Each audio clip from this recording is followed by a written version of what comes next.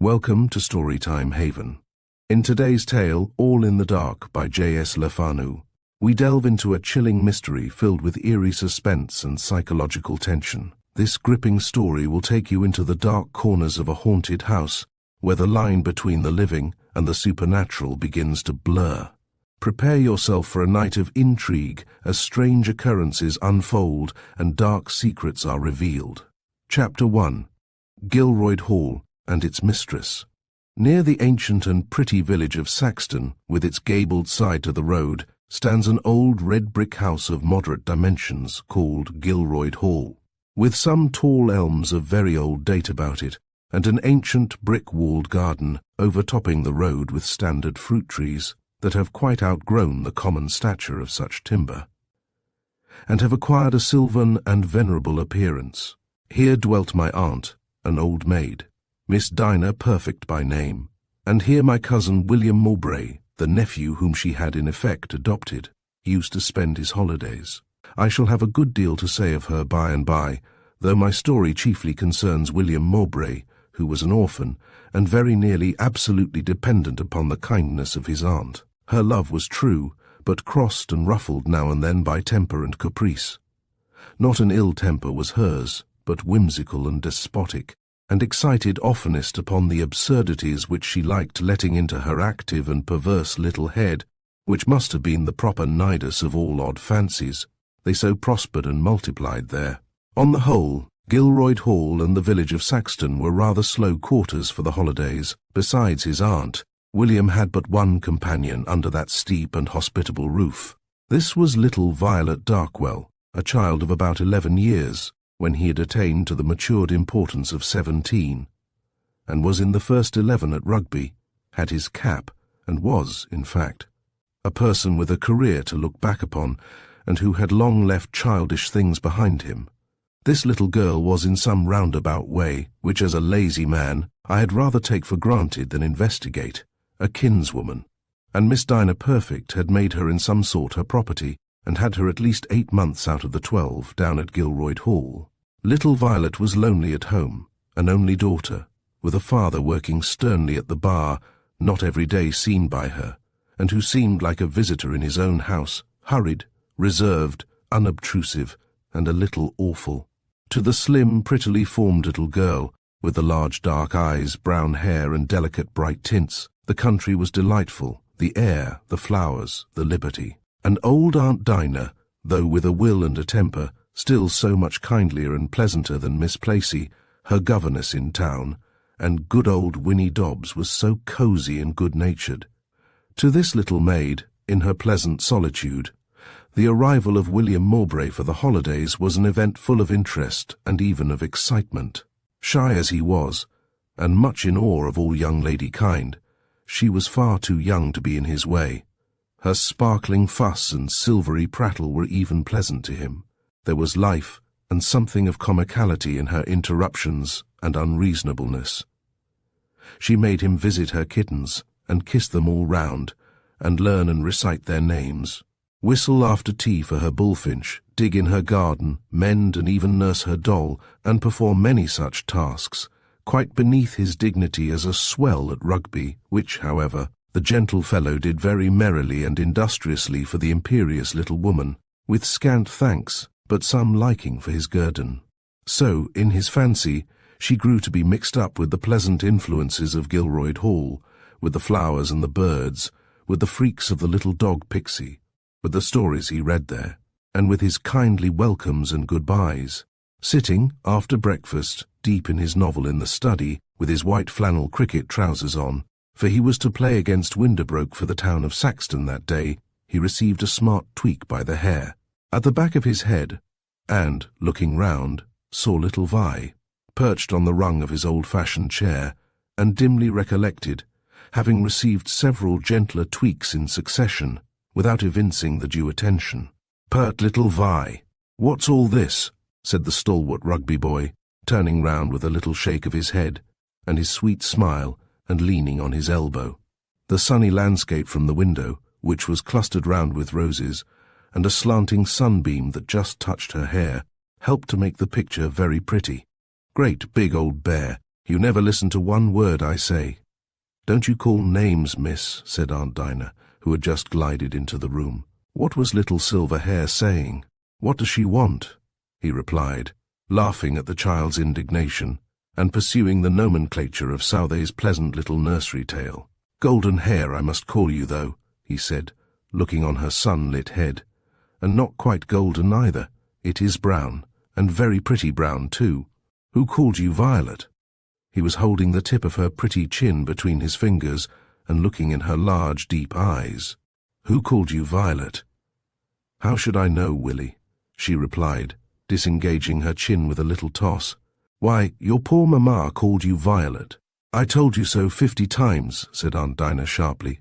"You said it was my godfathers and godmothers in my baptism, Granny," said Miss V, not really meaning to be pert. "Don't answer me, miss. That's of course your catechism. We're speaking of your poor mamma." "'Twas her mamma who called her Violet. What about it?" "Nothing," answered William, gently looking up at his aunt, "only it is such a pretty name," and glancing again at the child. "It goes so well with her eyes. She is a jolly little creature. She has some good features, I suppose, like every other child, and you should not try to turn her head.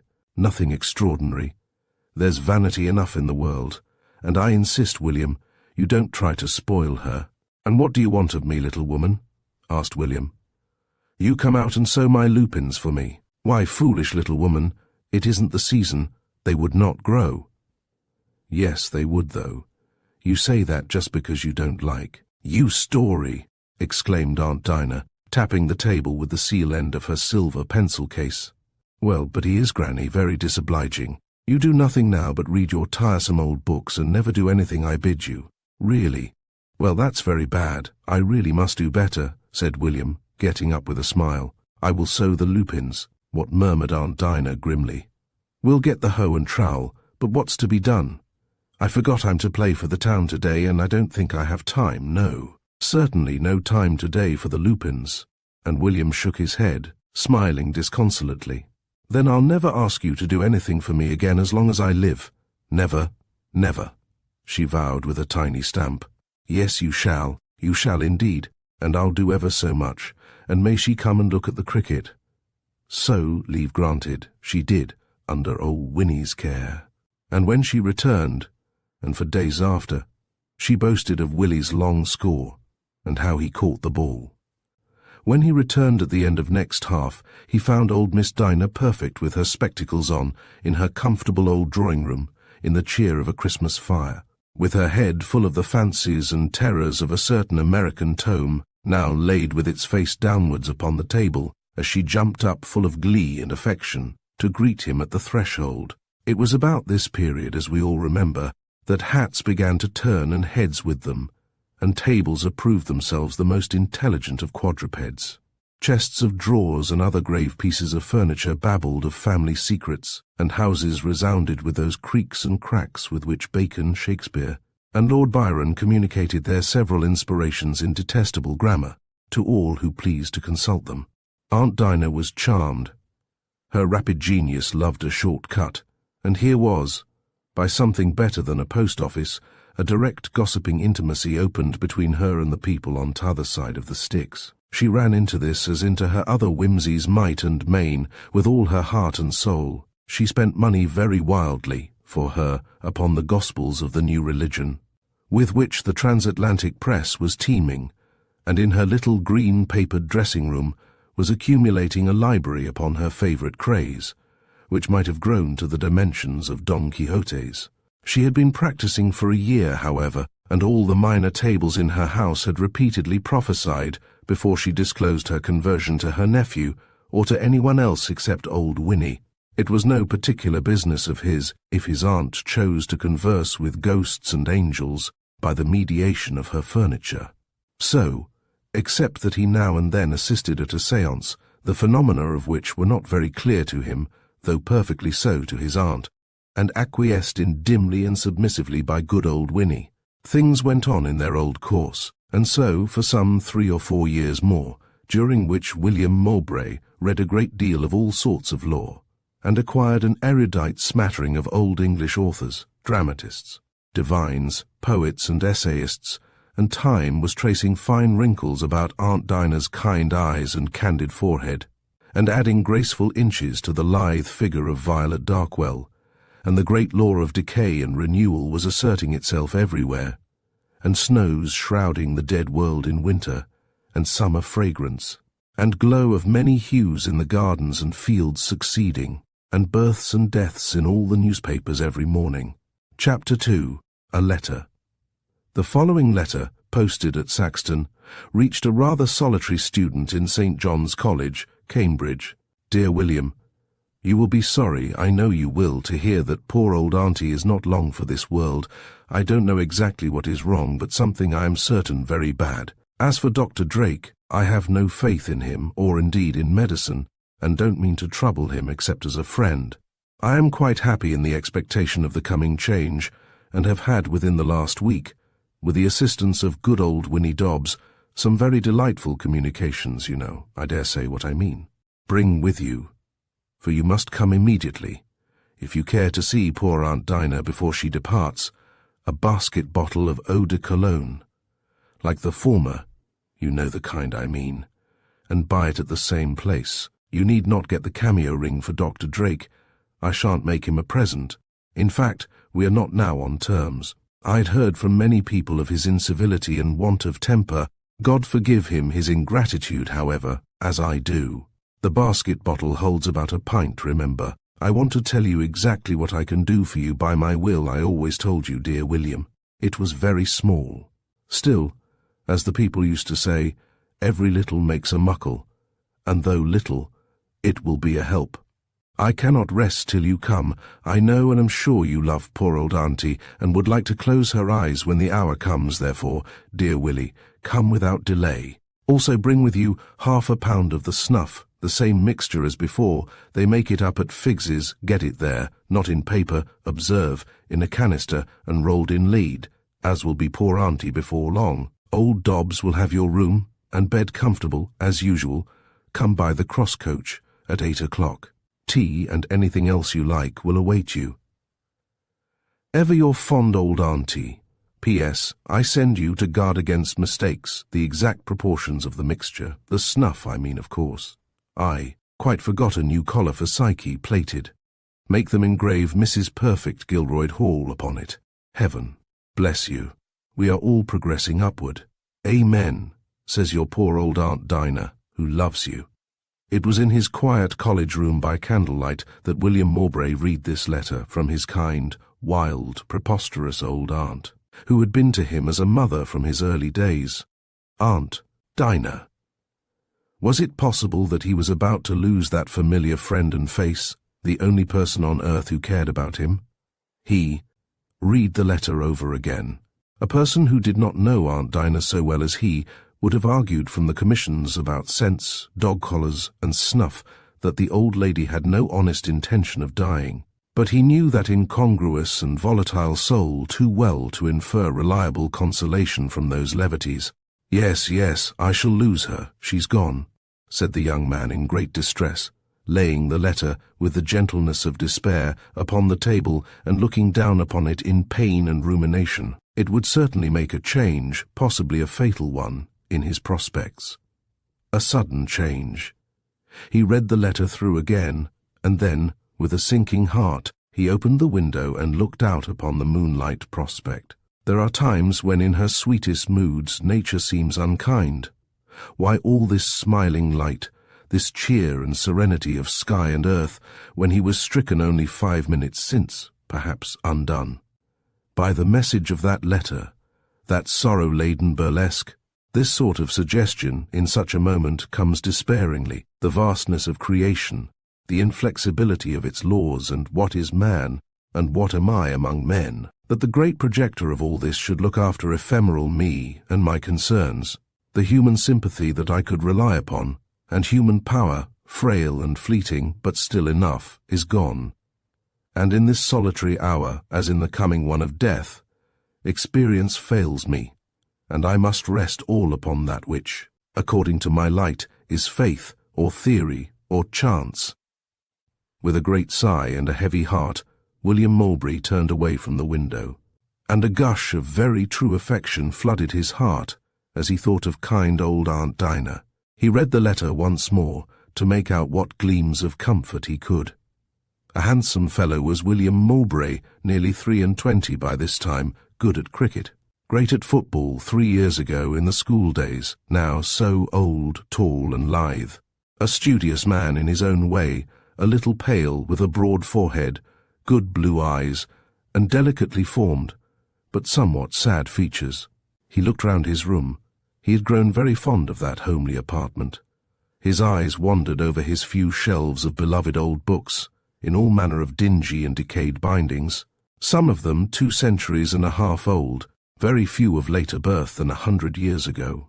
Delightful companions, ready at a moment's call, ready to open their minds and say their best sayings on any subject he might choose, resenting no neglect, obtruding no counsel, always the same serene, cheerful, inalienable friends. The idea of parting with them was insupportable nearly, but if the break-up came, they must part company, and the world be a new one for him. The young man spent much of that night in dismal reveries and speculations over his future schemes and chances, all of which I spare the reader. Good Dr. Sprague, whom he saw next day, heard the news with much concern. He had known Miss Perfect long ago, and was decorously sorry on her account, but his real regrets were for the young man. "Well, you go, of course, and see your aunt, and I do trust it mayn't be quite so bad. Stay, you know, as long as she wants you, and don't despond. I could wish your reading had been in a more available direction, but rely on it, you'll find a way to make a start and get into a profession. And, with your abilities, I've no doubt you'll make your way in the world." And the doctor, who was a shrewd as well as a kindly little gentleman, having buttoned the last button of his gaiter, stood, cap in hand, erect and smiling confidently. He shook his hand with a "God bless you, Mowbray," and a few minutes later, William Mowbray, with all his commissions stowed away in his portmanteau, had commenced his journey to Gilroyd Hall. The moon was up, and the little town of Saxton very quiet, as Her Majesty's mail, dropping a bag at the post office, whirled through it and pulled up at the further end, at the gate of Gilroyd Hall, there to drop our friend, an outside passenger. The tall, florid iron gate was already locked. William tugged at the bell and drew back a little to reconnoitre the premises. One of the old brick gables overhangs the road, with only a couple of windows high up, and he saw that his summons had put a light in motion within them. So he rejoined his hat case and his portmanteau, awaiting him on its end, in front of the white iron gate that looked like lacework in the moonlight. "Ha, Tom, glad to see you." "Welcome, Mr. William, sir. Sheer wearyin' to see ye, and scarce thought you'd a come tonight."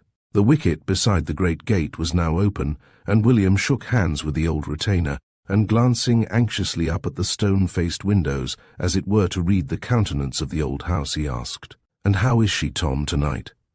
"Complainin' and downhearted a bit for her, that is, now and again. She cried a good bout today wi' old Winnie in the little parlour." "She's up, then?" "Ooh, aye, she's not a body to lay down while she's a leg to stand on, but I do think she's nigh her endin'. Gite to me," this referred to the portmanteau. "I do, poor old girl, and we's all be sorry, Master Willie." William's heart sank. "Where is she?" he inquired. "In the drawing-room, I think." By this time they were standing in the oak-panelled hall, and someone looked over the banister from the lobby upon them. It was old Winnie. The light of her candle was shining pleasantly on her ruddy and kindly face. "Oh, Master Willie, thank God you're come at last. Glad she'll be to see you." Old Winnie ambled down the stairs with the corner of her apron to her eye, and shook him by both hands, and greeted him again very kindly, and even kissed him according to the tradition of a score of years. "Is she very ill, Dobbs?" whispered he, looking pale. "Well, not to say very to look at, you'd say, but she's had a warning, her and me sittin' in the bedroom, and she's been and made a new will. The lawyer's been up from Saxton. Don't you say I said nothing, mind, 'twould only fret her, maybe." Chapter 3. Miss Dinah Perfect and her guests. "Is she alone?" he asked, postponing the trying moment of seeing her. "No, the doctor's with her still, Dr. Drake, and Miss Letty, his sister, you remember. They're drinking a cup of tea and some crumpets, and they'll all be right glad you're come. They ought to go away, don't you think?" mildly suggested William Mowbray, a good deal shocked. However, let me get to my room for 2 or 3 minutes, and I shall be ready then." They passed the drawing-room door, and Miss Letty Drake's deliberate tones were audible from within. When he had got to his room, he asked Dobbs, "What was the warning you spoke of?" "Well, dear me, it was the table. She makes me sit before her, poor thing, and there is cracks, sure, on and off. And she puts this and that together, and so one way or other, it puzzles my poor head. How she does make out a deal." William Mowbray was an odd, rather solitary young man, and more given to reading and thinking than is usual at his years, and he detested these incantations to which his aunt, Miss Perfect, had addicted herself of late years, with her usual capricious impetuosity, and he was very uncomfortable on hearing that she was occupying her last days with these questionable divinations, when, in a few minutes, William ran down to the drawing-room, and with a chill of anticipation opened the door of that comfortable rather than imposing chamber. The tall, slim figure of his aunt rose up from her armchair beside the fire, for though it was early autumn, the fire was pleasant, and the night air was frosty and with light and wiry tread, stepped across the carpet to meet him. Her kind, energetic face was pale, and the smile she used to greet him with was nowhere, and she was arrayed from head to foot in deep mourning, in which, particularly as she abhorred the modern embellishment of crinoline, she looked more slim and tall even than she was.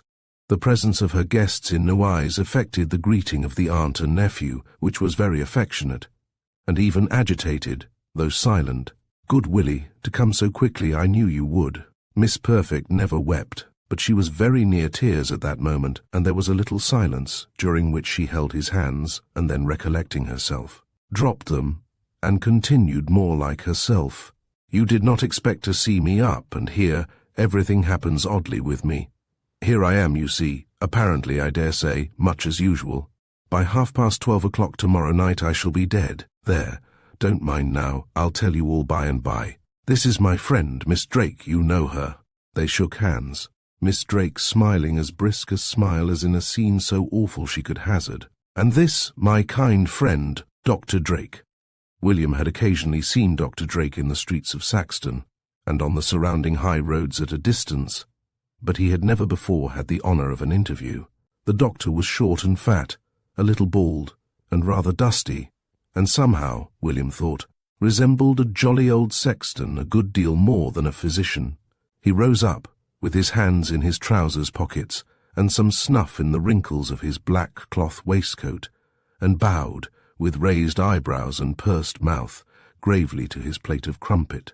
William Mowbray looked again on his aunt, who was adjusting her black draperies in her chair, and then once more at the doctor, whose little eye he caught for a second, with a curious and even cunning expression in it, but it was averted with a sudden accession of melancholy once more, and William asked, "I hope, sir, there is nothing very imminent?" The doctor cleared his voice uneasily, and Aunt Dinah interposed with a nod, a little dryly. "It is not quite in his department." "And whose department is it in?" the student thought. "I dare say Dr. Drake would tell you I'm very well, so perhaps, in a sense, I am, but Dr. Drake has kindly come here as a friend." Dr. Drake bowed, looking steadfastly into his cup. "As a friend, dear Willie, just as you have come, an old friend." Miss Perfect spoke low, with a little tremor in her voice, and was, I believe, near crying, but braced her resolution. William drew near gently and sat down beside her, and placing her hand upon his, she proceeded. "My dear friend Miss Drake there does not agree with me, I'm aware, but Dr. Drake, who has read more, and perhaps thought more, thinks otherwise at least, so I'm led to suppose." The doctor coughed a little. Miss Drake raised her long chin, and with raised eyebrows, looked down on her fingertips which were drumming on the table, and my cousin William glanced from one to the other, not quite understanding her drift.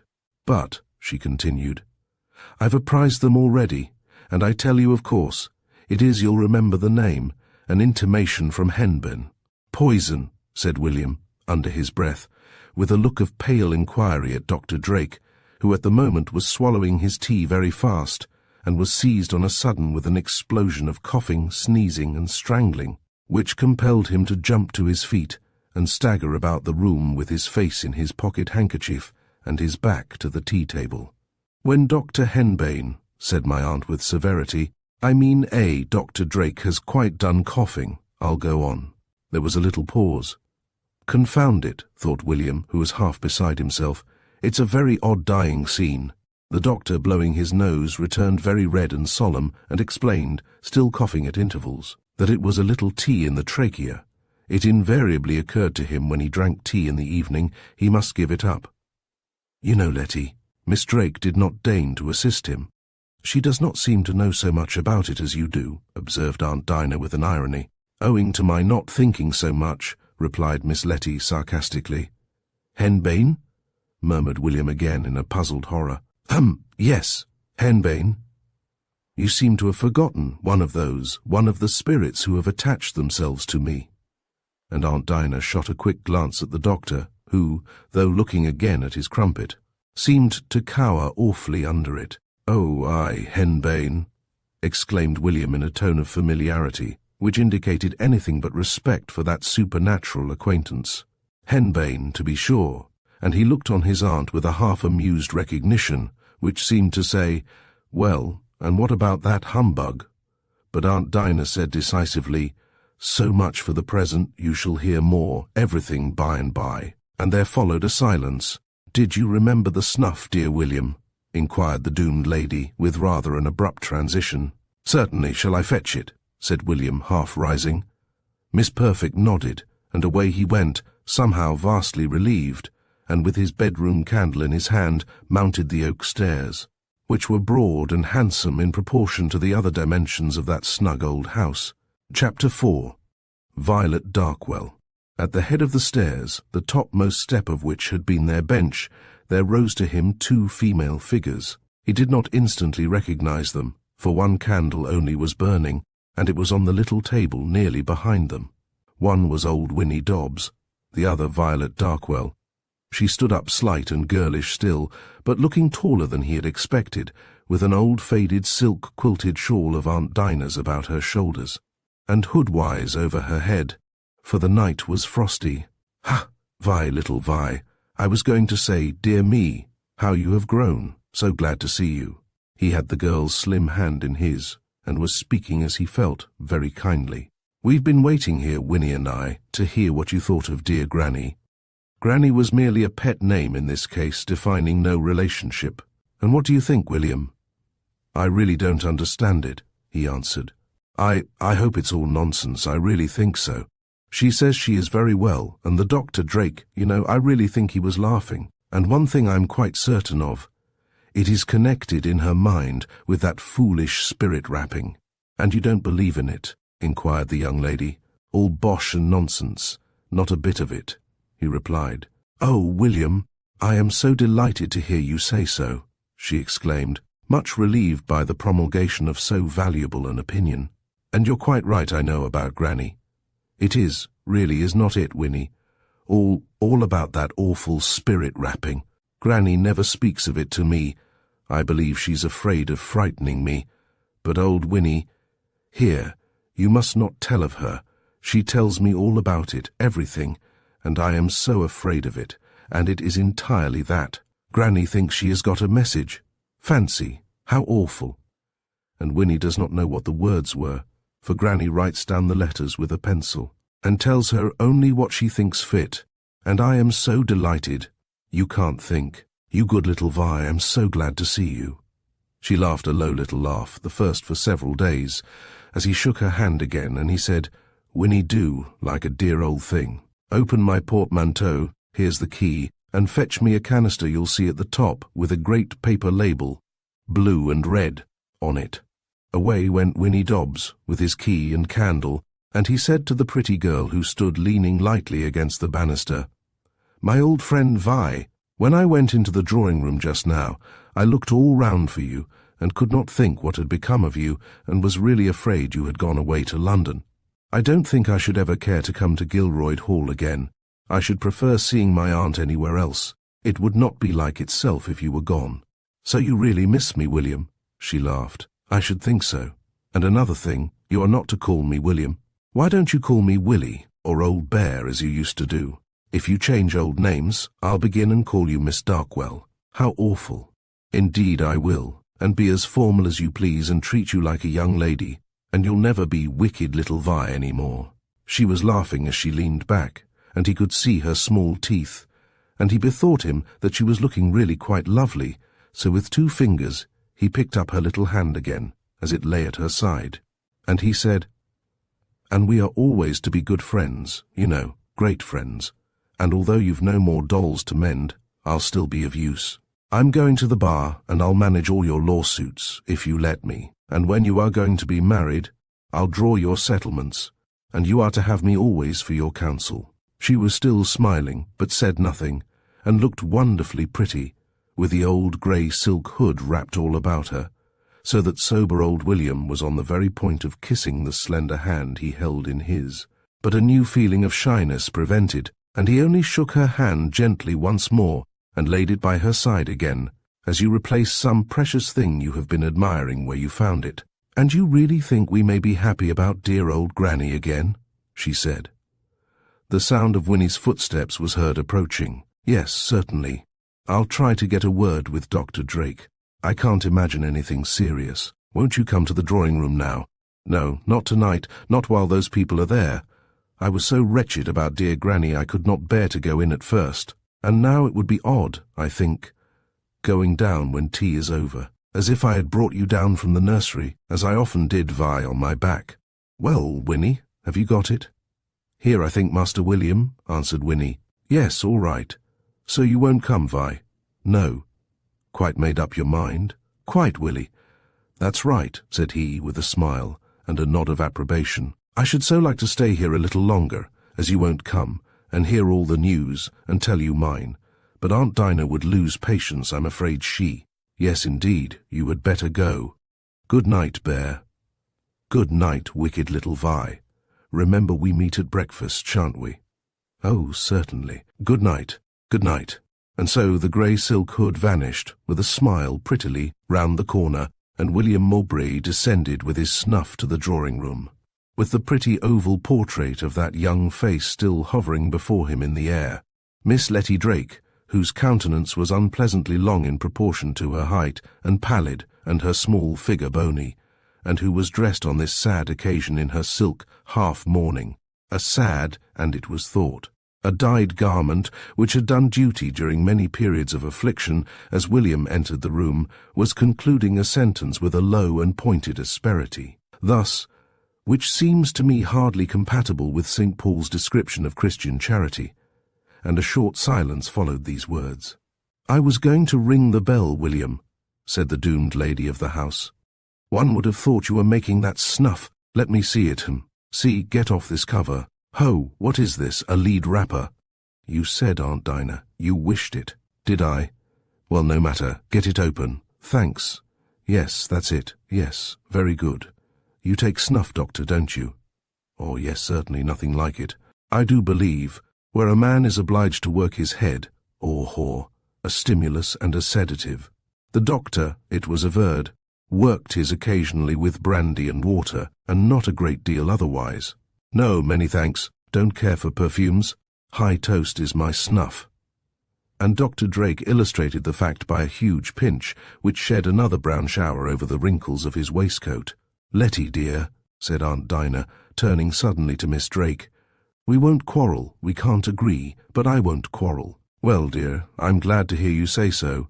I'm sure, for my part, I never quarrel. Be ye angry, and let not the sun go down on your wrath." Chapter 5. Aunt Dinah Ice in the Horrors, and Dr. Drake puts his nightcap in his pocket. "I wish to say good-bye to you very kindly," said Aunt Dinah, quite sadly and gently, and somehow not like herself. And I've tried to keep up. I know it must happen, and I'm sure it is for the best. But I hope and expect, my dear Dinah," interposed Miss Letty.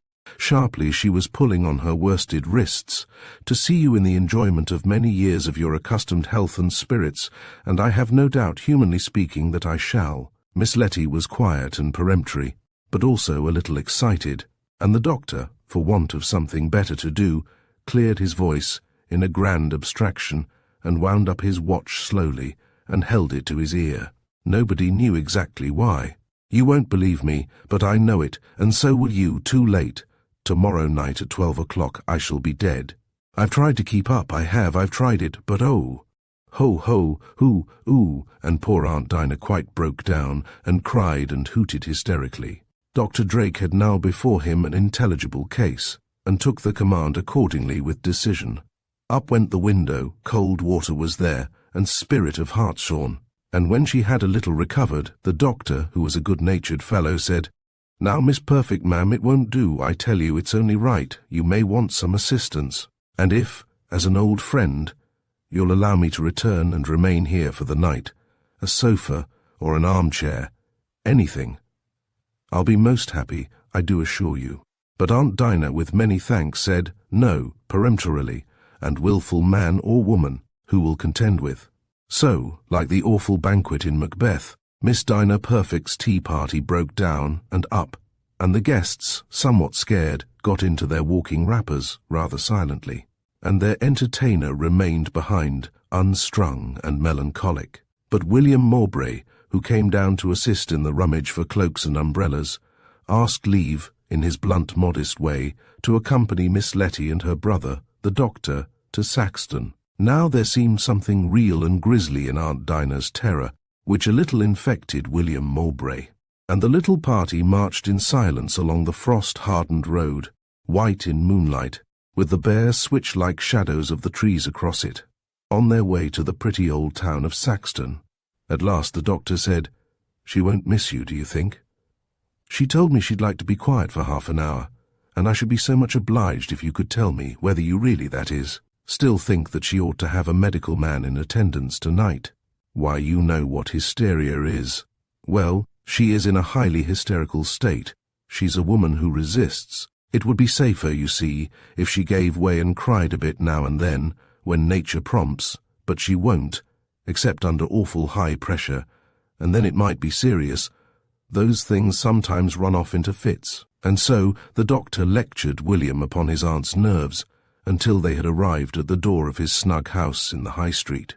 Here they shook hands, but William Mowbray, who was unhappy about Aunt Dinah, after Miss Letty had mounted to her chamber, very urgently entreated the doctor to return and see how it might end. With a bottle of valerian, his slippers, and a nightcap in his pocket, Dr. Drake did consent to return, and be smuggled into Gilroyd Hall. "I don't know what to make of that spirit rapping quite," said the doctor, as side by side they approached the hall. "There's a quantity of books published on it, very unaccountable, if half what they say is true. I suppose you've read it all. You read a lot, Miss Perfect tells me." "I've read very little about it, except in the papers. She fancies she has had a message telling her she is to die sometime tomorrow. I can't believe there's really anything more than self-deception, but is there not a danger?" "How?" asked the doctor. "I mean, being so nervous as you suppose, and quite convinced that she is to die at a particular time, might not her own mind? You know Lord Littleton died in consequence of such a persuasion." William paused. Dr. Drake lowered, between his fingers, the cigar he was smoking, and they came to a halt, with a little wheel to the left, and the doctor, with his head aside, blowing the smoke up in a thin stream, looked with a thoughtful scrutiny up at the clear bright moon, perhaps a not unsuitable source of inspiration upon their crazy theme. "I forget which Lord Littleton that was," said the doctor wisely. "Isn't it Littleton, you say? But the thing is quite possible. There's a spirit, you know, she's always talking about. She calls him Henbane. Egad, sir, I was devilish near laughing at tea when she named him so suddenly that time. I'd have been up a tree if I had, you know.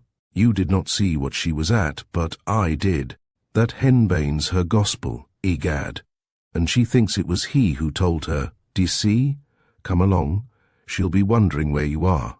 So on they went towards Gilroyd Hall, whose outline, black and sharp against the luminous sky, was relieved at one point by the dull glow of candlelight through the red curtains of what William Mowbray knew to be Aunt Dinah's bedchamber window.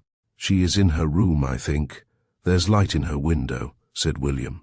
The doctor nodded, chucking his cigar stump far away, for he knew Aunt Dinah's antipathy to tobacco, and they were now on the doorstep. He was thinking, if the case were to end tragically, what a capital paper he would make of it, beside the interesting letter he would send to the editor of the Spatula. "Winnie's been a-callin' over the stairs for you, Master Willie." "Missus wants ye to her room," said Tom, who awaited them on the doorsteps. "I'll sit by the fire in the study," whispered the doctor. "I don't mind sitting up a night now and then. Give me a cloak or something. There's a sofa, and I'll do very well." The principle of life was strong in Aunt Dinah, and 3 hours later that active-minded lady was lying wide awake on her bed, with a variety of topics, not all consisting with the assumed shortness of her hours, drifting in succession through her head. The last idea that struck her was the most congruous, and up she jumped, made a wild toilet, whose sole principle was warmth, tied a faded silk handkerchief over her nightcap, across her ears, and with her long white flannel dressing-gown about her, and a taper in her hand, issued, like the apparition of the bleeding nun, upon the gallery, and tapped sharply on William Mowbray's door. "William! William!" she called as she tapped, and from within, William answered drowsily to the summons. "Wait a moment," said the lady, and in glided Margaret's grimly ghost, and stood at William's feet. "We must have a séance, my dear boy. I'm going to wake up old Winnie. It certainly has a connection with your arrival, but anything like the cracking, knocking and creaking of everything I've never yet heard. I have no doubt, so sure as you sit there, William was sitting up in his bed with glazed eyes and senses only half awake, that your poor dear mother is here tonight. We're sure of henbane, and just get your clothes on. I'm going for Winnie, and we meet in the study, mind, in 5 minutes."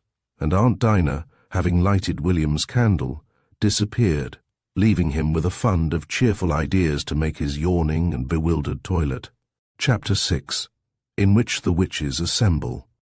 A few minutes later she glided into the study, overthrowing a small table round which her little séances were accustomed to be made, and which the doctor had providently placed against the door. Aunt Dinah held under her arm the 8vo Revelations of Elihu Bung, the Pennsylvanian prophet, a contribution to spiritual science which distanced all contemporary competition, and the chapter which shows that a table of a light, smart build, after having served a proper apprenticeship to rapping, may acquire the faculty of locomotion and self-direction, flashed on her recollection as she recognized prostrate at her feet, in the glimmer of her taper, the altar of their mysteries, which she had with reverent hands herself placed that evening in its wonted corner. At the opposite end of the room, such a manifestation was new to her.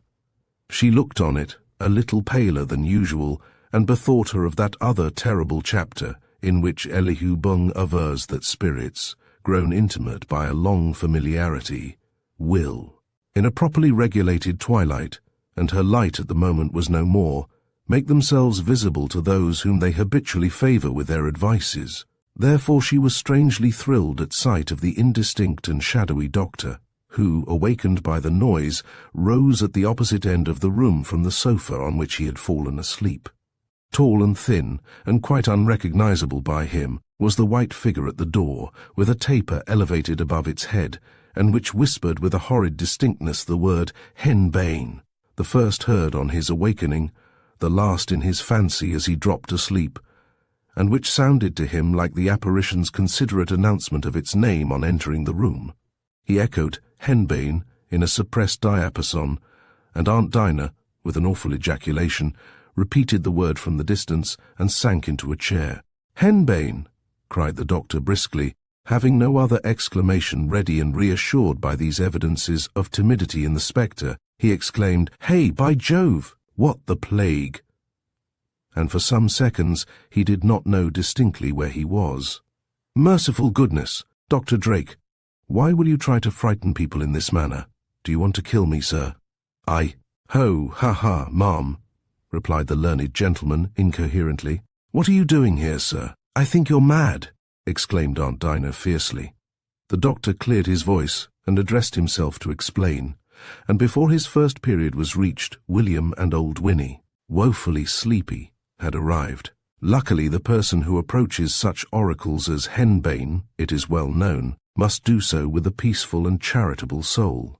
So Miss Perfect was appeasable, and apologies being made and accepted, she thus opened her mind to the doctor. "I don't complain, Dr. Drake, William. Light the candles over the chimney-piece. although you terrified me a great deal more than in my circumstances I ought to have been capable of." The candles were now lighted and shone cheerfully upon the short, fat figure and ruddy, roguish face of Dr. Drake, and as he was taking one of his huge pinches of snuff, she added, "And I won't deny that I did fancy for a moment you might be a spirit form, and possibly that of henbane." William Mowbray, who was looking at the doctor, as Miss Perfect reverently lowered her voice at these words, exploded into something so like a laugh, though he tried to pass it off for a cough, that his aunt looked sharply on him in silence for a moment. "And I'm blowed, but I was a bit frightened too, ma'am, when I saw you at the door there," said the doctor. "Well, let us try," said Miss Perfect. "Come, we are four. Let us try who are present what spirits and seek to communicate. You don't object, Dr. Drake?" "I? Oh, dear no. I should not desire better or more instruction, ma'am," answered the doctor. I am afraid he was near saying fun. "Winnie, place the table as usual. There, yes.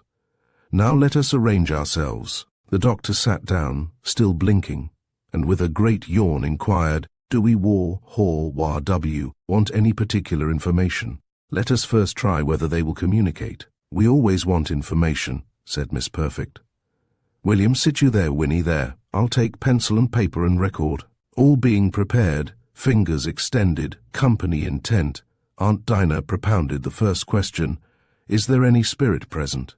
There was a long wait and no rejoinder. "Didn't you hear something?" inquired the doctor. William shook his head. "I thought I felt it," persisted the doctor. "What do you say, ma'am?" addressing himself to Winnie, who looked after her wont towards her mistress for help. "Did you feel anything?" demanded Miss Perfect sharply. "Nothing but a little wind like on the back of my head, as I think," replied Winnie, driven to the wall. "Wind on her head? That's odd," said Miss Perfect, looking in the air as if she possessed the porcine gift of seeing it. "Very odd," she continued, with her small hand expanded in the air. "Not a breath stirring, and Winnie has no more imagination than that sofa pillow. You never fancy anything, Winnie?" "Do I, ma'am?" inquired Winnie Dobbs mildly. "Well, do you, I say?" "No, you don't. Of course you don't. You know you don't as well as I do." "Well, I did think so, sure, ma'am," answered Winnie. "Pity we can't get an answer," remarked the doctor, and at the same moment William felt the pressure of a large foot in a slipper under the table. It had the air of an intentional squeeze, and he looked innocently at the doctor, who was, however, so entirely unconscious that it must have been an accident. "I say it is a pity, Mr. Mowbray, isn't it? For we might hear something that might interest Miss Perfect very much, possibly, I say." "I don't know, I can't say. I've never heard anything," answered William, who would have liked to kick the table up to the ceiling and go off to bed. "Suppose, ma'am, we try again?" inquired Dr. Drake. "Certainly," replied Aunt Dinah. "We must have patience. Will you ask, ma'am, please, again if there's a spirit in the room?" Solicited the doctor, and the question being put, there came an upward heave of the table. "Well," exclaimed the doctor, looking at Winnie, "did you feel that?" "Tilt, ma'am," said Winnie, who knew the intelligence would be welcome. "What do you say?" inquired Miss Perfect triumphantly of William. Dr. Drake was changing his position just at the moment, and I perceived no other motion in the table. "Nothing but the little push he gave it," answered William. "Oh, pooh! Yes, of course there was that," said the doctor a little crossly, "but I meant a sort of a start, a crack like in the leaf of the table." "I felt nothing of the kind," said William Mowbray. The doctor looked disgusted, and leaning back took a large pinch of snuff. There was a silence. Aunt Dinah's lips were closed with a thoughtful frown as she looked down upon the top of the table. "It is very strange. I certainly never witnessed in this house more unequivocal evidences, preliminary evidences, of course, of spiritual activity." "I think, ma'am, I have read," said the doctor, with his hands in his pockets. "I think somewhere that if any one of the manipulators happens to be an unbeliever in the manifestations—" "Of course the spirits won't communicate," interrupted Miss Perfect, volubly laying down the law. "Winnie is a believer as much as I. We all know that. Nephew, how are you? Do you believe? You shake your head. Speak out, yes or no." "Well, I don't," said he a little sheepishly. "You don't? And not believing, you sit here with your fingers on the table, keeping Dr. Drake out of his. She could not say bed, and the doctor relieved her by saying, "Oh, as to me, ma'am, I'm only too happy. But you know it's a pity all the same." "Very true, doctor." "Much obliged. We shall set it to rights. My dear William, you might have told us at starting, but we'll commence again. Sit by the fire, William, and I trust in a little time you may be convinced." Chapter 7. The familiar speaks. So the excommunicated William, with his feet upon the fender, leaning upon his elbow in the great chair, made himself comfortable by the fire, and heard his aunt propound the questions, and the answers by the previously appointed manifestations, duly noted down. Is there a spirit present? Yes. Are there more than one? No. Is it a male or female spirit? No answer. Is it henbane? Yes, emphatically. William was surprised. All was now going smoothly, and he could not for a moment suspect a gentleman of Dr. Drake's respectability of participating in a trick. But there was a monotony in the matter of a quieting kind, and William grew too drowsy to keep his eyes long open. "Did you give Miss Dinah Perfect a message on Monday last?" "Yes." "Did it concern her death?" "Yes." "Is her death to take place at the time then appointed?" Here the table made a positive jump, and in spite of a grasp made at it by the doctor's fingers, it fell flat on the floor, and it must have been a very violent impulse. For Dr. Drake's slipper was off, and he very red, no doubt from his effort to prevent the wilful fall of the table. "Very extraordinary," exclaimed he, standing up. "Most wonderful," said my aunt. Good old fat Winnie sat with her fingers raised in the air, looking at the prostrate table with placid astonishment. "That's a tilt," said the doctor. "That means no, a very emphatic tilt." "I think it was a," said my aunt sadly. "No, ma'am, no, a tilt, a tilt." "I'll take my oath. Besides, a jump has no meaning," urged he with energy. "Pardon me, when a question is received with marked impatience, a jump is no unfrequent consequence." "Oh, ho," groaned the doctor reflectively. "Then it counts for nothing." "Nothing," said Miss Perfect in a low tone. "Winnie, get the table up again." "Suppose, ma'am, to avoid mistakes," said the doctor, after reflection, "suppose we put it upon it to express itself in language. Just ask it what about Miss Dinah Perfect's death." "I've no objection," said Miss Perfect, and in the terms prescribed by Dr. Drake the momentous question was put. Hereupon the spelling commenced, a DJOURNED. "Postponed, put off, ma'am," said the doctor, expounding eagerly. "I know, good heaven." "I understand," answered Aunt Dinah faintly. "Give her some water." "Here, ma'am," said he, presenting a glass of water at her pale lips. She sipped a little. "Now we'll ask, ma'am, please, for how long," suggested the doctor, and this question likewise having been propounded, the table proceeded once more to spell SINEDIE. "It ends with," said my poor aunt faintly. "Sindai, ma'am. It means indefinitely, ma'am. Your death is postponed without a day named forever, ma'am. It's all over, and I'm very happy it has ended so." "What a marvellous thing, ma'am. Give her some more water, please. Those manifestations are." "I hope, ma'am, your mind is quite relieved." "Perfectly, ma'am." Miss Dinah Perfect was taken with a violent shivering, in which her very teeth chattered. Then she cried, and then she laughed, and finally Dr. Drake administered some of his ammonia and valerian, and she became at last composed.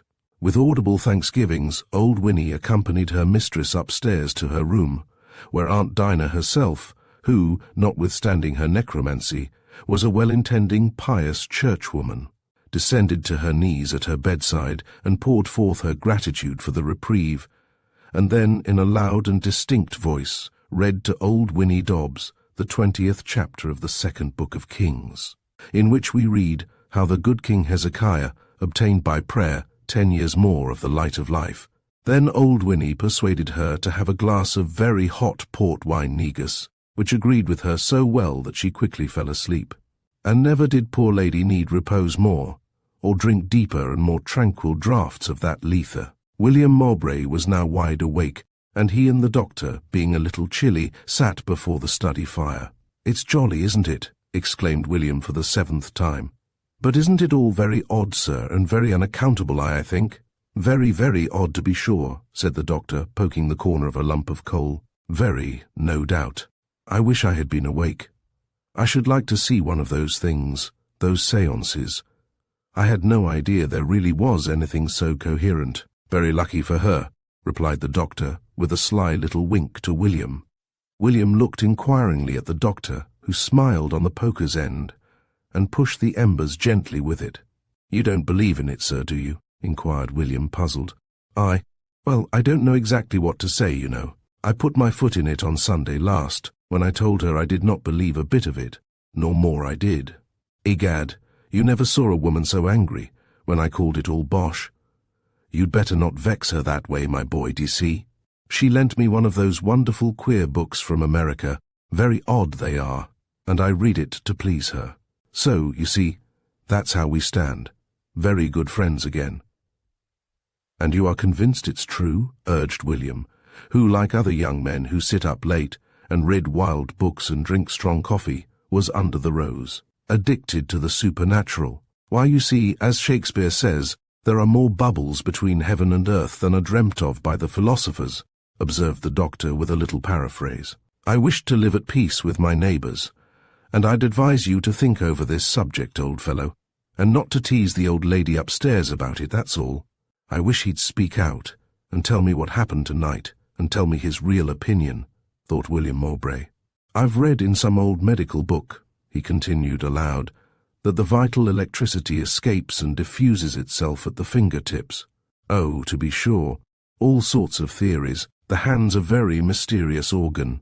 The hand of glory, you may be certain, was not altogether a story. The electric light has been seen at the fingertips in consumptive cases in the dark, and a patient convulsed or in a state of extreme nervous exhaustion will clench the hand so as to prevent the escape of this influence at the finger points, and then joining hands, in love, you know, or friendship.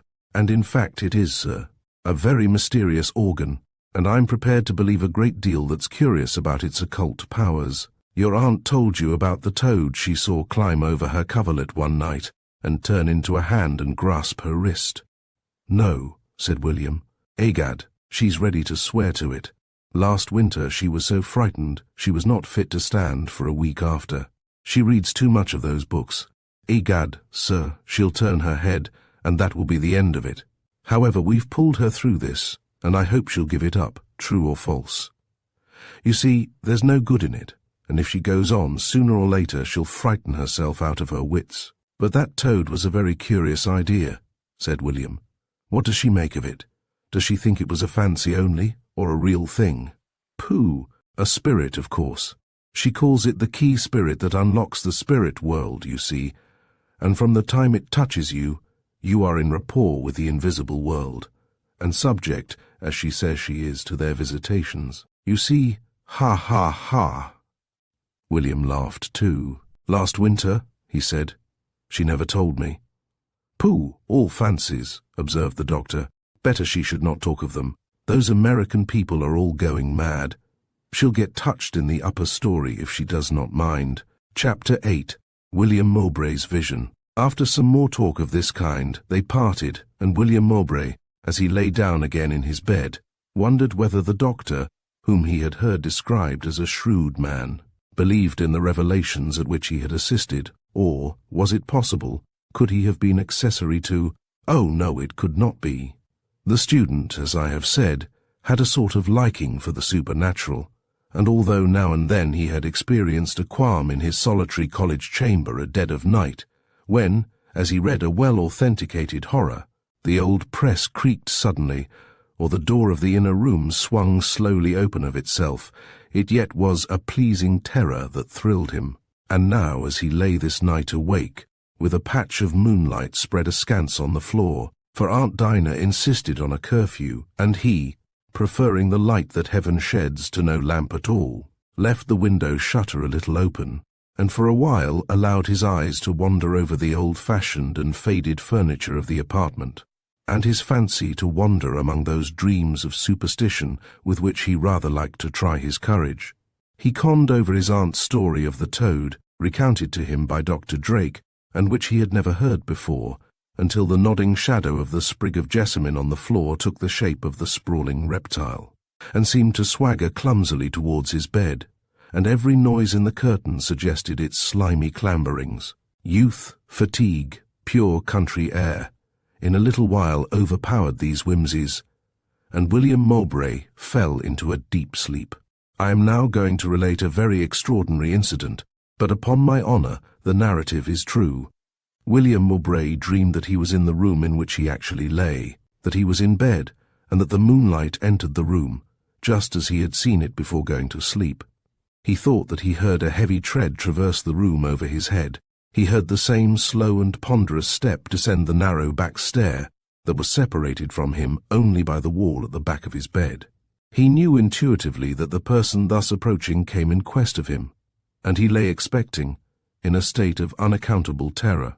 The handle of his door turned, and it seemed that his intending visitor paused, having opened the door about a hand's breadth, and William knew that he had only suspended, not abandoned his purpose, be it what it might. Then the door swung slowly open, and in the deep shadow, a figure of gigantic stature entered, paused beside his bed, and seized his wrist with a tremendous gripe. For a time, unable to stir, he remained passive under its pressure. Then, with a horrified struggle, he awoke. There was no figure visible, but his wrist was actually compressed in a cold grasp, and, with a ghastly ejaculation, he sprang from his bed and was released. He had no means of lighting a candle. He had nothing for it but to bounce to the window, fling curtains and shutters wide, and admit the full flood of moonlight, which revealed the contents of the room, and showed that no figure but his own was there.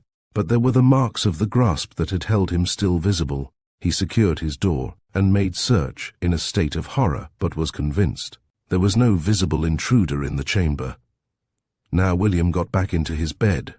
For the first time in his life he had experienced a paroxysm of that wild fear with which it had been so often his delight to trifle. He heard the clock at the stairhead strike hour after hour, and at last, after having experienced every stage in the subsidence of such horrors, fairly overcome by fatigue, he sunk to sleep. How welcome and how beautiful shone the morning. Slanting by his window, the sunbeam touched the quivering jessamine leaves and the clustering roses, and in the dewy air he heard the chirp and whistle of the happy birds. He threw up his window and breathed the perfumed air, and welcomed all the pleasant sounds of morning in that pleasant season. The cock he crew, away then flew the fiends from the church door. And so the uncomfortable and odious shadows of the night winged their foul flight before these cheerful influences, and William Mowbray, though he felt the want of his accustomed sleep, ran down the well-known stairs, and heard with a happy heart from Winnie Dobbs that his kind old aunt was ever so much better. Dr. Drake had withdrawn from his uncomfortable bivouac, carrying with him his nightcap and slippers, and hastening to his toilet in the pleasant town of Saxton, where, no doubt, Miss Letty cross-questioned him minutely upon the occurrences of the night.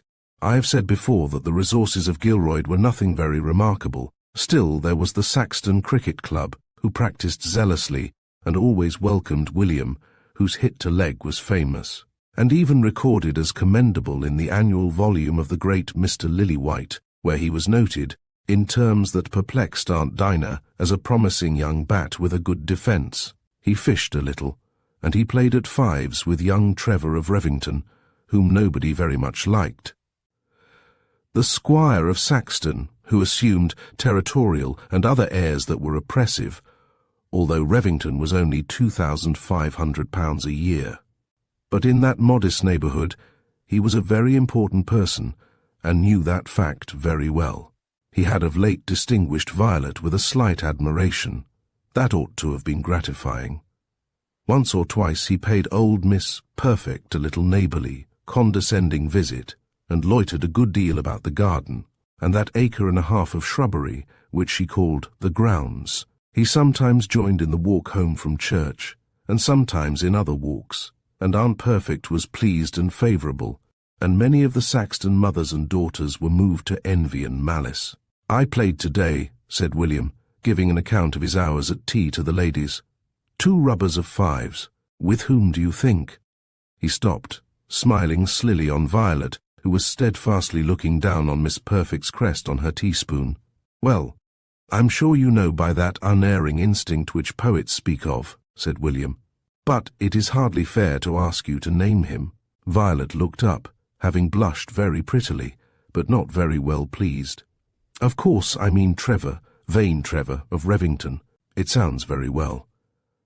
Trevor was 2 years my senior at school. He left at the end of the third half after I came. That makes him nearly 25 now. How old are you, Vi? You'd make a very pretty mistress of Revington. Yes, indeed, Vi, or anywhere else. Don't be vexed, but tell me exactly how old you are. He tapped with his pencil on the table to hasten her answer as he looked at her, smiling a little sadly. "How old?" she repeated. "Well, past 17. Why do you want to know?" she added, laughing. "Well, he's not quite 25 yet, only 24 to your 17. 7 years is a very pretty difference." "What are you talking about, William? This kind of thing is thought very funny. It is very disagreeable. If people will talk nonsense, do let it be amusing. You used to be sometimes amusing. That was long ago when I told you Sinbad the Sailor and the Romance of the Forest before the Romance of the Shrubbery commenced." "Folly!" exclaimed Violet. Chapter 9, in which Mrs. Violet says what she thinks of Mr. Vane Trevor and is Violet no longer. "Now I tell you," continued William Mowbray, and he glanced at Aunt Dinah, but she was reading with her gold spectacles on the second of a series of old letters, which she had in an old stamped leather box beside her, and had forgotten all else. "You really must tell me what you think of Vane Trevor?" Miss Vi fixed her glowing eyes full upon his for a moment, and then dropped them suddenly. His were full of their old, gentle, good-natured mirth. There was a little pause, and suddenly looking up, she said rather petulantly, "Think of him. Why, I suppose I think what everyone else does. I think him handsome. I think him agreeable. I think he has an estate. I think he looks like a gentleman. And I think he is the only man who appears in this neighbourhood that is not in one way or other a bore. Shall I sing you a song?" And with heightened colour and bright eyes, this handsome girl sat down to the piano, which had a cracked and ancient voice, like the reedy thrum of a hurdy-gurdy, contrasting quaintly with her own mellow tones, and she sang, nothing to the purpose, nothing with a sly, allegoric satire in it. But the first thing that came into her head, sweet and sad as a song of old times, and ancient Miss Perfect, for a verse or so, lowered her letter, and listened, smiling, with a little sigh. And William, listening also, fell into a brown study as he looked on the pretty songstress, and her warblings mingled with his dreams. "Thank you, little Vi," said he, rising with a sudden smile, and standing beside her as the music ceased. "Very pretty, very sweet." "I am glad you like it, William," she said kindly. "William, again," he repeated. "Well, and why not Willie, as it used to be?" he persisted. "Because it sounds foolish somehow. I'm sure you think so. I do." It seemed to him as, with a sad smile, he looked at her, thinking over the words that sounded so like a farewell, so light and cruel too, that there yet was wisdom, that precocious wisdom with which nature accomplishes the weaker sex, in her decision. And something of approval lighted up his sad smile, and he said with a little nod, "I believe the young lady says wisely. Yes, you are a wise little woman, and I submit." Perhaps she was a little disappointed at his ready acquiescence.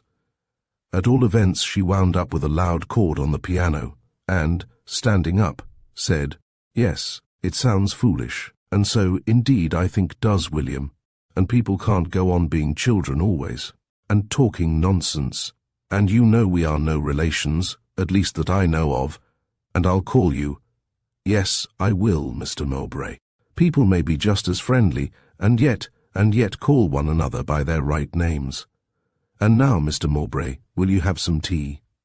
"No thanks, no more tea tonight. I'm sure it has lost its flavour. It would not taste like tea." "What's the matter with the tea?" asked Miss Perfect, over the edge of her letter. "You don't like your tea, William? Is not it strong enough?" "Quite, too much, almost bitter, and a little cold. Fancy, child," said Aunt Dinah, who apprehended a new attack on her tea-chest and hated waste. I think it particularly good this evening." And she sipped a little in evidence of her liking, and once more relapsed into reading. "I can add water," said Violet, touching the little ivory handle of the tea-urn with the tip of her finger, and not choosing to apprehend William's allegory. "No, thank you, Violet. I mean, Miss Darkwell, indeed, I forgot. What shall I read tonight?" And he strode listlessly to the little bookcase, whose polished surface flashed pleasantly to the flicker of the wood fire. Boswell's Johnson, Sir Charles Grandison, Bishop Horsley's sermons, Trimmer's works, A Simple Story, Watts' Sacred Songs, Rasselas, poems by Alfred Tennyson. His quiet voice as he read the names on the backs of Aunt Dinah's miscellaneous collection sounded changed and older ever so much in Violet's ear. All on a sudden for both, a part of their lives had been cut off, and a very pleasant time changed irrevocably to a retrospect. "I think, Tennyson, what do you?" he asked, turning a smile that seemed faded now, but kindly as ever, upon her. As the old name was gone, and the new intolerable, he compounded by calling her by none, and she, likewise in her answer. "Oh, yes, Tennyson, by all means, that is, if Miss Perfect wishes." "Yes, oh, to be sure, but haven't you read it before?" acquiesced Miss Perfect. William smiled at Violet and said to Miss Dinah, "I think, and don't you?" This was to Vi, parenthetically, that poetry is never heard fairly on a first reading. It resembles music. You must know it a little to enjoy it. "That's just what I think," said Violet eagerly. "Very good, young people," said my aunt, with a little toss of her head. "For my part, I think there's but one book will bear repeated reading, and that is the Bible." "Not even Elihu Bung?" suggested William. "There, read your poetry," said Miss Perfect. "I shan't interrupt. I'm reading these, looking back for the date of a family event." This was an exercise not unfrequently imposed on her by Henbane, who now and then made a slip in such matters, and thus perplexed and troubled Aunt Dinah, who had sometimes her secret misgivings about his accuracy and morality. "What shall I read?" asked William in a lower tone. "Anything, Mariana," she answered. "The Moated Grange," repeated William, and smiled. "The poetry of monotony." I could fancy, if a few pleasant faces were gone, this Gilroyd Hall, much as I like it, very like the Moated Grange. And without more preface, he read that exquisite little poem through, and then leaned back in his chair, the book open upon the table. Pretty Violet sat opposite, working at her crochet in a reverie, as was he as he gazed on her. Where did she learn all that? How much wiser they are than we. What a jolly ass I was at 17, and all the fellows. What fools, weren't they, in things like that? And by Jove, she's quite right, I could not go on vying her all my days, just because when she was a child she used to be here. They are certainly awfully wise in that sort of thing. Pretty head she has. Busy, quite a little world within it now, I dare say. What a wonder of wonders, that little casket. Pretty hair, awfully pretty, and the shape of her head, so pretty, yet the oval reminds me, right or wrong, of a serpent's head. But she has nothing of that in her, only the wisdom, yes, the wisdom, and, perhaps, the fascination. She'll make some fellow's heart sore yet. She'll make some great match, I dare say, but that's a long way off. 8 years, yes, she'll be 24 then, time enough before her. Is there any cricket for tomorrow? Asked Vi on a sudden. No match.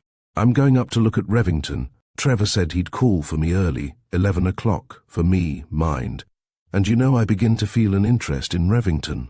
Oh, it's very pretty, great old timber, she said, and a handsome place, and a good estate, 3,000 a year. Only it owes some money. What an ambitious, audacious person I must be. I'm certain you think so, because it is quite plain I covet my neighbour's house, and his ox, and his ass, and everything that is his. And coveting, Dr. Mainwaring tells us, is the fountainhead of all iniquity. For how could a person so poor as I ever obtain all these fine things without fraud and chicanery? Miss Violet was talking a little recklessly and angrily, but she looked unusually handsome, her colour was so beautiful, and there was so strange a fire in her vexed eyes. What was the meaning of this half-suppressed scorn, and who its real object? How enigmatical they grow so soon as the summer hours of fascination and of passion with its disguises and sorrows. in all their transient glow and beauty, approach the season of hope, of triumph, and of aching hearts. Chapter 10. Vain Trevor I cess, disgust and appears.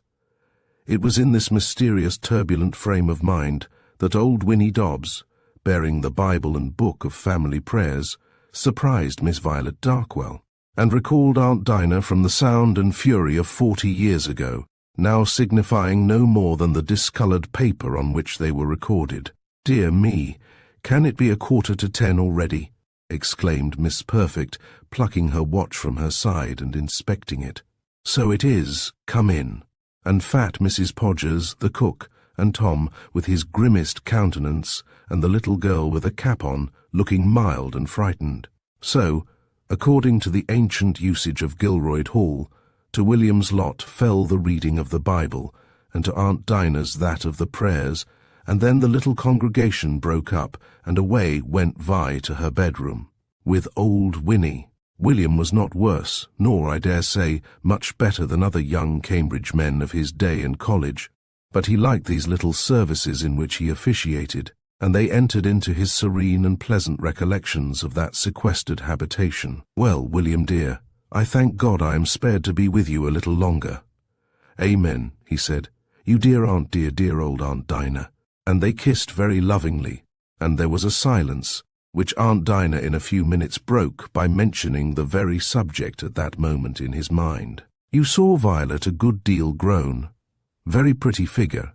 In fact, I think her lovely. But we must not tell her so, you know. She has been very much admired, and a good, affectionate, amiable little soul she is. There's young Mr. Trevor. I can tell you people are beginning to talk about it. What do you think?" William set down his bedroom candle on the tea-table, rubbed the apex of its extinguisher with the tip of his finger, and returned an answer, answerless. "He's very good-looking, isn't he? But he thinks a lot of himself, and don't you think it would be an awful pity little Vi should be married so soon?" "Then you think he means to ask her?"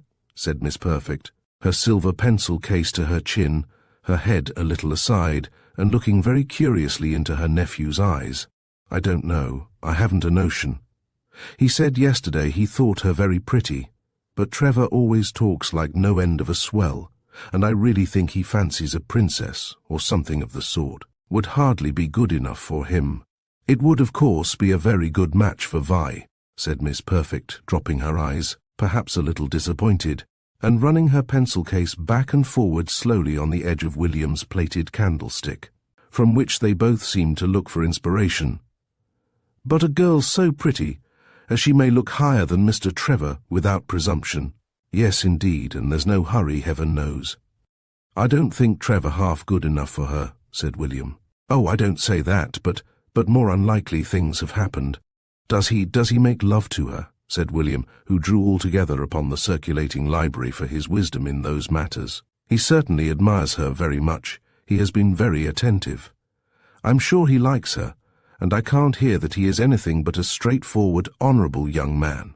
"I suppose he is," said William. "I'm sure he's that. And what does Violet, Miss Darkwell, say?" "Say? Why, of course I can't ask her to say anything till he speaks. I dare say she likes him, as why should she not? But that's only conjecture, you know, and you are not to hint it to him, mind, if he should question or poke you on the subject." "Oh, no, certainly," answered William, and there came a long pause. "But indeed, aunt, I don't think vain Trevor half good enough for her." "Oh, that's for them, my dear, to settle. There's nothing in point of prudence against it." "No, oh no, everything very well. Lucky fellow to be able to marry when he likes. But I forgot you don't mind. You think there's nothing in it. Still, I may tell you I have had, old Winnie and I, some answers." "Table rapping," said William. "A little séance.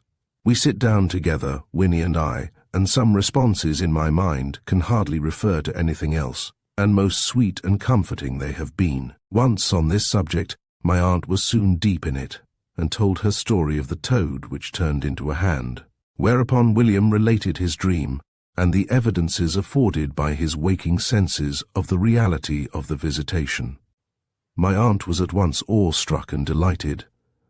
"Now, William, you'll read, I've no doubt, the wonderful experiences of others, having had such remarkable ones of your own. Since my hand was held in that spirit hand, no doubt the same which seized yours, I have become accessible to impressions from the invisible world, such as I had no idea of before. You need not be uncomfortable or nervous. It is all benevolent, or, at worst, just. I've never seen or felt that hand, but once the relation is established forever by a single pressure. I have satisfied Dr. Drake, a very intelligent man, and reasonable, convinced him, he admits.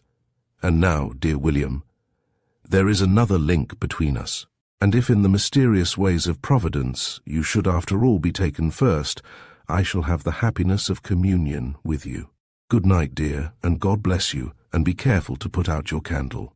So William departed, and notwithstanding Miss Perfect's grisly conversation, he slept soundly and did not dream of the shadowy giant, nor even of Trevor and Violet.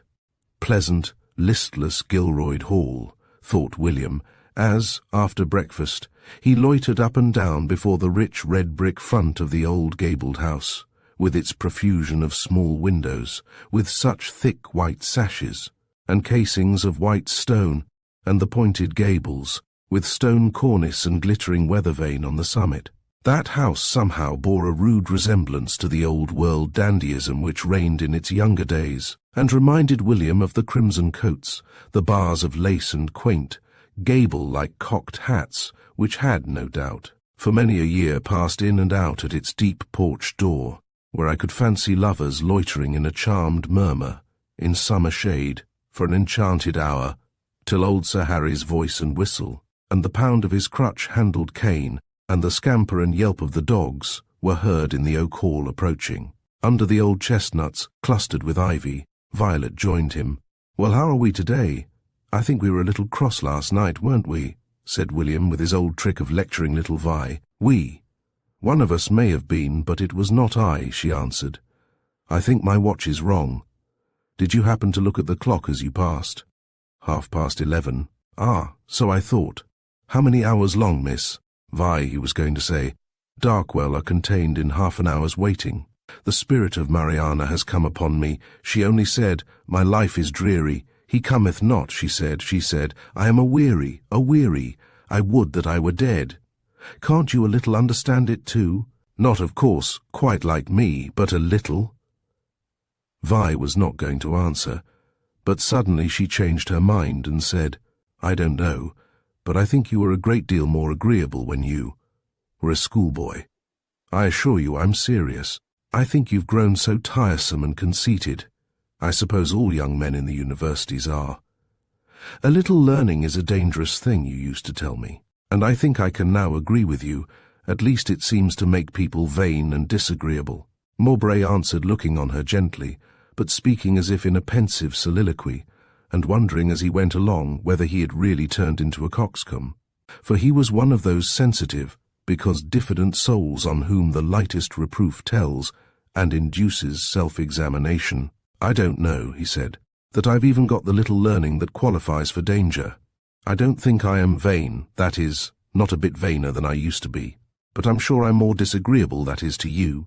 My babble and dull jokes are very well for a child, but the child has grown up and left childish things behind, and a young lady in her teens is more fastidious, and, in fact, is a sort of an angel whom I am not formed to talk to with a chance of being anything but a bore. Very unlearned, and yet a bookworm, very young and yet not very merry, not a bad fellow, I think, and yet with hardly a friend on earth, and by Jove, here comes Trevor at last." And Trevor entered the gate and approached them. Chapter 11. Under the chestnuts. Vain Trevor was rather good-looking, a young gentleman of the slender and delicate type, his dark hair curled, and on his small forehead one of those tresses, twisted, barber fashion, into a neat little Ionic volute, and his glossy whiskers were curled on each cheek into little rolls like pistol barrels. There was in his toilet something of elaboration and precision which was uncomfortable, and made one fear to shake hands with him and wish him safely back again in his bandbox. He approached simpering. There was a general air of Mayfair, cameo studs, varnished boots, and lavender gloves, that had nothing of the rough and careless country in it. "How do, Miss Darkwell? Charming day, is not it? Everything really so fresh you can't imagine, as I came along. And this little place. It looks quite charming, quite really. Now, as you turn off the road, there's everything you know to make it charming." This latter period was delivered in a low tone, and with a gracious significance. "How do you do, Mowbray?"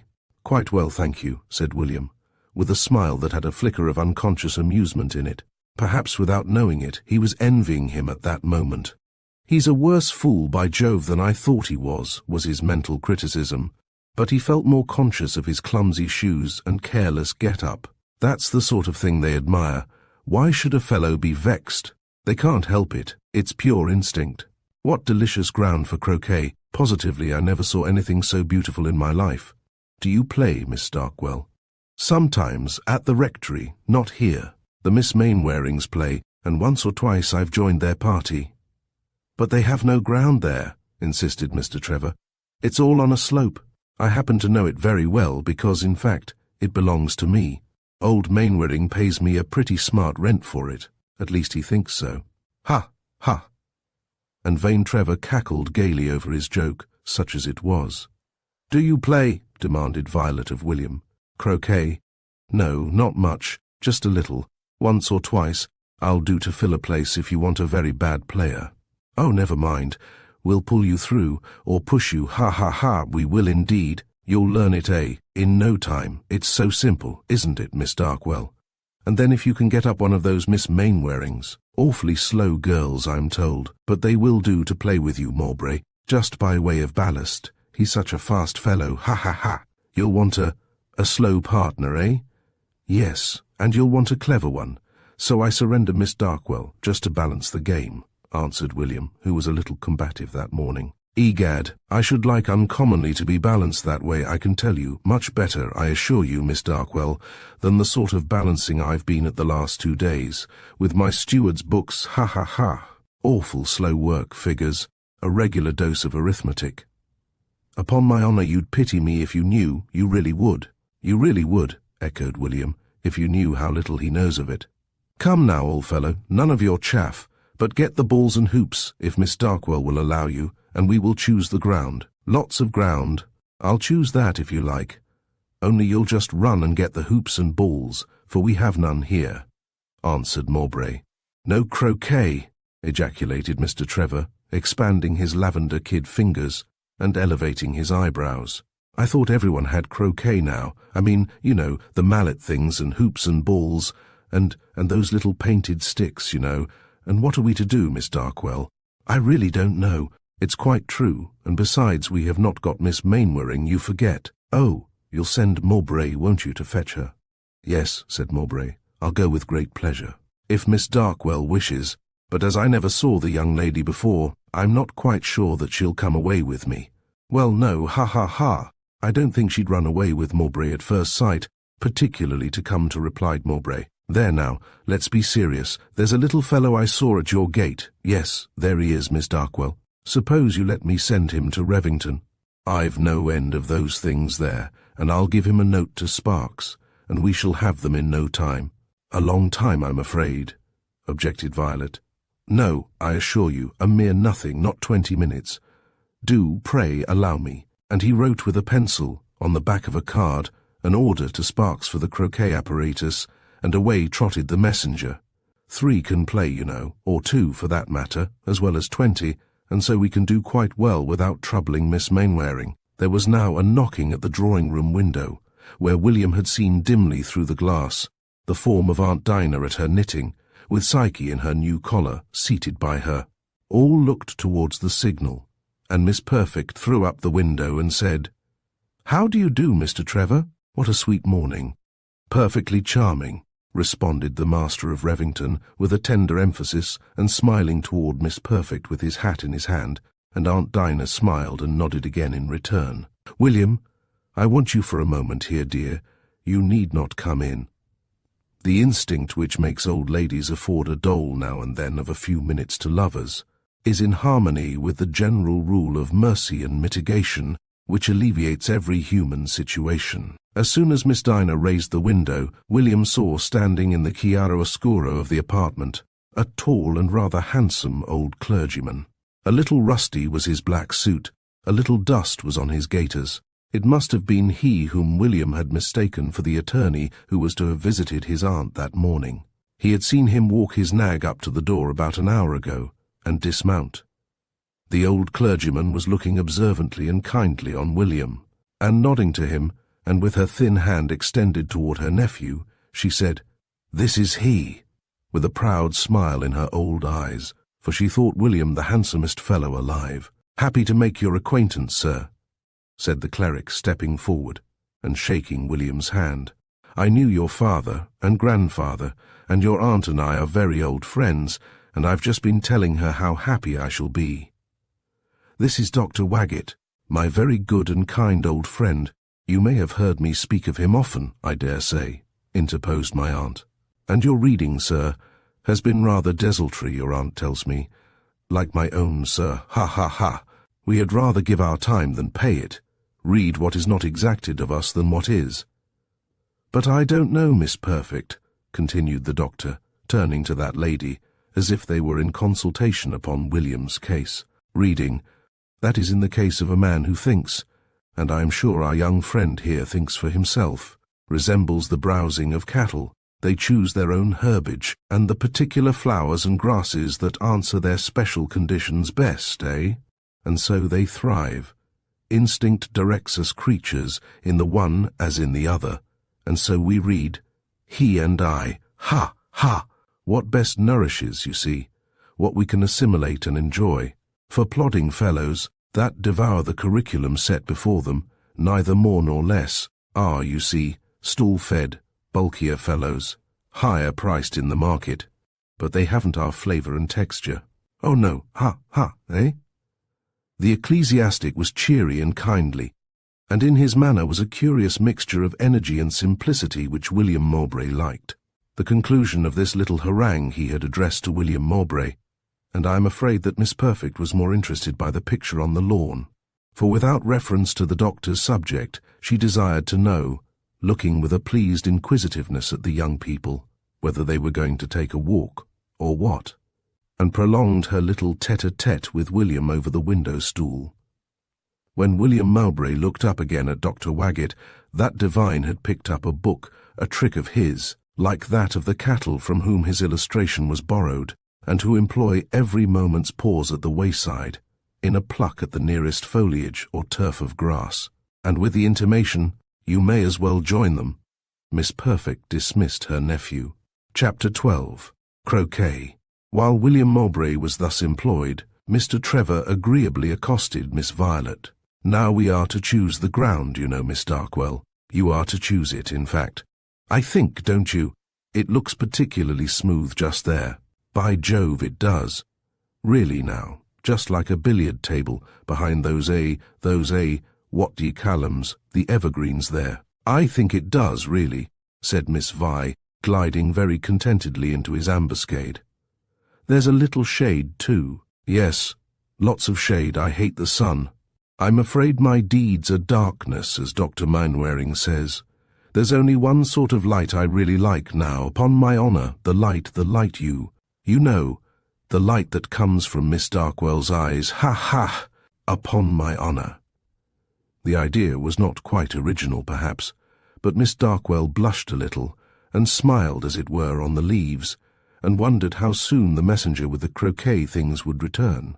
And Mr. Trevor consulted his watch, and said he would allow him a quarter of an hour more, and added that he would willingly allow the poor little beggar an hour, or any time. For his part, the time, in fact, went only too fast for him. Miss Perfect, looking over her spectacles, and then with elevated chin through them, said, "Where have they gone to? Can you see?"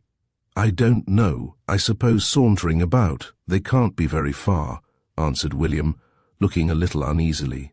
And somehow forgetting that he was in the midst of a dialogue with Aunt Dinah, he strode away, whistling a little air, anxiously, in the direction in which he had left them. "We have such a charming piece of ground here," exclaimed Violet, on whose cheeks was a flush, and in whose beautiful eyes a light which Mowbray did not like. First rate, capital, by Jove. It is, exclaimed Trevor in corroboration. I don't see anything very wonderful about it. I think the ground on the other side of these trees better, decidedly. And this is out of sight of the windows, said William, a little dryly. We don't want a view of the windows, do we? Asked Mr. Trevor, with an agreeable simplicity of Miss Darkwell. The windows. I really did not think of them, but perhaps Mr. Mowbray wishes to be within call for lunch. Mr. Trevor laughed pleasantly at this cruel sally. Well, yes, that of course, said William. And beside, my aunt might want to speak to me again, as she did just now. And I don't want to be out of sight, in case she should. This was very bitter of William, and perhaps Miss Violet was a little put out, as she certainly was a little more flushed, and a short silence followed, during which, looking and walking slowly toward the gate, she asked, "Is that the boy with the croquet?" "Yes, no, yes, by Jove it is. What wonderful eyes yours are, Miss Darkwell." The latter remark was in a tender undertone, the music of which was accompanied by the long-drawn squeak of the iron gate as the boy entered with a holland bag, mallets, and hoops. The hoops were hardly placed when Miss Perfect once more knocked at the window and beckoned. "Aunt Dinah wants me again," said William, and he ran to the window, mallet in hand. The old clergyman had gone away, and I think Aunt Dinah only wanted to give the lovers a few minutes. "Villikins and his Dinah," said Mr. Trevor, and exploded in repeated cachinnations over his joke. "I vote we call him Villikins. Capital name, isn't it? I really do. But, by Jove, I hope the old lady won't go on calling him up from his game every minute. We'd have been a great deal better at the other side of the trees, where we were going to play, don't you think?" "He is coming at last," said Miss Violet. "Shall we be partners, you and I?" "Do let us, and give him 2 balls," urged Mr. Trevor, graciously and a little archly. "Well, I think that's dull rather, isn't it? One playing with 2 balls," remonstrated Miss Darkwell. And before the debate could proceed, William Mowbray had arrived. "Everyone for himself, eh?" said Trevor. And so the game set in, Trevor and William Mowbray playing rather acrimoniously, and making savage roquets upon one another, and Miss Darkwell, though William dealt tenderly with her, was hard upon him, and, so far as her slender force would go, knocked him about inconveniently. "Capital roquet, Miss Darkwell," Trevor would cry, as William's ball bounded away into perspective, and his heart felt sore, as if her ungrateful mallet had smitten it, and his reprisals on Trevor were terrific. Thus, amid laughter, a little hypocritical, and honest hard knocks, the game proceeded, and Miss Darkwell, at its close, was the winner. William Mowbray could lose as good-humouredly as any fellow at other games, but he was somehow sore and angry here. He was spited by Violet's partial dealing. Violet, how unnatural. Little Vi, his bird, his property, it seemed, leagued with that coxcomb to whack him about, to make a butt and a fool of him. "I'm not going to play any more. I'll sit down here if you like and do, gooseberry," he was on the point of saying, for he was very angry, and young enough in his wrath to talk away like a schoolboy, and do audience, or rather spectator, or, if you choose, Trevor, to take that walk over the warren you promised me. I'm ready. I'll do exactly whatever Miss Darkwell prefers. If she wishes to play on with you, I'll remain, and if she has had enough of us, I'll go. "I can't play. There is not time for another game," said Miss Vi, peeping at her watch. "My aunt will want me in a few minutes about that old woman, old Widow Grey. I'm afraid I must go. Goodbye. Awfully sorry, but perhaps you can." "Well, I suppose no help for it," said Trevor, and they walked slowly to the door, where Miss the Six pronounced the conventional invitation to enter, which was, however, wistfully declined, and Trevor and William Mowbray set out upon their walk, and Miss V, in the drawing-room, sat down on the old-fashioned window-seat, and looked out, silent and a little sulkily after them. Miss Perfect glanced over her spectacles with a stealthy and grave inquisitiveness at the pretty girl. "Well, dear, they went away," she said after a silence. "Oh, yes, I was tired playing, and I think William wanted to go for a walk. There seemed to be a great deal of fun over the game," said Aunt Dinah, who wanted to hear everything. "Yes, I believe so, but one tires of it. I do, I know." And saying this, Violet took up her novel, and Aunt Dinah scrutinized her, from time to time, obliquely, over her crochet needles. And silence reigned in the drawing-room. "Very pretty Miss Darkwell is. I quite envy you. Your cousin, isn't she?" said Trevor, graciously. He felt that William would be flattered by the envy, even playful, of vain Trevor Esquire, of Revington, cousin, or something, some way or other connected or related, I don't know exactly. "Yes, I believe she is very well. She was prettier as a child, though. Isn't there a short way to the Warren?" "Yes, I'll take you right. She looks, I'd say, about 17. "Yes, I dare say," answered William. "Do you know those Miss Mainwaring's, Dr. Mainwaring's daughters?" But it would not do. Vain Trevor would go on talking of Violet Darkwell, in spite of William's dry answers and repeated divergences, unaccountably to that philosophical young gentleman's annoyance. Chapter 13. Unsociable. At dinner, in the parlour of Gilroyd Hall, there was silence for some time. William looked a little gloomy, Violet rather fierce and stately, and Aunt Dinah eyed her two guests covertly, without remark, but curiously. At last she said to William, "You took a walk with Mr. Trevor?" "Yes, a tiresome one," he answered. "Where?" "All about and round that stupid Warren, 6 or 7 miles, answered William. "How very fatiguing," exclaimed Violet compassionately, as if to herself. "No, not the exercise. That was the only thing that made it endurable," answered William, a little crossly. "But the place is uglier than I fancied, and Trevor is such a donkey." Aunt Dinah, with her eyes fixed on William's, made a nod and a frown to arrest that line of remark, which she felt might possibly prejudice Fee, and could do no possible good, and Miss Vi, looking all the time on the wing of the chicken on her plate, said, "The salt, please, and nothing more." "Vi, my dear," said Miss Perfect, endeavouring to be cheery, "he asked my leave last Sunday to send you an Italian greyhound. He has 2, he says, at Revington. Did he mention it today?" "Perhaps he did. I really forget," said Miss Vi carelessly, laying down her fork and leaning back with a languid defiance, for as she raised her eyes, she perceived that William was smiling. "I know what you mean," she said, with a sudden directness to William. "You want me, that is, I think you want me to think you think. Oh, do stop one moment. There are so many thinks there. I'm quite bewildered among them all. Let's breathe an instant. You think I want to make you think that I think. Yes, now I have it, I think. Pray go on." "Polite," said Miss Vi, and turned toward Aunt Dinah. "Well, no," said William, for the first time laughing a little like himself. "It was not polite, but very rude and ill-bred, and I'm very sorry, and I assure you," he continued more earnestly, "I should be very angry if anyone else had made the stupid speech that I have just made.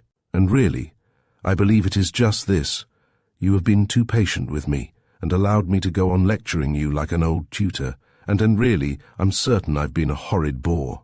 Vi made no reply, but looked, and no doubt thought herself more ill-used for his apologies. After tea she played industriously, having avowed a little cold, which prevented her singing. William had asked her.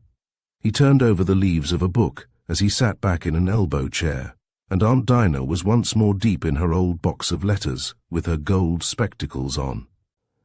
They were as silent a party as could be fancied, more silent than at dinner. Still, the pleasant light of fire and candle, the handsome young faces and the kindly old one, and the general air of old-fashioned comfort that pervaded the apartment, made the picture pleasant, and the valses and the minstrel tunes, with snatches of Verdi, and who knows what composer beside, made the air ring with a merry medley, which supplied the lack of conversation. To William, with nothing but his book to amuse him, time moved slowly enough, but Violet had many things to think of, and one could see that her eyes saw other scenes and shapes far away perhaps from the music, and that she was reading to herself the romance that was unrolled within her pretty girlish head. So prayers came, and William read the chapter, and I am afraid his thoughts wandered, and he felt a little sore and affronted. He could not tell why, for no one had ill-used him. And when their devotions were over, Miss Vi took her candle and bid Granny good night, with an embrace and a kiss, and William with a nod and a cold little smile, as he stood beside the door, having opened it for her. He was growing formal in spite of himself, and she quite changed. What heartless, cruel creatures these pretty girls are. She had quite vanished up the stairs, and he still held the door handle in his fingers, and stood looking up the vacant steps, and, as it were, listening to distant music. Then, with a little sigh, he suddenly closed the door and sat down drowsily before the fire, and began to think that he ought to return to his Cambridge chambers, his books, and monastic life, and he thought how fortunate those fellows were, who, like Trevor, what a goose that fellow is, were born to idleness, respect, and admiration. Money, money, curse it! I wish I had a lot of it.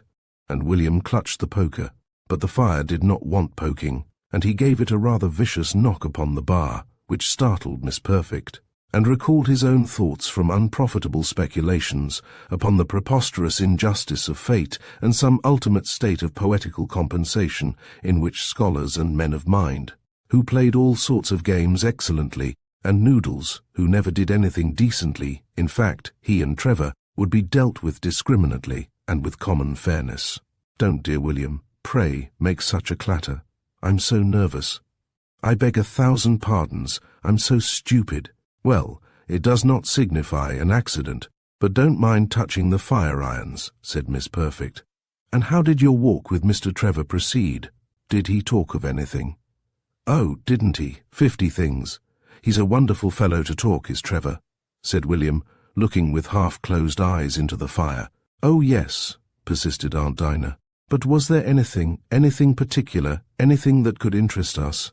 Next to nothing that could interest anyone, said William, uncommunicatively.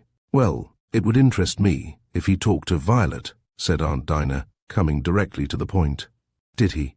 Of Violet? Yes, I believe he did, answered William, rather reluctantly. Well, and why did not you say so? Of course you knew that's what I meant, said Miss Perfect. How could I know, Auntie? I think, William Mowbray, you are a little disagreeable tonight. William, at these words, recollected that there was truth in the reproof. His mood was disagreeable to himself and, therefore, to others. My dear Auntie, I'm very sorry. I'm sure I have been, not a little, but very, and I beg your pardon. What was it? Yes, about Violet. He did, a great deal. In fact, he talked about her till he quite tired me. He admires her, evidently. Did he talk of her good looks? She is, you know, extremely pretty, said Aunt Dinah. Yes, he thinks her very pretty. She is very pretty. In fact, I don't think, judging by the women who come to church, there is a good-looking girl, except herself, in this part of the world, and she would be considered pretty anywhere, very pretty. Revington is a very nice place, and the Trevors a good old family. The connection would be a very desirable one, and I, though of course, not knowing, in the least, whether the young man had any serious intentions, I never alluded to the possibility to Vi herself. Yet I do think she likes him. I should not wonder, said William. And he talked pretty frankly, continued Aunt Dinah. I suppose so. He did not seem to have anything to conceal, and he always talks a great deal, an enormous quantity. And William yawned as it seemed over the recollection. Chapter, A Sunny Morning. I suppose if he likes her, there's nothing to conceal in that, challenged Miss Perfect. No, of course, replied William, spiritedly. I think she's 1,000 times too good for him, every way, that's what I think. And I wonder, young as she is, Vi can be such a fool. What can she see in him? He has got 2,000 a year, and that's all you can say for him. I don't know that, in fact. He strikes me as a very pretty young man, quite apart from his property, said Aunt Dinah, resolutely. And I could quite understand a young girl's falling in love with him. William, leaning with his elbow on the chimney-piece, smiled a little bitterly, and said quietly, I dare say, I don't say, mind, that she is. I don't know the least whether she cares twopence about him, said Aunt Dinah. I hope she doesn't, rejoined William. And why so? Asked Aunt Dinah. Because I'm perfectly certain he has not the least notion of ever asking her to marry him. He's not thinking seriously about her, and never replied he. Well, it's nothing to vaunt of. You need not talk as if you wished her to be mortified, said Aunt Dinah. I wish no such thing, I assure you, but even if she admires and adores the fellow all you say, still I can't wish her his wife, because I'm sure he's not the least worthy of her. I assure you he's no better than a goose. You don't know him, you can't, as the fellows in the same school did, and Violet ought to do 50 times better. You said he does not think seriously about her, said Miss Perfect. Remember, we are only talking, you and I together, and I assure you I never asked her whether she liked him or not, nor hinted a possibility of anything, as you say, serious coming of it. But what makes you think the young man disposed to trifle? I didn't say to trifle, answered William. But every fellow will go on like that where there's a pretty girl, and no one supposes they mean anything. And from what he said today, I would gather that he's thinking of some swell whenever he marries, which he talks of like a thing so far away as to be nearly out of sight. In fact, nothing could be more contrary to any sign of there being any such notion in his head, and there isn't. I assure you he has no more idea at present of marrying than I have. Was the only sign of attention which Aunt Dinah emitted with closed lips as she looked gloomily into her work-basket.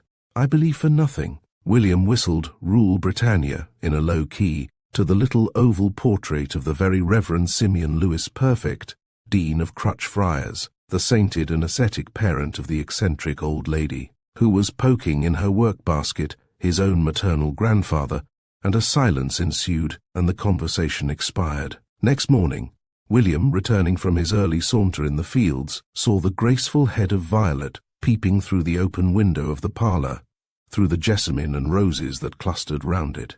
Her eyes glanced on him, and she smiled and nodded. Uncertain as the weather, thought he, as he smiled and kissed his hand, approaching a lowering evening yesterday, and now so sunny a morning. How do you do, Miss Violet? You said you wanted a water lily, so I found 2 in my morning's ramble, and here they are. How beautiful. Thank you very much. Where did you find them? Said Vi, quite glowing. In the miller's tarn, he answered.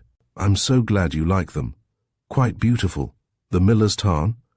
She remembered that she had mentioned it yesterday as a likely place, but it was 2 miles away, 4 miles there and back for a flower. It deserved her thanks.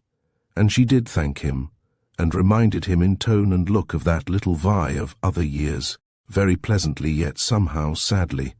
I mean to return to Cambridge tomorrow, said William. A little regretfully, he had glanced round at the familiar scene. And I am sorry to leave so soon. And must you go? Asked Violet. Not quite must, but I think I ought. If I had brought with me some papers I have been transcribing for Dr. Sprague, I might have stayed a little longer, but they are locked up, and he wants the copy on Tuesday, and so I can't help it. It was hardly worthwhile coming. Poor Granny will miss you very much. And you, not at all. I? Oh yes, of course we shall all miss you. Some, but not you, Vi. The old Vi passed quite unnoticed. I? And why not I? Because your time is so pleasantly occupied. I don't know what you mean, said the young lady coldly, with a little toss of her head. More riddles, I suppose. Mine are poor riddles, very easily found out. Are we to have croquet today? I'm sure I can't tell, replied she. Did not Trevor tell you he was coming here at 11? Asked William. I don't recollect that he said anything about coming today, she answered carelessly. I did not say today, said William provokingly. You did, I'm nearly certain. At all events I understood it, and really it does not the least signify. Don't be vexed, but he told me he had settled with you to come here today, at 11, to play as he did yesterday, said William.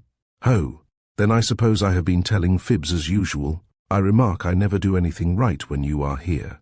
You can't think how pleasant it is to have someone by you always insinuating that you are about something shabby.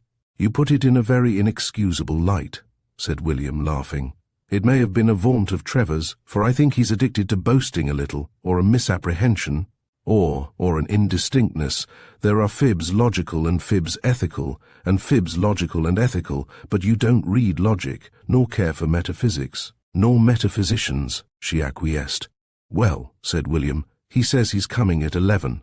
I think we are going to have prayers, interrupted Violet, turning coldly from the window, through which William saw the little congregation of Gilroyd Hall assembling at the row of chairs by the parlour door, and Aunt Dinah's slight figure gliding to the corner of the chimney-piece.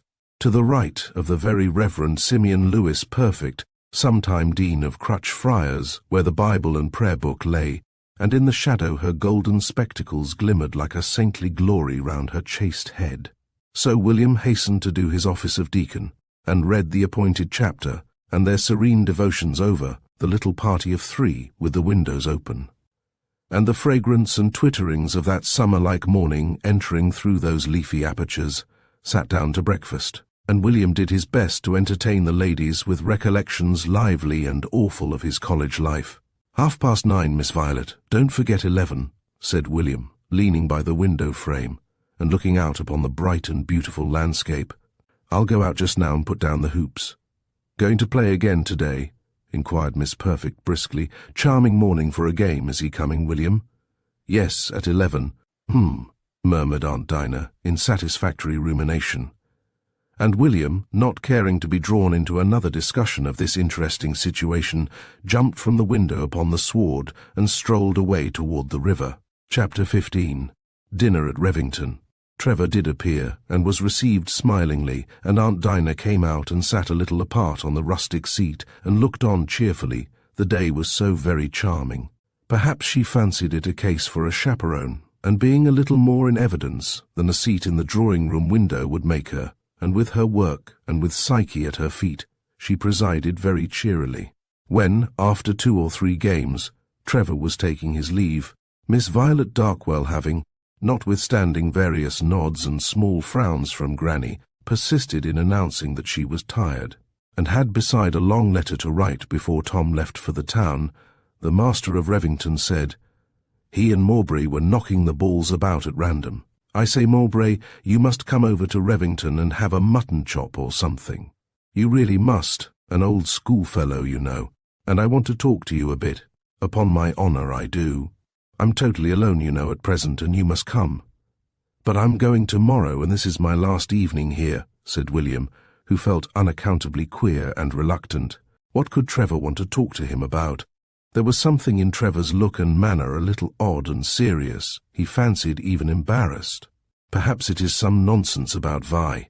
I want him to come and dine with me, Miss Perfect, and he says you can't spare him," said Trevor, addressing that lady. "I really do. I've no one to talk to. Do tell him to come."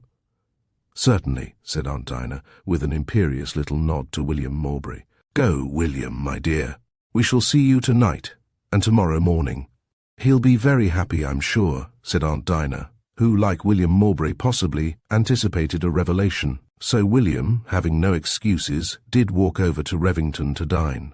There was almost a pain at his heart as he paused for a moment at the stile, only 1 field away, and saw pretty Vi on the dark green grass, looking at the flowers, with little Psyche frisking beside her, and the kindly old front of Gilroyd Hall, and its lofty chestnuts in the sad evening light, and he sighed, thinking, why won't things stay as they are, as they were? What is the drift of this perpetual mutation? Is it really progress? Do we improve? Don't we, he would have said Violet, grow more selfish and less high-minded? It is all a beautiful decay, and the end is death. Violet was plainly intent on her flowers. She had her hoe and her rake, and her movements somehow were so pretty that, unseen, he paused for another moment. It is a blessed thing to have so little affection as that pretty creature. Old times are nothing for her, and I, like a fool, yearn after them. The future for her no doubt looks all brilliant. For me it is a story, to the end of which I dare not look, and the pleasant past is a volume shut up and over. She is little Vi and Violet no longer, and even Miss Darkwell will very soon be like the song of a dead bird, a note only remembered. And I suppose I shall bring back the news tonight, a message from Mr. Vane Trevor of Revington, to say that he lays his heart and his title deeds at her feet. It's all over. I look on it as all settled. Just at these words the edge of the red sun sank behind the hills, and the last level beams of sunset gave place to the tender grey of twilight, except on the uplands of Revington, where they lingered for a few seconds. "Aye," said William, allegorizing. "The shade for William Mowbray, the golden light of life for Vane Trevor. Vane Trevor of Revington, William Mowbray of nothing at all, charming contrast." And looking still on Gilroyd Hall, and the fading image of Violet Darkwell and Psyche frisking about, no longer white, but a moving grey spot on the sloping grass, he said, touching his fingertips to his lip and waving them lightly towards her. "Goodbye, little Vi, goodbye, wicked little Vi, goodbye, dear wicked little Vi, and may God bless you, you darling." So with a sigh he turned and walked up to Revington. It is a good ancestral-looking place, only a little too large for the estate as it now is. The Trevors had parted from time to time with many acres, and a house upon a scale which would have corresponded with 3 times their income was rather a tax upon what remained. "I never liked this place," thought William as the iron gate clanged behind him. "I always thought it gloomy and stingy and pompous. I wish he had let this dinner alone. I'd have been pleasanter at home, though it's as well, perhaps, to hear what he has to say. I think he has something to say, but, hang it, why could not he tell it as well at Gilroyd and to the people it concerns? Why need he bring me this stupid walk up his hill?"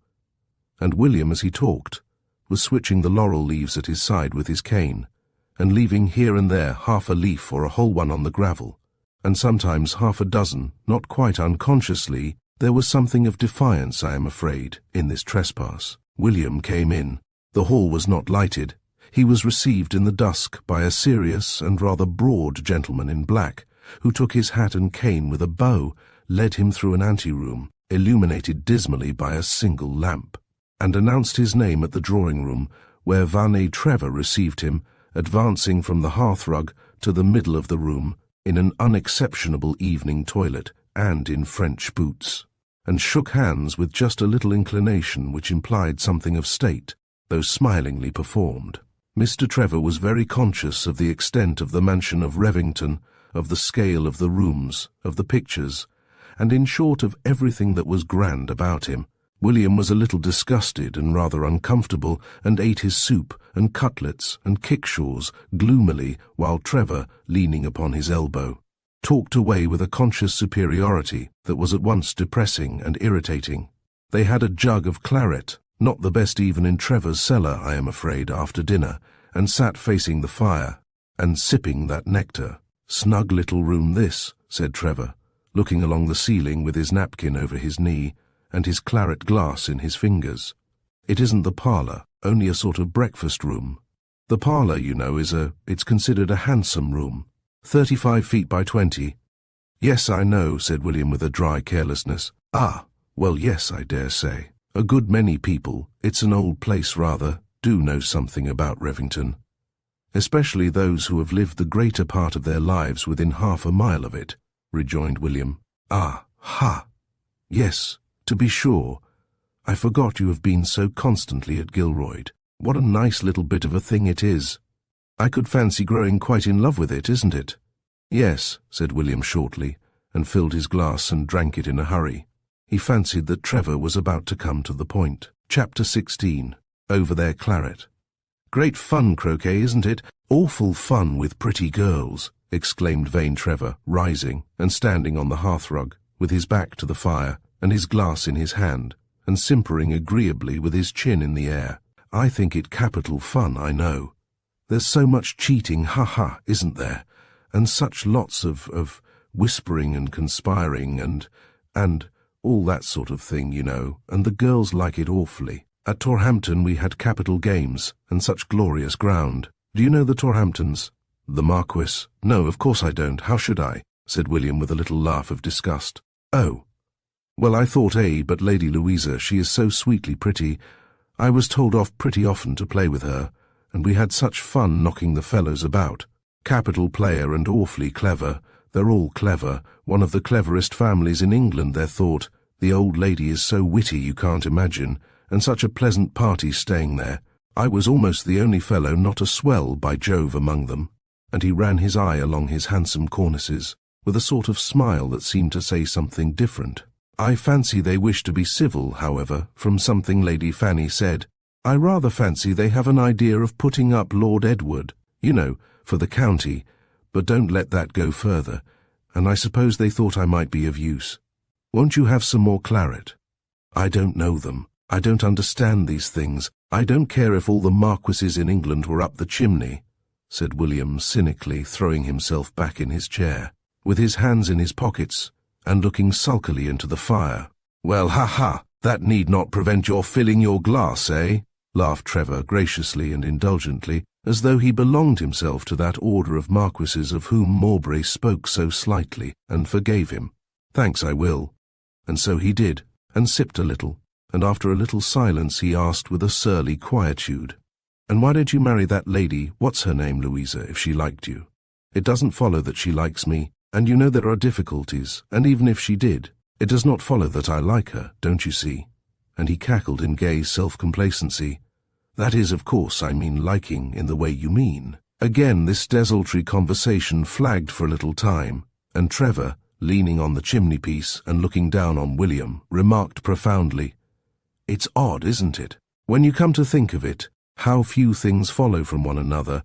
I've observed it in conversation. Almost nothing, by Jove. Nothing from nothing and nothing remains," said William drowsily to the fire, repeating his old arithmetical formula. "And about marrying and that sort of thing, seriously, you know, your glass is empty again. Do have some more." So William poured a little into his glass, and his heart seemed to stop and listen, although he looked as if he only half heard, and was weary of the subject. "And as we were saying about marrying, and by the by, Mowbray, it's the sort of thing would just answer you. A quiet fellow. Why don't you think about it, old fellow, eh?"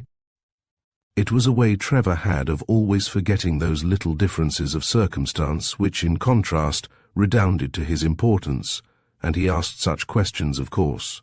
Quite innocently. "You know very well I couldn't," said William, poking the fire, unbidden, with a few angry stabs. "How the devil can a fellow marry in college, and without a shilling?" Ah, isn't quite so bad, come. But of course there is a difference, and, as you say, there's lots of time to look about. Only if a fellow is really spoony on a girl, I mean awfully spoony, the bigwigs say, don't they? The best thing a fellow going to the bar can do is to marry, and have a wife, and lots of babbies. It makes them work so hard, doesn't it? You're going to the bar, you say, and that is the way to get on, eh? "I'm glad there's any way, but I don't mean to try that," murmured William, a little bitterly, and after a pause, during which, who knows what a dance his fancy led him. "I know that sort of talk very well, but I never could see what right a fellow has to carry off a poor girl to his den merely that her hunger and misery and cries may stimulate him to get on at the bar. And the fact is, some fellows are slaves, and some can do just as they please, and life is damnably bitter for some, and very pleasant for others, and that's the whole story. You can marry whenever you please, and I can't." "I'm afraid it's a true bill," said Trevor complacently, whereupon there issued a silence, and twice and again was William Mowbray moved to break it with a question, and as often his voice seemed to fail him. At last, however, he did say quite quietly, "And why don't you marry, if you think it so good a thing?" Was it something in William's tone and air, although he was trying his best to seem quite unconcerned? That elicited the quick and somewhat cunning glance that Trevor shot on him. At all events, Trevor's manner became a little diplomatic and reserved. "Why don't I? Oh, 50 reasons, 100. There are all sorts of difficulties. I don't mean, of course, anything mysterious or that sort of bosh. This house and the property, everyone knows, are very well. I've been 4 years in possession, and I've no fault to find with Revington, either tenants or—" and he nodded towards the ceiling, indicating that he meant the house. "But, you know, for a fellow like me, we've been here, you know, a long time. There was a Trevor here in Henry V's time, but you know more history than I do." Trevor considered his family and his domicile as a part of English history, and William, who was in an unpleasant mood just then, said, "And the estate was larger, wasn't it?" "Aha, yes, certainly." "That is, there was another estate," acquiesced Trevor eagerly, but looking a little put out. "The Torhamptons, by the by, have got it now. A marriage or something." "A purchase, I thought," insisted Mowbray. "A purchase? Very likely.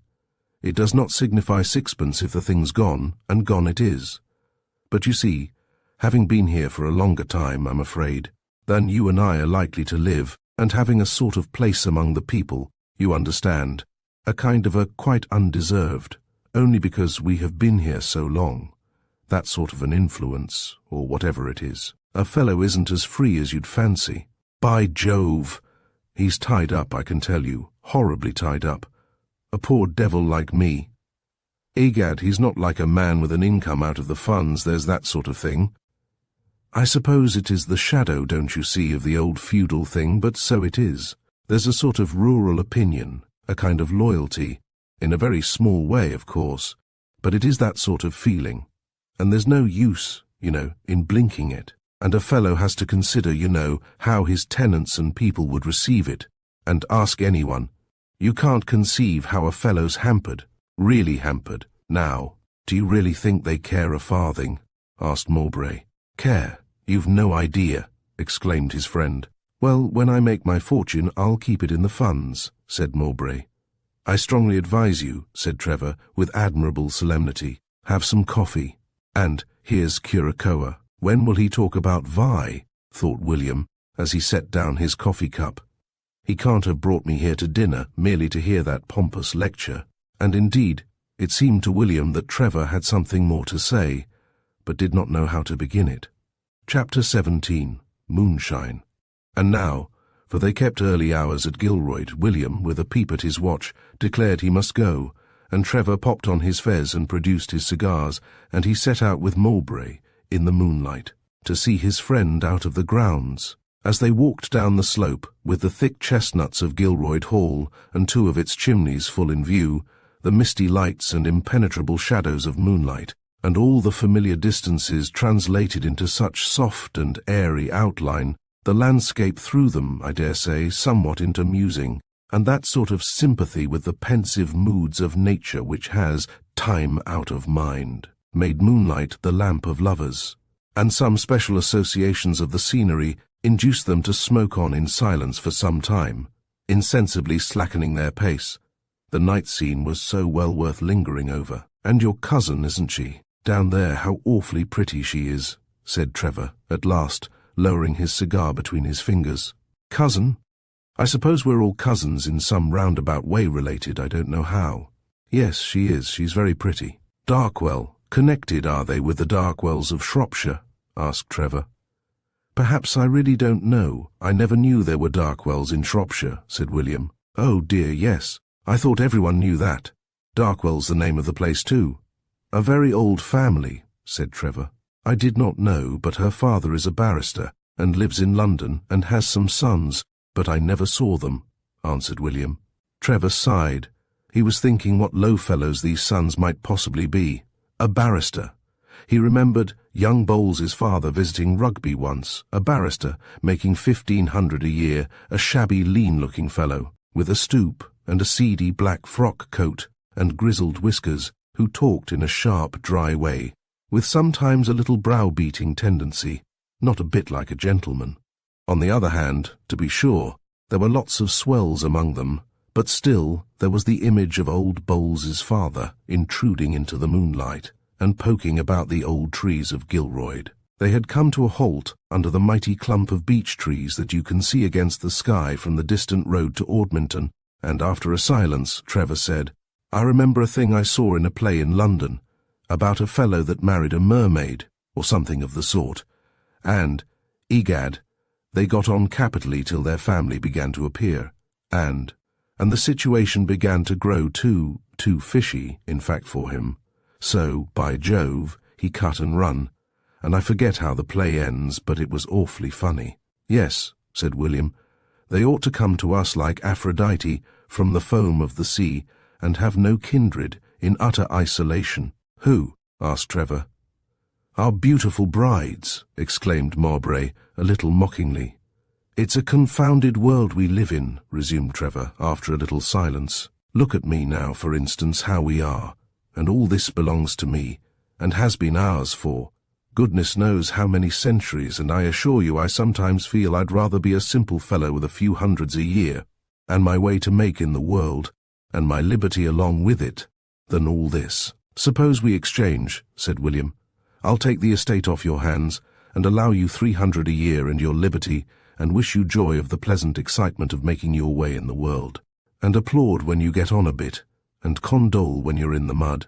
Trevor only smiled grandly, and shook his head at William's waggery. But seriously, just consider. You know I'm telling you things, old fellow, that I wouldn't say to everyone, and this won't, I know, go further. He resumed after a little interval spent in smoking. But just think now, here's everything as you see, but the estate owes some money. And I give you my honour, it does not bring me in, net, when everything's paid, 3,000 a year. Oh no, said William, in a tone which unconsciously implied, a great deal less, as we all know. No, not 3,000, I wish it was, said Trevor, with an eager frankness that savoured of annoyance. He had not intended to be quite believed. And there's the position. You're expected to take a lead in things, you see, as if you had your 6,000 a year, egad, or whatever it is, and how the devil are you to manage it, don't you see? And you tumble in love with a girl, and you find yourself encumbered with a pedigree, a confounded family tree, by Jove, and everyone expects you to marry accordingly, and I don't say they're not right, mind, for by Jove. On the whole, I believe they are. So here I am with all this about me, and not a soul on earth to bully me, and yet I can't do as I like. I don't say, by Jove, that I do want to marry. I dare say it would not answer at all, at least for a jolly good number of years, and then I suppose I must do as the rest of the world does. I must, you see, have some money, and I must have something of, you know, a family, and that's how I stand. Come along, it's growing awfully late, and it's very likely, ha ha ha, I may die an old bachelor. Well, you know, said William, who thought that Trevor had spoken with extraordinary good sense, there's no such hurry. Fellows wait, as you say, and look about them, and it's a very serious thing, by Jove.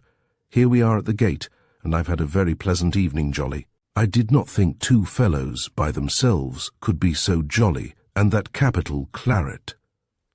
Poor William was no great judge, nor for that matter, indeed, was his great friend, Mr. Trevor, who, however, knew its price, and laying his hand on William's arm, said, Well, old fellow, I'm glad, I really am, you enjoyed yourself, and I hope when next you come, you'll have another glass or two with me. There's one thing I say about wine, be it what it may, hang it, let it be real, and get it from a good house, and give my respects to the ladies, don't forget, and when you come again, we must have more croquet. Let the balls and mallets stay where they are, you know, till then, and God bless you, Mowbray, old boy, and if I can give you a lift, you know, any way, tell me, and I dare say my solicitor can give you a lift when you get to the bar. Sends out a lot of briefs, you know. I'll speak to him if you wish. A good time before that, laughed William.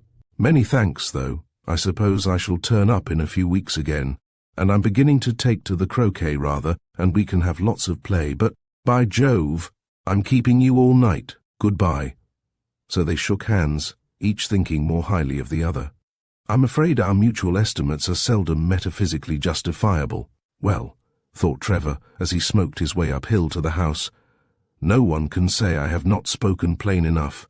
I should not like to have to give up that little acquaintance. It's an awfully slow part of the world, and now they know everything. If the old woman was thinking about anything, this will put it quite out of her head, and I can be careful, poor little thing. It would be a devil of a thing if she did grow to like me. And with a lazy smile he let himself in, and had a little sherry and water, and Belle's life in the drawing-room. William Mowbray experienced an unaccountable expansion of spirits and sympathies as he strode along the pathway that debouches close upon the gate of Gilroyd Hall. Everything looked so beautiful and so interesting and so serene. He loitered for a moment to gaze on the moon, and recollecting how late it was, he rang at the bell fiercely, hoping to find Violet Darkwell still in the drawing-room. Well, Tom, my aunt in the drawing-room, said William, as he confided his coat and hat to that faithful domestic. Aye, sir, she be. And Miss Darkwell? Gone up with Mrs. Winnie some time. Oh, that's all right. Nothing like early sleep for young heads, Tom, it's rather late, said William Mowbray, disappointed, in a cheerful tone. So he opened the door and found Aunt Dinah in the drawing-room. Chapter 18. Supper. Elihu Bung was open upon the table, also the Bible, and in the latter volume, it is but fair to say, she had been reading as William rang the bell. With her pleasant smile of welcome, Miss Perfect greeted him, Now, sit down, William, and warm yourself at the fire. You are very cold, I dare say. Oh no, it's quite a summer night. And Thomas, tell Mrs. Podgers to send up something for Master William's supper. Vainly William protested he could eat nothing. But Mrs. Podgers had been kept out of her bed, an illusion which was meant to make him feel too. His late return, for the express purpose of broiling the bones with which he was to refresh himself, and Aunt Dinah, who had the military qualities strong within her, ordered Tom to obey her promptly. Well, dear William, how did you like your dinner? Everything very nice, I dare say. Had he anyone to meet you? No, quite alone. Everything very good and very pleasant. A very jolly evening, and Trevor very chatty. Chiefly about himself, of course. Aunt Dinah looked at him with expectation, and William, who understood her, was not one of those agreeable persons who love to tantalize their neighbors and force them to put their questions broadly. Violet has gone to bed, said William. Oh, yes, some time. Yes, so Tom said, pursued William. Well, I've no great news about Trevor's suit. In fact, I'm quite certain there's nothing in it. Aunt Dinah's countenance fell. And why? She inquired. He mentioned her. He admires her. He thinks her very pretty and all that, said William. I should think so, interposed Miss Perfect, with the scorn of one who hears that Queen Anne is dead. But he made quite a long speech.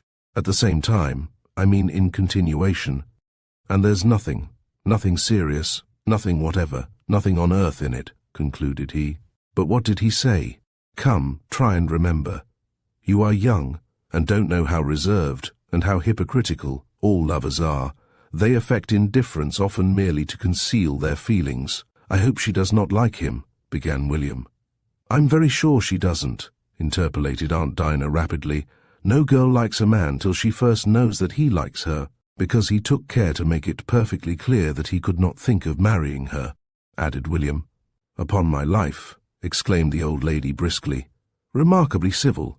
To invite her cousin to dinner in order to entertain him with such an uncalled-for impertinence. And what did you say, pray? He did not mention her, you see, in connection with all this, said William.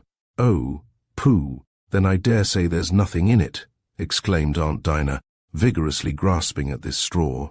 Oh, but there is, I assure you. He made a long speech about his circumstances, commenced William.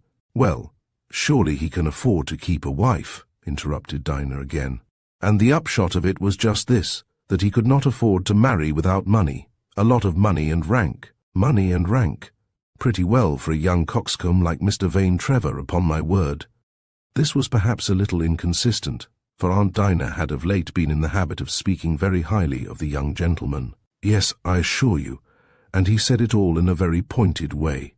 It was, you see, a kind of explanation of his position, and although there was nothing, no actual connecting of it at all with Violet's name, you know he couldn't do that. Yet there was no mistaking what he meant.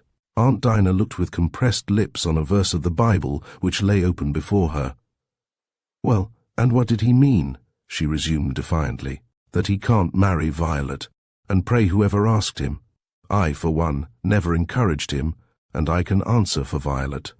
And you always thought it would be a very disadvantageous thing for her, so young and so extremely beautiful, as she unquestionably is, and I really don't know anyone here who has the smallest reason to look foolish on the occasion. Well, I thought I'd tell you, said William. Tell you what he said, I mean. Of course, quite right, exclaimed she. And there could be no mistake as to his intention. I know there isn't, and really, as it is so, I thought it rather honourable his being so explicit. Don't you? Said William. That's as it may be, said Aunt Dinah, oracularly shutting the Bible, and Elihu bung, and putting that volume on the top of the other. Young people nowadays are fuller a great deal of duplicity and worldliness than old people used to be in my time. That's my opinion, and home goes his croquet in the morning. I've no notion of his coming about here, with his simpering airs and graces, getting my child, I may call her, talked about and sneered at. But, said William, who instinctively saw humiliation in anything that savoured of resentment, don't you think any haste like that might connect in his view with what he said to me this evening? At 7 o'clock tomorrow morning, that's precisely what I wish, exclaimed Aunt Dinah. At this moment, Tom entered with the bones and other good things, and William, with the accommodating appetite of youth, on second thought accepted and honoured the repast. And Thomas, mind at 7 o'clock tomorrow morning, let Billy Willocks bring over those great hammers and wooden balls and iron things. They're horribly in the way in the hall. With my compliments to Revington, to Mr. Trevor, and don't fail. He'll say, Billy Willocks, that they were forgotten at Gilroyd. At 7 o'clock, mind, with Miss Perfect's compliments. I'm very glad on the whole, said Miss Perfect, after about a minute had elapsed, that matter is quite off my mind. William, who was eating his broiled drumstick, with diligence and in a genial mood, was agreeably abstracted, and made no effort to keep the conversation alive. He talks very grandly, no doubt, of his family, but he'll hardly venture his high and mighty airs with you or me. The Mowbrays are older than the Trevors, and, for my part, I would not change the name of Perfect with anyone in England.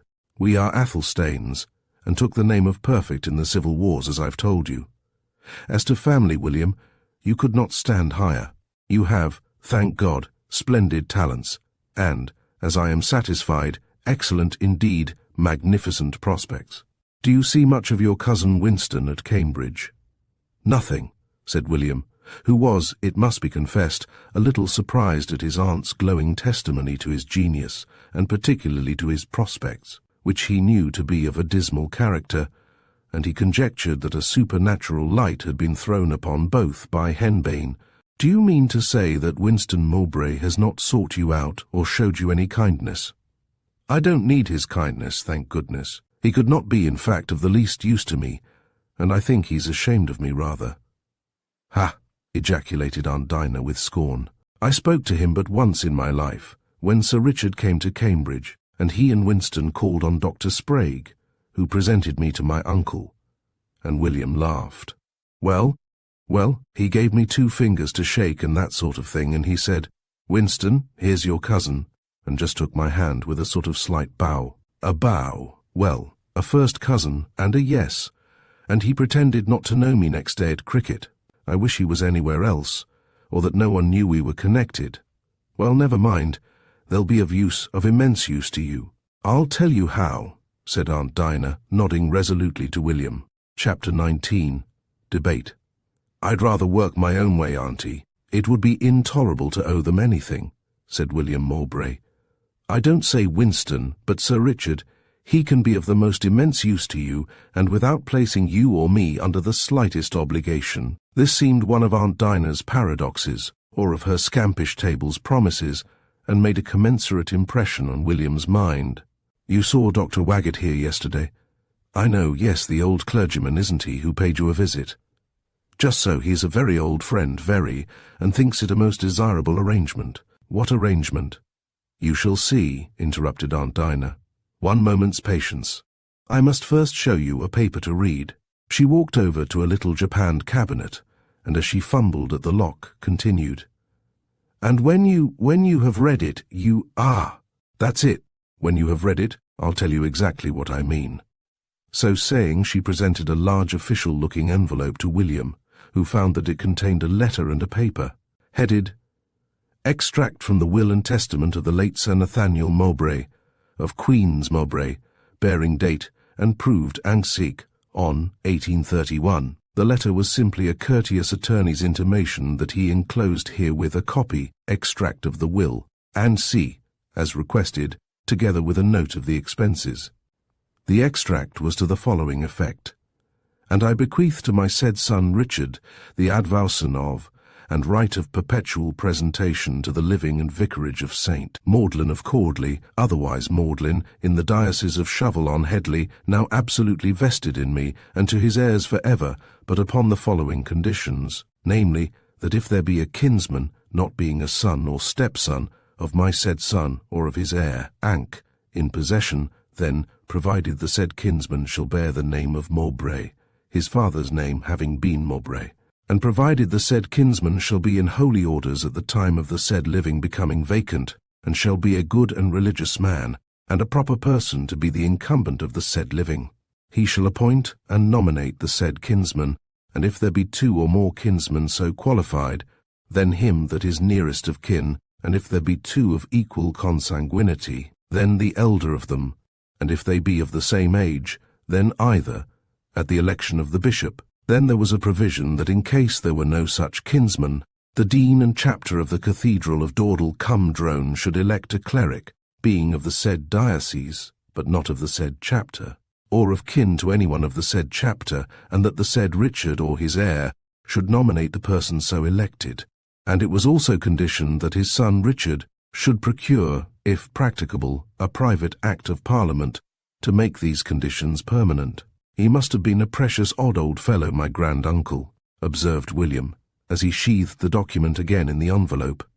"A conscientious man, anxious, with due regard to his family, to secure a good incumbent and to prevent simony. The living is 1,500 a year, and there is this fact about it, that out of the 7 last incumbents, 3 were made bishops." "That's a great many," said William with a yawn.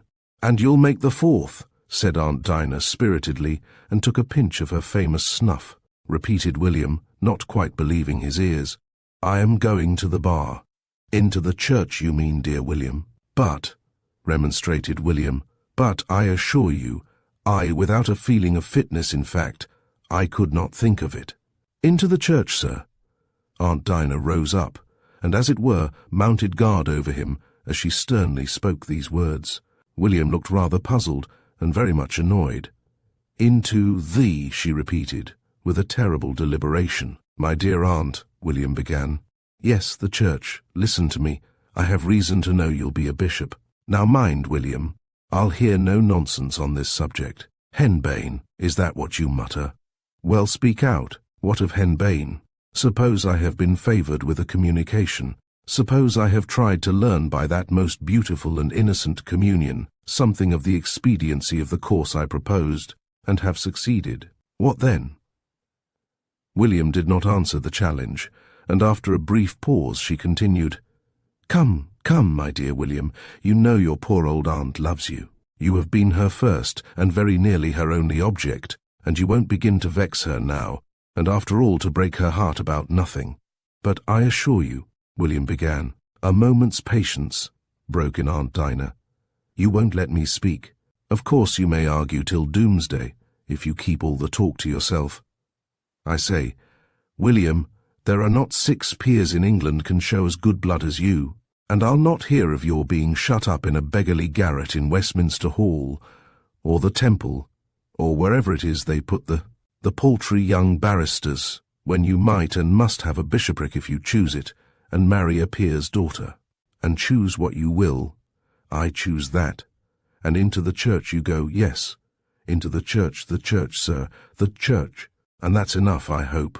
William was stunned and looked helplessly at his aunt, whom he loved very much. But the idea of going into the church, the image of his old friend Dykes, turned into a demure curate as he had seen him 3 weeks ago. The form of stout Dr. Dalrymple, with his pimples and shovel hat, and a general sense of simony and blasphemy came sickeningly over him. His likings, his conscience, his fears, his whole nature rose up against it in one abhorrent protest, and he said, very pale and in the voice of a sick man, gently placing his hand upon his aunt's arm, and looking with entreating eyes into hers, "My dear aunt, to go into the church without any kind of suitability is a tremendous thing, for mere gain, a dreadful kind of sin. I know I'm quite unfit. I could not." William did not know for how many years his aunt had been brooding over this one idea, how she had lived in this air-built castle, and what a crash of hopes and darkness of despair was in its downfall. But if he had, he could not help it. Down it must go. Orders were not for him. Deacon, priest, or bishop, William Mowbray never could be. Miss Perfect stared at him with pallid face. "I tell you what, William," she exclaimed, "you had better think twice, you had better—" "I have thought, indeed I have, for Dr. Sprague suggested the church as a profession long ago, but I can't. I'm not fit. You had better grow fit then, and give up your sins, sir, and save both your soul and your prospects. It can be nothing but wickedness that prevents your taking orders, holy orders. Mercy on us, a blasphemy and a sin to take holy orders. What sort of state can you be in? I wish to heaven I were good enough, but I'm not. I may not be worse than a good many who go into the church, Others may, but I couldn't. You couldn't, you conceited young provoking coxcomb, as if the world were looking for miracles of piety from you. Who on earth expects you to be one bit more pious than other curates who do their best? Who are you, pray, that anything more should be expected from you? Do your duty in that state of life, to which it shall please God to call you. That's simple. We expect no more. But that's everything, said William, with a hopeless shake of his head. What's everything? I can't see. I don't comprehend you. Of course there's a pleasure in crossing and thwarting me, but of let or hindrance to your entering the church, there is and can be none, except your secret resolution to lead a wicked life. I'm not worse than other fellows. I'm better, I believe, than many who do get ordained, but I do assure you, I have thought of it before now, often, and it is quite out of the question. You won't, said Aunt Dinah, aghast in a low tone, and she gaped at him with flashing eyes, her gold spectacles shut up and tightly grasped like a weapon in her hand. He had never seen her or anyone look so pallid, and after a pause she said slowly, in a very low tone, Once more, William, yes or no? My dear aunt, forgive me, don't be vexed, but I must say no, moaned poor William Mowbray, thus sorely pressed. Aunt Dinah Perfect looked at him in silence, the same white, bright stare. William was afraid that she was on the point of having a fit. Who could have imagined the discussion of his profession so convulsive and frightful an ordeal? Chapter 20. Farewell. For a minute or two, I think she could not speak. She closed her lips tightly, and pressed two of her fingers on them, perhaps to hide some tremor there. And she went and placed one of her slender feet on the fender, and looked steadfastly on the macerated countenance of the very Reverend the Dean of Crutch Friars, who in his oval frame, over the chimney-piece, seemed to hear and endure William's perversities with the meekness of a good, sad, suffering Christian. Aunt Dinah sighed twice, two deep, long, laborious sighs, and tapped the steel of her stays ferociously with her finger-tips. In his distress and confusion, William rose irresolutely. He would have approached her, but he feared that his doing so would but precipitate an explosion, and he remained standing, with his fingers extended on the table as if on the keys of a piano, and looking wan and sad over his shoulder on the back of Aunt Dinah's natty old-fashioned cap. Well, young gentleman, you have made up your mind, and so have I, said Aunt Dinah, abruptly returning to the table. You go your own way. I shall not interfere in your concerns. I shall see your face no more, never. I have done with you, and depend upon it I shan't change. I never change. I put you away from me. I wash my hands of you. I have done with you. I shall send £100 to Dr. Sprague when you leave tomorrow, first to pay college expenses, and the balance you may take, and that ends all between us. I hate the world, ungrateful, stiff-necked, rebellious, heartless. All I have been to you, you know. What you would have been without me, you also know. A beggar, simply a beggar. I shall now find other objects. You are free, sir, henceforward. I hope you may enjoy your liberty, and that you may never have reason to repent your perversity and ingratitude as bitterly as I now see my folly. Go, sir, good night, and let me see your face no more. William stood looking on his transformed aunt. He felt his ears tingle with the insult of her speech, and a great ball seemed rising in his throat. Her face was darkened by a dismal anger, her look was hard and cold, and it seemed to him that the gates of reconciliation were closed against him for ever, and that he had come into that place of exclusion at whose entrance hope is left behind. William was proud, too, and sensitive. It was no equal battle. His obligations had never before been weighed against his claims, and he felt the cruel truth of Aunt Dinah's words beating him down into the dust. With her chin in the air and averted gaze, she sat stiff and upright in her accustomed chair by the fire. William stood looking at her for a time, his thoughts not very clear, and a great vague pain throbbing at his heart.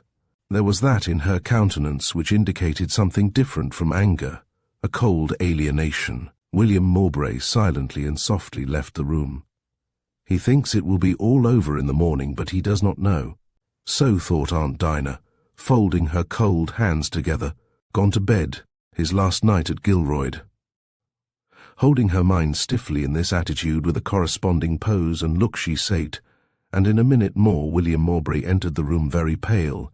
His outside coat was on, and his hat in his hand. His lip trembled a little, and he walked very quickly to the side of her chair, laid his hand softly on her shoulder, and stooping down kissed her cheek, and without a word left the room. She heard the hall door open, and Tom's voice talking with him as their steps traversed the gravel, and the jarring sound of the iron gate on its hinges. "Good night," said the well-known voice, so long beloved, and "Good night, Mr. William, good night, sir," in Tom's gruff voice, and a little more time the gate clanged, and Tom's lonely step came back. "He had no business to open the gate without my order," said Miss Perfect. She was thinking of blowing Tom up, but her pride prevented, and, as Tom entered in reply to her bell, she asked as nearly as she could in her usual way, "My nephew did not take away his trunk?" "No, mum." "He gave directions about his things, of course?" "Yes, they're to follow, mum, by the morning coach to Cambridge." Very good, that's all. You had better get to your bed now. Good night." And thus, with a dry and stately air, dismissed, he withdrew, and Aunt Dinah said, "I'm glad that's off my mind. I've done right, I know I have. Who'd have thought? But there's no help, and I'm glad it's over." Aunt Dinah sat for a long time in the drawing-room, uttering short sentences like these from time to time. Then she read some verses in the Bible, and I don't think she could have told you, when she closed the book, what they were about. She had thoughts of a séance with old Winnie Dobbs, but somehow she was not exactly in the mood. "Master William is not in his room yet," observed that ancient domestic. "Master William has gone to Cambridge tonight," said Miss Perfect, dryly and coldly, "and his luggage follows in the morning. I can't find my nightcap." So old Winnie, though surprised, was nothing wiser that night respecting the real character of the movement, and Aunt Dinah said her prayers stiffly, and, bidding old Winnie a peremptory good night, put out her candle, and restated to herself the fact she had already frequently mentioned, "I have acted rightly. I have nothing to regret. William will, I dare say, come to his senses, and recollect all he owes me." In the meantime, William, with no very distinct ideas, and only his huge pain and humiliation at his heart, trudged along the solitary road to Saxton. He sat down on the stile, under the great ash tree by the roadside, to gather up his thoughts little more than half an hour before he had been so unusually happy, and now, here he sat shipwrecked, wounded, and forlorn. He looked at his watch again. A dreadful 3/4 of an hour must elapse before the Cambridge coach would draw up at the Golden Posts in High Street. Had he not better go on and await its arrival there? Yet what need he care? What was it to him whether he were late or not? In his outcast desperation, he fancied he would rather like to wear out his shoes and his strength in a long march to Cambridge. He would have liked to lift his dusty hat grimly to Violet, as he strode footsore and cheerless on his way. But alas, he was leaving Violet there, among those dark tufted outlines, and under the high steep roof whose edge he could just discern. There could be no chance meeting. Farewell. Back to Cambridge he was going, and through Cambridge into space, where by those who once liked him he should be found no more. On that he was resolved. So up he got again, without a plan, without a reason, as he had sat down, and he lifted his hat, and with extended arm waved his farewell toward Gilroyd. And the old ash tree looked down sadly, murmuring, in the fickle night breeze, over his folly. Chapter 21. William consults a sage. Starting afresh, at a pace wholly uncalled for by time or distance, William Mowbray was soon in the silent street of Saxton, with the bright moonlight on one side of it, and the houses and half the road black in shadow on the other. There was a light in Dr. Drake's front parlour, which he called his study. The doctor himself was in evidence, leaning upon the sash of the window which he had lowered, and smoking dreamily from a churchwarden toward the brilliant moon. It was plain that Miss Letty had retired, and, in his desolation, human sympathy, someone to talk to, ever so little, on his sudden calamity. A friendly soul who knew Aunt Dinah long and well, and was even half as wise as Dr. Drake was reputed to be, would be a godsend.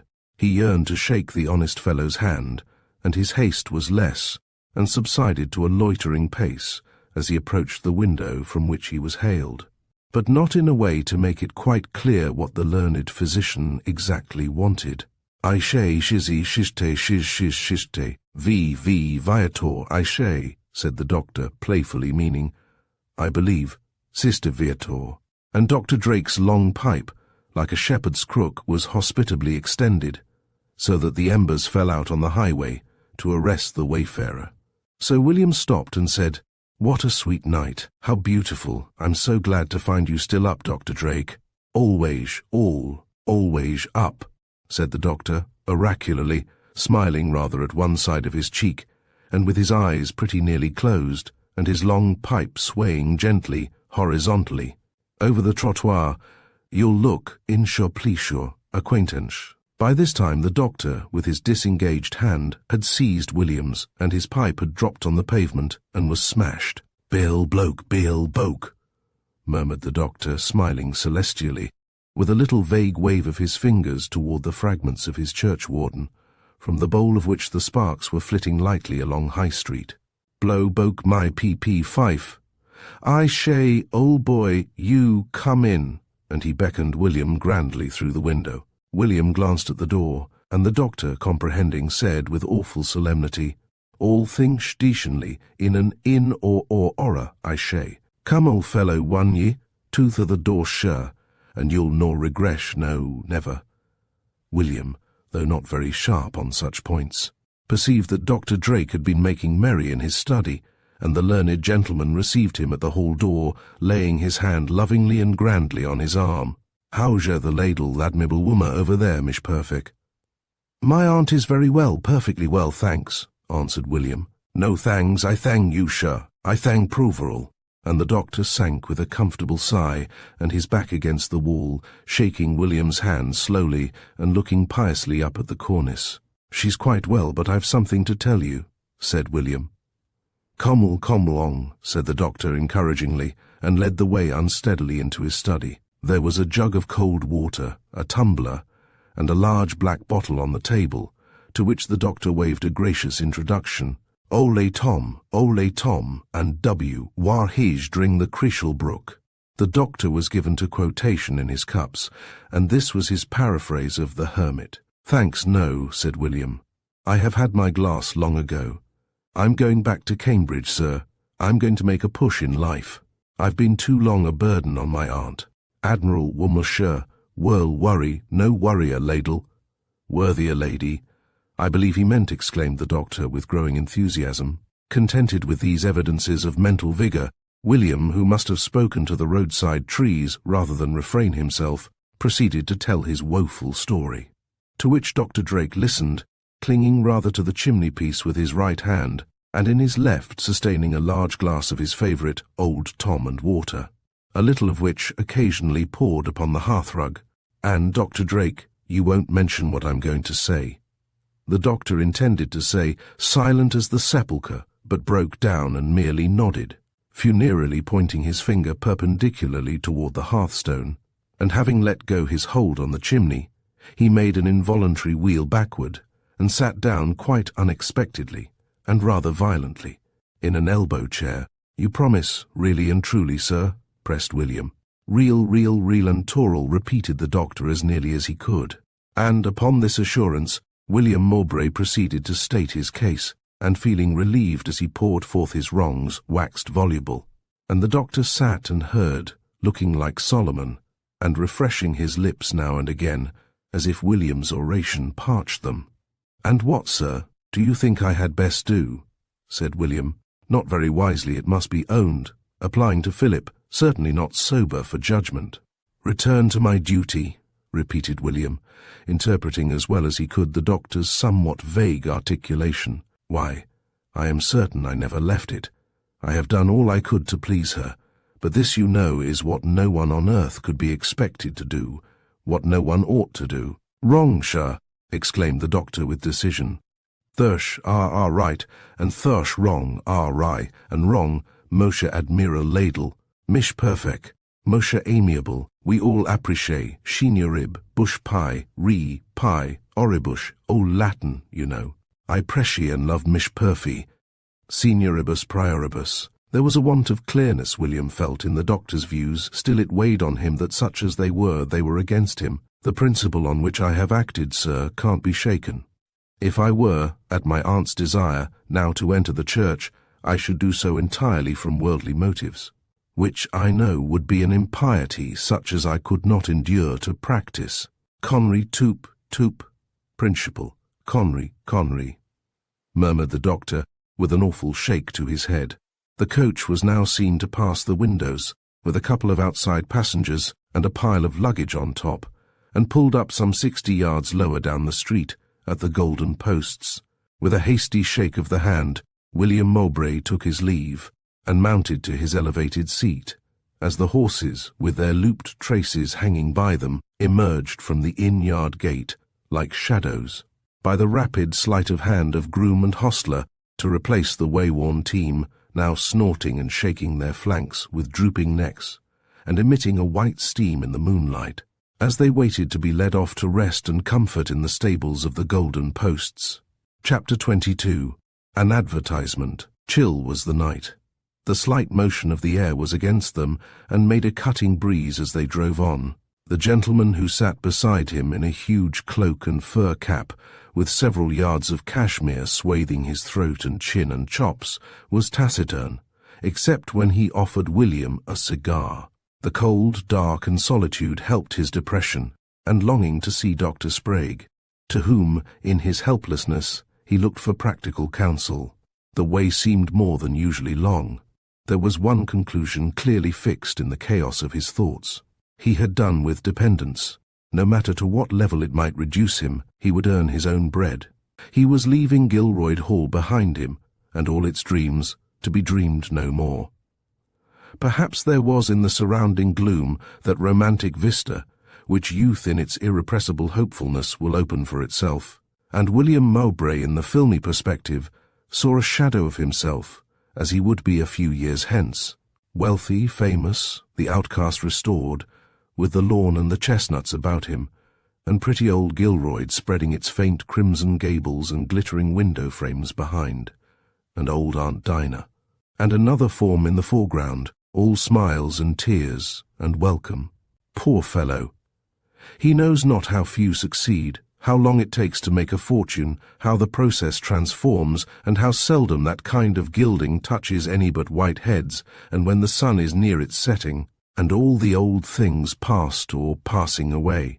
In the morning William Mowbray presented himself before Dr. Sprague, who asked him briskly, "How is Miss Perfect?" "Quite well, sir, thank you, but something very serious has happened." "Very serious, sir, and I am very anxious to ask your advice." "Eh?" said the doctor. "Wait a moment," and he quaffed what remained of his cup of tea, for William had surprised him at breakfast. "Hey, nothing very bad, I hope?"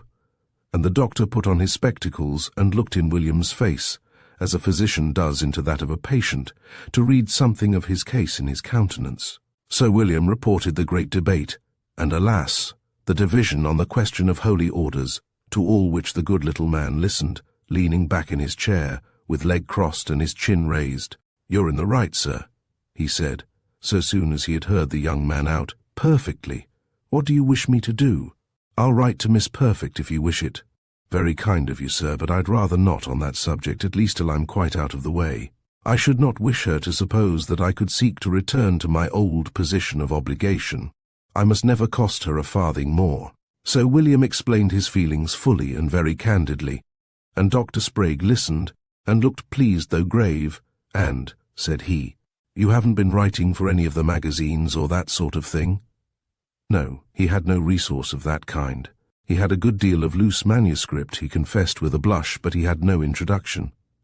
"Well, no," said Dr. Sprague. "You'd probably have a long wait, too long for your purpose. You have, you know, a trifle of your own, about £23 a year, isn't it?"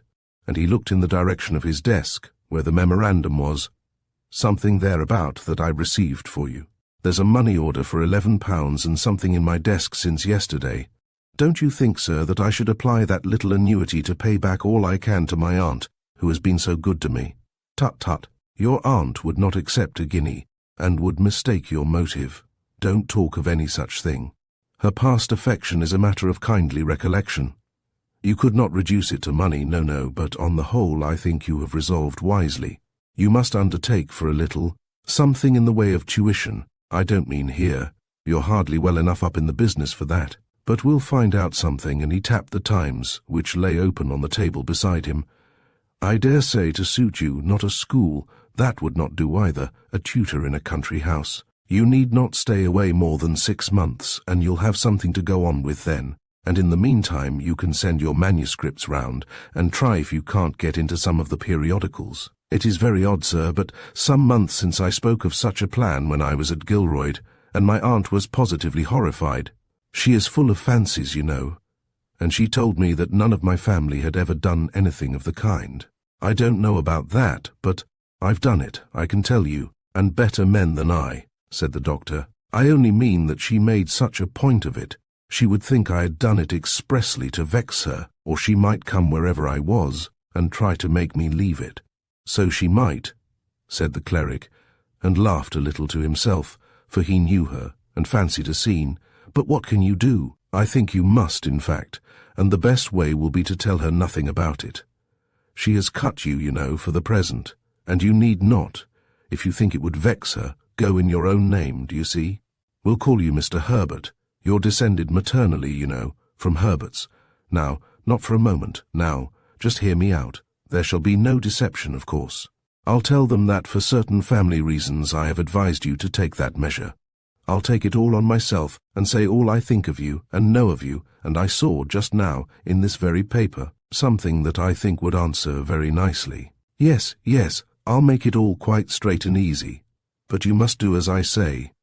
The kind little gentleman was thinking that eccentric and fierce Miss Perfect might never forgive his engaging himself as a tutor, without at least that disguise, and he looked forward as he murmured varium et mutabile semper, to a much earlier redintegratio amoris than William dreamed of. It's unlucky her having made a point of it, but what is the poor fellow to do? She must not, however, be offended more than we can help, and that will show a wish, as far as was practicable, to consult her feelings. Dr. Sprague looked along a column in the Times, and said he, after his scrutiny, I think there's just one of these you'll like. Say which you prefer, and I'll tell you if it's the one I think. So William conned over the advertisements, and, in Aunt Dinah's phrase, put on his considering cap, and having pondered a good while, this one, I think? He half decided and half inquired. The very thing, said Dr. Sprague cheerily. One boy, country house, just the thing. He'll be in his bed early, you know. And you can take your books and write away till 12 at night, and now you had better drop them a line, or stay, I'll do it. You can't sign your name, you know. So, communications being opened, in a day or two it turned out that Dr. Sprague knew the gentleman who advertised. It was a very old and long interrupted acquaintance. He's a quiet, kind fellow, and Kinkton Hall, they say, a pretty place and old. I'll write to Knox. The Knoxes of Kinkton Hall William had heard Trevor occasionally mention, but tried in vain to recollect what he used to say of them. 6 months, however, was no great venture, and the experiment could hardly break down very badly in that time. Mowbray, your cousin, has quarrelled with his father, you heard? No. Oh, yes. Just about the time when you left this a few days ago. Young Mowbray has some little property from his mother, and chooses to take his own way, and Sir Richard was here with me yesterday, very angry and violent, poor man, and vows, the doctor would not say swears, which would have described the procedure more accurately. He'll cut him off with a shilling, but that's all moonshine. The estates are under settlement, and the young fellow knows it, and that's at the bottom of his independence, and he's gone abroad, I believe, to amuse himself, and he has been no credit to his college from all I hear. Chapter 23. Kinkton Hall. In the parlour of Kinkton Hall the family were assembled at breakfast. Mrs. Kinkton Knox dispensed tea and coffee in a queen-like way hardly called for, seeing that her husband, daughter, and little son formed the entire party. Mrs. Kinkton Knox was what some people call a clever woman. That is, she did nearly everything with an object, but somehow she had not succeeded. Mr. Kinkton Knox was not deputy lieutenant or a member for his county. Her daughter Clara, with blue eyes and golden hair, a handsome girl, now leaning back in her chair and looking listlessly through the window across the table, was admitted confidentially to be near 25, and was in fact past 28, and unmarried still. There was not that intimacy between the Croydon family and the Kington Knoxes for which she had laboured so cleverly and industriously.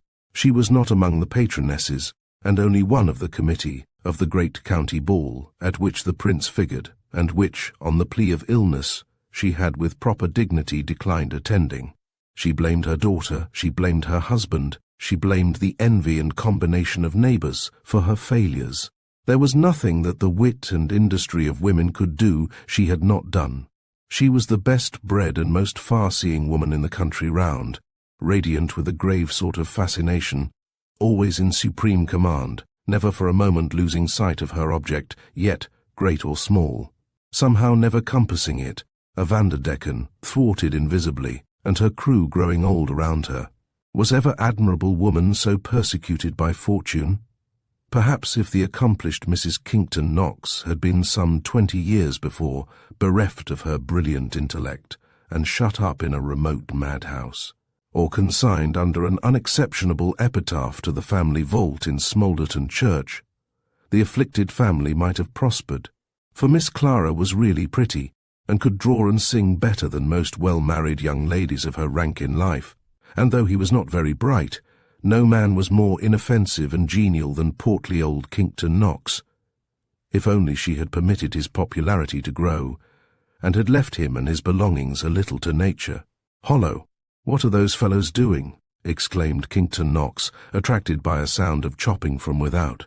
"Hollo! Ho!" And with his arms extended, he made a rush at the window, which he threw up, shouting, "Hollo there! Stop that!" A man stood erect with an axe in his hand, by the trunk of one of the great walnut trees. "What the devil are you doing, sir, cutting down my trees?" cried the old gentleman, his handsome face flushed with wrath, and his silver fork, with a bit of ham on the end of it, grasped fiercely in his left hand. "Who the devil ordered you, sir, to cut down my trees, sir? I've spoken to you till I'm tired, Kington, about that tree. It buries us in perfect damp and darkness," began the dignified lady in purple silk and lace coif. "Don't you presume, sir, to cut down a tree of mine without my orders. Don't you dare, sir. Don't attempt it, sir, or it will be worse for you. Take that hatchet away, sir, and send Wall the gardener here this moment, sir, to see what can be done. And I've a mind to send you about your business, and egad, if I find you've injured the tree, I will too. Sir, send him this moment. Get out of my sight, sir." It was not more than once in 2 years that Mr. Kington Knox broke out in this way, and only on extraordinary and sudden provocation. He returned to the table and sat down in his chair, having shut the windows with an unnecessary display of physical force. His countenance was red and lowering, and his eyes still staring and blinking rapidly, and his white waistcoat heaving, and even the brass buttons of his blue coat uneasy. You might have observed the tremulous shuffle of his fingers as his fist rested on the tablecloth, while he gazed through the window and muttered and puffed to the agitation of his chops. Upon such unusual occasions, Mrs. Kington Knox was a little alarmed and even crestfallen. It was a sudden accession of mania in an animal usually perfectly docile, and therefore it was startling, and called not for chastisement so much as management. I may be permitted to mention, now that there's a little quiet, that it was I who ordered that tree to be removed. Of course, if it makes you violent to take it down, let it stand. Let the house be darkened, and the inhabitants take the ague. I've simply endeavoured to do what I thought right. I'm never thanked. I don't expect thanks. I hope I know my duty, and do it from higher motives. But this I know, and you'll see it when I'm in my grave, that if it were not for me, every single individual thing connected with you and yours would be in a state of the most inextricable neglect and confusion, and I may say ruin. I object to the place being denuded. There is not much in that, blustered Mr. Kington Knox plaintively.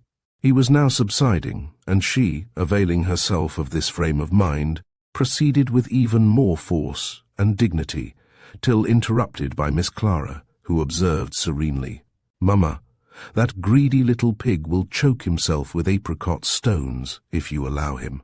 Master Howard Seymour Knox, a stunted and bilious boy, scowled at Miss Clara with muddy eyes, his mouth being too full for convenient articulation, and clutched his plate with both hands. "My precious Rosebud, be careful," remonstrated his mamma with gentle fervour. Stooping over his plate, a clatter of fruit stones was heard upon it, and Master Howard ejaculated, "You lie, you do, you telltale tit." "Oh, my love," remonstrated Mrs. Kington.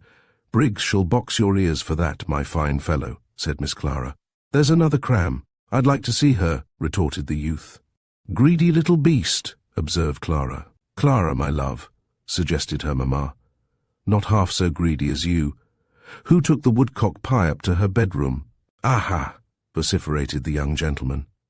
"Now I'll do it myself," exclaimed the languid young lady, rising with sudden energy. "I'll fling these in your ugly face if you come near me," cried he, jumping up, and behind his mamma's chair, with a knife and fork in his right hand covered with savoury pie. "I won't have this. I won't have it," said Mrs. Kington Knox, with peremptory dignity. "Howard, be quiet, my love. Clara, sit down." "The imp! He'll never stop till he murders someone," exclaimed Miss Clara with intense feeling as she sat down with brilliant cheeks and flashing eyes. "Look at him, mamma. He's saying ha ha, and shaking his knife he struck at me, the little murderer and the liar." "Clara," I interposed Mrs. Kington Knox. "Yes, I do believe he's an actual devil," persisted the young lady. "I won't have this," continued the materfamilias peremptorily. "Ha, ha," whispered the imp obliquely from the other side, wagging his head and clutching his knife and fork, while he touched the points of the fork with a horrid significance with the fingertip of his disengaged hand. Miss Clara raised her hand and opened her mouth to exclaim, but at this moment the servant entered with the letters, and the current of conversation was diverted. Chapter 24. William I summoned. Mrs. Kington Knox had no less than 7 notes and letters, her husband 1, and Miss Clara 2 crossed manuscripts which engrossed her speedily. And, possibly, these figures would have indicated pretty accurately their relative influence in the household. The matron deigned no account of her letters to mortal, and exacted from all others an habitual candour in this respect.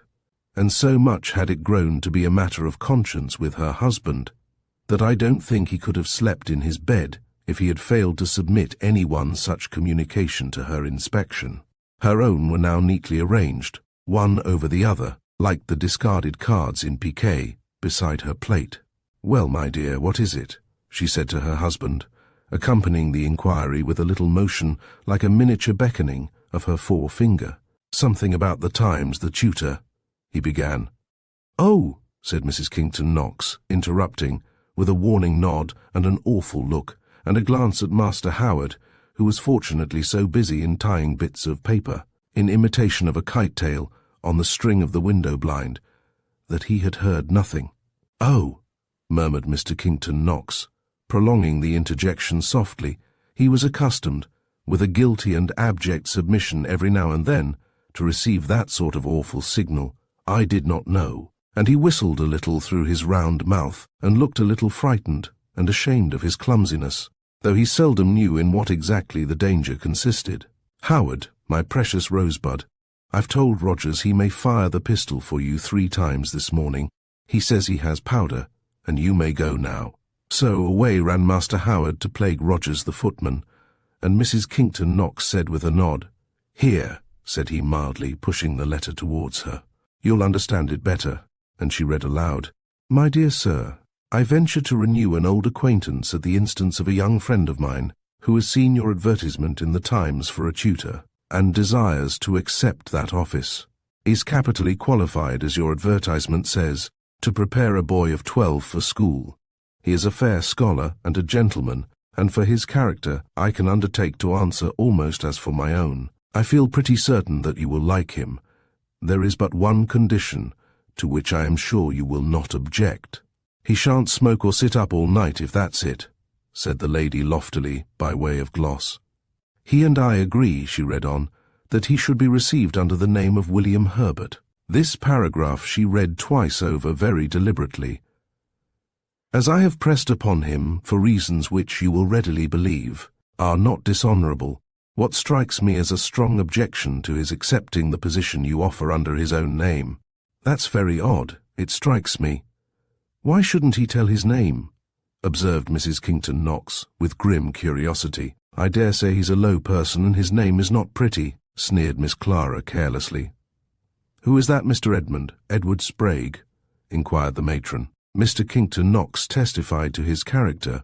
But just stop a moment, it is very odd. Why should he be, if he is a fit person to be received at Kington?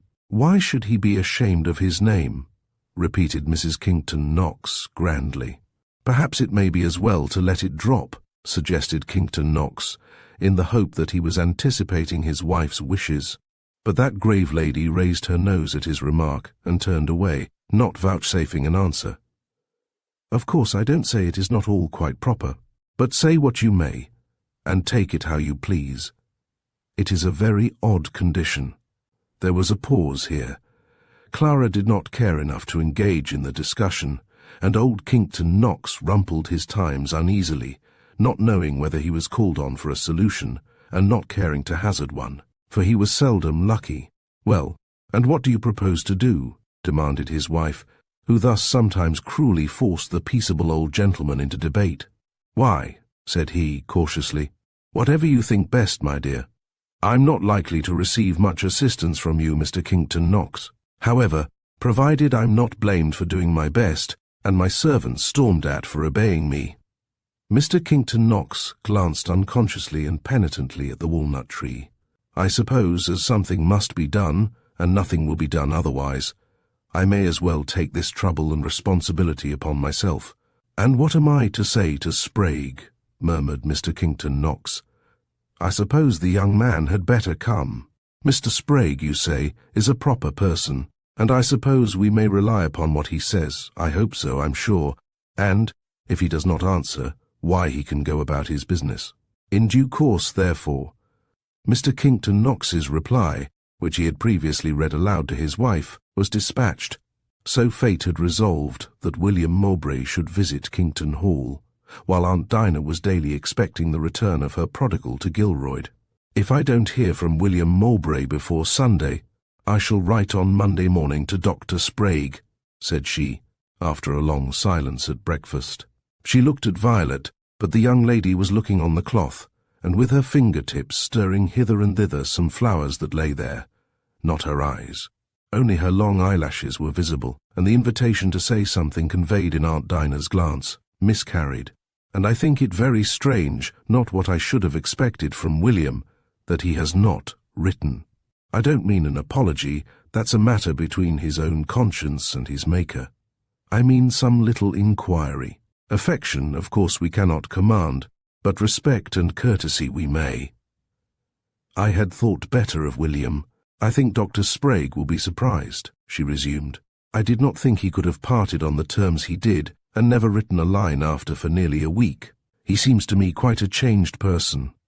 Just at that age, said Miss Violet in a low tone, looking nearer to her flowers, and growing interested in a rose whose rumpled leaves she was adjusting with her fingertips. Someone says, I read it lately somewhere, I forget who, they grow weary of home and home faces, and want change and adventure, that is action and danger, of one kind or another, what they are sent into the world for.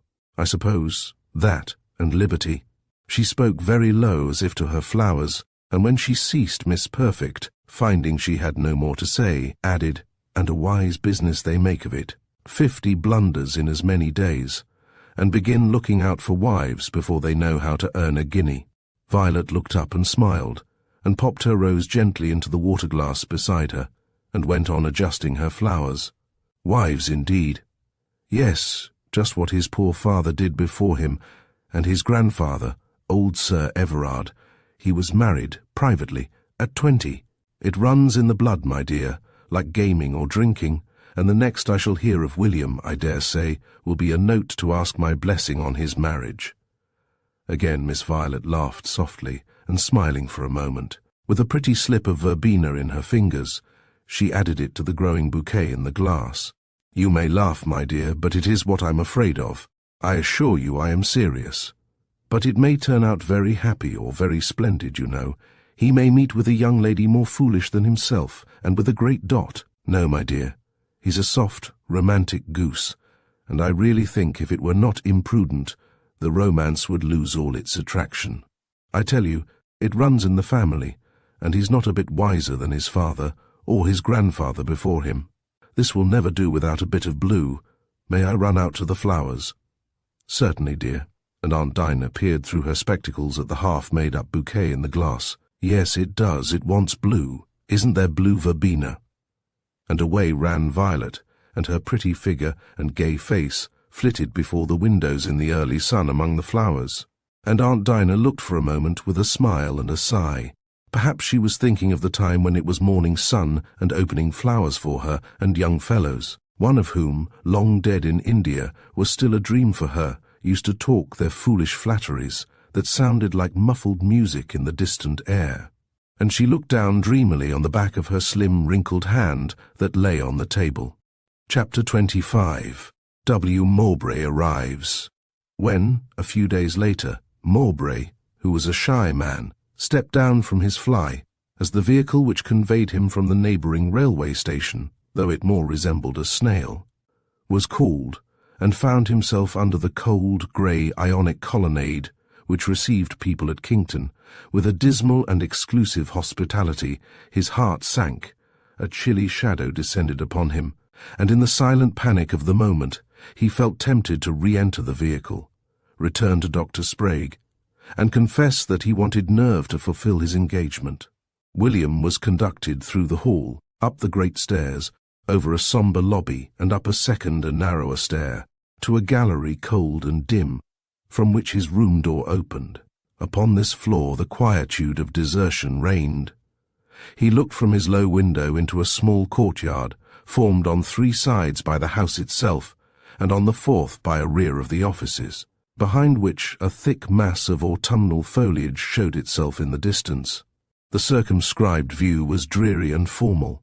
How different from homely, genial old Gilroyd, but that was a dream, and this reality, and so his toilet proceeded rapidly, and he descended, looking by no means like a threadbare dominie, but handsome and presentable, and with the refinement of his good birth and breeding in his features. "Can I see Mr. Kington Knox?" inquired William of the servant in the hall. "I'll inquire, sir," and William was left in that tessellated and pillared apartment, while the servant entered his master's study, and speedily returning, informed him with a superciliousness which was new to William, and decidedly uncomfortable, that he might enter. It was a handsome study, stored with handsome books and sundry busts. One of the deceased Horace Kington Knox, in porphyry, received William on a pedestal near the door, and looked alarmingly like a case of small pox. The present master of Kington, portly, handsome, though 60 years had not passed over him in vain, with a bald forehead and a sort of simple dignity, as William fancied, rose smiling, and came to meet him with his hand extended, and with a cordial glow about him, as though he had known him for years. "You are very welcome, sir. Very happy to see you. Very happy to make your acquaintance. And how is my good friend Sprague?" "A very old friend of mine, though we have dropped out of sight a good deal, and I correspond very little, so we lose sight of one another, but he's well, and doing well too. I'm very happy to see you." There was something homely and reassuring in this kind old man, which was very pleasant to William. "Dr. Sprague was very well when I left him, and gave me this note, sir, for you," replied William, presenting it to his host, who took it and glanced at it as they stood on the hearthrug together. And as he read it he observed, "Very cold, the weather is, very cold, at this time of year. You've had a cold drive. Not had luncheon yet? 2 o'clock, you know. Yes, about 1:45 now, in a quarter of an hour." He had by this time laid Dr. Sprague's note on the table. "And the little boy, sir, where is he?" suggested William. Oh, little Howard. "I suppose we shall see him at lunch. I should wish very much to hear any directions or suggestions, and to know something as to what he has been doing," said William. "Very true, very right, mister." Mr. and old Kington Knox groped towards the note, intending to refresh his memory. Interposed William, colouring a little. Dr. Sprague made a point of the name, and I believe, sir, wrote particularly about it. Quite so, very right, sir. It is Herbert. I quite approve, quite, sir, and about the boy. The fact is, Mr. Herbert, I leave him very much to his mother. She can tell you much more what he has been doing, very young, you know, still, and she'll tell you all about him. And I hope you will be happy, I'm sure, and don't fail to tell the people whatever you want. You know, I live very much to myself. Quiet room this. Fond of books, I suppose? Well, I shall be always very happy to see you here. In fact, it will be a great pleasure. We may as well sit down, do. Pray, for you know, ladies don't care very much for this sort of reading, and he waved his short white hand towards the bookcases. And sometimes one feels a little lonely, and Sprague tells me you have a turn for reading. The door opened, and a servant announced that Mrs. Kington Knox wished to see Mr. Herbert in the schoolroom. "Oh!" exclaimed the master of Kington, with a grave countenance, and a promptitude which savoured of discipline. "Well, at lunch I shall see you, Mr. Herbert. We'll meet in 10 minutes or so, and Edward, you'll show Mr. A. Herbert to the schoolroom." Across the hall was he conducted, to a room in which were some sporting prints, and 2 dingy oil paintings of some time, favourite hunters who sniffed and heard their last of field and bugle a century ago. There were also some guns and fishing rods, and, through this to the schoolroom, where Mrs. Kington Knox, in purple silk, with a turban on her head, loomed awfully before him as he entered, and made him a slight and rustling courtesy, which rather warned him off than greeted him. "Mr. A. Herbert," said the lady of the prominent black eyes, with a lofty inquiry. Dr. Sprague, told me he had written very fully about the stammered William, who began to feel like a concealed ticket-of-leave man. "The name, yes," said Mrs. Kington Knox, looking steadily on him, and then ensued a silence. "He informed me that having explained the circumstances fully, and also that it was his not my particular wish, you had seen no difficulty in it," said William. "Difficulty none. There can be no difficulty when there's no constraint," replied Mrs. Kington Knox, laying down a metaphysical axiom, as she sometimes did, which William could not quite clearly understand. "And although I have always maintained the position that where there's mystery there is guilt, yet feeling a confidence in Dr. Sprague's character and profession, of both of which Mr. Kington Knox happened to know something, we have endeavoured to overcome our objection." "I understood there was no objection," interposed William, flushing. "Pray allow me. An objection satisfied is not necessarily an objection foregone. In this case, however, you are at liberty to treat it in that light. We waive our objection, and we have every reasonable confidence that we shall not have occasion to repent having done so." This was spoken graciously and condescendingly, for she thought that a person who looked so decidedly like a gentleman would rather conduce to the dignity of the Kington household. But it did not seem to strike the young man at all in that light. "You are about, Mr. A, sir, to undertake the charge of my precious child, sensitive, delicate, too delicate and too impressionable, to have permitted his making all the progress I could have wished in the rudiments, you understand, of future education and accomplishment. A little wild, but full of affection, and of natural docility, but still unused from the causes I have mentioned, to restraint or coercion. Your duty will therefore be a delicate one. I need not say that nothing of the nature of punishment will be permitted or endured. You will bear in mind the illustration of the sacred writer, the sun and the tempest and the traveller's cloak." At this point William coughed slightly into his handkerchief. "Mild influences, in my mind, effect more than ever was accomplished by harshness, and such is the system under which our precious Howard must learn. Am I understood?" "Quite," said William. "I should not myself undertake the task of punishing any child, but I am afraid, unless the parents are prepared to pull him up now and then for idleness or inattention, you will find his progress far from satisfactory." "That is a question quite for," said Mrs. Kington Knox, in her queen-like way. William bowed. "What I want chiefly in a person, in a gentleman in your capacity, is that he shall begin to, my precious child, shall begin to associate with a superior mind, and imbibe rather by contact than task work. Do I make myself clear? Of course, the kind of thing. William did not apprehend quite so clearly the nature of his duties as he would have wished, but said nothing. You and he will breakfast with us at 9:30. I regret I cannot ask you to lunch, but you and Howard will dine at 3 o'clock in this room, and have tea and any little thing that Mrs. Ridgway, the housekeeper, may send you at 6. The boy goes to his bed at 9:30, and I conclude you already know your own room. And where is my pupil? Inquired William. Mrs. Kington Knox rang the bell.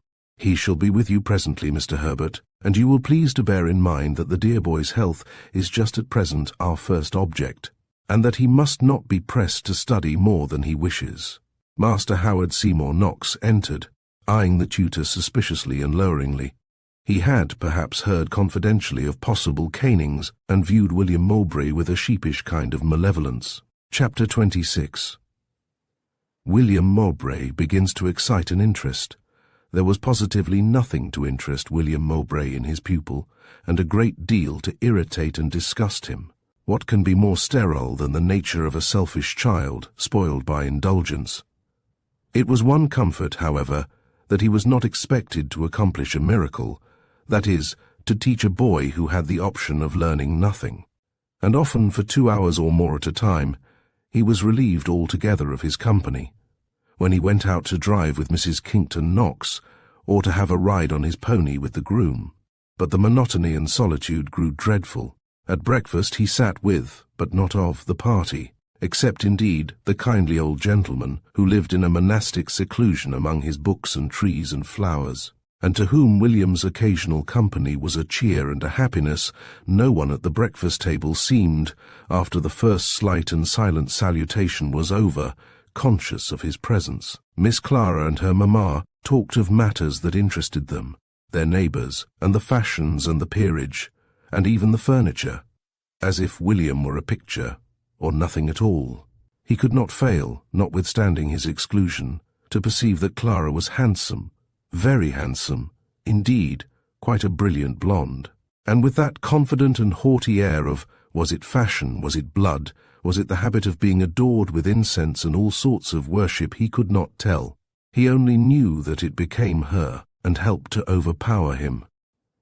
We are not to suppose that all this time female curiosity at Kington slumbered and slept over such a problem as William Mowbray. Treat him how they might in his presence, he was a topic both of interest and inquiry in his absence. The few letters that reached him afforded no clue. They were addressed with uniform exactitude to W. Herbert, Esquire. The books he had brought with him to Kington contributed no light, for William had not inscribed his name in his books. Miss Clara's maid, who was intensely interested in the investigation, brought a pocket handkerchief of the tutor's to her young mistress's room, where both she and her mamma conned over the initials W.M. in a small but florid arabesque in the corner. It was, no doubt, a condescension such as William ought to have been proud of. There's 5 on 'em so, miss, the rest unmarked, and nothing else marked, except 3 old shirts. Why, you goose, what can I care? Laughed Miss Clara. I'm not his nurse or his seamstress. Take it away this moment. What a pretty discussion. This W.M., however, was not without its interest, and 2 days later the maid exhibited an old copy of Feltham's Resolves, abstracted from William's little file of books, with William Martin neatly inscribed on the fly-leaf, but in a hand so quaint and ancient, and with ink so brown, that even Miss Clara pooh-poohed the discovery. Now, the young lady could not help in some sort requiting William's secret estimate of her good looks. She thought the young tutor decidedly handsome. In fact, there could be no question about it. He was well-formed too, and with that undefinable grace which people are apt to refer to gentle blood. There was, moreover, a certain refinement and sensitiveness in his countenance, utterly incompatible with the idea of vulgarity of any kind. Now, a tutor might be anything, a decayed nobleman or a chandler's son. Was not Louis Philippe an usher in a school? All you were to assume was that he could teach Latin grammar, and was in want of money. There were some little signs of superfluity, too, in William's valuables. The butler, who was a native of Geneva, presuming on William's tutorship, had, on a fitting opportunity, begged leave to inspect his watch, and appraised it at 20 guineas among his fellow servants. This and the massive gold chain, which also excited his admiration, were gifts from Miss Perfect, as was also that glorious dressing-case, presented on his attaining his 21st year, resplendent with gold and mother-o'-pearl, and which the same competent authority valued at 70 guineas at least. Now, those things, though little, and some not at all seen outside the walls of his own little bedroom, emitted, like the concealed relics of a saint, so to speak, a glory and a fragrance which permeated the house. It was quite impossible, then, that want of money had driven this Mr. Herbert, or whoever he was, into his present position. On the plate, on top of this resplendent dressing-case, the maid, who, fired by Monsieur Drouet's report, had visited the treasure clandestinely, were inscribed, as she reported to Miss Clare, the same mysterious characters W.M. I like the old gentleman, kind old man. What wonderful things books are, nourishment for all sorts and sizes of minds, poor old Mr. Kington Knox. How he reads and positively enjoys them. Yet the best things in them might just as well never have been written or thought, for any real perception he has of them. A kind man. I like him so much. I feel so obliged to him. And what ill-bred, insupportable persons the ladies are, that pompous, strong-willed, stupid old woman, her magnificence positively stifles me. And the young lady, how disagreeably handsome she is, and how impertinent. It must be a love of inflicting pain and degradation. How cruel, how shabby, how low. Such was William's review of the adult members of the family among whom he had come to reside. As he lay down with his fair hair on the pillow, and his sad eyes long open in the dark, looking at scenes and forms of the past, crossed and troubled by coming sorrows and apprehensions. The ice and snow spread crisp and hard, and the frosty sun has little heat, but yet the thaw will come. And the radiance emitted by William's dressing-case, watch, and other glories began imperceptibly to tell upon the frozen rigour of his first reception. There was a word now and then about the weather. He was asked more graciously to take some more tea. The ladies sometimes smiled when they thus invited him, and Miss Clara began to take an interest in her brother, and even one day in her riding habit, in which she looked particularly well. Looked into the schoolroom for a moment, just to give Howard a little box of bonbons she had promised him before she went out. "May I, Mr. Herbert?" asked Miss Clara, with that smile which no one could resist. "Certainly," said William, bowing very low, and she thought there was something haughty in his grave humility.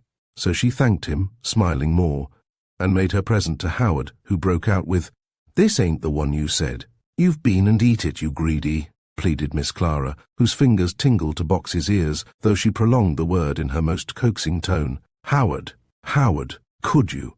Your own poor Clara. You shall come up and have any two others you like best when I come back, if Mr. Herbert allows it," and with a smile, and a light kiss on the boy's forehead, who plunged away from her muttering. That brilliant vision vanished, leaving William standing for a moment wondering, and thinking how graceful and pretty she looked in that becoming get-up. Well, thought William that night compunctiously and pleased, I believe I have done them an injustice.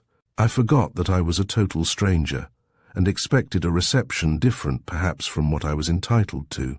But this perhaps is better. People whose liking and confidence move slowly, and whose friendship, bestowed gradually, is not suddenly withdrawn, and so he went to sleep more happily. Chapter 27. From Kinkton to Gilroyd. A month passed away with little change. Thanks to the very explicit injunction, constantly repeated, to teach his pupil no more than his pupil wished to learn, William Mowbray got on wonderfully well with that ill-conditioned brat, who was the hope of the house of Kington Knox. Still, notwithstanding this, and all those flattering evidences of growing favour vouchsafed by the ladies of the mansion, the weeks were very long. Miss Clara, although now and then she beamed on him with a transient light, yet never actually conversed, and magnificent and dreary Mrs. Kington Knox, whether gracious or repellent, was nearly equally insupportable. Every time he walked out, and, pausing on the upland, looked long and mournfully in the direction in which he fancied lay Gilroyd, with its sunset blush of old red brick, its roses, deep green sward and chestnut shadows. A sort of homesickness overcame him. Beyond that horizon there was affection, and in old times the never-failing welcome, the smile, the cordial sympathy, and the liberty that knew not Kinkton. And with a pain and swelling at his heart came the scene of his expulsion, a mute, hurried leave-taking, the clang of the iron gate never to open more for him, and Aunt Dinah's fierce and cruel gaze, like the sword of fire in the way, forbidding his return. How was it with fierce and cruel Aunt Dinah all this time? "The boy will come to his senses," she was constantly repeating to herself, as she closed her book from which her thoughts had been straying upon her finger, with a short sigh and a proud look. Or when she looked up from her work, with the same little sigh, on the pretty flower landscape, with its background of foliage, seen so sunnily through the jessamine and rose clusters.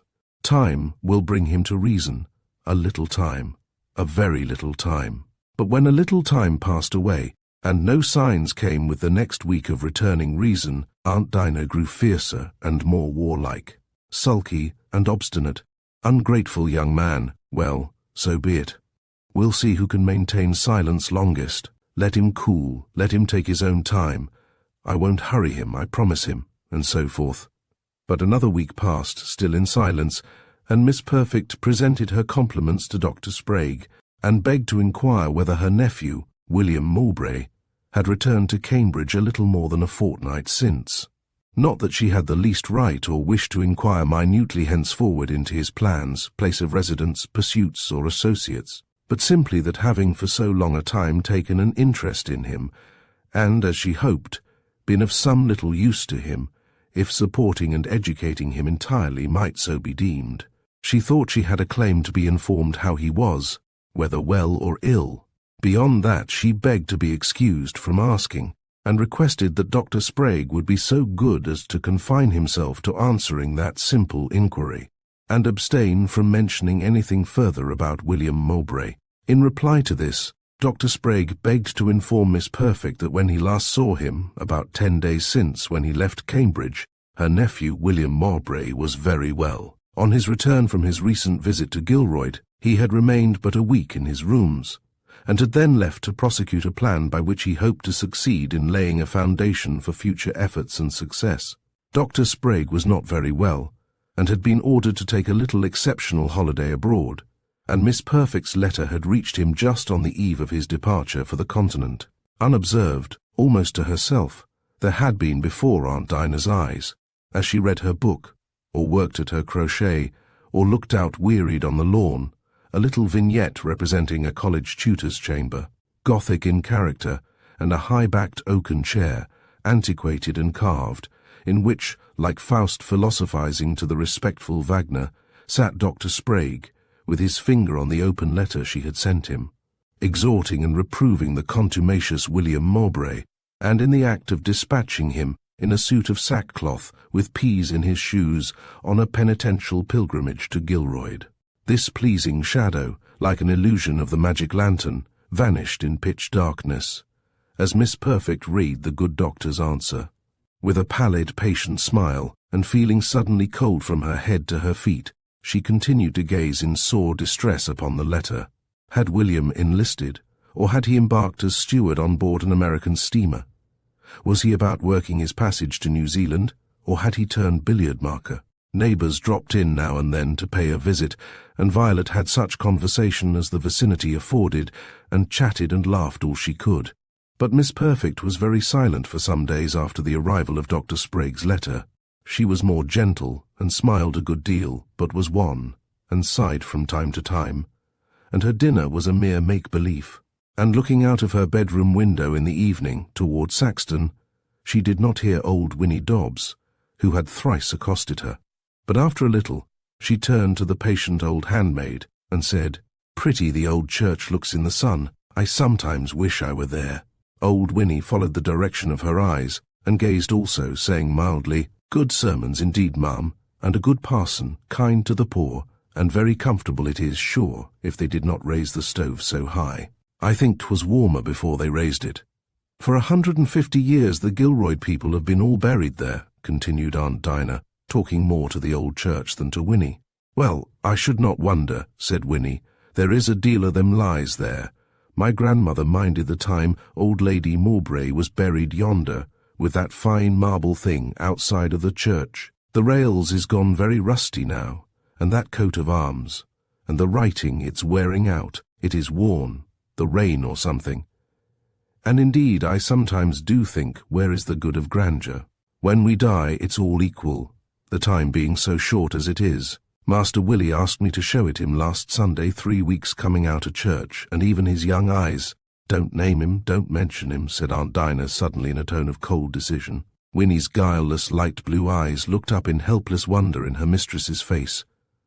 Don't name his name, Winnie Dobbs, said she in the same severe tone. Gone, repeated Winnie. Yes, sure. But he'll come back. No, he shan't, Winnie. He'll darken my doors no more. Come what may, that shan't be. Perhaps I may assist him occasionally still, but see him never. He has renounced me, and I wash my hands of him. She was answering Winnie's look of consternation. Let him go his own way as he chooses it. I've done with him. There was a long pause here, during which ancient Winnie Dobbs stared with an imbecile incredulity at her mistress, who was looking still at the old church. Then old Winnie sighed. Then she shook her head, touching the tip of her tongue with a piteous little tick, tick, tick to the back of her teeth, and Aunt Dinah continued drearily, And Miss Violet must find this very dull. I've no right to keep her here. She would be happier in some other home, poor child. I'm but a dismal companion, and how long is it since young Mr. Trevor was here? You don't remember? There, don't try, but it must be 3 weeks or more, and I do think he was very attentive. I mean, Winnie, but you are to say nothing below stairs, you know.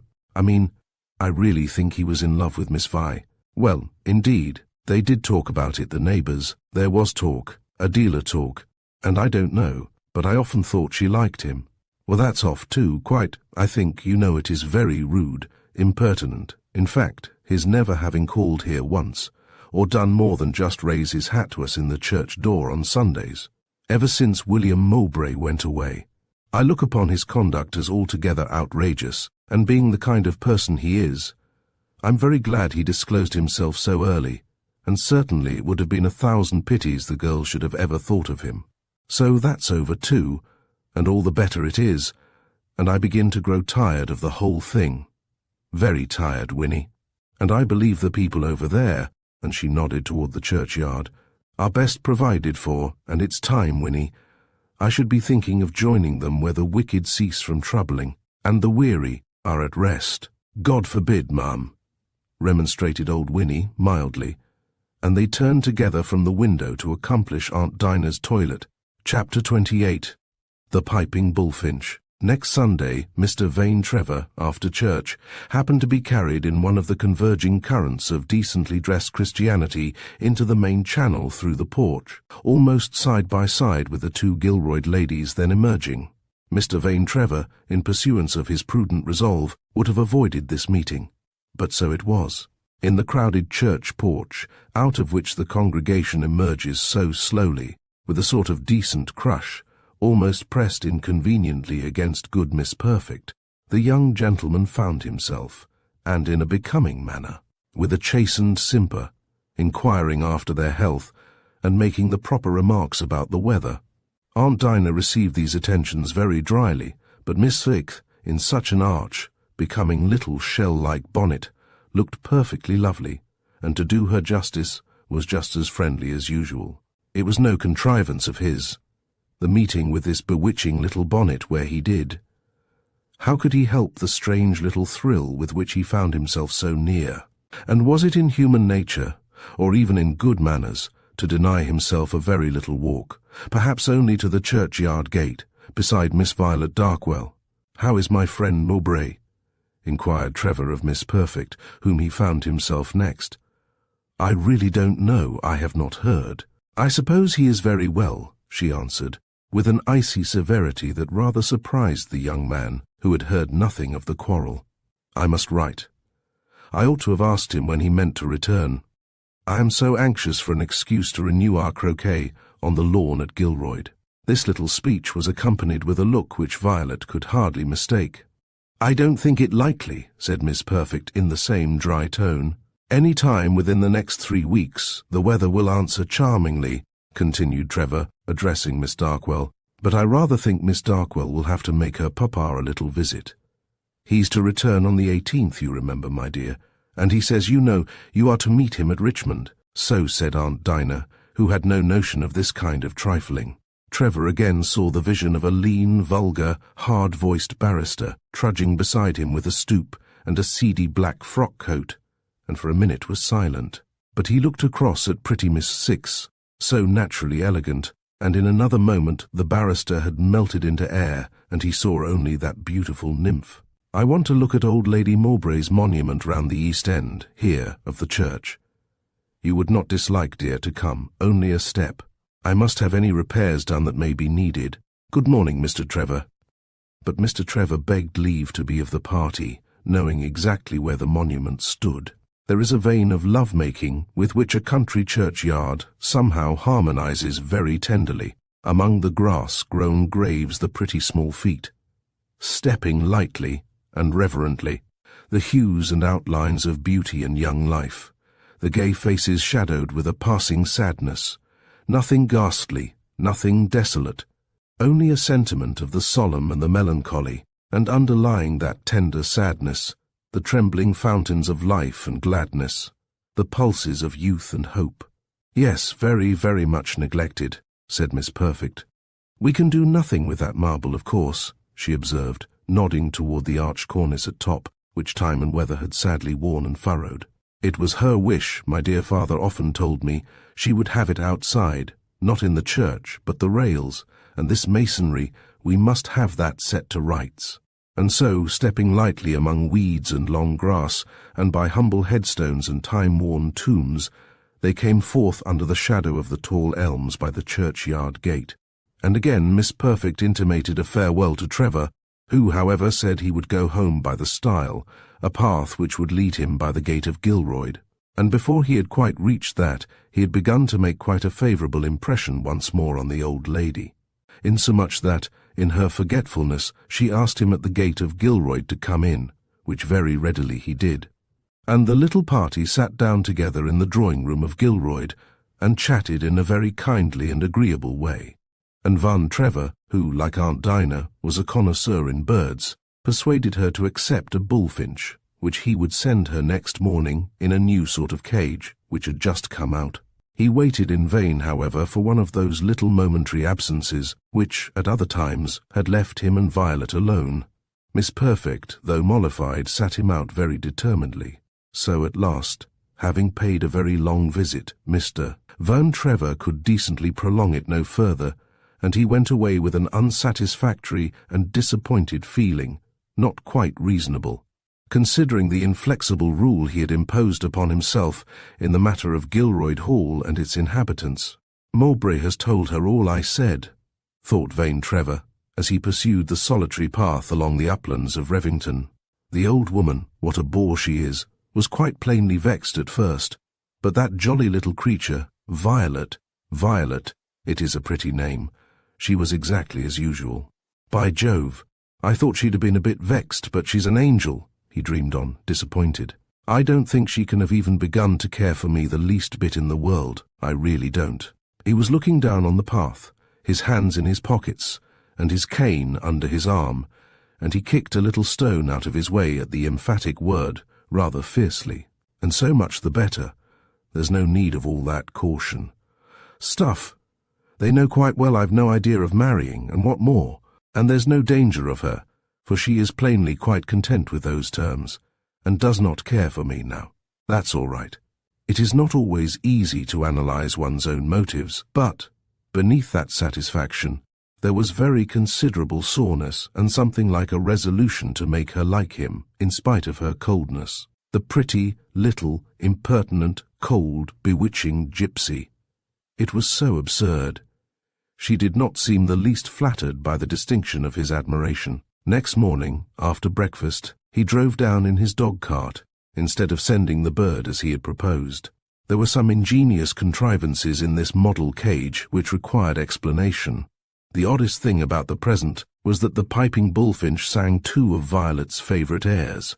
Trevor had no small difficulty, and a diffuse correspondence, in his search for one so particularly accomplished. When in the drawing-room at Gilroyd, he waved a feather before its eyes, and the little songster displayed his acquirements. Trevor stole a glance at Miss Vi, but she looked perfectly innocent, and smiled with a provoking simplicity on the bird. Miss Perfect was, however, charmed, and fancied she knew the airs, but was, honestly, a little uncertain. "It is really too good of you, Mr. Trevor," she exclaimed. "On the contrary, I'm much obliged by your accepting the charge. I'm a sort of wandering Arab, you know, and I shall be making the tour of my friends' country houses, so poor little Pipe would have been very lonely, perhaps neglected, and I should very likely have had a letter some day announcing his death, and that for 50 reasons would have half broken my heart."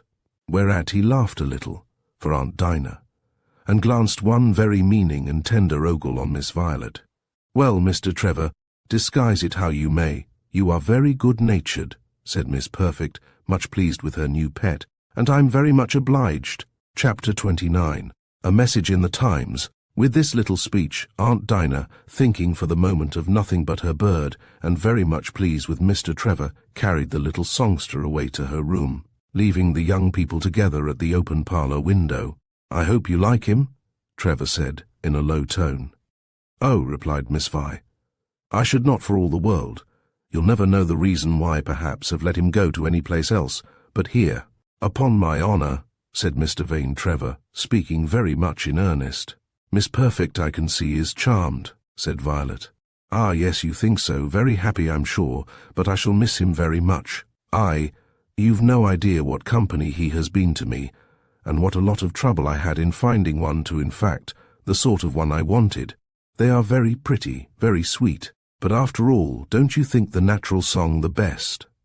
"I should be afraid of the repetition. I should tire of the same airs," said Miss Darkwell. "Of others, yes, perhaps I should, but of those," said Mr. Vane Trevor, eloquently, "no romantic young gentleman who means to walk in the straight and narrow path of prudence does well in falling into such a dialogue of covert meanings with so very pretty a girl as Miss Violet Darkwell.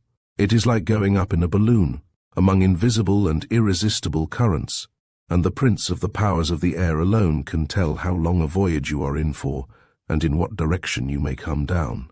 The flattering tongues of men, sweet airy music attuned to love and vanity, to woman's pride and weakness, half despised, half cherished. Long after, a phrase, a fragment of a sentence, like a broken bar, or half-remembered cadence of some sweet old air, that sounded in your young ears, in dances and merry-makings, now far and filmy as bygone dreams, turns up unbidden, comes back upon remembrance, and is told, with a saddened smile, to another generation. Drink in the sweet music at your pretty ears. It will not last always.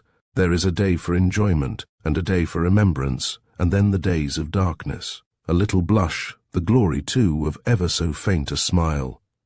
The beautiful flush of beauty's happy triumph was on the fair face of the girl as she listened for a moment with downcast eyes, and Van Trevor, conceited young man as he was, had never felt so elated as when he saw that transient but beautiful glow answering to his folly.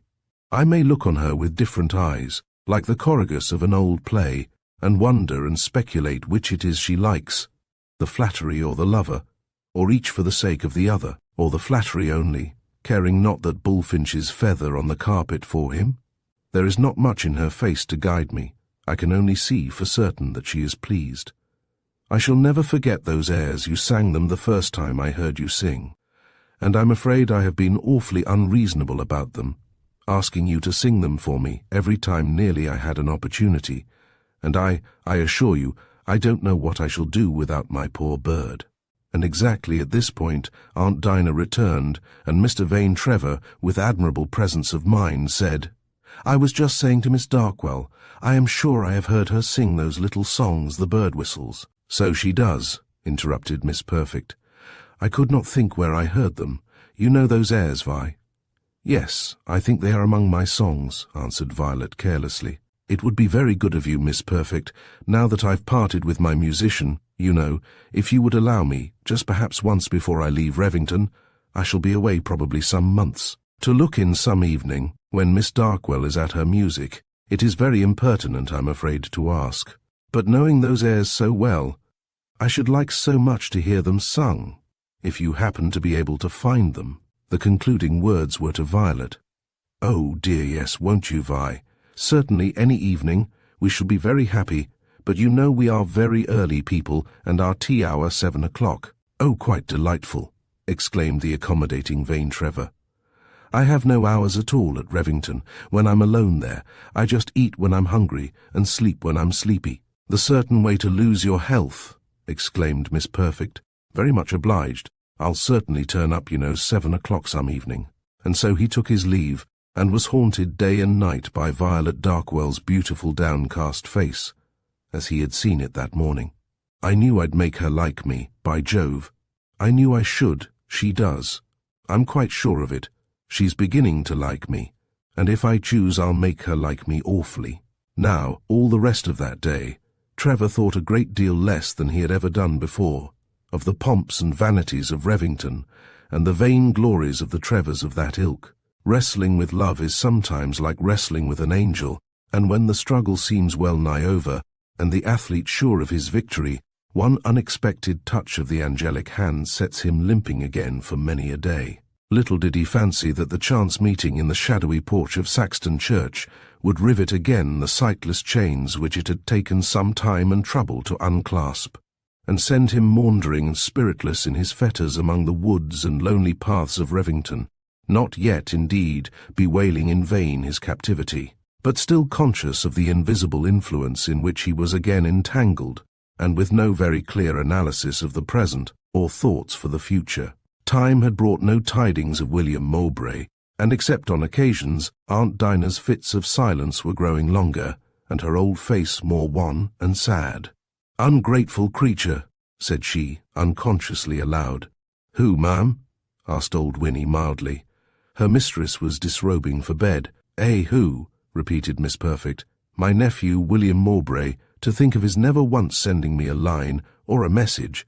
We might all be dead here, and he never know. Not that I care for his indifference and heartless ingratitude, for as I told you before, I shall never see his face again. You need not stare. You need not say a word, Winnie. It is quite fixed. You may go to see him at Cambridge if he's there, or wherever he is. But the door of Gilroyd he shall never enter more while I live. And he and his concerns shall trouble me just as little as I and mine do him." It was about this time that William Mowbray, who was permitted regularly to look into the Times, saw the following notification among its advertisements. "If the young gentleman who abruptly left his old relative's house, under displeasure, on the night of, is willing to enter the church, a path to reconciliation may be opened, but none otherwise. If he needs pecuniary assistance, it will be supplied to the extent of £50 on his applying through his tutor, Dr. S., but not directly." "How insulting, how severe and unforgiving," murmured William. "How could she fancy it possible that I could accept the insult of her gift?" With a swelling heart he turned to another part of the paper and tried to read, but the odious serpent coiled and hissing at him from its little tabulated compartment was too near, and he could think of nothing else. Chapter 30. The Lord of Burleigh. One morning at breakfast, the Kington letters having arrived, Miss Clara, who had only one, tossed it carelessly to her mamma, who, having just closed one of her own, asked, "Who is it?" "Vane. He's coming here, he says, on Thursday, instead of Wednesday," answered the young lady. "Cool young gentleman," observed Mrs. Kington Knox. "He ought to know that people don't invite themselves to Kington any news." "Yes, there's been an awful battle, and young Mowbray has gone off, no one knows where, and everyone's curious to find out, quite irreconcilable, they say." "Does he say what about?" inquired the old lady, taking up the letter. "No, nothing, only that," answered Clara. "Mamma, Mr. Herbert's blushing all over, like fun," cried Master Howard from the other side of the table, with a great grin on his jam-bedaubed mouth, and his spoon pointed at poor William's countenance. The ladies involuntarily glanced at William, who blushed more fiercely than ever, and began to fiddle with his knife and fork. Miss Clara's glance only, as it were, touched him, and was instantly fixed on the view through the window, in apparent abstraction. Mrs. Kington Knox's prominent dark eyes rested gravely a little longer on poor William's face, and the boy, waving his spoon and kicking his chair, cried, "Ha ha ha! Don't, sir! That's extremely rude. Lay down your spoon. You're never to point at anyone, sir. Mr. Herbert's quite ashamed of you, and so am I." "Come here," said William. "Oh no, you all want me to hold my tongue. It's always so. And that great beast of a Clara," bawled, "the hope of the house," as his mamma was wont to call him. "Come to me," said poor William mildly. "Or if you permit me, Mr. Herbert," said Mrs. Kington Knox. "Howard, I can't tolerate this. You are to sit quiet and eat your breakfast, do you hear, and do you like sardines? Mr. Herbert, may I trouble you, thanks, and no personalities, mind, never. Mr. Herbert, a little more tea." The ladies fell into earnest conference that morning after breakfast, so soon as William and his pupil had withdrawn. W.M. Everything marked with W.M. Winston Mowbray. "Don't you see?" said the old lady, with a nod, and her dark and prominent eyes fixed suddenly on her daughter. "Yes, of course. And did you look at his face when I mentioned the quarrel with Sir Richard?" said the young lady. "Did you ever see anything like it?" exclaimed her mother. Miss Clara smiled mysteriously and nodded her acquiescence. "Why, my dear, it was the colour of that," continued Mrs. Kington Knox, pointing her finger fiercely at the red leather back of the chair that stood by them. "I don't think there can be a doubt. I know there's none in my mind. It is very curious, very romantic. I only hope that we have not been using him very ill," said Miss Clara, and she laughed more heartily than was her wont. "Ill? I don't know what you mean. I trust, Clara, no one is ever ill-used at Kington." "It certainly would rather surprise me to hear anything of the kind," retorted the lady of Kington loftily. "Well, I did not mean ill exactly. I ought to have said rudely, I hope we have not been treating him like a what shall I say, all this time." And the young lady laughed again. "We have shown him, Clara, all the kindness and consideration which a person entering this house, in the capacity he chose to assume, could possibly have expected. I don't suppose he expected us to divine by witchcraft who and what he was, and I am very certain that he would not have thought as highly of us if we had acted in the slightest degree differently." But though she spoke so confidently, Mrs. Kington Knox, that perfect woman, was secretly troubled with misgivings of the same uncomfortable kind, and would have given a good deal to be able to modify the past, or even distinctly to call its incidents to mind. "Of course, Clara, I shan't observe upon those odd coincidences to Mr. Herbert himself. It is his wish to be private for the present. We have no right to pry. But there is certainly justifiable, I may say, even called for, some little modification of our own demeanour toward him, in short, and knowing now, as I feel confident we do, who he is, there is no need of the same degree of reserve and distance, and I am very glad, if for this reason only, that you may more frequently, my dear Clara, look in and see your little brother, who is so much shut up, it would be only kind." In fact, this old warrior, with a Roman nose and eagle eye, surveying the position, felt in Cromwell's phrase that the Lord had delivered him into her hand. There he was domesticated, in what she might regard as a romantic incognito, without parental authority to impede or suspicion to alarm him. Could a more favourable conjuncture be fancied? How a little real kindness would tell just now upon his young heart, and he would have such an opportunity in his disguise of estimating and being touched by the real amiability of the Kington Knoxes, and the Mowbray estates and an old baronetage would close Miss Clara's campaigning with eclat. The young lady did look into the schoolroom. "I'm afraid, Mr. Herbert, you'll think me very tiresome," she said. William had risen as she entered, with a bow. "But Mamma is thinking of taking Howard a drive, if you approve, and Howard, we are going to Bolton Priory. Mamma wishes so much to know whether you will allow him to come." "I can have no objection. He's not now at his lessons, I'm sure it will do him a great deal of good." Miss Clara, in a pretty attitude, leaning with one hand on the table, was smiling down on Master Howard, and caressingly running her taper fingers through his curls. "Let my head be, will you?" he bawled, disengaging himself with a bounce and a thump at her hand. The young lady smiled and shrugged plaintively at William, who said, "Howard, I shall tell your mamma, if you are rude to Miss Knox, and I'll ask her not to take you out today."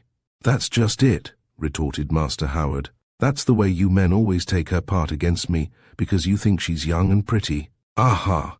I wish you'd ask her maid, Winter."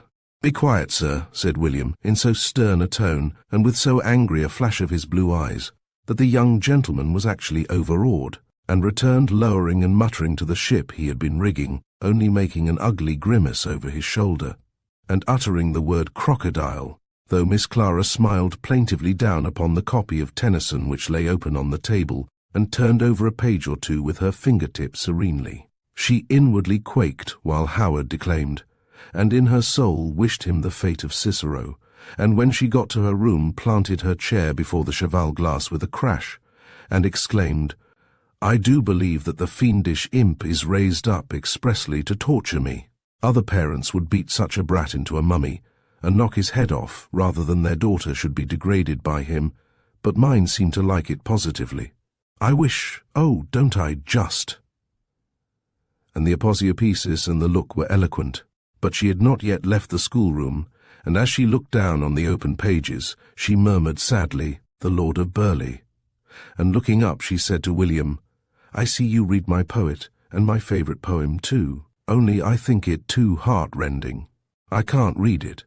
I lose my spirits for the whole day after, and I wonder whether the story is really true." She paused with a look of sad inquiry, and William answered that he had read it was so, and she said with a little sigh, "That only makes it sadder," and she seemed to have something more to say, but did not, and after a moment, with a little smile and a nod, she went from the room. And William thought he had never seen her look so handsome, and had not before suspected her of so much mind and so much feeling, and he took the book up and read the poem through, and dreamed over it till the servant came with a knock at the door, and his mistress's compliments, to know if Master Howard might go now. Chapter 31. A Friend Appears. William Mowbray's harmless self-love was flattered by the growing consideration with which he was treated. The more they saw of him plainly, the better they liked him, and William began, too, dimly to fancy that there must be something very engaging about him. A night or two later, his pupil having just gone to bed, a footman came with a little scrap of pink paper, pencilled over, in Mrs. Kington Knox's hand, on a salver, for William, who found these words, "It has just struck me that I might possibly prevail upon your good nature to look in upon our solitude for half an hour. Though we don't like abridging your hours of liberty, it would really be quite a kindness to indulge me, and if you can lay your hand upon your volume of Tennyson, pray bring it with you." Up got William, and with his book in his hand followed the servant, who announced Mr. Herbert at the drawing-room door, and William found himself in that vast apartment, the lights of which were crowded about the fire, and the rest comparatively dim. "So good of you, Mr. Herbert," said Mrs. Kington Knox, with a superb smile, and even extending her fingers in the solemn exuberance of her welcome.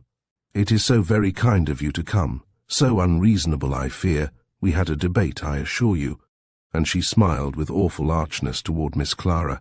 "But my audacity carried it. You've brought the book too. He has brought the book, Clara. How very kind, is not it?" Miss Clara answered by a glance at their visitor, almost grateful, and a smile at her mother, who continued, "You have no idea, Mr. Herbert, pray sit where we can both hear and see you. How very lonely we are in these great rooms, when we are tete-a-tete, as you see."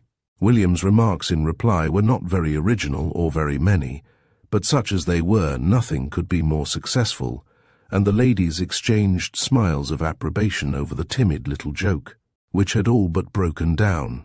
So William read aloud, and the ladies, each in her way, were charmed, and next night he was invited again, and there was more conversation, and rather less reading, and so he grew much more easy and intimate, and began to look forward to these little reunions with a very pleasant interest, and Miss Clara's brilliant beauty and some little indications of a penchant very flattering began to visit his fancy oftener than I should have supposed likely, although it is hard to say when the wayside flowers on the longest journey quite lose their interest, or how much care and fatigue are needed to make a man cease to smile now and then, or whistle a stave on his way. William and his pupil were walking down the thick fir wood that lies on the slope between Kingston and the old London road, when just at a curve in the path, within 20 yards. Whom should he come upon suddenly in this darksome byway but Mr. Vane Trevor? They both stopped short. "By Jove, Mowbray!" exclaimed Trevor, after a pause, and he cackled one of his agreeable laughs. "Did not expect to see you here, Trevor," replied William, looking on the whole rather dismally surprised. "Why, what are you afraid of, old Mowbray? I'm not going to do you any harm, upon my honour." And he laughed again, approaching his friend, who likewise advanced to meet him smiling with rather an effort. "Very glad to see you, and I've a lot to tell you," said he. "I don't mean any nonsense, but really serious things." "All well at home?" asked William eagerly. "Oh dear, yes, quite well, all flourishing. It's nothing unpleasant, you know. Only I mean something, it's of importance to me, by Jove. And too, I fancy, other people also, and I see you're puzzled. Can we get rid of that little wretch for a minute or two?" And he glanced at Howard Seymour Knox, to whom he just remembered he had not yet spoken.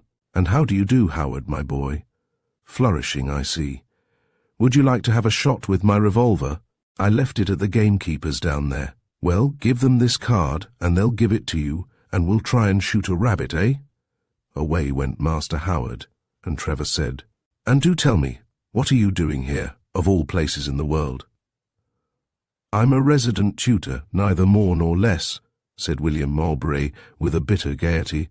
"You mean you've come here to Kingston to teach that little cur? I hope you lick him a trifle," inquired Trevor. "Yes, but I don't lick him, and in fact the situation, that's the right word, isn't it, is very, what's the word? We get on quietly, and they're all very civil to me, and it's very good of a swell like you to talk so to a poor devil of a pedagogue. Come, Mowbray, none of your chaff. I knew by your aunt's manner there was a screw loose somewhere, something about a living, wasn't there?" It was plain, however, that Trevor was thinking of something that concerned him more nearly than William Mowbray's squabble with his aunt. "It's a long story," said William. "She wants me to go into the church, and I won't, and so there's a quarrel, and that's all." "And the supplies stopped?" exclaimed Trevor. "Well, I think she would not stop them, she is very generous, but I could not, you know. It's time I should do something, and I'm here. Dr. Sprague thought it right, under the name of Herbert. They know it's an assumed name, we took care to tell them that, so there's no trick, you know, and please don't say my name's Mowbray, it would half break my aunt's heart. Secret as the tomb, Herbert, I'll remember, and I hope that nasty little dog won't be coming back in a minute. It's a good way, though, and by Jove. It's very comical, though, and almost providential, this, meeting you here, for I did want a friend to talk a bit to, awfully, and you know, Mowbray, I really have always looked on you in the light of a friend." There was a consciousness of the honour which such a distinction conferred in the tone in which this was spoken, and William, in the cynical irony which, in this interview, he had used with Trevor, interposed with, "A humble friend, and very much flattered. You're no such thing, upon my honour, and I think you're joking. But I really do regard you as a friend, and I want to tell you no end of things that I really think will surprise you." William Mowbray looked in Trevor's face, gravely and dubiously, and said he, with the air of a man of the world, "Well, I should like to hear, and any advice I can offer, it is not of any great value, I fear, is quite at your service." "Let's sit down here," said Trevor, and side by side they seated themselves on a rustic seat, and in the golden shade of the firs and pines, Vane Trevor began to open his case to William. Chapter 32. A Confidence. "I don't know what you'll think of it after all I've said, but I'm going to marry your cousin, Violet Darkwell," said Vane Trevor, after a little pause, and with a kind of effort, and a rather deprecatory smile. "Oh?" exclaimed William Mowbray, cheerily, and with a smile. But the smile was wan, and the voice sounded ever so far away. "There's no use, Mowbray, in a fellow's resisting his destiny, and there's an old saying, you know, about marriages being made in heaven. By Jove." When it comes to a certain point with a fellow, it's all over, no good struggling, and he may as well accomplish his destiny, by Jove, with a good grace. And I know, Mowbray, you'll be glad to hear, and I really believe it's the best and wisest thing I could have done, don't you think so?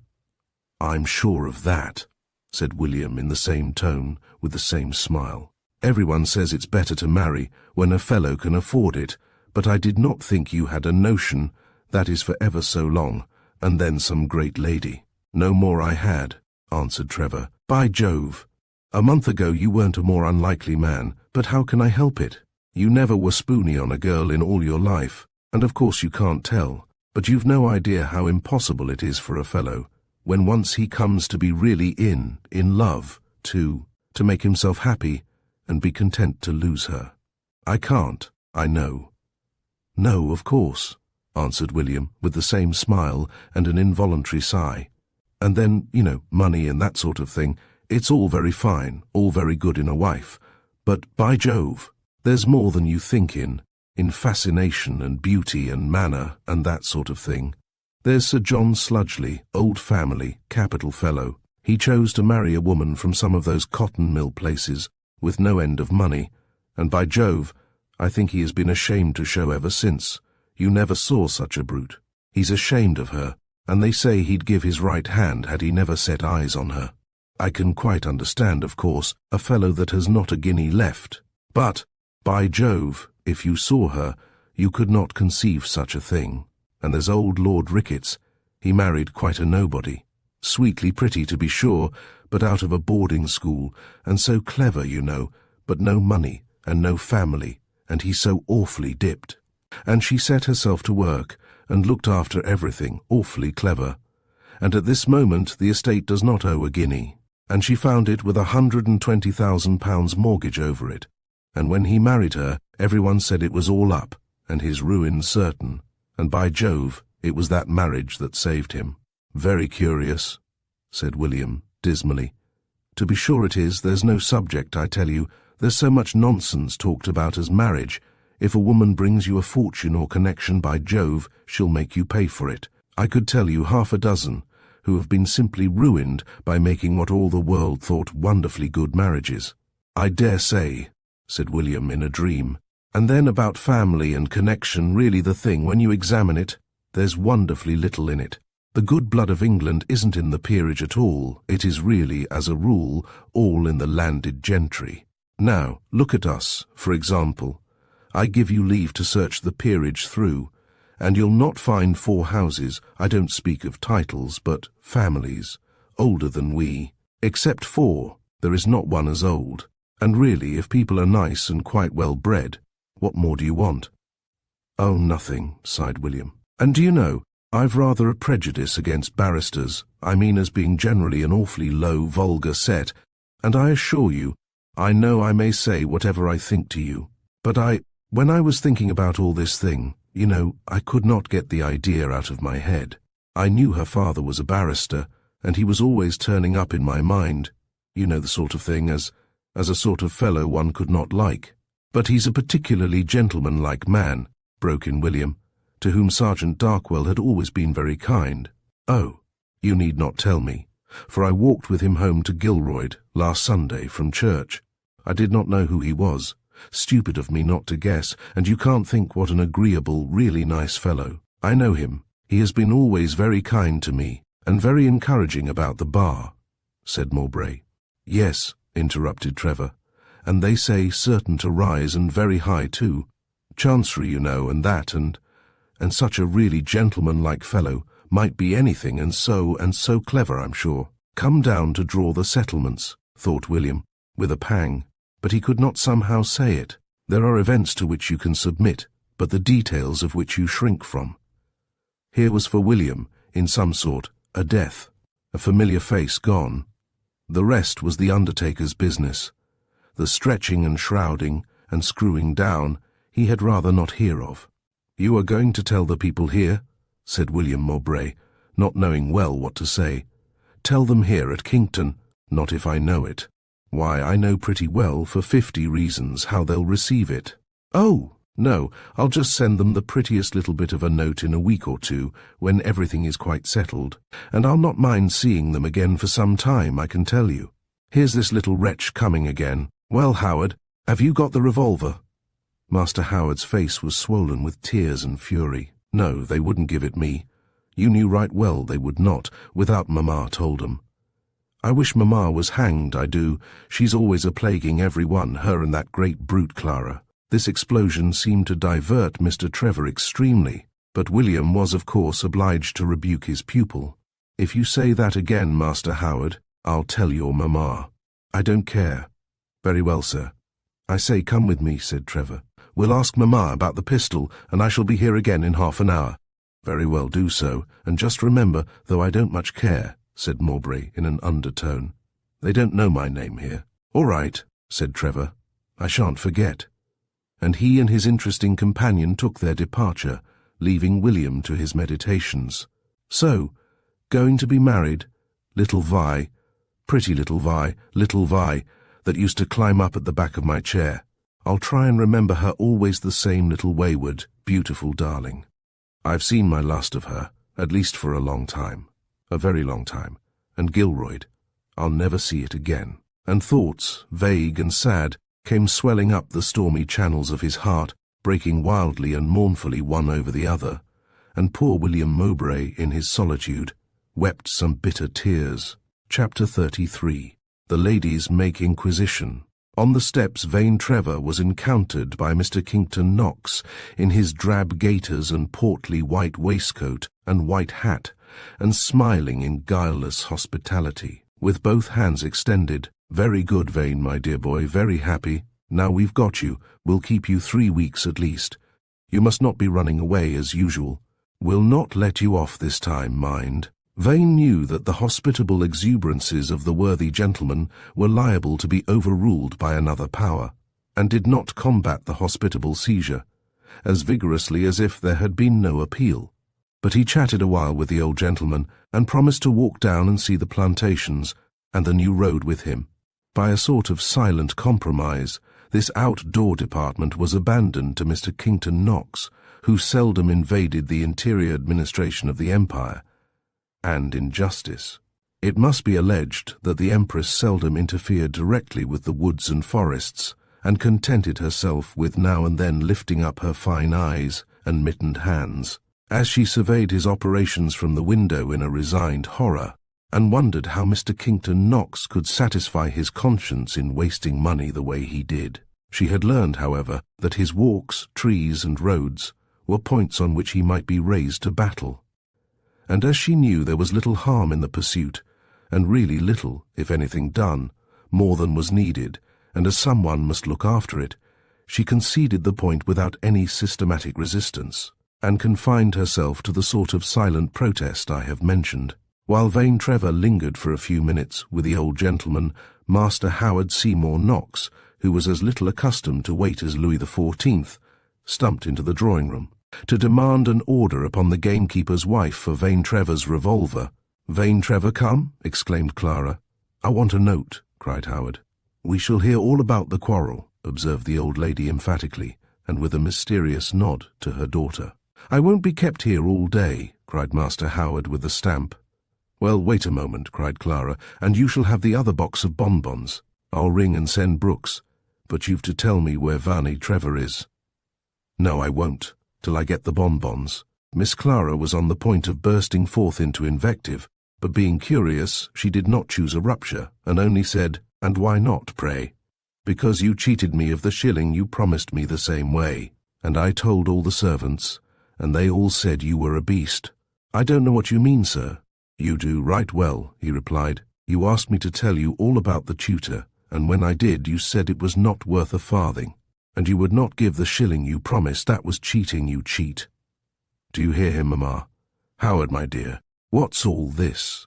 "Tut, tut!" exclaimed Mrs. Kington Knox. The arrival of the bonbons, however, did more to re-establish peaceful relations, and the boy, who was anxious to get away, delivered his news as rapidly as he could. "Yes, vain Trevor's come.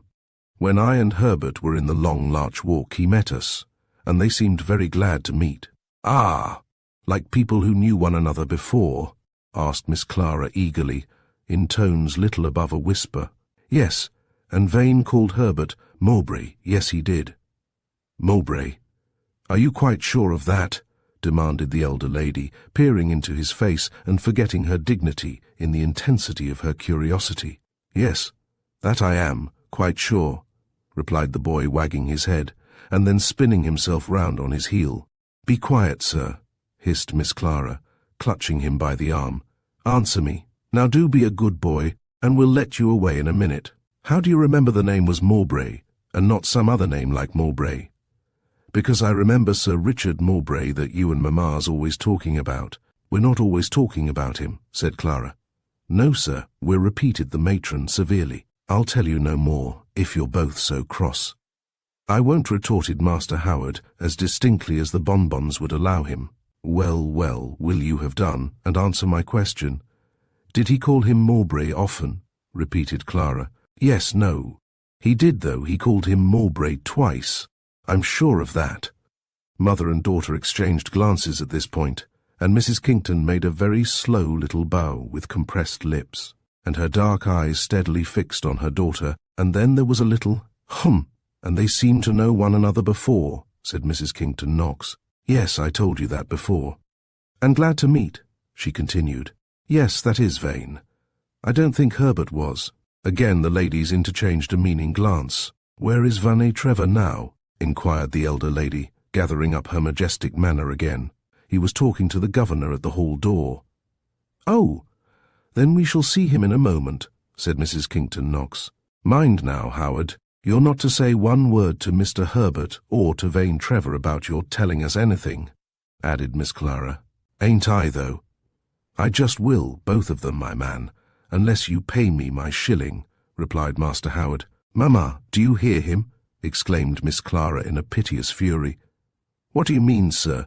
Interposed his mamma vigorously, for she was nearly as much frightened as the young lady. I mean, I'll tell them. Yes, I will. I'm going. And he skipped with a horrid grimace, and his thumb to his nose, toward the door. Come back, sir. How dare you? Almost screamed Miss Clara. Here, sir, take your shilling, cried Mrs. Kington Knox, with a stamp on the floor and flashing eye, fumbling hurriedly at her purse to produce the coin in question. There it is, sir. And whether the oracular "remember" was a menace or an entreaty I know not, but the young gentleman fixed the coin in his eye after the manner of an eyeglass, and with some horrid skips and a grin of triumph at Miss Clara, he made his exit. Where can he learn those vile, low tricks? Exclaimed Miss Clara. I don't believe there is another such boy in England. He'll disgrace us, you'll find, and he'll kill me, I know. He has been extremely troublesome, and I'll speak to him by and by, said the matron. Speak indeed, much he cares. I'll make him care, though. There was a little silence, and the ladies mentally returned to the more momentous topic from which the extortion of Howard Seymour had for a moment diverted them. What do you think of it? Murmured Mrs. Kington Knox. Oh, I think there's but one thing to think, answered Miss Clara. I look upon it as perfectly conclusive, and in fact, his appearance tallies so exactly with the descriptions we have heard that we hardly needed all this corroboration. As it is, I am satisfied. At this moment, the door opened, and Vane Trevor was announced. Chapter 34. Trevor and Mowbray in the drawing-room. Vane Trevor was a remote cousin, and so received as a kinsman, he entered and was greeted smilingly. We have secured such a treasure since we saw you, a tutor for my precious Howard, and such a young man. I can't tell you half what I think of him. That, perhaps, was true. He's so accomplished. Accomplished, is he? Said Trevor. Well, not perhaps in the common acceptation of the term that I know of, but I referred particularly to that charming accomplishment of reading aloud with feeling and point, you know, so sadly neglected, and yet so conducive to real enjoyment and one's appreciation of good authors when cultivated. You would hardly believe what a resource it is to us poor solitaries. I am quite in love with Mr. Herbert, and I will answer for Clara there. She is as nearly so as a young lady ought to be. Playfulness was not Mrs. Kington Knox's happiest vein. She was tall, tragic, and ungainly, and her conscious graciousness made one uncomfortable, and her smile was intimidating. He certainly does read charmingly, threw in Miss Clara. "We have grown, I fear," continued Mrs. Kington-Knox, "almost too dependent on him for the enjoyment of our evenings. And I sometimes say quite seriously to my girl there, Clara, I do trust we are not spoiling Mr. Herbert. He does not look like a spoiled child, rather sad and seedy, doesn't he?" replied vain Trevor. "Does he?" said Miss Clara. "You've seen him, then?" supplemented her mother. "Yes, had that honour as I mounted the steep walk. How charming that walk is, among the fir trees, but I did not see anything very unusual about him." "I can only say I like him," observed Mrs. Kington-Knox, in a tone which concluded debate. "And what do you say, Miss Knox?" inquired vain Trevor with one of his arch cackles. "No, young ladies are not to say all they think, like us old people," interposed Mrs. Knox. "But he's a very agreeable young man." "Is he?" said vain Trevor, with irrepressible amazement. "That's the first time, by Jove, I ever heard poor Mowbray," and hereupon he stopped, remembering that Mowbray's identity was a secret, and he looked, perhaps, a little foolish. Mrs. Kington-Knox coughed a little, though she was glad to be quite sure that Mr. Winston Mowbray was safe under her roof, and did not want him or vain Trevor to know that she knew it. She therefore coughed a little grandly, and also looked a little put out. But Miss Clara, with admirable coolness, said quite innocently, "What of Mr. Mowbray? What have you heard of him? Do tell us. How is poor Sir Richard? We never saw his son, you know, here. And is the quarrel made up?" "That's just what I was going to tell you about," said vain Trevor, scrambling rather clumsily on his legs again after his tumble. "Not the least chance, none in the world, of a reconciliation. And the poor old fellow, in one of his fits of passion, got a fit, by Jove, and old Sprague at Cambridge told me one half his body is perfectly dead, paralytic, you know, and he can't last. So Winston, you see, is more eligible than ever. Poor old man. You ought not to speak with so much levity," said Mrs. Kington-Knox. "I did not hear a word of it. How horrible. And when had poor Sir Richard his paralytic stroke?" "About a week ago. He knew some people yesterday, but they say he's awfully shaken, and his face all, you know, pulled up on one side and hanging down at the other. Old Sprague says, a horrible object. By Jove, you can't help pitying him, though he was a fearful old screw. Melancholy, and he was such a handsome man. Dear me. Is his son like him?" said Mrs. Kington-Knox ruefully. "Why, not particularly just now. They say the two sides of his face are pretty much alike, and his right limbs are about as lively as his left." And vain Trevor cackled very agreeably over this sally. "So I should hope, Mr. Trevor," said the matron of the high nose and dark brows with a gloomy superiority, "and if there is any objection to answering my question, I should rather not hear it jested upon, especially with so shocking a reference to Sir Richard's calamity, whom I knew, poor man, when he was as strong and as good-looking as you are." "But seriously," said Miss Clara, who saw that her mother had not left herself room to repeat her question, "what is he like? Is he light or dark or tall or short or what?" "Well, he's dark at night, you know, when he's put out his candle, and light enough in the daytime, when the sun's shining, and he's decidedly short sometimes. In his temper, I mean, he, and tall in his talk always," replied vain Trevor, and he enjoyed a very exhilarating laugh at his witty conceits. "You used to be capable of a little conversation," said the matron grandly. "You seem to have abandoned yourself to chaff you were going to say," suggested Vane waggishly. "No, certainly not. That's a slang phrase such as is not usual among ladies, nor ever spoken at Kington," retorted the old lady. "Well, it is, though, whenever I'm here," he replied agreeably. "But I'll really tell you all I can. There's nothing very remarkable in his appearance. He's rather tall, very light. He has light hair, blue eyes, pretty good bat." "What's that?" demanded the elder lady. "He handles the willow pretty well, and would treat you to a tolerably straight, well-pitched, slow underhand." "I think you intimated that you were about making yourself intelligible," interposed Mrs. Kington-Knox. "And don't you understand me?" inquired vain Trevor of Miss Clara.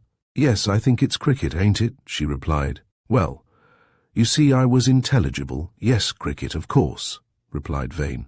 "I can't say I'm sure where Miss Kington-Knox learned those phrases. It certainly was not in this drawing-room," observed her mamma with a gloomy severity. Well, I mean, he's a tolerably good cricketer, and he reads poetry and quarrels with his father, and he's just going to step into the poor old fellow's shoes for jesting apart. He really is in an awful state from all I can hear. Is it thought he may linger long? Inquired Mrs. Kinkton Knox. Though indeed, poor man, it is hardly desirable he should, from all you say. Anything but desirable. I fancy he's very shaky indeed, not safe for a week, may go any day, that's what Sprague says. And he's awfully anxious his son should come and see him. Don't you think he ought? Said Mr. Vane Trevor.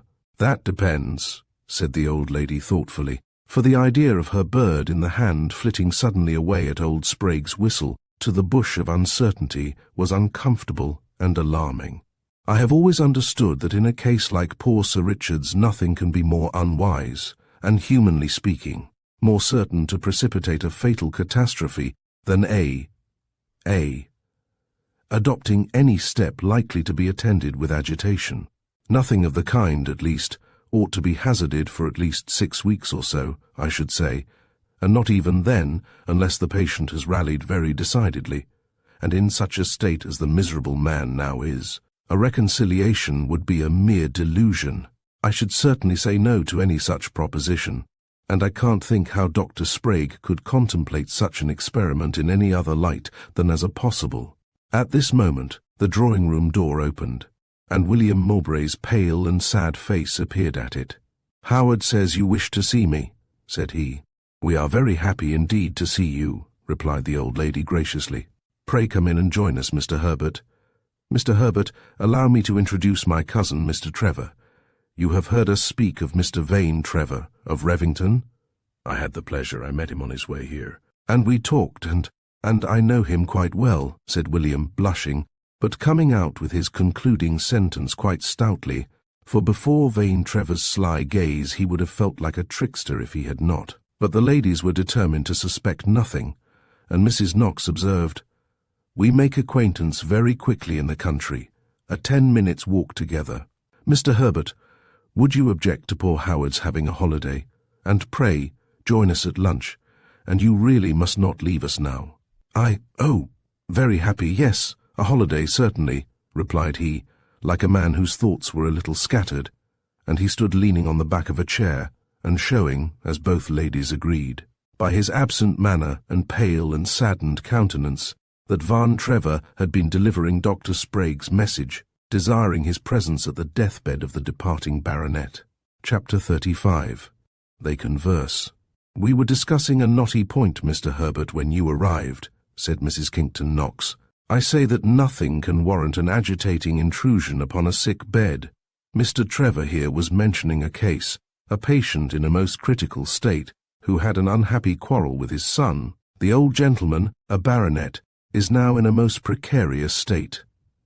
Miss Clara stole a glance at William, who was bearing it like a brick. A paralytic stroke, and they talked of sending for his son. Was ever such madness heard of? If they want to kill the old man outright, they could not go more direct to their object. I happen to know something of that awful complaint. My darling Clara's grandfather, my beloved father, was taken in that way.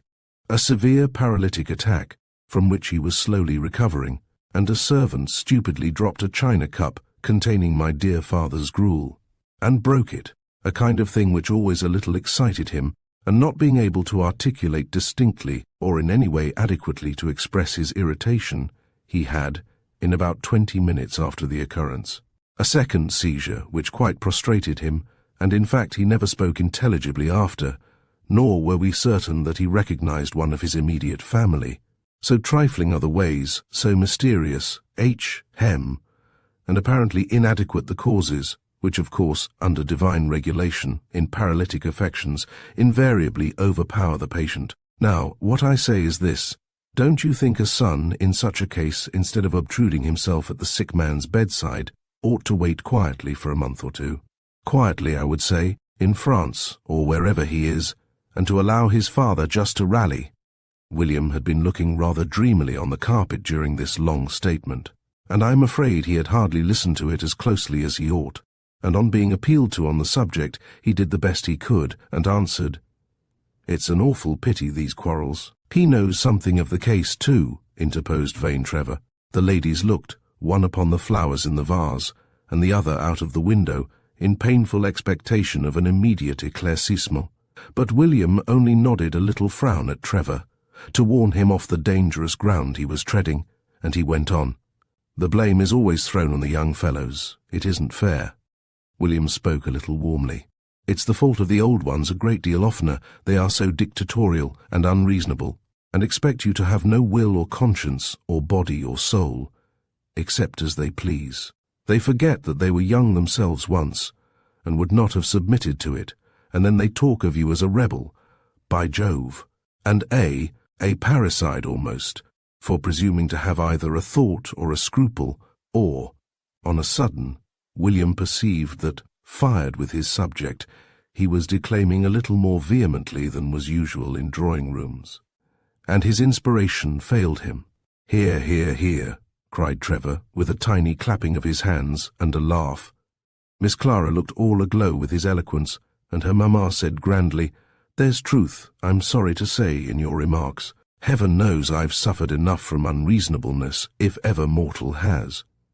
Here we sit in shadow of that great ugly, positively ugly tree there, and there it seems it must stand. I daren't remove it." And Mrs. Kington Knox lifted her head and her chin, and looked round like a queen shorn of her regalities, and inviting the indignant sympathy of the well-affected. There is no question of it, a vast deal of unreasonableness and selfishness among the old. We all feel it.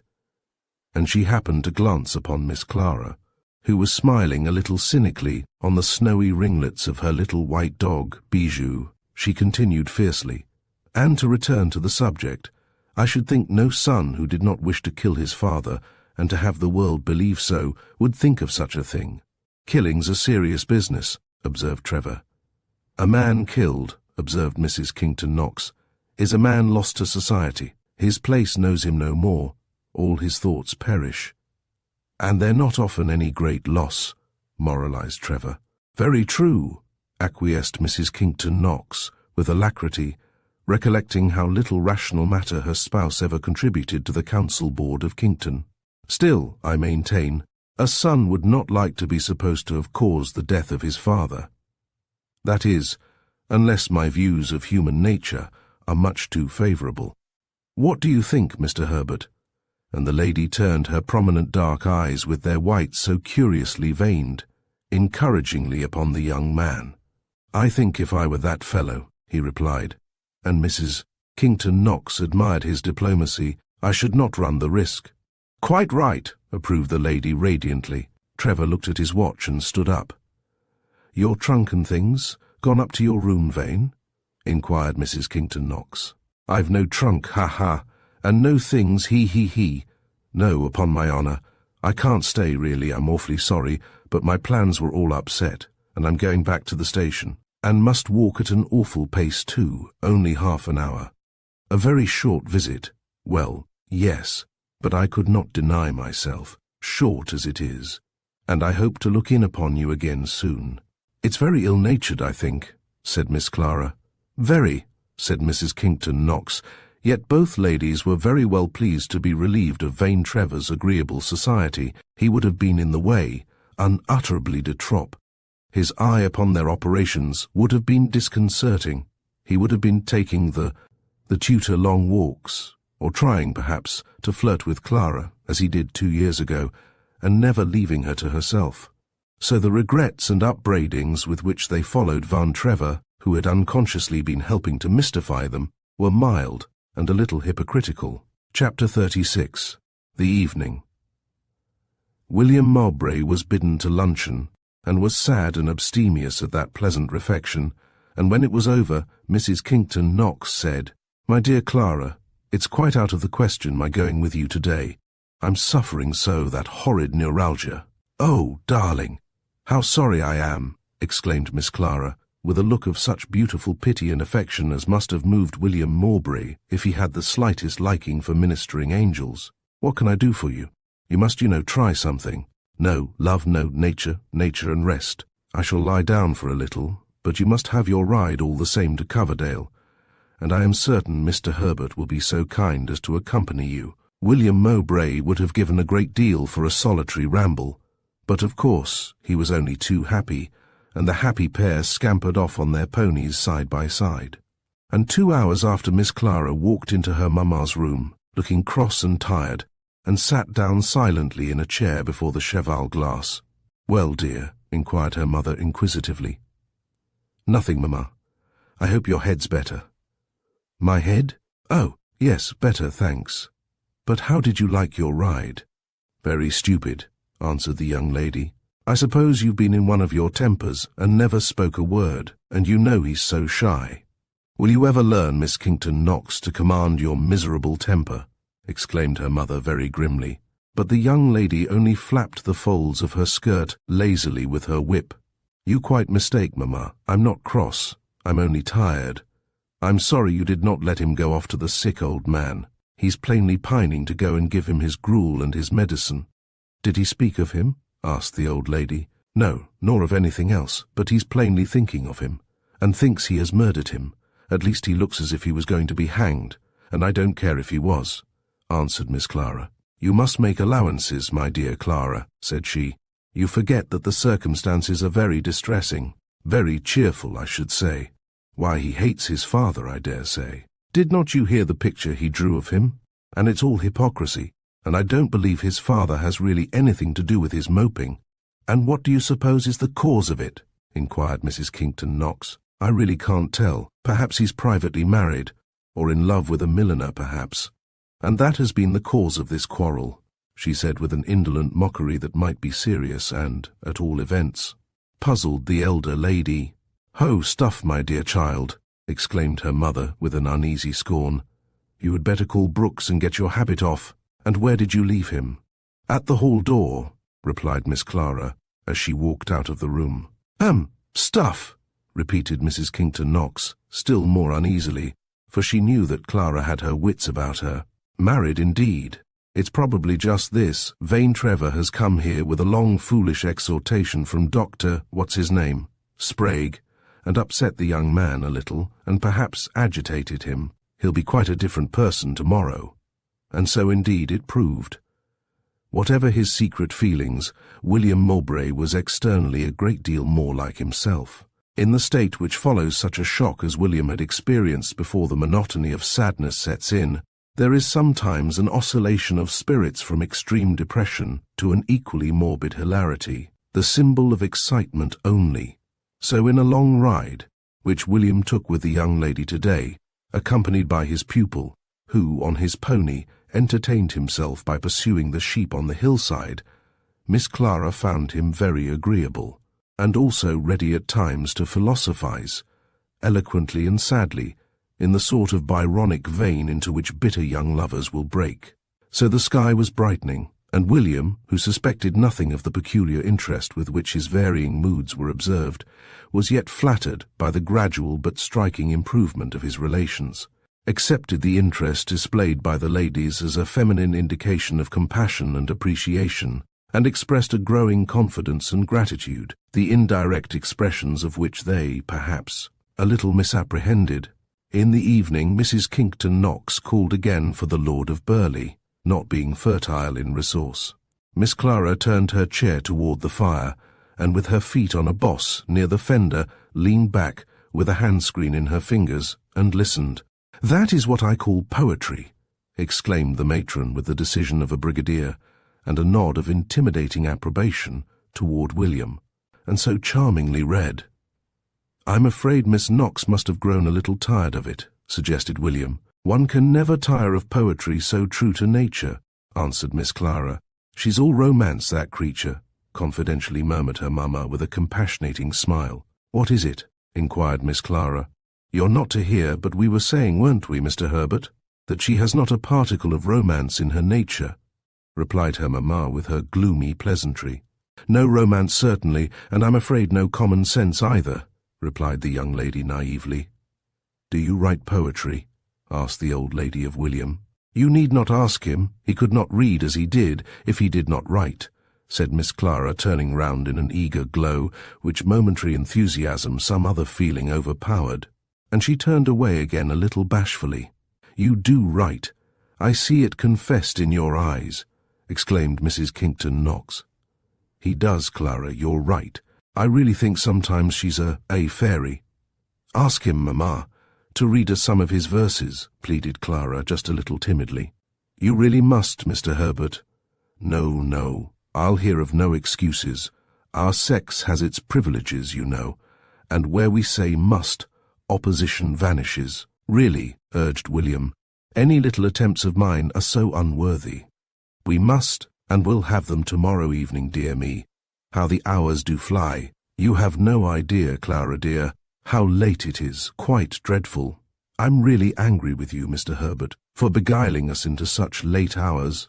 So the party broke up, and when Mrs. Kington Knox entered her daughter's room, where she was in a dishevelled stage of preparation for bed, she said, her maid being just dispatched on a message, "I really wish, Mamma, you'd stop about that Lord of Burleigh. I saw him look quite oddly when you asked for it again tonight, and he must know, unless he's a fool, that you don't care twopence about poetry, and you'll just make him think we know who he is." "Pooh! Nonsense, Clara." "Don't be ridiculous," said her mother, a little awkwardly, for she had a secret sense of Clara's superiority. "I don't want you to teach me what I'm to do, I hope, and who brought him here, pray, and investigated, and in fact, here's Brooks back again. And you know we are to have his own verses tomorrow night, so we don't want that, nor any more, if you'd rather not, and you can't possibly be more sick of it than I am." So, on the whole well pleased, the ladies betook themselves to their beds, and Mrs. Kington Knox lay long awake, constructing her clumsy castles in the air. Chapter 37. Vane Trevor, a tea the gate of Gilroyd. Next morning, at breakfast, as usual, the post-bag brought its store of letters and news, and Mrs. Kington Knox dispensed its contents in her usual magisterial manner. There were two addressed in Vane Trevor's handwriting, one to the tutor, which the matron recognized as she sent it round to him in Howard's hand, the other to herself. "Pray, no ceremony with us," said the lady of the house, with a gorgeous complacency. "Read your letter here, Mr. Herbert. We are all opening ours, you see." So William Mowbray, with an odd little flutter at his heart, opened the letter, which he knew would speak of those of whom it agitated him to think. It was dated from Revington, whether, with a sort of homesickness new to him, Trevor had returned almost directly after his visit to Kington. Vane Trevor had, without intending it, left perhaps on Mowbray's mind an impression that a little more had occurred than the progress of the drama could actually show. He had not yet committed himself irrevocably, but he had quite made up his mind to take the decisive step, and only awaited the opportunity. The day after his arrival he joined the Gilroyd ladies as they left the rectory, where, for the great law of change and succession is at work continually and everywhere. The Mainwarings were no more, and good old Dr. Waggett was now installed, and beginning to unpack and get his books into their shelves, and he and old Miss Waggett were still nodding and kissing their hands, and smiling genially on the door, steps on their departing visitors. Just here Vane Trevor lighted upon them. How lovely Miss Violet Darkwell looked! Was not that a blush, or only the rosy shadow under her bonnet? A blush, by Jove, thought Vane Trevor, and he felt as elated as, a few weeks before, he would have been had he got a peerage. So they stopped in a little group on the road under the parsonage trees, and, the usual greeting accomplished, the young man accompanied them on their way toward Gilroyd, and said he, "I looked in the other day, on my way back from Lowton, on my cousins, the Kington Knoxes, at Kington, you know, and, by Jove, I met, who do you think?" "I haven't an idea," replied Miss Darkwell, to whom he had chiefly addressed himself. "Anne Dowlas, I dare say, my roguish, runaway little girl," suggested Miss Perfect inquisitively. "Oh no, not a girl," answered Trevor. "Well, it was the Bishop of Shovel on Headley," said she firmly. "No, by Jove, I don't think you'd guess in half an hour." "Upon my honour, he. Well, what do you think of Mowbray?" "William," repeated Miss Perfect faintly, and in a tone such as would indicate sudden pain. "Yes, by Jove. The very man, upon my honour, as large as life." Vane Trevor recollected that he was not to divulge the secret of his being there in the office of tutor. "Well, what is he doing?" urged Aunt Dinah. He's staying there, and upon my honour you won't tell, I know, but upon my honour the old lady, and he, the young one are both, I give you my honour, in love with him." And Trevor laughed shrilly. "But I really ain't joking. I'm quite serious, I do assure you. The old woman told me in so many words almost that Clara's in love with him, awfully in love, by Jove." Trevor's narrative was told in screams of laughter. "And, you know, she's really awfully pretty, a stunning girl she was a year or two ago. And, you know, that kind of thing could not be, both in the same house, and the girl in love with him, and nothing come of it. It's a case, I assure you, and it will be a match, as sure as I'm walking beside you." "Phm!" ejaculated Aunt Dinah, with a quick little nod and closed lips, looking straight before her. "How pretty that light is, breaking on the woods. How splendid the colours," said Miss Darkwell.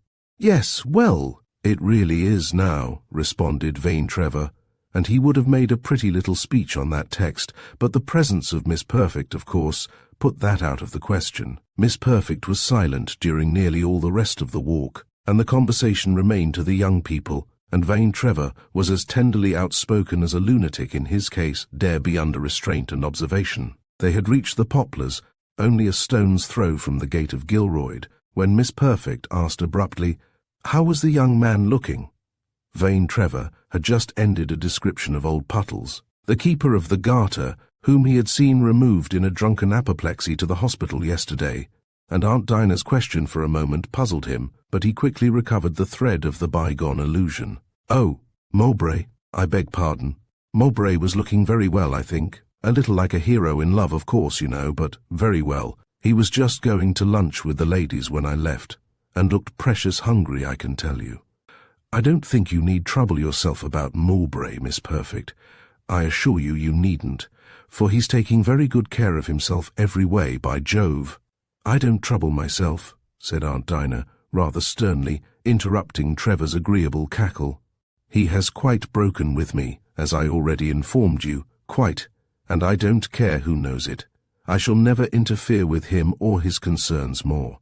He shall never enter that gate, or see my face more.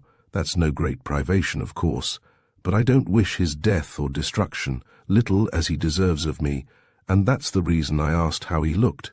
And having heard, I don't desire to hear more about him, or to mention his name again." And Miss Perfect stared on vain Trevor with a grim decision, which the young man was a little puzzled how to receive, and, with the gold head of his cane to his lip, looked up at a cloud, with a rueful and rather vacant countenance, intended to express something of a tragic sympathy. He walked with them to the pretty porch, but Aunt Dinah was still absent and grim, and bid him good-bye, and shook hands at the door, without asking him in. And though he seemed to linger a little, there was nothing for it but to take his departure, rather vexed. That evening was silent and listless at Gilroyd, and though Miss Perfect left the parlour early, I think there was a séance, for, as she lay in her bed, Violet heard signs of life in the study beneath her, and Miss Perfect was very thoughtful, and old Winnie Dobbs very sleepy, all next day. It was odd, now that Van Trevor had come to set his heart upon marrying Violet Darkwell, that his confidence in his claims, which he would have thought it simple lunacy to question a few weeks ago, began to waver.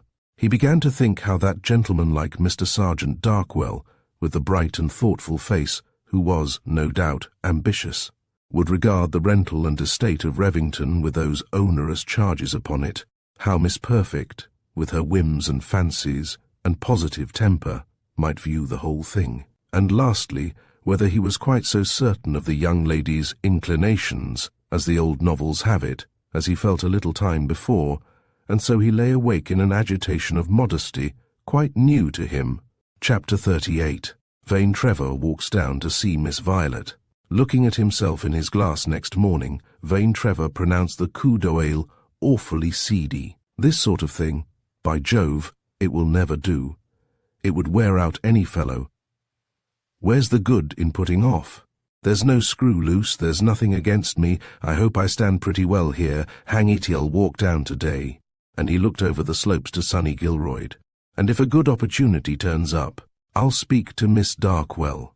And though he had taken care, in secret mercy to his nerves, to state his resolve hypothetically, His heart made 2 or 3 strange throbs and experienced a kind of sinking like that said to attend, on the eve of battle, an order to prepare for action.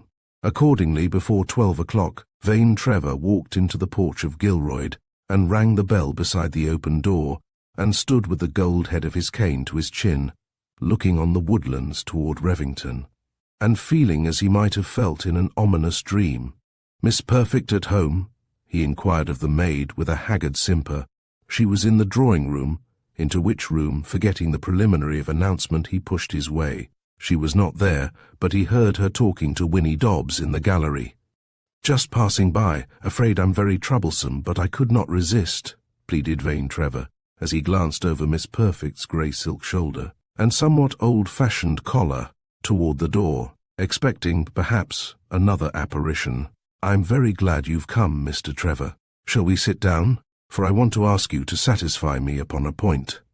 This was a day of agitations for Trevor, and his heart made an odd little dance and a sudden drop, and though he smiled, he felt his cheek grow a little pale. "By Jove," thought Trevor as he placed himself near Aunt Dinah, "she'll save me a lot of trouble, and open the subject all in a sentence." He was leaning against the window-case, and the damask curtains, though somewhat the worse of the sun, made a gorgeous drapery about him, as with folded arms, and trying to look perfectly serene.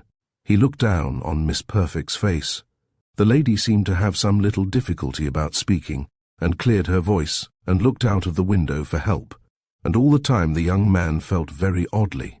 At last she said, "I had made up my mind not to allude to the subject, but last night something occurred which has induced me just to ask a question or two." Aunt Dinah paused, and with rather pale lips, Vane Trevor smiled an assurance that he would be too happy to answer any question which Miss Perfect might please to ask. Again a little silence, again the odd sensation in Vane's heart, and the same sickening sense of suspense, and he felt he could not stand it much longer. "I said I would not allude again to William Mowbray, but I have altered that resolution. I mean, however, to ask but a question or two." "Oh," was all that Trevor uttered, but he felt that he could have wished the old woman and William Mowbray in a sack at the bottom of his best pond at Revington. "I wish to know, the Kington Knoxes, aren't they a leading people rather, in their part of the world?" "Oh dear, yes. Kington is one of the best places in the county," ejaculated Trevor, who, being a kinsman, bore a handsome testimony.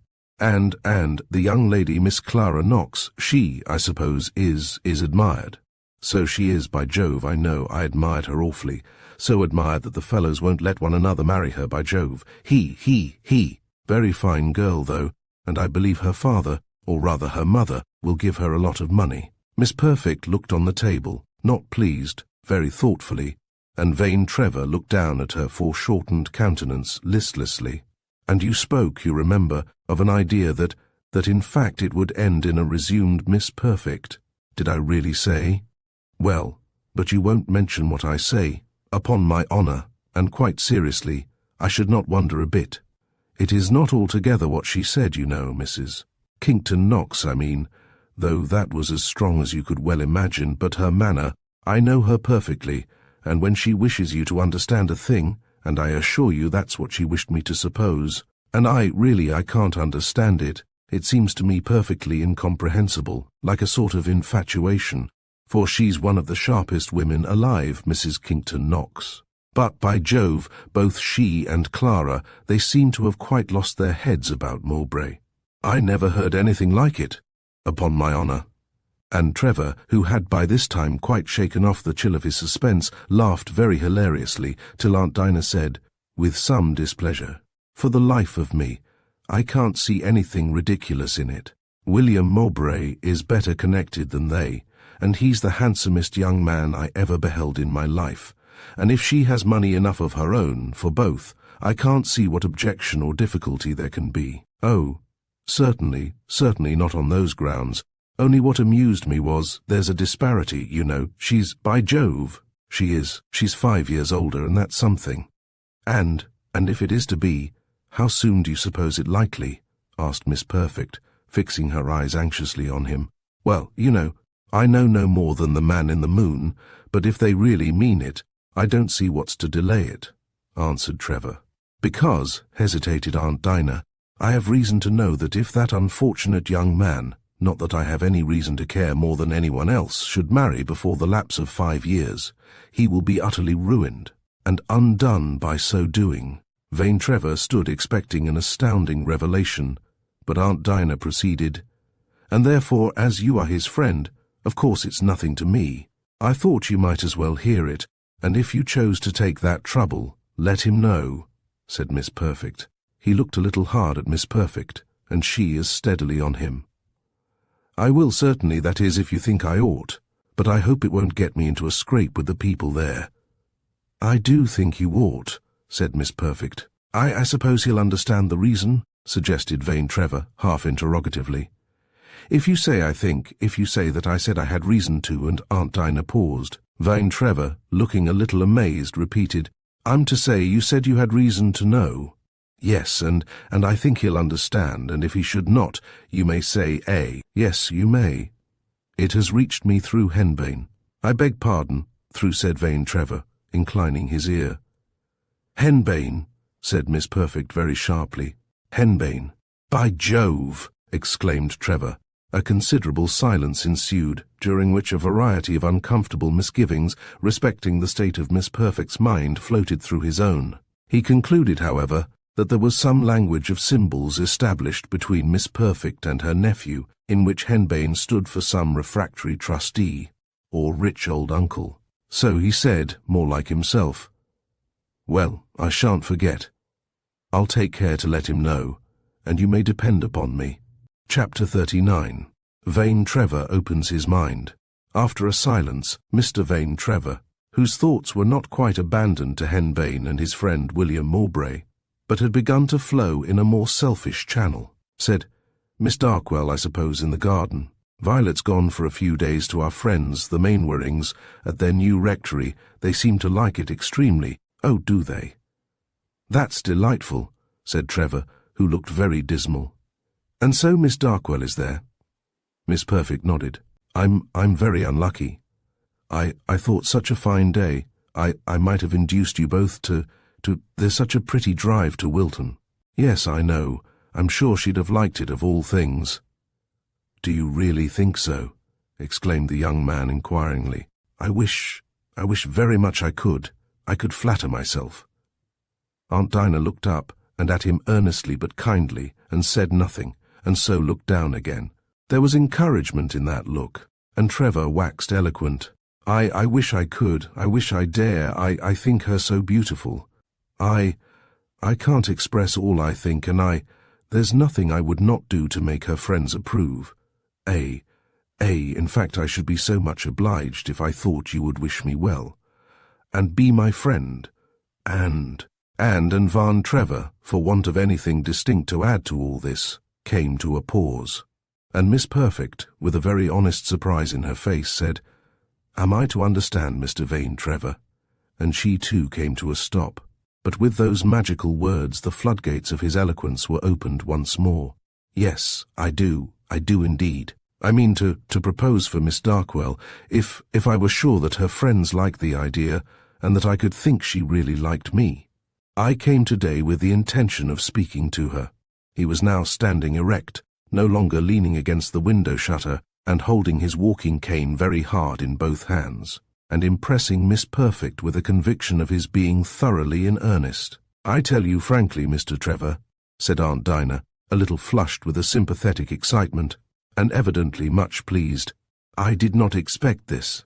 I had fancied that you were not a likely person to marry, and to say truth, I sometimes doubted whether I ought to have allowed your visits here so frequently, at least as you have made them for the last few weeks. Of course I can see nothing that is not desirable, in fact highly advantageous in the proposal you make.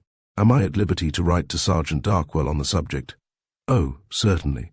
Exactly what I should wish. I'm very sure he will see it in the same light that I do. We all know the Trevors of Revington, the position they have always held, and though I detest the line they took in the Great Civil War, and think your poor father had no business helping to introduce machinery into this part of the world as he did, and I always said so, I yet can see the many amiable qualities of his son, and I have no doubt that you will make a kind and affectionate husband.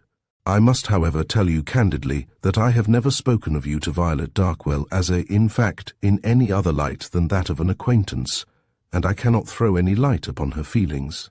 You can ascertain them best for yourself. My belief is that a girl should be left quite free to accept or decline in such a case, and I know that her father thinks exactly as I do. I may write to Miss Darkwell, do you think? I suppose I had better, said Miss Perfect with decision. Were I you, I should much prefer speaking. Depend upon it, there's more to be done by speaking. But as you are acquainted with her father, don't you think you might write to him? Violet may return in 3 days, but will not, I think, quite so soon, and meanwhile you will have heard from him. I think so.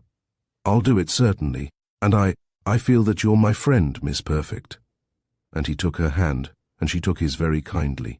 I've said my say, I highly approve, and I'm quite certain her father will also. He agrees with me on most points. He's a very superior man. Vane Trevor, there and then, with Aunt Dinah's concurrence, wrote his letter to Mr. Sergeant Darkwell, and then he walked with Aunt Dinah in the garden, talking incessantly of Violet, and it must be added, very much pleased with Miss Perfect's evident satisfaction and elation, and he remained to dinner, a situation which 2 months ago would have appeared the most ludicrous and dismal in nature, and he gabbled of his lady love, asking questions and starting plans of all sorts, and time flew so in this tete-a-tete that they were surprised by the entrance of the household with the Bible and prayer book, and Mr. Vane Trevor, though not a particularly sober-minded youth, could not avoid accepting the role of the absent William Mowbray, and officiated, much to the edification of the maids, in whose eyes the owner of Revington was a very high personage indeed, and the chapter for that evening delighted and overawed them, and they could hardly believe their eyes that the great squire of Revington was pent up with them in that small drawing-room, and kneeling and saying Amen, and repeating the Lord's Prayer after Miss Perfect, as mild and humble as one of themselves. When he got home to Revington, not being able to tranquilize his mind, he vented his excitement upon the 2 letters which I have mentioned as having reached the family of Kington at the breakfast table. "Read that, Clara, my dear," said Mrs. Kington Knox, with a funereal nod and in a cautious undertone. Miss Clara read the letter, and when she came to the passage which related that poor old Sir Richard Mowbray had had a second and much severer paralytic stroke, and was now in articulo, she raised her eyes for a moment to her mother's, and both for a moment looked with a solemn shrewdness into the other's. Miss Clara dropped hers again to the letter, and then stole a momentary glance at William, who looked as if he were very ill. As a man who receives a letter announcing that judgment is marked, and bailiffs on his track, will hide away the awful crumpled note in his pocket, and try to beguile his friends by a pallid smile, and a vague and incoherent attempt to join in the conversation, so William strove to seem quite unconcerned, and the more he tried the more conscious was he of his failure. Chapter 40. Mrs. Kington Knox proposes a walk with William. In fact, William Mowbray had received a conceited and exulting letter from Trevor, written in the expansion of his triumph once more as the Lord of Revington, the representative of the historic Trevors, the man of traditions and prestige, before whom the world bowed down and displayed its treasures, and who, being restored to reason and self-estimation by his conversation with Miss Perfect, knew well what a prize he was, what a sacrifice he was making, and yet bore and gave away all with a splendid magnanimity. So, as he says, it is all virtually settled.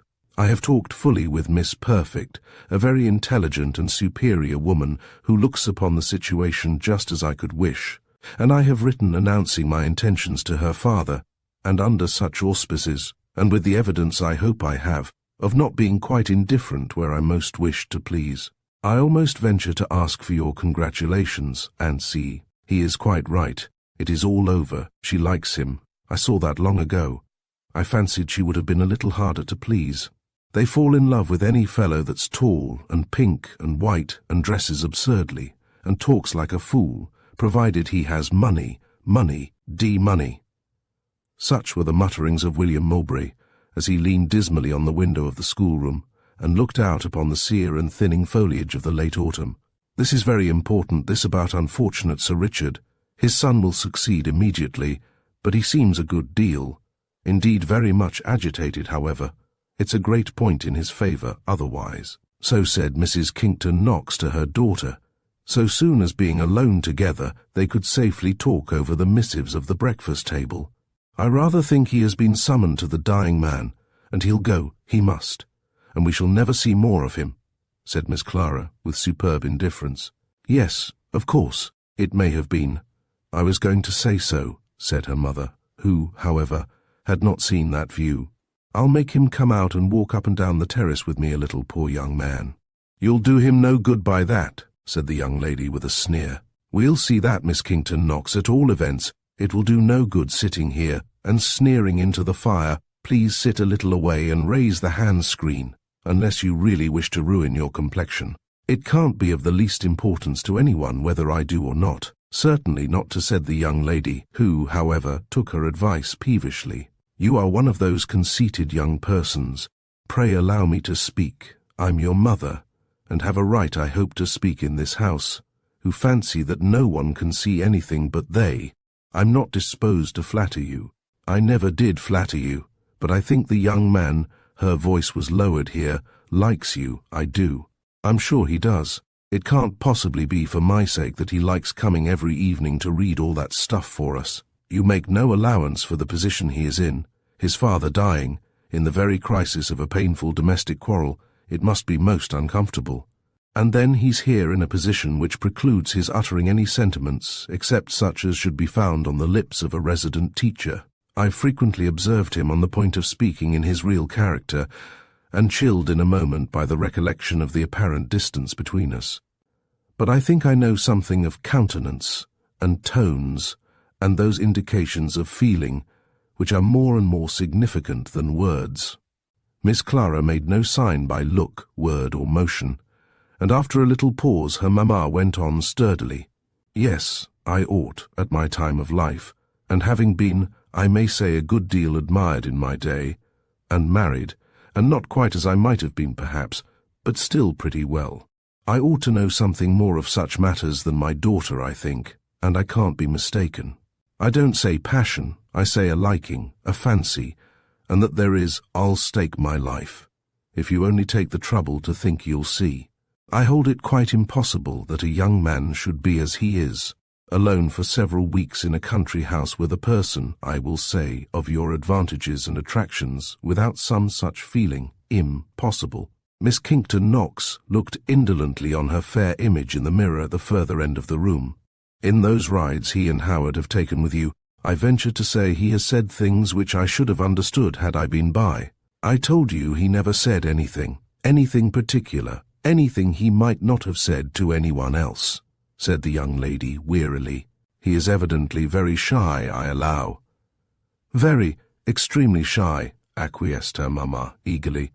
"And when all these things are considered, I don't think in the time you could possibly have expected more." "I never expected anything," said Miss Clara, with another weary sneer. "Didn't you? Then I did," answered the matron. Miss Clara simply yawned. "You are in one of your unfortunate tempers. Don't you think, Miss Kington Knox, even on the supposition that he is about leaving our house, that you may as well command your spirit of opposition and ill temper, which has uniformly defeated every endeavour of mine to be of use to you? And here you are at 28. The young lady looked round alarmed, but there was no listener. "And you seem to have learned nothing. I'll write all round the country and tell the people I'm 28 or 30, for anything I know, if you have no objection. I don't see any harm it can do. Telling truth perhaps mayn't do one much good, but if I've learned nothing else, I've learned this at all events, that there's absolutely no good in the other course. I don't know what you mean by courses. No one, I hope, has been committing any fraud in this house. If you please to tell people you are 30, which is perfectly contrary to fact, you must only take the consequences. Your miserable temper, Clara, has been the ruin of you, and when I'm in my grave you'll repent it." So saying, she left the room, and coming down in a few minutes in a black velvet garment, trimmed with ermine, and with a muff of the same judicial fur, she repaired to the schoolroom, where, much to William's relief, she graciously begged a holiday for Howard, and then asked William with, at the end of her invitation, a great smile, which plainly said, "I know you can hardly believe your ears, but it's true notwithstanding," to lend an old woman his arm in a walk up and down the terrace. William was of course at her service, though the honour was one which at that moment was almost oppressive. Chapter 41. How they talked. After a few turns and some little talk, Mrs. Kington Knox said, "I'm afraid, Mr. Herbert, like most of us, young as you are, you have your troubles. You will excuse an old woman, old enough to be your mother, and who likes you, who really feels a very deep interest in you, for saying so. I wish, in fact, there was a little more confidence, but all in good time. I said you were. It's perhaps impertinent of me to say I observed it, but my motive is not curiosity, nor, you will believe, unkind. I did see you were distressed this morning by the letter that reached you. I trust there was no illness, nothing, that is, which I had not, which was not," he replied. "Nothing very unexpected. For if there was any necessity, any wish to leave Kington for a little, I should offer my poor services as a substitute with your pupil, if you would trust him to me." Although her graciousness was oppressive, and her playfulness awful, there were welcome signs of sympathy in this speech, and William Mowbray greeted them with something like confidence, and, said he, "It's awfully kind of you, Mrs. Kington Knox, to think about me. I don't know exactly what to say, except that I am very grateful, and it's quite true. I've had a great deal of vexation and suffering, a kind of quarrel, a very bad quarrel indeed at home, as I call it, and some other things, no doubt. There is one trouble to which the young are exposed, and from which old people are quite exempt. The course of true love, you know, as our great moralist says, never did run smooth." Her prominent eyes were fixed with an awful archness upon Mowbray, and conscious as he was, he blushed and paled under her gaze, and was dumb. My maxim in all such cases is, never despair. When a young man is endowed, like you, with good looks and refinement, you see, I am talking to you almost as I would to a son. That darling boy of mine is such a link, and one grows so soon to know a guest, and those delightful evenings, and I think, Mr. Herbert, I can see a little with my old eyes, and I've divined your secret. I think it may have been a fancy, just." "I don't know," said William, very much put out. "But I know. You may be perfectly certain you are in love, if you ain't quite certain that you are not. Trust an old woman who has seen something of life, that is, of human nature," insisted Mrs. Kington Knox. I don't know. I did not know it myself until, I think, within the last few days. I dare say I'm a great fool. I'm sure I am, in fact, and I ought not to have allowed, but I really did not know." He suspected that Trevor had told all he knew of his story, and that the women, with the sagacity of their sex, had divined the rest. "You see, Mr. Herbert, I have not guessed amiss. When I see a young person very much dejected and distrait, I at once suspect a romance, and now let me say a word of comfort, derived from observation. As I said before, I've known such things happen. Never despair. There is a spark of romance in our sex as well as in yours. I think I may be of use to you. I dare say things are not quite so desperate as they appear, but do trust me, do be frank. I will. I'll tell you everything. I don't know where to begin, but I'm so much obliged. I've no one to speak to."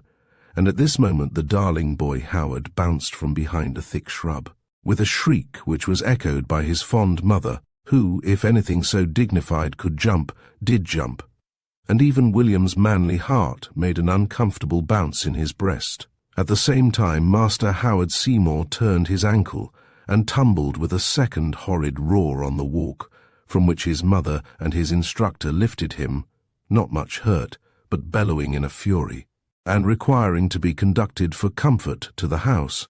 "I shall call upon you again, Mr. Herbert, when my poor darling is better, and we can—" There, my rosebud," began Mrs. Kington Knox, distracted between her curiosity and her compassion. "Shall I take him on my back?" "Get up." And so he took the urchin, who was hopping round them in circles with hideous uproar in his arms, and bore him away beside his anxious parent towards the house, where, having ministered to the sufferer, Mrs. Kington Knox looked into the drawing-room and found Miss Clara seated by the fire, with her slender feet as usual on a boss, reading her novel. Mrs. Kington Knox, stooping over her, kissed her, and Miss Clara, knowing that the unusual caress indicated something extraordinary, looked up with a dreary curiosity into her mother's face. When they were tete-a-tete, these ladies did not trouble one another much with smiles or caresses. Still, her mother was smiling with a mysterious triumph, and nodded encouragingly upon her. "Well?" asked Miss Clara. "I think you'll find that I was right, and that somebody will ask you a question before long," answered her mother, with an oracular smile. Miss Clara certainly did look a little interested at this intimation, and sat up with comparative energy, looking rather earnestly into her mother's prominent, hard brown eyes. "He's been talking very, I may say, frankly to me, and although we were interrupted by an accident, yet there was no mistaking him. At least that's my opinion." And Mrs. Kington Knox sat down, and with her imposing coiffure nodding over her daughter's ear, recounted, with perhaps some little colouring, her interesting conversation with William Mowbray. While this conference was proceeding, the door opened, and Mr. Kington Knox, his gloves, white hat, and stick in his hand, walked in. It was one of Mrs. Kington Knox's unpublished theories that her husband's presence in the drawing-room was a trespass, as that of a cow among the flower-beds under the window. As that portly figure in the grey woolen suit and white waistcoat entered mildly, the matron sat erect, and eyed him with a gaze of astonishment, which, however, was quite lost upon him, as he had not his spectacles on. "I hope, Mr. Kington Knox, your shoes are not covered with mud, unless you are prepared to buy another carpet," she said, glancing at the clumsy articles in question. "Oh dear, no, I haven't been out, just going, but I want you and Clara to look over there," and he pointed with his stick, at which Mrs. Kington Knox winced with the ejaculation, "The china. You see those 3 trees?" he continued, approaching the window with his stick extended. "Yes, you needn't go on," she answered. "Well, the one to the right is, in fact, I think it's an ugly tree. I've been for a long time considering it. You see it there, Clara, on the rising ground, near the paling?" She did. "Well, I'm thinking of taking him down. What do you say?" "Do lower your stick, Mr. Kington Knox, pray. We can see perfectly without breaking anything," expostulated his wife. "Well, what do you say?" he repeated, pointing with his hand instead. "Do you want my opinion as to what trees should come down?" said Mrs. Knox with admirable perseverance. "I shall be happy to give it with respect to all. As to that particular tree, it is so far away, I really don't think the question worth debating." "Take it down, Papa," said Miss Clara, who rather liked her father and encouraged him when too much put down. "I really think you're always right about trees. I think you've such wonderful taste. I do indeed, and judgment about all those things." The old man gave her a hearty kiss on the cheek, and smiling ruddily said, "Well, I think I ought. I've read something, and thought something on the subject, and as you don't dissent, my dear, and Clara says it's to come down, down it comes. She's looking very pretty. Egad, she is. Wonderfully pretty she is today." "Folly!" exclaimed Miss Clara, pleased notwithstanding. "Other people think her good-looking too, I can tell you," exclaimed her mother, whose thoughts were all in that channel, and who could not forbear saying something on the subject. "I think even you, Mr. Kington Knox, will see that I have done my duty by our child, and have been the means under Providence of promoting her happiness." "And what is it?" said Mr. Kington Knox, looking solemnly on his daughter. "I don't know that there is anything at all," replied she quietly. Mrs. Kington Knox beckoned him imperiously, and they drew near the window, while the young lady resumed her novel. "He's in love with her," she murmured. "Who, my dear?" "Mr. Mowbray." "Oh, is he? What Mr. Mowbray?" inquired the old gentleman. "Winston Mowbray, probably Sir Winston Mowbray. At this moment, his father, you know, is dying, if not dead." "Sir Richard, you mean?" "Of course, I mean Sir Richard." "Yes, he is. He wasn't a bad fellow, poor Mowbray. But it's a long time, 38 years, yes, since we were at Oxford. And his son's in the house. Here?" Yes, this house. Very happy to see him, I'm sure, very happy. We'll do all in our power, said Mr. Kington Knox, very much at sea as to the cause of his arrival. You know Mr. Herbert? Yes. Well, that's he. Mr. Herbert is Mr. Winston Mowbray. If you were to stare till doomsday, it won't change the fact. Here he is, and has been, and has confessed to me that he likes Clara. He's very modest, almost shy, and without any kind of management on my part. Had I stooped to that as other mothers do, she'd have been married, no doubt, long ago. Simply placing them under the same roof, perceiving that he was a gentleman, ascertaining who he was, I left the rest to, you see. And the consequence is, as I've told you. And humanly speaking, she'll be Lady Mowbray. Oh, said Mr. Kington Knox, perhaps you don't like it. Oh, like it. Very well, but she's very young. There's no great hurry. I would not hurry her. Pooh! Exclaimed Mrs. Kington Knox, turning abruptly away from her husband, one of whose teasing hallucinations was that Clara had hardly emerged from the nursery. Chapter 42. Confidences. Mrs. Kington Knox, still in walking costume, entered the schoolroom, intending to invite the pseudo-tutor to continue his walk with her, and with one of her awful smiles she began, "I've come to claim your promise, Mr. Mowbray." The name had escaped her. It reverberated in her ear like a cannon shot. Hardly less astounded stood our friend William before her. For a full minute she could not think of a presentable fib, and stared at him a good deal flushed, and dropped her huge goggle eyes upon a copybook of Master Howard's, which she raised and inspected with a sudden interest. And having read, "Necessity is the moe, necessity is the moth. Necessity is the mothical, torical, to necessity is the mo," upon its successive lines, she replaced it firmly, raised her head and said, "I have addressed you by the name of Mowbray, which I've learned, just 5 minutes since, is your real name. But should you prefer my employing that of Herbert, my using the other, indeed, was simply an accident, and perhaps it is better. I shall certainly do so. Your little confidence has interested me unaffectedly, very much indeed, deeply interested me, the more particularly as Mr. Kington Knox was once acquainted with a family of your name. Sir Richard Mowbray, possibly a relation." William, who was still a little confused, assented, and the lady, with growing confidence, proceeded. "You mentioned some unhappy family discord, and it struck me, Mr. Kington Knox, you know, and I, in fact, we have a good many friends, that possibly some, intervention." "Oh, thanks, very kind of you, but I don't know anyone likely to have much influence, except, perhaps, Mr. Waggett, and I was thinking of writing to him, although I hardly know him sufficiently. And may I ask who Mr. Waggett is?" inquired the lady, who had intentions of taking the carriage of the affair. "The clergyman. A very good man, I believe." "Oh, in attendance at the sick bed?" inquired the matron, with proper awe. No, not that I know of, but a very old friend of my aunt's." "I see, I understand. And he and your aunt would unite their influence to reconcile you." "Oh, my quarrel, as we've been calling it, is with my aunt." Oh, I see. And your father has taken it up?" suggested Mrs. Kington Knox promptly. "My father's dead," said William, with the gravity becoming such an announcement. "Oh, dear me. I'm shocked to think I should, I beg your pardon. I ought to have anticipated." "You have, I assure you, my deep sympathy, all our sympathies. I do recollect now having heard something of his illness, but dear, oh dear, what a world it is." William could only bow, with his former seriousness.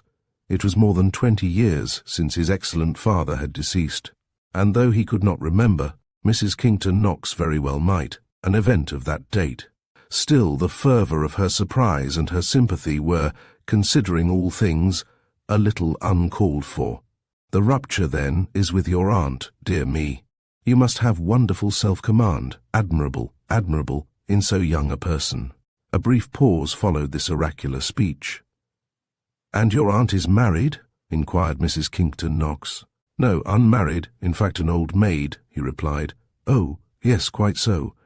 Then she's Miss Mowbray," said the lady. "No, Miss Perfect," said he. "Miss Perfect, maternal aunt, it must be."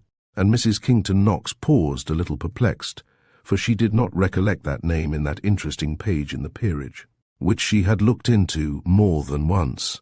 She concluded, however, it must be so, and said slowly, I see, and what?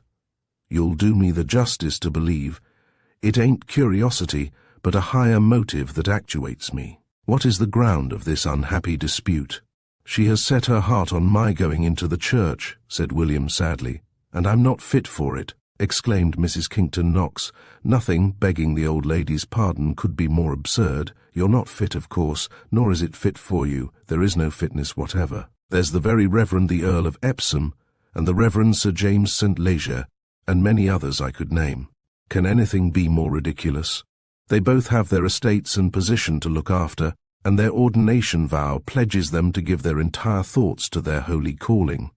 I and Mr. Kington Knox have had many arguments upon the subject. As you see, I am quite with you. Mr. Herbert, you must allow me still to call you by that name, that dear old name. I was going to say William could only acquiesce, a little puzzled at her general exuberance. She seemed, in fact, quite tipsy with good nature. How little one can judge of character at first sight. And of course, it is not for me to say, but your reserve about your name, I suppose that is at an end. Since the melancholy termination of your hopes and fears, I mean there can hardly be, now that you apprise me of your domestic loss. It was entirely in deference to my aunt's prejudices, that Dr. Sprague, in fact, began William. I know, an old friend of poor Sir Richard's, but whatever else you do, I suppose we must make up our minds to lose you for a week or so. Your absence would be, of course, remarked upon. In fact, those feelings never survive the grave, and there are sacrifices to decorum. Your friends, and you know there are those here who feel an interest. No one could advise your staying away. My aunt is not ill, said William with a sudden and horrible misgiving, for the lady's manner was unmistakably funereal. Ill? I haven't heard. I have not the honour of knowing Miss Purity, said Mrs. Kington Knox. Perfect, interrupted William. Thank God. I mean that she's not ill. I was thinking not of your aunt, but of your poor father. There are things to be looked after. You are of age. Yes, 23, said William, with a coolness that under so sudden a bereavement was admirable. Not quite that. 22 last May, said the student of the peerage. William knew he was right, but the point, an odd one for Mrs. Kington Knox to raise, was not worth disputing. And, considering the circumstances under which, although you will not admit the estrangement, poor Sir Richard Mowbray has been taken. Sir Richard? Is Sir Richard dead? Exclaimed William. Dead? Of course he is dead. Why, you told me so yourself this moment. I didn't know. If I said anything like that, it was the merest slip. He's either dead or alive, sir, I suppose, and whether intentionally or by a slip. It is for you to determine, but I'm positive you did tell me that he's dead, and if he be so, pray, as between friends, let there an end of concealments, which can have no object or effect but a few hours' delay in making known a fact which must immediately appear in all the newspapers, expostulated Mrs. Kington Knox, as nearly offended as it was possible to be with so very eligible a young man, so opportunely placed, and in so docile a mood. He's dying, at all events, she added. That I know, said William, with that coolness which had before struck Mrs. Kington Knox during this interview as a new filial phenomenon. And although we shall miss you, some of us very much, yet, of course, knowing all, we have no claim, no right. Only you must pledge me your honour. You really must. She was holding his hand and pressed it impressively between both hers. That you won't forget your Kington friends, that so soon as you can you will return, and give us at least those weeks on which we reckon. It is very kind, it's very good of you. It is very odd, but I had such a wish to go, just for a day or two, only to see Dr. Sprague, and to consult him about writing to Gilroyd, before finally determining on a course of life. I was thinking of, in fact, going away and leaving England altogether. Mrs. Kington Knox stared and at last asked, Who is Gilroyd? My aunt's house, a small place, Gilroyd Hall. I was merely thinking of your attending poor Sir Richard's obsequies. The funeral? I should not like to attend it uninvited, answered William. I don't know that I should be a welcome guest. In fact, I know I should not, young Mowbray." "Your brother?" inquired the lady, who did not remember any such encumbrance in the record she had consulted. "No, my cousin." "Cousin? And what right could a cousin pretend to exclude you from your father's funeral?" exclaimed Mrs. Kington Knox, unfeignedly amazed. "I'm speaking of Sir Richard Mowbray, my uncle. My father has been a long time dead, when I was a mere child." "Oh, yes, of course, dead a long time," repeated Mrs. Kington Knox, slowly, as the horrible bewilderment in which she had been lost began to clear away. "Oh, yes, your uncle. Sir Richard Mowbray, of course that would alter. I was speaking of your father. I did not know you had lost him so long ago. Of course, it's quite another thing. And you wish to go to Mrs. Purity?" "No, perfect not to go there, not to Gilroyd, only to Cambridge, to see Dr. Sprague." "Very well, very well, I don't see. I shall mention it to Mr. Kington Knox. Have you anything more to say to me, Mr. Pray, what am I to call you? Herbert, I suppose?" "Nothing but to thank you. You've been so good, so very kind to me. I make it a rule to be kind to everybody. I endeavour to be so. I believe I said the majestic lady with a dignity indescribably dry. I shall mention your wish to Mr. Kington Knox. Good evening, Mr. Herbert." It seemed to our friend William that the lady was very much offended with him, but what he had done to provoke her resentment he could not divine. He reproached himself after the door had closed for not having asked her, but perhaps an opportunity would offer, or he might make one. He could not bear the idea of having wounded a heart which had shown such friendly leanings towards him. Chapter 43. Mr. Kington Knox receives a summons. Mr. Kington Knox, with a couple of dogs at his heels, was tranquilly consulting his Chief Commissioner of Woods and Forests, when he was summoned from his sylvan discourses by a loud tapping on his study window, within whose frame he saw, like a full-length portrait of Mrs. Siddons, on a signboard, if such a thing exists, the commanding figure of his wife, who was beckoning him imperiously. The window at which she stood was in fact a glass door opening upon 2 steps, to which the peaceable old gentleman of 62 wonderingly drew near. "Come in," she exclaimed, beckoning again grimly, and superadding a fierce nod. So up went the sash, and the little hatch which simulated a window-sill was pulled open by the old gentleman, who was vexed somewhat at the interruption. She read this in his honest countenance, and said as he entered, "I don't mean to detain you, Mr. Kington Knox. I shan't keep you more than 5 minutes away from your timber. But I think for once you may give that time to your family. It's becoming a little too much for me, perfectly unaided, as I've always been." "Well, I'm sorry you're annoyed. Something has happened, I suppose." "What do you wish me to do?" said that accommodating gentleman in the grey tweed and copious white waistcoat. "I told you, Mr. Kington Knox, if you remember, when your friend, Dr. Sprague, of whose character recollect. I know nothing, except from your representations. I told you distinctly my impression when that gentleman was persuading you to accept the person who's here in the capacity of tutor, under a feigned name. I then stated my conviction that there was danger in disguise. I declared myself unable to assign any creditable reason for such a step. Wiser people, however, thought differently. My scruples were overruled by you and your friend Dr. what's his name?" "Sprague, eh?" said her husband. "Yes, Sprague. It is not the first time that my warning voice has been disregarded. It does not in this case signify much, fortunately very little. But it is not pleasant to have one's house made a scene of duplicity to please Dr. Sprague, or to convenience some low young puppy. I thought you said he was the son of my friend Mowbray, Sir Richard, you know." "It signifies very little whose son he is, but he's not. I simply conjectured he might, and certainly everything was, artfully or not, I can't say, laid in train to induce that belief on my part. But he's not. I thought it best to clear it up. He says he's some relation, goodness knows, but in point of everything else he's a mere pretender, the merest adventurer, and the sooner we part with him the better." "And what do you wish me to do?" said Mr. Kington Knox with some little vehemence. "I've given you my views," replied the lady.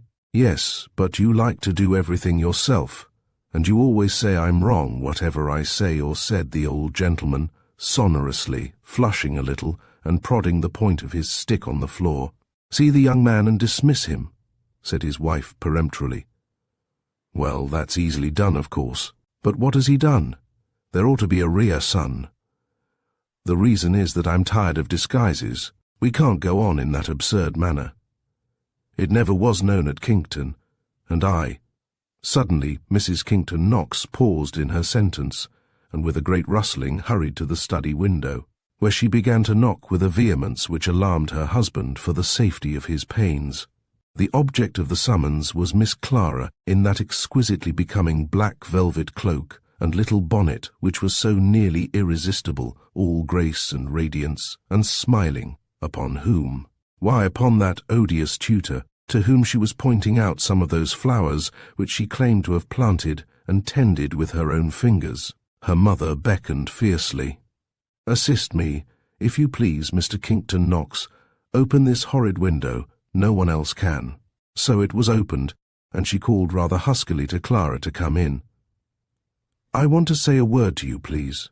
And, without condescending to perceive William Mowbray, who had raised his hat, she said, with an appearance of excitement not of a pleasant kind, and in presence of which somehow the young lady's heart sunk with a sudden misgiving, "We'll go up, my dear, to my room.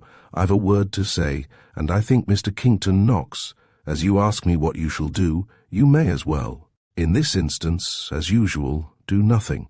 I'll write. I'll do it myself. Come, Clara." So, suspending questions until the apartment upstairs was reached, the young lady, in silence and with a very grave face, accompanied her mother.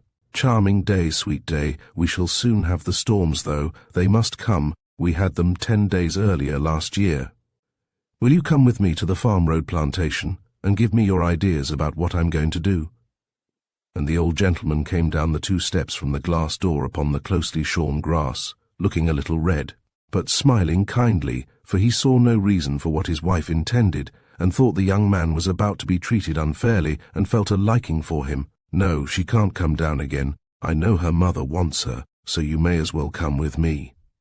So off they set together, and I dare say William liked that ramble better than he would have done the other. The old man was sociable, genial, and modest, and had taken rather late in life, tempted thereto, no doubt, by solitude, to his books, some of which, such as Captain Lemuel Gulliver's Travels, were enigmatical, and William was able to throw some lights which were new to the elderly student, who conceived a large and honest admiration for his young friend, and would have liked to see a great deal more of him than he was quite sure Mrs. Kington Knox would allow.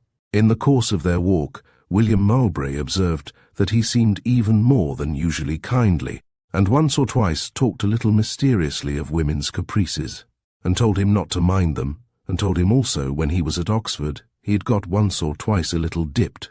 Young fellows always do, and he wanted to know. He was not, of course, to say a word about it. If £50 would be of any use to him, he'd be so happy, and he could pay him any time, in 10 years or 20 for that matter, for the old gentleman dimly intended to live on indefinitely. But William did not need this kindly help, and when his pleasant ramble with the old man and his dogs was over, and he returned to the schoolroom, William found a note awaiting him on the table, in the large hand of Mrs. Kington Knox. Chapter 44. Back to Cambridge. The letter upon the table was thus: October 1860. Mrs. Kington Knox, understanding from Mr. Herbert that he wishes to visit Cambridge upon business, begs to say that she will oppose no difficulty to his departing on tomorrow morning with that view. She begs also to mention that Mr. Kington Knox will write by an early post to the Reverend Dr. Sprague upon the subject of Mr. Herbert's engagement. A carriage will be at the door at 8 o'clock a.m. to convey Mr. Herbert to the railway station. What have I done? I've certainly offended her, she who wrote all those friendly little notes. I can't think of anything, unless that boy Howard has been telling lies. She'll give me an opportunity of explaining, I suppose, and it will all be right. It can't be much. Glad he was to get away even for 2 or 3 days to his old haunts, and to something like his old life. He made his preparations early for his next morning's journey, and sate in the evening with his ingenious pupil, wondering whether a change of mood might not bring him a relenting note on the usual pink paper, inviting him to visit them in the drawing-room, and debating whether it might not be a wholesome lesson to the capricious old lady to excuse himself, and so impose on her the onus of explanation. "I say, old chap, listen. What do you think?" said Master Howard, who had been whistling, and on a sudden, being prompted to speak, poked the point of his pen uncomfortably into the back of William's hand. "Stop that, young un. I told you before you're not to do that. What have you got to say? Come." "I say, I heard Mamma say to Clara this afternoon that you ain't to be trusted, and I told Clara I'd tell you because she teased me. And Mamma said you deceived Papa. I heard every word." "She could not have said that, because I never did anything of the kind," said William, flushing a little. "Yes, but she did. I heard her, I'd swear, and Clara said, 'He's a low person.' I told her I'd tell you. She did, upon my word, a low person. And I said I'd tell you. And I'll tell you ever so much more. Not now, please, nor ever. I don't want to hear that sort of thing, even if it was said. I'd rather not, unless it was said to myself. And I heard Clara say, 'Let him go about his business.' I did, upon my honour. I say, young un, this is one of your fibs to vex Miss Knox." Master Howard began to vociferate. "Quiet, sir. If your mamma had any complaint to make, she'd make it to me, I suppose. And if you say a word more on the subject, I'll go in and mention the matter to your mamma," said William, growing angry. "Catch me telling you anything ever again, as long as I live, that's all," said Master Howard, and broke into mutterings, and then whistled a tune as loud as he could, with his hands in his pockets and his heels on the table. But he did not succeed in disturbing William. Thoughts that are thoroughly unpleasant hold fast like bulldogs. It is only the pleasant ones that take wing at noise, like a flight of birds. Away in due time went Master Howard. No sign appeared from the drawing-room. And William Mowbray, who in his elevation and his fall had experienced for the second time something of the uncertainty of human affairs, went to his bed mortified and dismal, and feeling that, go where he would, repulse and insult awaited him. His early breakfast dispatched, William mounted the dog-cart, which, in her official letter, Mrs. Kington Knox had dignified with the title of carriage, and drove at a rapid pace away from Kington, with a sense of relief and hope as the distance increased, and a rising confidence that somehow he was to see that abode of formality and caprice no more. Dr. Sprague was now at Cambridge, and greeted him very kindly. He had not much news to tell. It was true Sir Richard Mowbray was actually dead at Gilston, whence the body was to be removed that day to Windleston, where, in about a week, would be the funeral. No, William would not go. He was not recognized, it would not do. Sir Winston, as he now was, would take care to let him know he was not wanted. So said William, in reply to the doctor's question, and having related his experience of Kington, Dr. Sprague told him frankly that although Kington Knox was a very good fellow, and very kind, though a little weak, you know, that he had always heard his wife was a particularly odious woman. "Well, and what of Miss Perfect? Any conciliatory symptoms in that quarter?" asked Dr. Sprague. "Oh, none. She is very inflexible, sir. Her dislikes never change." While they were talking, some letters arrived, one of which was actually from Kington, and in the hand of its mistress. "Hey, haw, ha, ha. I protest, Mowbray, the lady has cut you," and he threw the letter across the table to William. Chapter 45. Violet Darkwell at T. Gilroyd again. "Mrs. Kington Knox," it said, "presents her compliments to the Reverend W. H. Sprague, and as Mr. Kington Knox is suffering from gout in his hand, which, though slight, prevents his writing, she is deputed to apprise him that the gentleman calling himself Mr. Herbert, who has been acting as tutor at Kington, need not return to complete his engagement. Mr. Kington Knox desires to remit to him, through your hands, the enclosed cheque, payable to you, and for the full amount of the term he was to have completed. Should the young man feel that, under the circumstances, he can have no right to retain the entire amount, he will be so good as to return that portion of the sum to which he feels himself unentitled. We wish to mention that we part with him not in consequence of any specific fault, so much as from a feeling, upon consideration, that we could no longer tolerate the practice of a concealment at Kington, the character and nature of which, although we impute nothing, might not consist with our own ideas upon the subject. She begins in the third person and ends in the first, said Dr. Sprague. Otherwise it is a very fine performance. What am I to do about the cheque? I will not touch a farthing, said William. Tut, tut, I think you've a right to it all, but if you object, we'll send them back all that represents the unexpired part of your engagement. But I'll have no quixotism.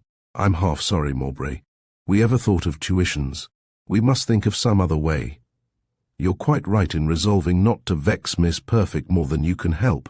I'm clear upon that, but I've been thinking of quite another thing. I have not time now to tell you all. He glanced at his watch.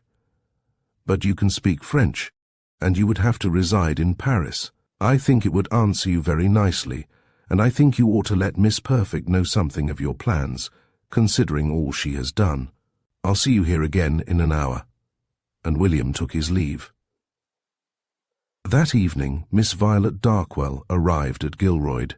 She did not think old Granny looking well. Was it a sadness or a feebleness?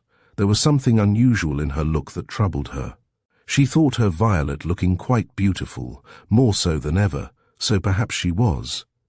And she asked her all sorts of questions about all sorts of things, and how the Mainwarings had arranged the rooms. For Aunt Dinah had known the house long ago, and whether the paint had ever been taken off that covered the old oak wainscot in the parlour, and ever so many other particulars besides. And at last she said, "Great news Mr. Trevor tells me of William." She had already resolved against opening the Trevor budget to its more interesting recesses. William Mowbray. He's going to marry, to make a great match in some respects. Money, beauty. "Oh," said Violet with a smile. "Yes, a Miss Kington Knox. He has been residing in the house, an only daughter. Kington is the place." Something of this Violet had heard before she left Gilroyd, but not all, and Aunt Dinah went on. "They are connected somehow with Mr. Trevor, whom I've grown to like extremely. And he saw William there, and from what he told me I look upon it as settled, and so in fact does he." "It's very cold, isn't it, tonight?" said Miss Violet. "That's all very nice, very well for William Mowbray. Very well, better perhaps than he deserves. Had I been, however, as we used to be, I should have endeavoured to postpone it, to induce the parties to defer it for a little, in fact for 5 years. I may say, indeed, I should have made a point of it, because I happen to know that his marrying within that time will be attended with the worst consequences." There was a silence. "Very cold," repeated Miss Violet, drawing a little nearer to the fire. "It seems odd, as a mere matter of respect, that's all, of course. He should not have written me a single line upon the subject," said Miss Perfect grimly. "Well, perhaps not very odd," answered Miss Darkwell carelessly, yet somehow, ever so little sadly. "I'm beginning to think it a worse world than I used to think it, and so hard to know anyone in it, except dear old Granny." And up got the girl, and threw her pretty arms round old Aunt Dinah's neck, and kissed her. Little Vi," said Aunt Dinah, with a tender tremor in her voice, and she laughed a little. "I think you are tired, darling. Your long drive," she added. "I believe I am, Granny. Shall I run away to my bed?" "God bless you, darling," said Granny, and rang the bell for old Winnie Dobbs, who appeared, and away, with a second good night, they went. "Well, old Winnie Dobbs, great doings, I hear. Granny says Mr. William's to be married, a great lady, Miss Kington Knox, she says, and very pretty, quite a beauty, quite a belle." She was looking with a faint little smile down upon the trinkets she was laying upon the dressing-table, and she spoke in the tones in which people recall a very far-off remembrance. "Well, she did tell me so, Miss V, and very glad I was, poor fellow, but very young. I that knew him when he was only the length of my arm, to think of him now. But very sensible always was, a good head, wiser than many an older body." "You've never seen the lady," said Vi. "No, but Mr. Trevor's groom was stopping there last summer for a week with Mr. Trevor, you know, and he did not much like the family. That's the old lady. No one has a good word of her. And the young one, Miss Clara. Do you like the name Clara, miss?" "Yes, a pretty name, I think." "Well, They don't say much about her, only she's very distant-like. And she's the lady? Asked Violet. Ah, that she is, miss, the only daughter. She's tall. Well, yes, he says she is. Taller than I dare say. Well, he did not say that. You're a good height, you know yourself, miss, a nice figure, yes indeed. And what colour is her hair? Asked Vi. Light hair, he said. Yes, he always liked light hair, I think, she said, still with the same faint smile and in the same soft and saddened tones. Vi was arranging her own rich dark brown tresses at the glass. And blue eyes, large, something the colour of yours, he said. Miss, he used to take great notice to her, the groom, everything. She used to go out a-riding. A hairpin, miss? No, Winnie, thanks. He says she's a fine rider, showy, handsome, that sort, you know. And when is it all to be? Well, they don't know, but once it's settled I do suppose it won't be long delayed. Why should it? No, why, once it's settled, as you say.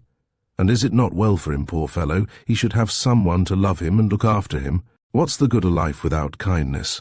Both of them handsome and young and loving. What more need they ask? Said old Winnie. And if they aren't happy, who will? Yes, old Winnie, they will, very happy, I'm sure. And now I'll bid you good night. I'm so tired, very tired. It's a long, tedious way, and I'm always wishing to come back to you, and dear old Granny, and poor old Gilroyd, where we were all so happy, where I always feel so safe, but I believe we always fancy the old times the pleasantest, when I was a child. Good night, old Winnie. Chapter 46. Vane Trevor, at tea the window. William Mowbray liked the appointment which his kind friend, Dr. Sprague, had virtually secured for him. It was not a great deal in salary, but opening abundant opportunities for that kind of employment which he most coveted, and for which, in fact, a very little training would now suffice to accomplish him. Literary work, the ambition of so many, not a wise one perhaps for those who have any other path before them, but to which men will devote themselves, as to a perverse marriage, contrary to other men's warnings, and even to their own legible experiences of life, in a dream. For 3 years he would sojourn in Paris. He preferred that distant exile to one at the gates of the early paradise from which he had been excluded. From thence he would send to his good friend, Dr. Sprague, those little intimations of his doings and his prosperings which he, according to his wisdom, might transmit, for inspection to the old lady at Gilroyd, who might, if she pleased, reopen a distant correspondence with the outcast. Dr. Sprague, at William's desire, had written to accept and arrange, and would hear by the return of post or nearly, and then William might have to leave at a day's notice. 3 years. It was a long time, and Aunt Dinah old.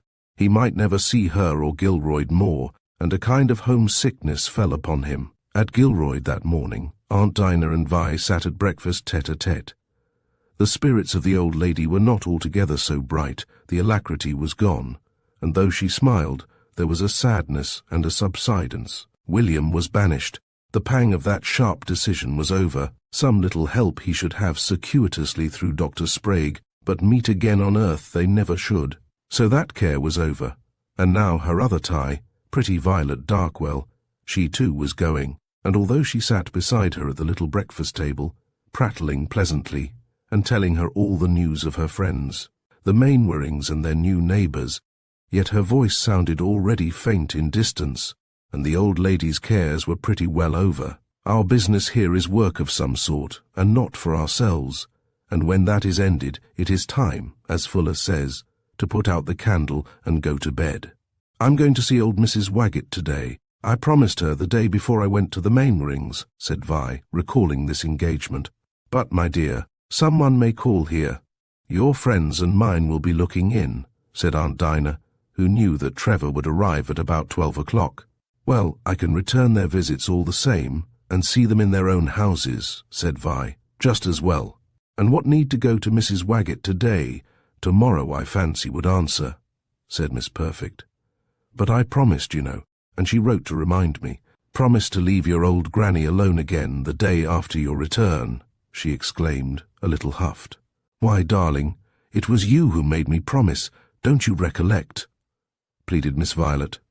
The day we paid them our last visit. Did I? Well, if there really was a promise, and I suppose you remember, We must keep it, I suppose.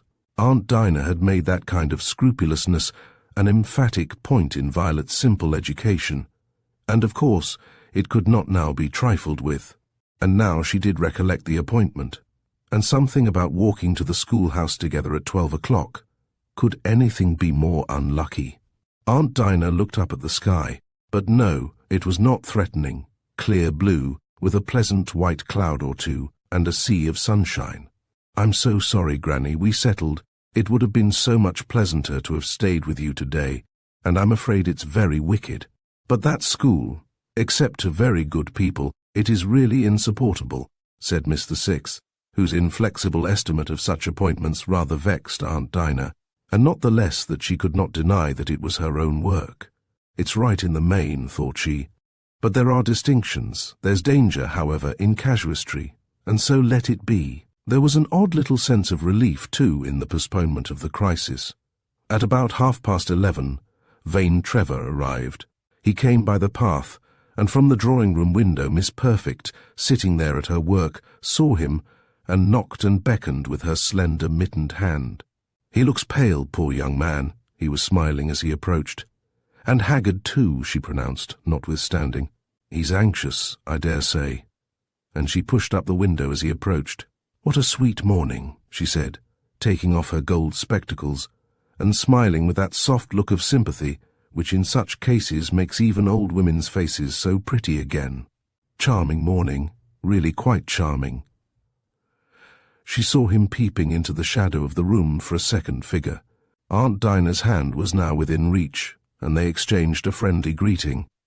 "My little Violet has returned," she said, still holding Trevor's hand kindly.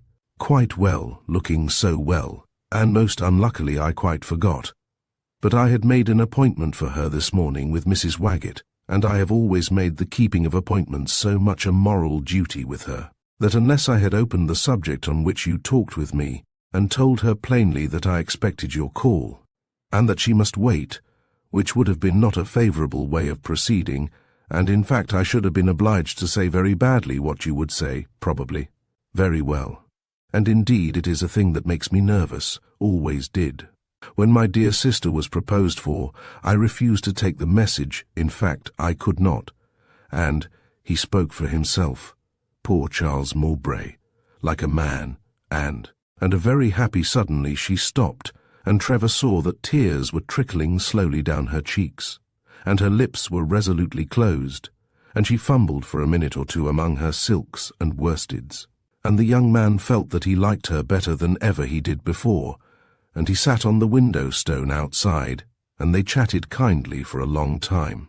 Then they took a little walk together among the flowers and under the chestnuts, till it grew to be near 2 o'clock, and Aunt Dinah began to look for Violet's return, and if the great Duke of Wellington on the field of Waterloo consulted his watch half so often as Mr. Vane Trevor did his on the green sward of Gilroyd that afternoon.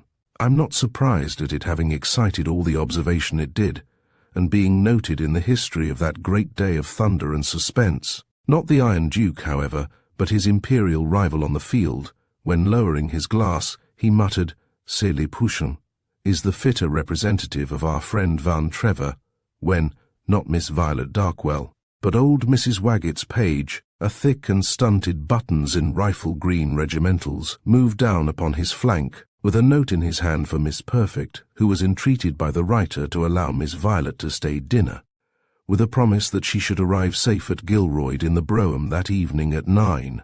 There was nothing for it but submission. It would not do, in presence of that dwarfish page, who was eyeing Vane with the curiosity of a youthful gossip, to order the young lady home, detain the young gentleman where he stood, and thus by a feat of discipline compel a meeting. So Miss Perfect dispatched her reply, thanking, I hope it was sincerely, Felicia Honoria Waggett, and accepting the arrangement with the best grace she might. "You must come in and take some luncheon," said Aunt Dinah. Gilroyd was somehow so charming a spot, its resources had grown so inexhaustible, and old Miss Perfect so sensible and altogether interesting that Trevor was glad to linger a little, and postpone the evil hour of departure. It came at last, however, and Aunt Dinah called old Winnie Dobbs, and went listlessly to her room to make her toilet for her solitary dinner. Chapter 47. Miss Perfect's Toilet. "Short the evening's growing," said Aunt Dinah, looking out upon the slanting amber sunlight that made the landscape all so golden. "Long shadows already," and she glanced at her broad old gold watch. "How the years go over us, Winnie. You've been a long time with me now, ha-ha, a long time. When first you came to me, you thought me such a shrew, and I thought you such a fool, that we both thought a parting must very soon come of it. An old termagant and an old goose," continued Miss Perfect, nodding her head at her image in the glass. "We were not altogether wrong in that, perhaps, old Dobbs, don't interrupt me, but, though we were neither lambs nor Solomons, we answered one another. We never parted, and we'll live on so, don't you think, to the end of the chapter, and a pretty long chapter it has been, and pretty near the end, Winnie Dobbs, it must be for both of us. Here endeth the first lesson, and then comes the judgment, Winnie. Here endeth the second lesson. Our two great lessons, death and judgment. Think of that, my good old Winnie. When you hear Dr. Mainwaring or Dr. Waggett, it is now saying, 'Here endeth the first lesson, and here endeth the second lesson.' And much good may it do you." Aunt Dinah's lectures on such themes were generally very odd, and her manner sometimes a little flighty. People who did not know her would have almost said waggish.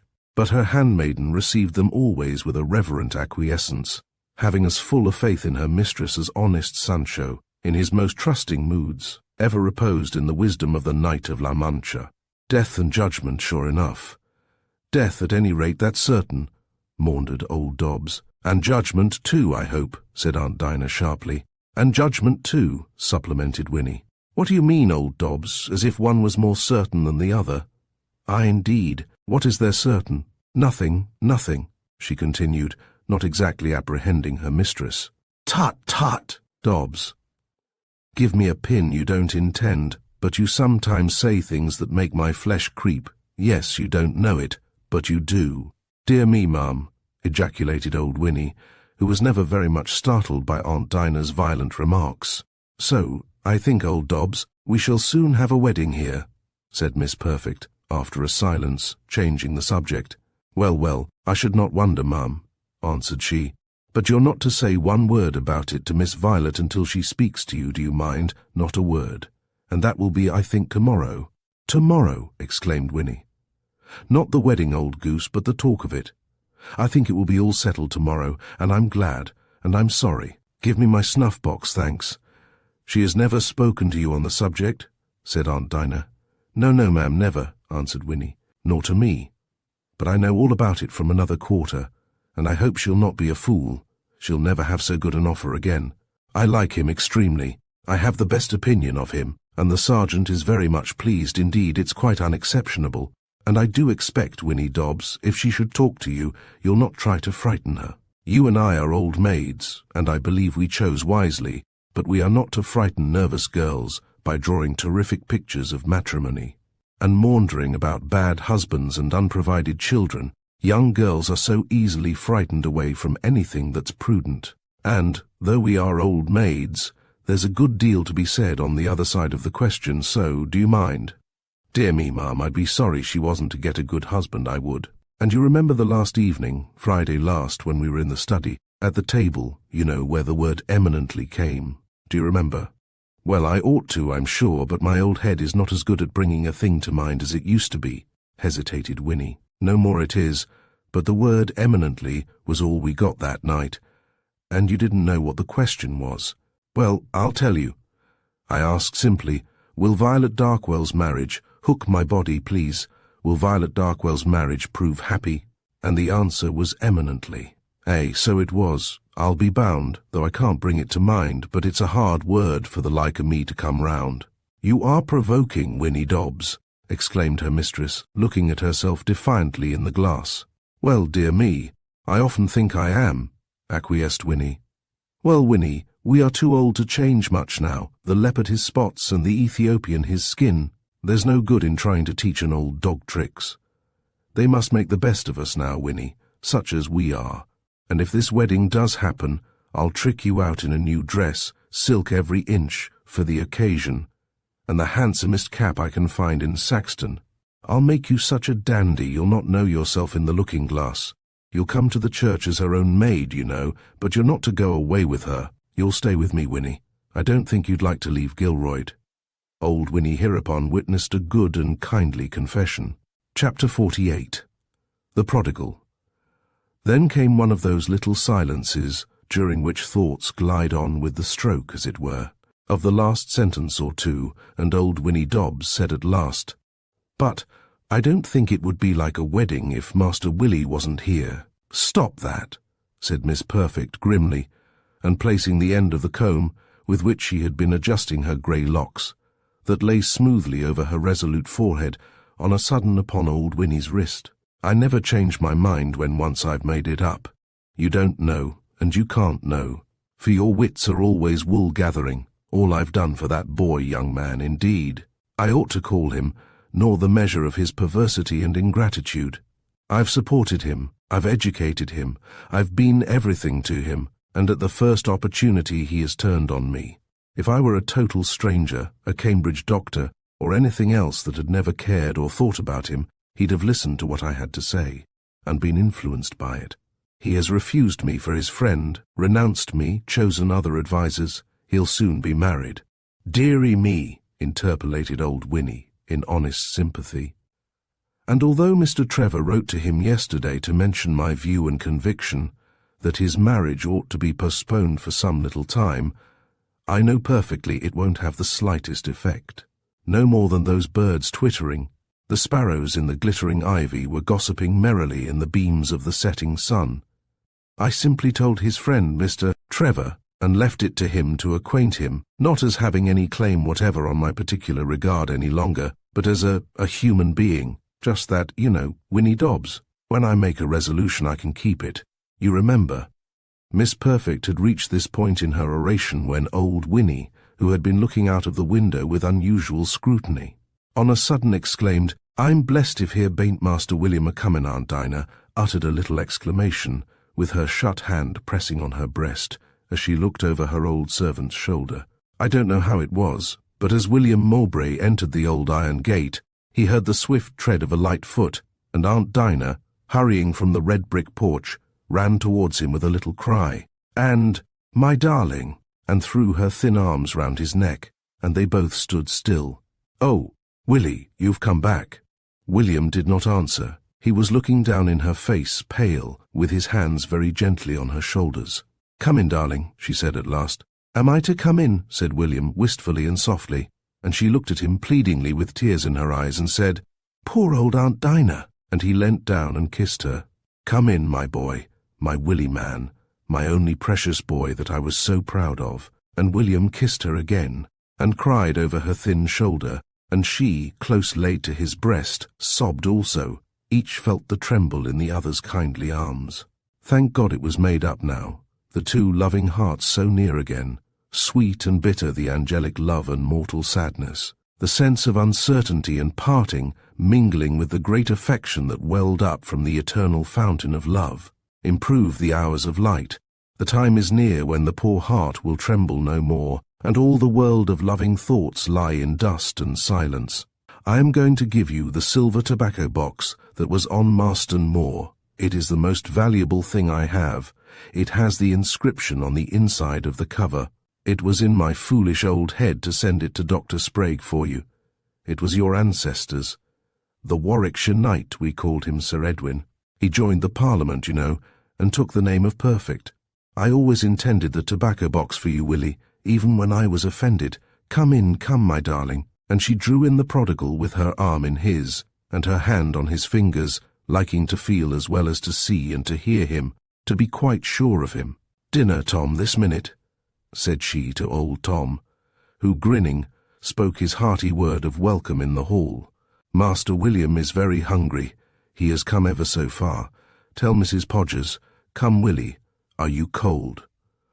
So before the bright fire, which was pleasant that clear red, frosty evening, they sat, and looking fondly on him, her hand on his, she said, "A little thin, certainly a little thin. Have you been quite well, Willie, quite well?" "Yes, quite well, all right, and how have you been?" he answered and asked. Very well, that is. Pretty well indeed. I can't say I have. I've not been well, but time enough about that. And tell me about this news, about Miss Kington Knox. Is it true? Is there really an engagement? I've left them. I came from Cambridge. Engagement? By Jove! I don't know exactly what you mean. So said William, who was struck by something more in Aunt Dinah's look and tone than could possibly arise from the contemplation merely of that engagement he had been fulfilling at Kington. I thought, was not there, isn't there? Aunt Dinah paused, gazing dubiously on William. I mean something of she's very handsome, I'm told. Going to be married to Miss Kington Knox. I assure you, if you knew her, such an idea would strike you as the most absurdly incredible thing the people who invented it could possibly have told you. And William actually laughed. Ha! Exclaimed she, rather dismally. That's very odd. That is really very odd. It must have been a mistake. People do make such mistakes, it must. And you have heard of Vi. It seems so odd, little Vi. There's no mistake there, for Mr. Trevor has had a long conversation with me, and has written to her father, and we both approve highly. But about Miss Kington Knox, it was an odd mistake. Though I can't say I'm sorry but it does not signify now. You would never have waited. And so sure as you sit there, if you had not, you'd have regretted your precipitation all the days of your life. And thrice, she nodded darkly on William, in such a way as to assure him that Henbane had been looking after his interests. After dinner, she ordered Tom to call Winnie Dobbs, who had already had her chat with William. Winnie, said she, producing a large key from her bag, you must go to the storeroom and fetch one of the 3 bottles on the shelf. We dust them every week, old Winnie and I, said she as soon as Dobbs had gone. They have been there 15 years, Frontignac. The doctor ordered it. Syllabubs in the morning when I was recovering, and I don't think they did me a bit of good. And we must open one of them now. William protested in vain. Yes, it's the kind of wine young people like. They like it, sweet wine, you must. I hear her coming. What are you dawdling there for, Winnie? Come in, bring it in, why don't you? So, sitting side by side, her hand on his, and looking often in his face as they talked, they sipped their wine, and old Winnie, standing by, had her glass, and drank their healths, and declared it was a beautiful sight to see them. And Aunt Dinah sent Tom to Saxton for some muffins for tea. Mr. William liked muffins. Be quiet, you know you do. I'm so sorry Violet should have been out, drinking tea at the rectory, but you're to stay tonight. You say you'll be in time at Mr. Cleaver's chambers at 5 tomorrow evening. And you have a London up train at 11:30 at our station, and you must sleep at Gilroyd. It would not be like the old times if you didn't. Chapter 49.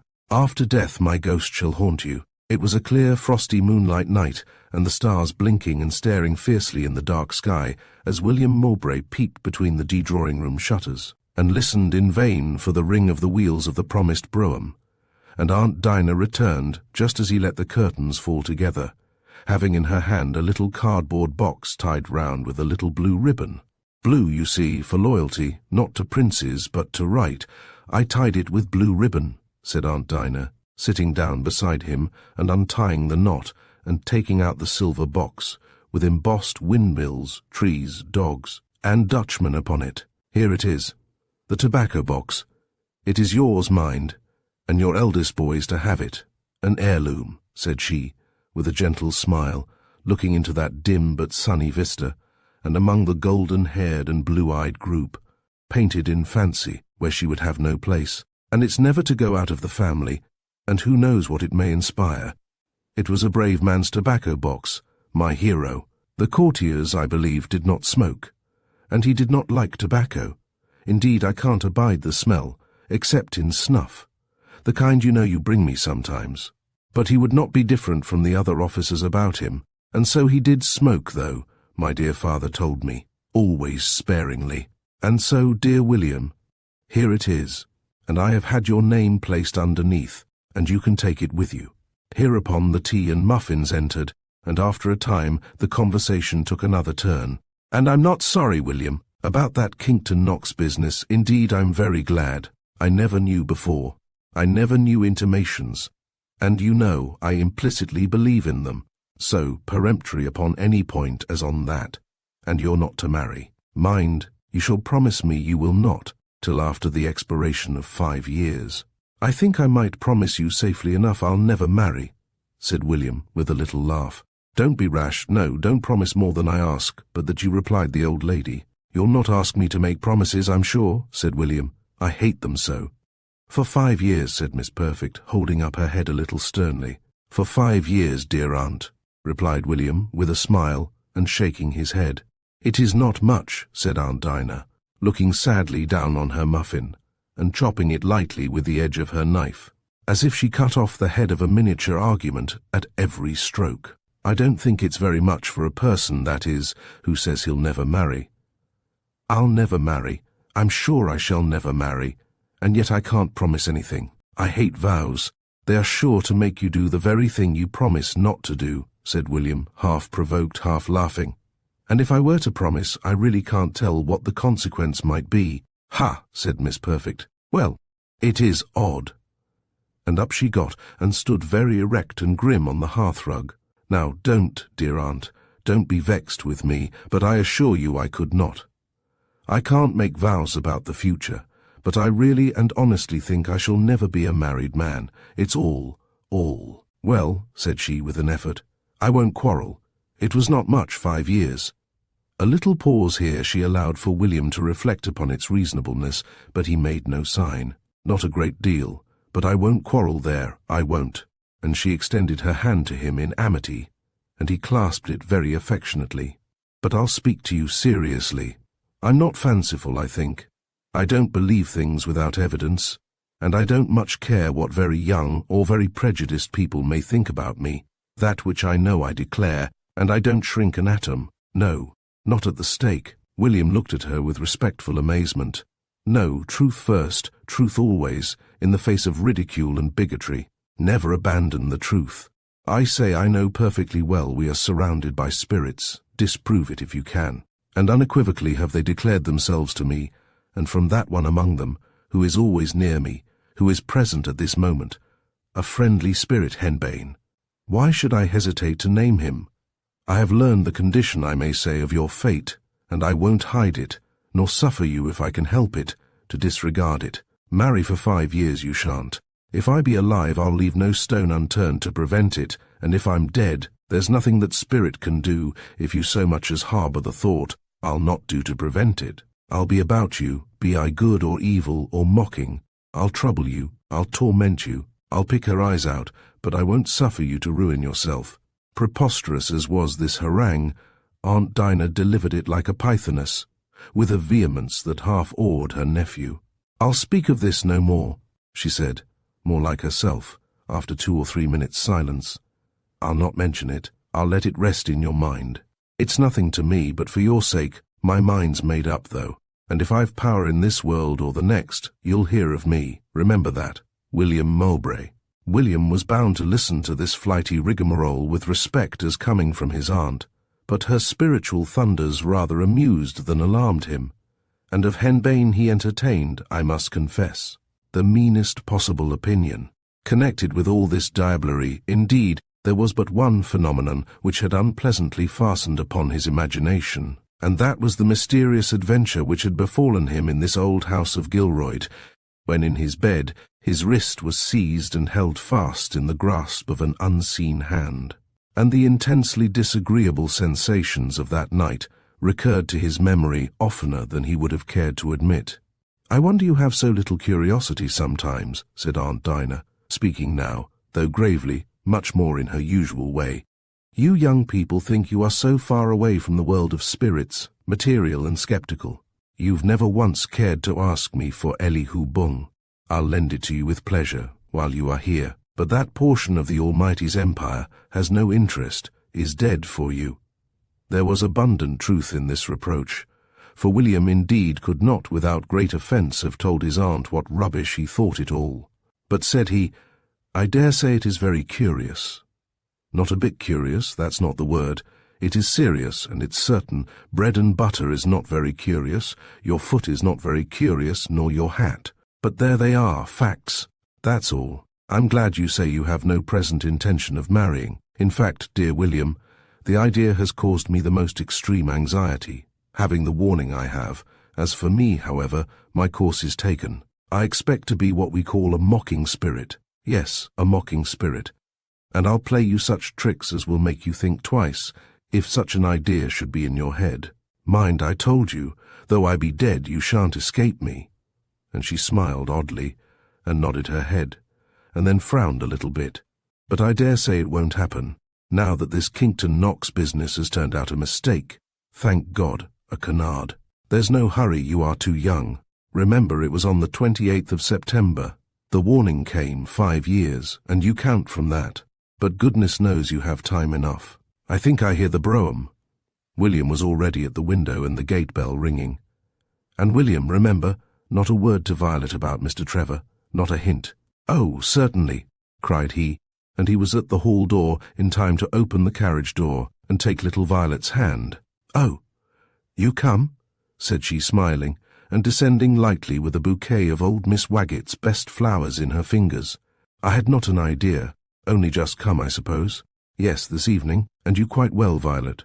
Quite well, flourishing. Granny is in the drawing-room. And I'm glad you've come to Gilroyd, poor old Granny. I think she has been in very low spirits. Let us go to her. Chapter 50. Violet and William in the drawing-room. Violet seemed merry and good-natured, William thought, but somewhat cold. No one else would have perceived it, but this little chill, hardly measurable by the moral thermometer, was for him an Icelandic frost, in which his very heart ached. This pretty girl kissed Aunt Dinah and put off her bonnet, and out gushed her beautiful dark brown hair, but kept her other mufflers on, and said smilingly towards William. I was so surprised to see him at the door, I could scarcely believe my eyes. And looking very well, a little thin perhaps, but very well, added Aunt Dinah. And how is Mr. Wagget? Asked William, who did not care to come formally under critical discussion. Oh, very well, and Miss Wagget too, but I don't know that you've made her acquaintance. She's quite charming, and I doubt very much whether so susceptible a person as you would do wisely in putting himself in her way. She has been hearing that nonsense about Miss Kington Knox, thought William, and he said rather dryly, I'm not a bit susceptible. How did I ever show it? I'd like to know who I ever was in love with in my life. Susceptible, by Jove, but I see you're laughing. Miss Vi looked curiously at him for a moment, and then she said, We heard quite another account of him, didn't we, Granny?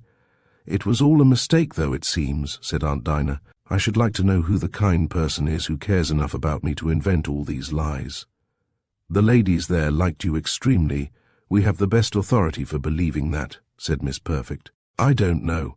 I'm sure they detest me now, and I really don't know any reason they ever had for doing either. Detest you, my dear, exclaimed Aunt Dinah. Mrs. Kington Knox is awfully offended with me, I don't know for what. I've nothing on earth to charge myself with, and I really don't care 2 pence. And I hate to think about them, said William testily, and I'd rather talk about anything else. Miss the Sex looked at William, and glanced at Aunt Dinah, and then laughed, with a pleasant little silvery cadence. Dear me, Granny, what a disappointment. We simple people in this part of the world have been lost for weeks in wonder and respect. We heard such stories of your prowess, and here comes the lady killer home, harmless William Mowbray, as he went. Just so, said he. Not William the Conqueror, nothing of the kind, and I don't think it likely I shall ever try to kill a lady, nor a lady ever kill me. Weapons of iron won't do nowadays, and a knight-errant of that sort must arm himself with the precious metals, and know how to talk the modern euphuism, and be a much finer man than ever I can hope to be. And even so, when all's done, it's a poor profession enough. By Jove! I don't envy them their adventures, and their exploits, and their drubbings, and their Dulcineas. The best among them is often laid on his back, and I'm not ashamed to say I have more of Sancho Panza than of the Don in my nature. He rails like a wounded knight, doesn't he, Granny? Laughed Violet. I'd like to know who wounded me, said he. We'll take your own account, William, said Aunt Dinah, who saw that he was vexed and sore, and whoever is to blame, I'm very glad. Oh, prayers! and the little household of Gilroyd trooped solemnly into the room, and the family devotions were performed, William officiating in his old capacity. "William leaves us early tomorrow," said Aunt Dinah, glancing regretfully at him. "Oh," said Miss Violet. "Yes, to London, and from London perhaps to Paris, there to remain for some time," said William spiritedly. "Charming excursion," exclaimed the young lady. "Why, London is not particularly lively at this moment, and I hope to be pretty hard-worked in Paris. There's nothing very charming about it, but I'm glad to go." And thinking this a little strong, he added, "Because it is time I should begin, if ever I am to do any good for myself or anyone else. He's like the good boy in a storybook. He makes such wise reflections, and I'm certain he'll grow rich and prosper," said Miss Vi to Aunt Dinah. "My only wise saw is, early to bed and early to rise makes a man healthy, wealthy, and wise. I learned it from Winnie, and I'm going to act on it now. Good night, dear old Granny." And she kissed her in a fond little embrace. "All this wise talk makes one sleepy, I think, and I've been walking about with Miss Waggett all day. Good night." This was to William with a smile. "Good night," he answered quietly, and a little bitterly, as without smiling he took her hand. Then he lighted her candle and gave it to her, and stood at the door while she ran up the broad stair, humming an air. He came back, looking sulky, and sat down with his hands in his pocket, looking at the fire-irons that rested on the fender. "How do you think she's looking?" asked Aunt Dinah. "Very well, much as usual," said William, with a dreary carelessness. "I think she's looking particularly beautiful," said Miss Perfect. "Perhaps so, very likely, but I've plenty of work before me, thank God, the sort of work I like, and I'm in no admiring mood, like Trevor and other fellows who have nothing better to do. I like work. Man delights not me, nor woman neither. And dear Aunt, I'm a little bit sleepy too, but I'll see you early, shan't I?" And William yawned dismally. "Good night, dear, it is better," said Aunt Dinah. "But I don't know, it strikes me that you and Vi are not as friendly together as you used to be, and I think it is a pity." "Not so friendly," exclaimed William. "Ha ha! That did not strike me, but I assure you there's no change, at least that I know of, none on my part, I'm sure.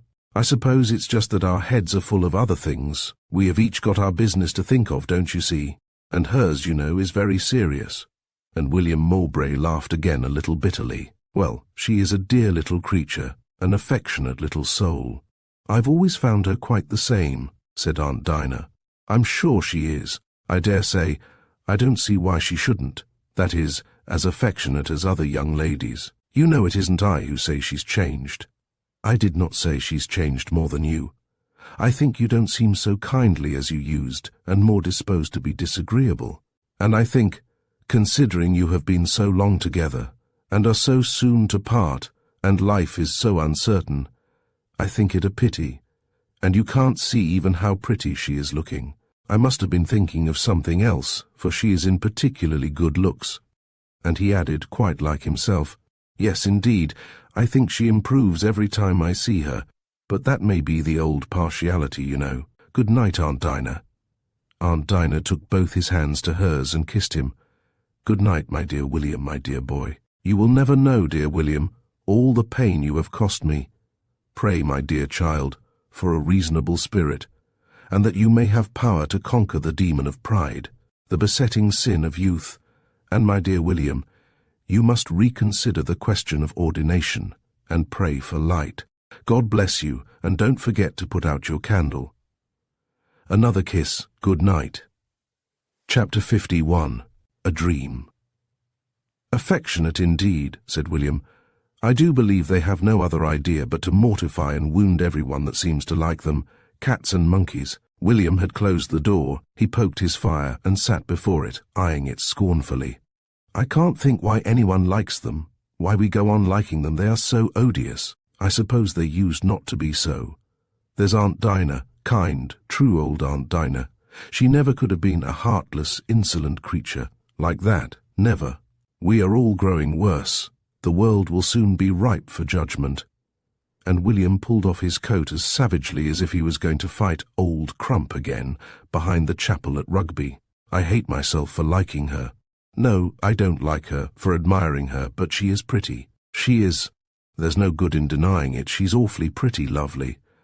Until that great goose Trevor came and turned her head with his boots, and his gloves, and his house, and his trumpery.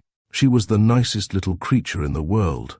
Yes, there was no one like her, not one on earth, I'll maintain.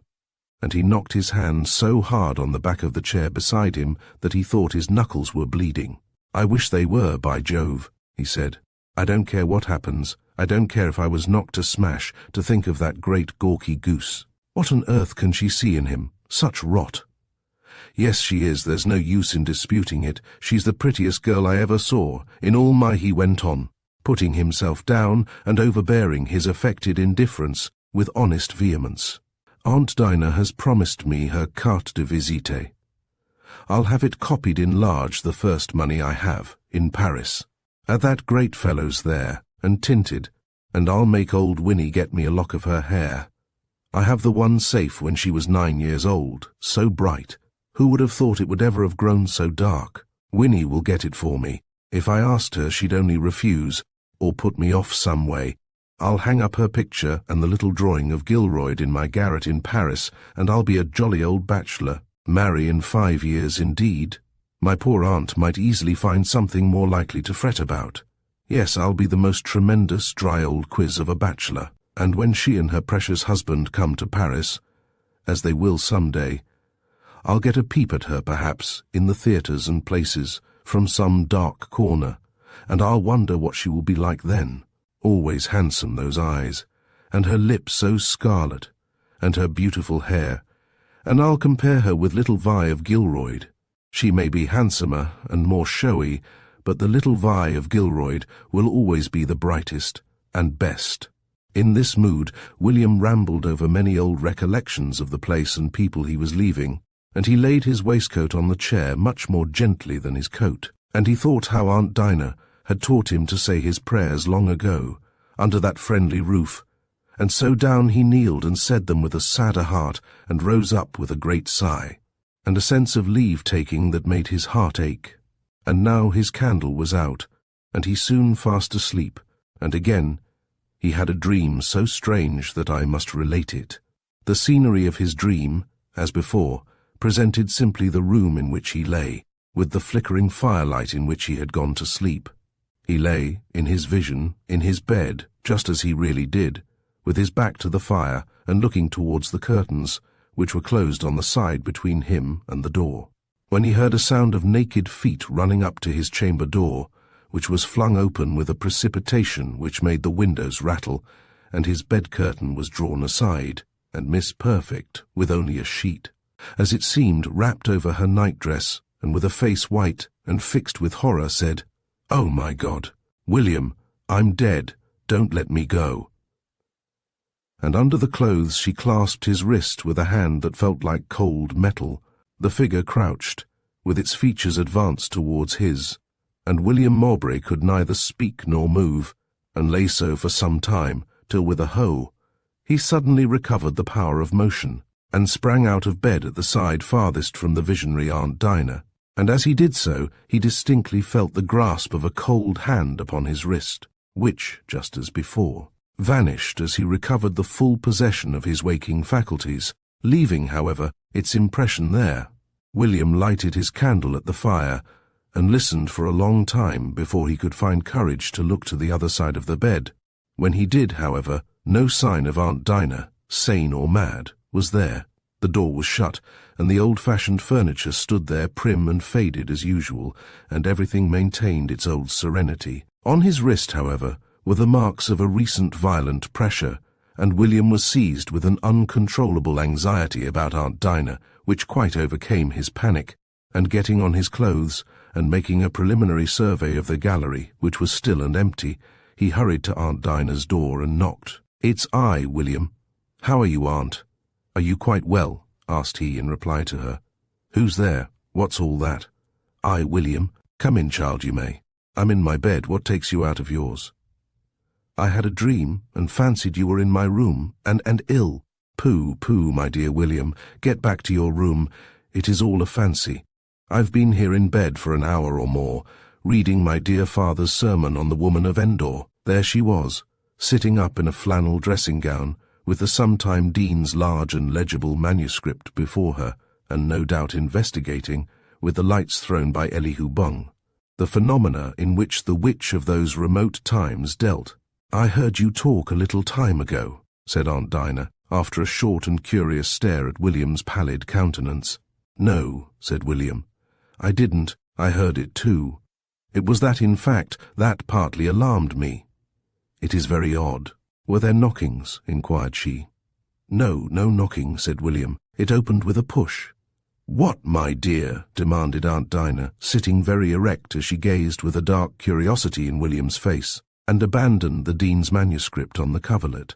"The door," he answered. "It is very odd. It's the most horrid thing I ever heard of. I'm sorry I slept in that room." Chapter 52. Next morning. Aunt Dinah leaned on her thin hand, looking with something like fear at William fixed and silently. "What o'clock is it, Aunt?" asked he. 3 minutes to 4, she replied, consulting her broad old gold watch, and then holding it to her ear. "Yes, 3 minutes to 4. I thought it was later." "You saw something, William Mowbray, you did. You have seen something, haven't you?" So William, bit by bit, scared and very uncomfortable, recounted his adventure, to which Miss Perfect listened attentively, and she said, "Yes, it is remarkable, very wonderful, if anything can be said to be particularly so, where all is marvellous. I understand it quite." "And what is it?" asked he. "The spirit key again, my name and image, don't you see? And don't let me go, and the other intimation, take it all together, it's quite plain." "Do tell me, dear aunt, what you mean."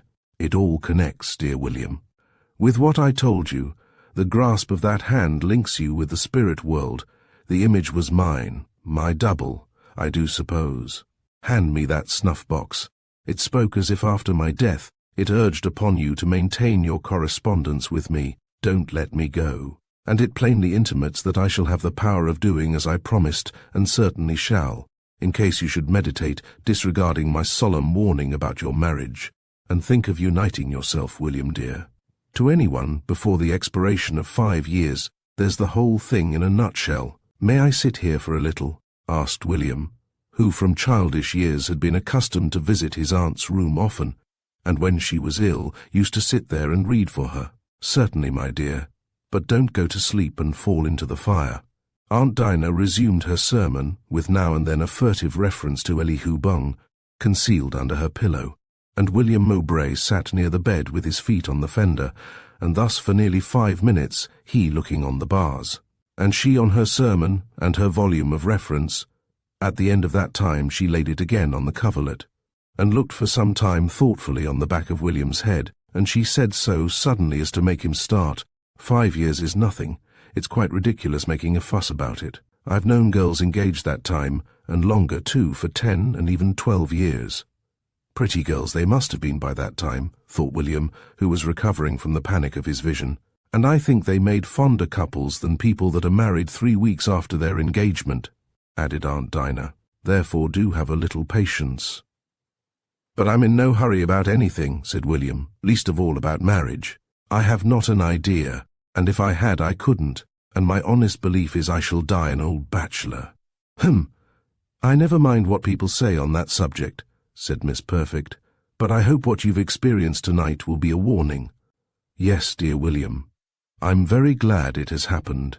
It is always well to know the truth. It may affright, but when it comes in the shape of warning it is always welcome. That is it ought to be. I needed nothing more to convince me, but you did, and you've got it. Depend upon it, if you disobey you are a ruined man all your days, and if I die before the time, I'll watch you as an old grey cat watches a mouse. Ha, ha, ha. And if you so much as think of it, I'll plague you, I will. Yes, William, I'll save you in spite of yourself, and mortal was never haunted and tormented as you'll be, till you give it up."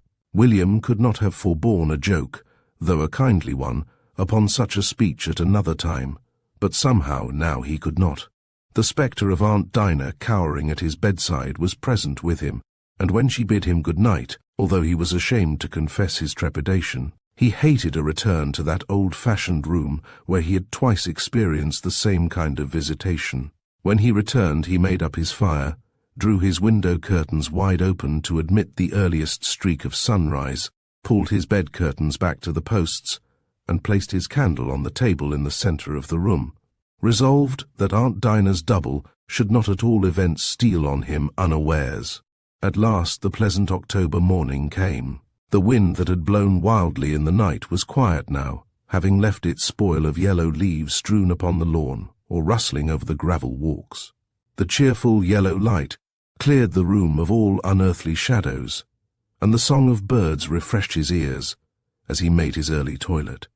The joyous bark of little Psyche scampering before the windows, the call of the driver to his team, the whistling of birds, the voices of the inmates of the house, and at last the laugh of Violet Darkwell from the porch. Beautiful music, like merry spirits in the air departing, soon to be heard no more. He stood with his hand on his half-open door, smiling, scarcely breathing, listening, as never did fanatico per la musica, to the favourite roulade of prima donna. It ceased, he listened still, and then sighed in the silence, and seemed to himself to waken.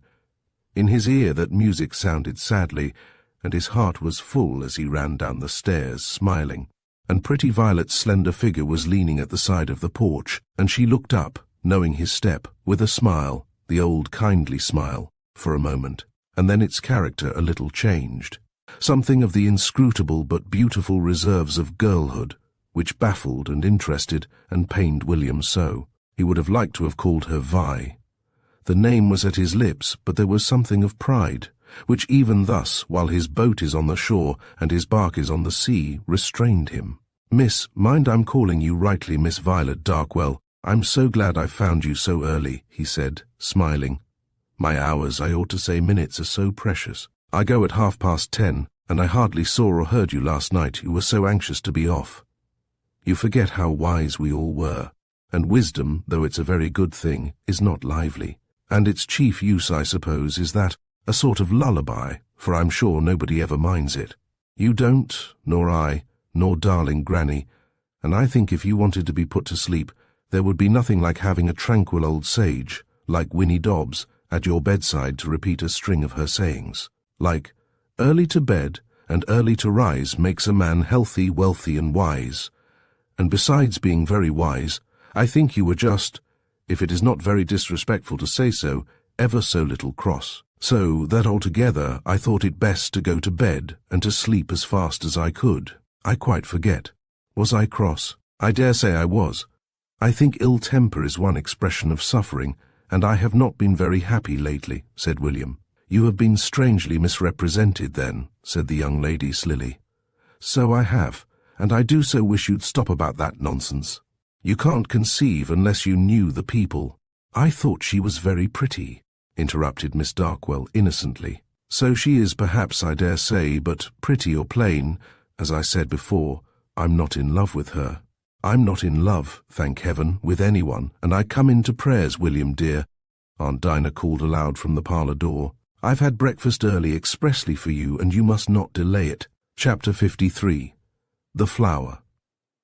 At breakfast the little party had a great deal to talk about, topics of hope and topics of regret, glanced at in all sorts of spirits, sad and cheerful, black spirits and white, blue spirits and grey, but on the whole one would have said, looking on and a stranger to all that was possibly passing within, that it was a cheerful meal. 5 miles and a half to the station, and the up train at 11:45. The cab, or whatever it is, will be here at 10:30, and then goodbye. Farewell perhaps for 3 years to Gilroyd, so said William, as he and Violet Darkwell stood side by side, looking out from the window, upon the glowing autumnal landscape. 3 years? You don't mean to say you'd stay away all that time without ever coming to see Granny? Of course if she wants me I'll come. But should she not, and should she at the same time continue, as I hope she will, quite well, and should I be kept close to my work, as I expect, it's sure to turn out as I say. 3 years, yes, it is a long time, room for plenty of changes, and changes enough, great ones, there will be, no doubt. The uplands of Revington formed the background of the pretty prospect before him, and it needed the remembrance of the promise he had made to Aunt Dinah to prevent his speaking with less disguise. for he always felt of late an impetuous longing almost fierce to break through conventional hypocrisies, and lay bare his wounded heart and upbraid and implore in the wildest passion before Violet Darkwell. To be alone with her, and yet say nothing of all that was swelling and rolling at his heart, was pain, and yet to be alone with her, even in this longing and vain anguish, and near her, was a strange, despairing delight. Oh yes, everyone changes, every day almost, except dear Granny and old Winnie Dobbs. I'm sure I change, and so do you. And what won't 3 years do? You've changed very much, and not for the better. And saying this, Miss Violet laughed. My changes, be they what they may, don't seem to trouble you much, replied William. Trouble, not at all. I dare say they are improvements, though I don't like them, laughed she. I don't think I'm a bit changed. I know I'm not, in fact. Tell me any one thing in which I'm changed. Well, it is generally you have grown so disagreeable, that's all. It is not much to me, but I dare say it will be to other people, said she. I'm disagreeable, yes, of course, because I have my opinion about men and things, and fools and nonsense. I don't know anything I've said to you, at least since I came yesterday, that could annoy you. I have not mentioned a single subject that could possibly even interest you. I dare say it is tiresome my talking so much as Aunt Dinah makes me about myself. But I couldn't help it. It won't do, William.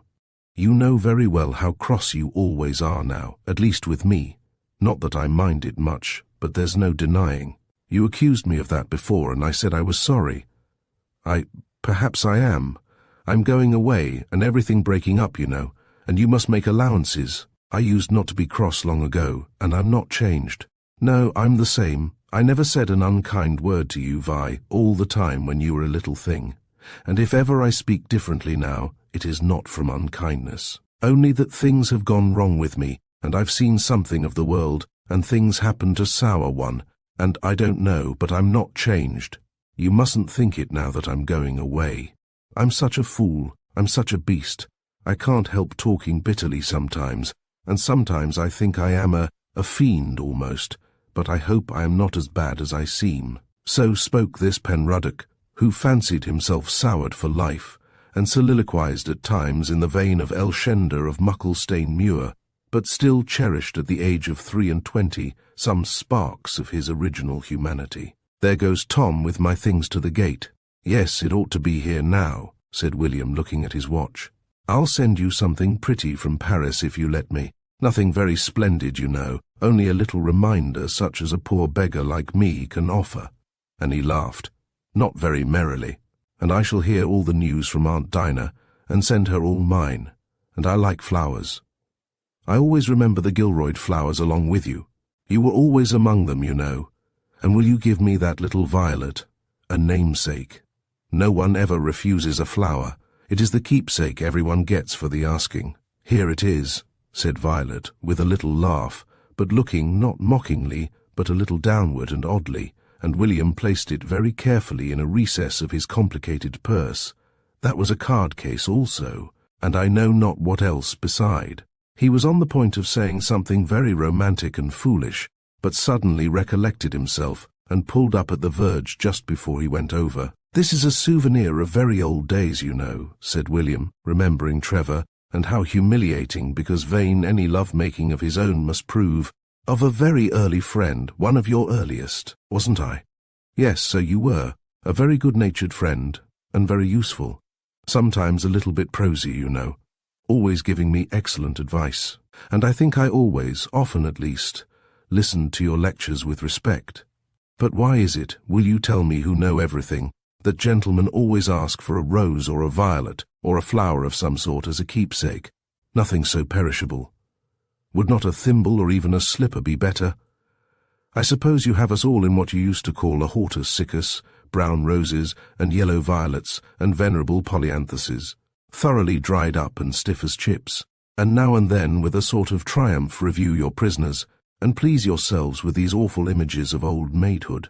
How can we tell what witchcrafts go on over our withering types and emblems? Give me back my violet, and you shall have a hairpin instead. Many thanks. I'll keep my violet, however. It may grow dry and brown to other eyes, to mine it will never change. just because it is an enchanted violet, and there is a spell upon my eyes as often as I look on it, and the glow and fragrance will never pass away.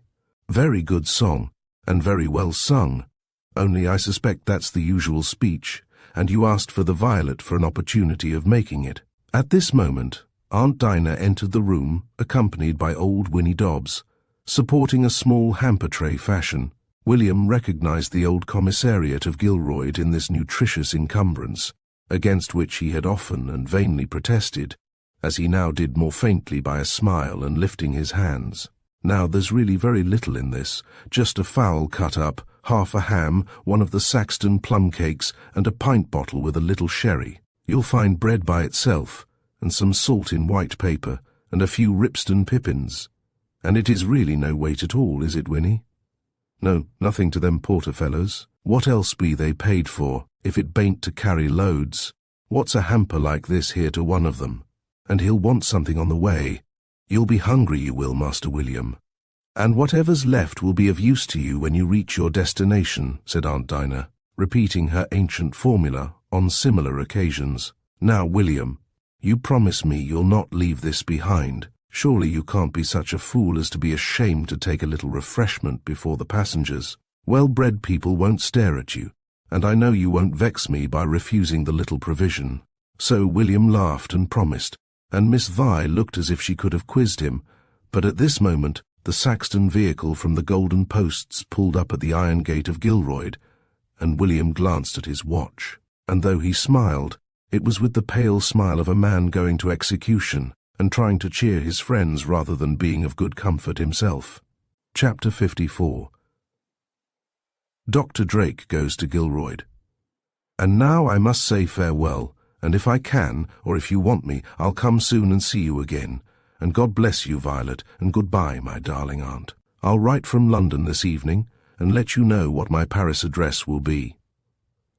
God Almighty bless you, my precious Willie, and I'm very glad. And here Aunt Dinah's sentence broke short, and tears were in her eyes, and she bit her lip. I am, my darling Willie, that we met, and you'll really come soon if I write for you, and you won't forget your Bible and your prayers. And oh, goodness gracious, have you forgot the tobacco box? It was safe in his dressing case. So another hurried farewell, and a smiling and kissing of hands. Goodbye, goodbye, from the cab window, and away it rattled, and William was gone, and the two ladies and old Winnie in the rear stood silently looking for a minute or so where the carriage had been, and then they turned, with the faded smile of farewell still on their faces, and slowly re-entered old Gilroyd Hall, which all in a moment had grown so lonely. In the drawing-room they were silent. Violet was looking through the window, but not, I think, taking much note of the view, pretty as it is. I'm going away, and everything breaking up, and you must make allowances. William's words were in her lonely ears now. A breaking up had partly come, and a greater was coming. William's words sounded like a prophecy. Breaking up? Poor Gilroyd! Many a pleasant summer day and winter evening had she known in that serene old place. Pleasant times, no doubt, were before her, a more splendid home perhaps. Still memory would always look back regretfully on those early times, and the familiar view of Gilroyd, its mellow pink-tinted brick, and window panes flashing in the setting sun, half seen through the stooping branches of the old chestnuts, would rise kindly and quaint before her, better beloved than the new and colder glories that might await her. Had the break-up indeed come? There was a foreboding of change, a presage as of death at her heart. When she looked at Miss Perfect, she saw that she had been crying, and it made her heart heavier. Remember, he said he'd come to you whenever you write. You can bring him back whenever you please, and really Paris is no distance at all. I don't know, little Violet, I'm very low. It's all very true what you say, but I've a misgiving. I've looked my last on my fine fellow, my boy. If I did as I am prompted, I think I should follow him to London, just to have one look more. You're tired, Granny darling, and you look pale. You must have a little wine. Pooh, child, no, nothing, said Aunt Dinah, with a flicker of her usual manner. But there was a fatigue and feebleness in her look which Violet did not like. Give me my desk like a darling, said Miss Perfect, and she wrote a note, pondering a good while over it, and she leaned back, tired, when she had completed it. I did my duty by him, I hope. I think he does me credit, a handsome fellow. I don't see anywhere. There was a pause here, and a kind of groan, and, coming near, Violet Darkwell saw that she had fainted. Great commotion was there in Gilroyd Hall. Miss Perfect's seizure did not pass away like a common swoon. Away went Tom for Dr. Drake, and Vi and the servants got poor Aunt Dinah, cold and breathing heavily, and still insensible, to her bed. Dr. Drake arrived quickly and came up to her room, with his great coat buttoned up to his chin, looking rather stern, in a reserved but friendly sort of fuss. "Hey, yes, there it is. How long ago did this happen, my dear?" "Not quite half an hour in the drawing-room." "Oh, Dr. Drake, is it anything very bad?" answered Violet. "Well, my dear, it's serious, but I hope it will be all right. It's a smart little attack of apoplexy, upon my word it is. There was no convulsion, that's right. It was very well he came when he did. Just caught me at the door. Open the window and door. Mrs. Dobbs, give me cold water. Have you a scissors? We'll cut the strings of her dress and staylace. One of you run down and bring up a kettleful of hot water. Her feet are a little cold. Get up her head a little more. We'll get her sitting up, if you please, in this armchair here. We'll bathe her feet, and you'll see she'll do very well presently. It's not a case for bleeding, and bring up mustard.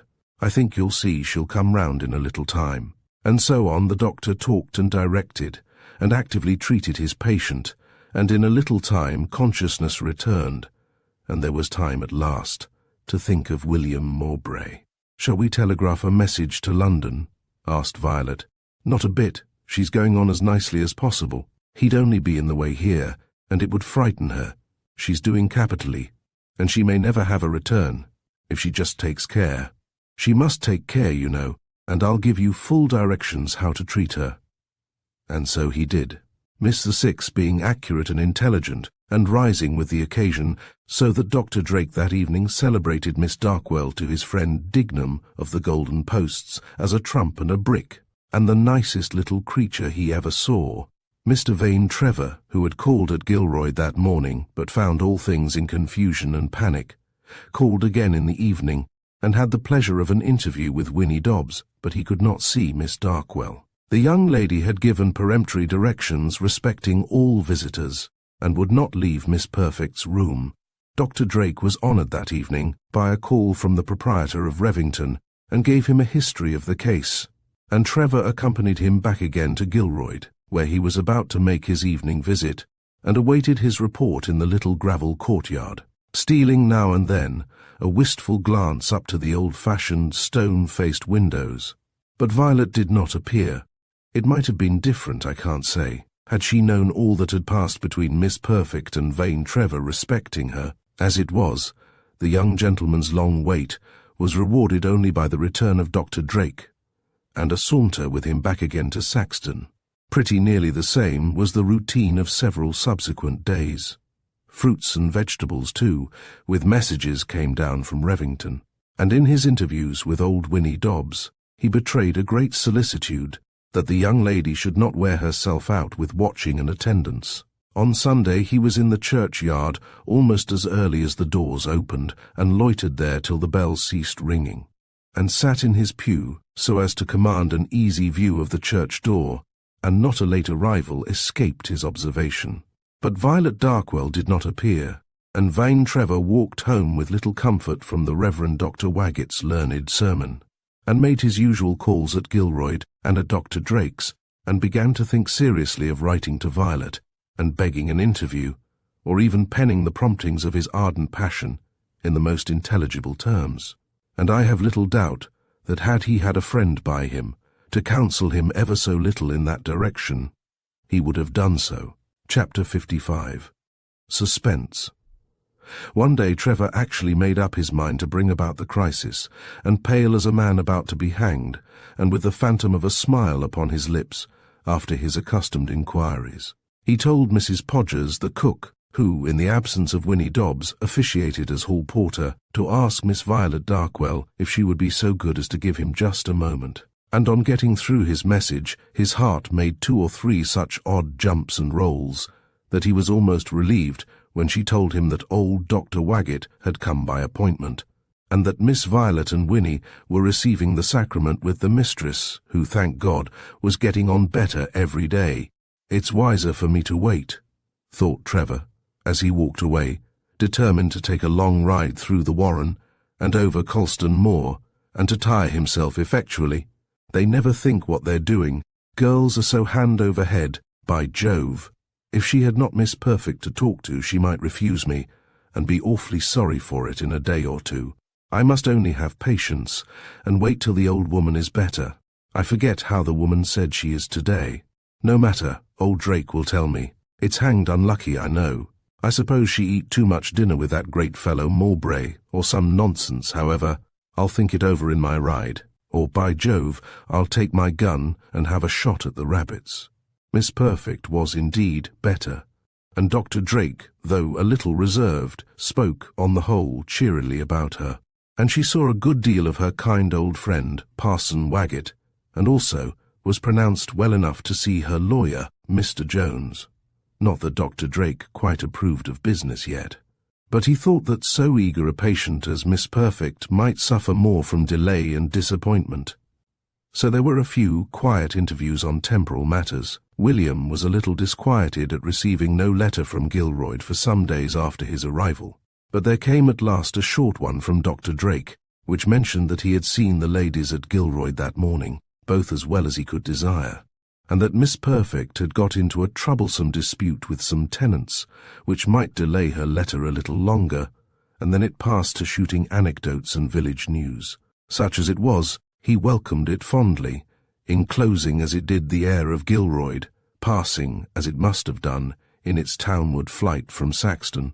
The tall gate of Gilroyd, penned by the hand which had touched Violet Darkwell's that very day, and conned over by eyes on whose retinas her graceful image lingered still. Even tipsy Dr. Drake's letter was inexpressibly interesting, and kept all the poetry of his soul in play for that entire evening. Miss Violet consulted with Miss Waggett, and agreed that in a day or two they might write a full account of Miss Perfect's attack and recovery to William, whom it had been judged best, while there was still any anxiety, to spare the suspense of a distant and doubtful illness. But this is an uncertain world. The message, when it did go, went not by post but by telegraph, and was not of the cheery kind they contemplated. When William returned to his lodgings that evening, oddly enough projecting a letter to Aunt Dinah in the vein of the agreeable Baron de Grimm, whose correspondence he had been studying, he found upon his table a telegram. Only half an hour arrived. It was sent from the Reverend J. Waggett, Saxton Rectory, to M. William Mowbray, Ansi Ank, and said simply, "Miss Perfect is dangerously ill. Come to Gilroyd immediately." A few hours later, William was speeding northward in the dark, for a long time the only occupant of his carriage, looking out from time to time from the window, and wondering whether train had ever dragged so tediously before, thinking every moment of Gilroyd and dear old Aunt Dinah, reading the telegram over and over, and making for it sometimes a cheery, and sometimes the most portentous interpretation, then leaning back with closed eyes, and picturing a funereal group receiving him with tears on the doorsteps at home, then again looking out on the gliding landscape, and in his despairing impatience pressing his foot upon the opposite seat as if to impel the lagging train. When William reached London, he found at his old lodgings 2 letters, one from Dr. Sprague, the other from Miss Perfect, which had been lying there for some days. Having a wait of 2 hours for his train, he was glad to find even this obsolete intelligence. That which of course interested him most was written with a very aged tremble in the hand, and was very short, but bore the signature of "Poor old auntie." It was as follows: "My dear Willie, I suppose they given you some account of my indisposition, not much, and need not you be disquieted. My old head is a little confused, some medicine I dare say, but shall well again in a day or two too. This note is under the rose. The doctor says I must not write, so you need not it. I have eaten a morsel for 3 days, so the pen a little. Do remember, dear boy, all told you, dear, about the 5 years. I dreamed much since. If you think of such a thing, I must do it. Willie, sorry, I should be you should fear or dislike me. I should haunt torment Willie, but you will do right. When you go to France, I will send £4 to amuse yourself with séances, and heaven bless and guard my precious Willie by every and influence, says his fond, poor old auntie. Better. William Mowbray's trouble increased on reading this letter. The slips and oddities of style instinctively alarmed him. There was something very bad the matter, he was sure. The letter was 8 days old, the telegram scarce 24 hours. But however ill she might be, it was certain she was living when the message was dispatched. So he went on assuring himself, although there lay on his mind a dreadful misgiving that he was summoned not to a sick bed, nor even to a deathbed, but to a funeral. Early that evening, William drove from the station toward Gilroyd.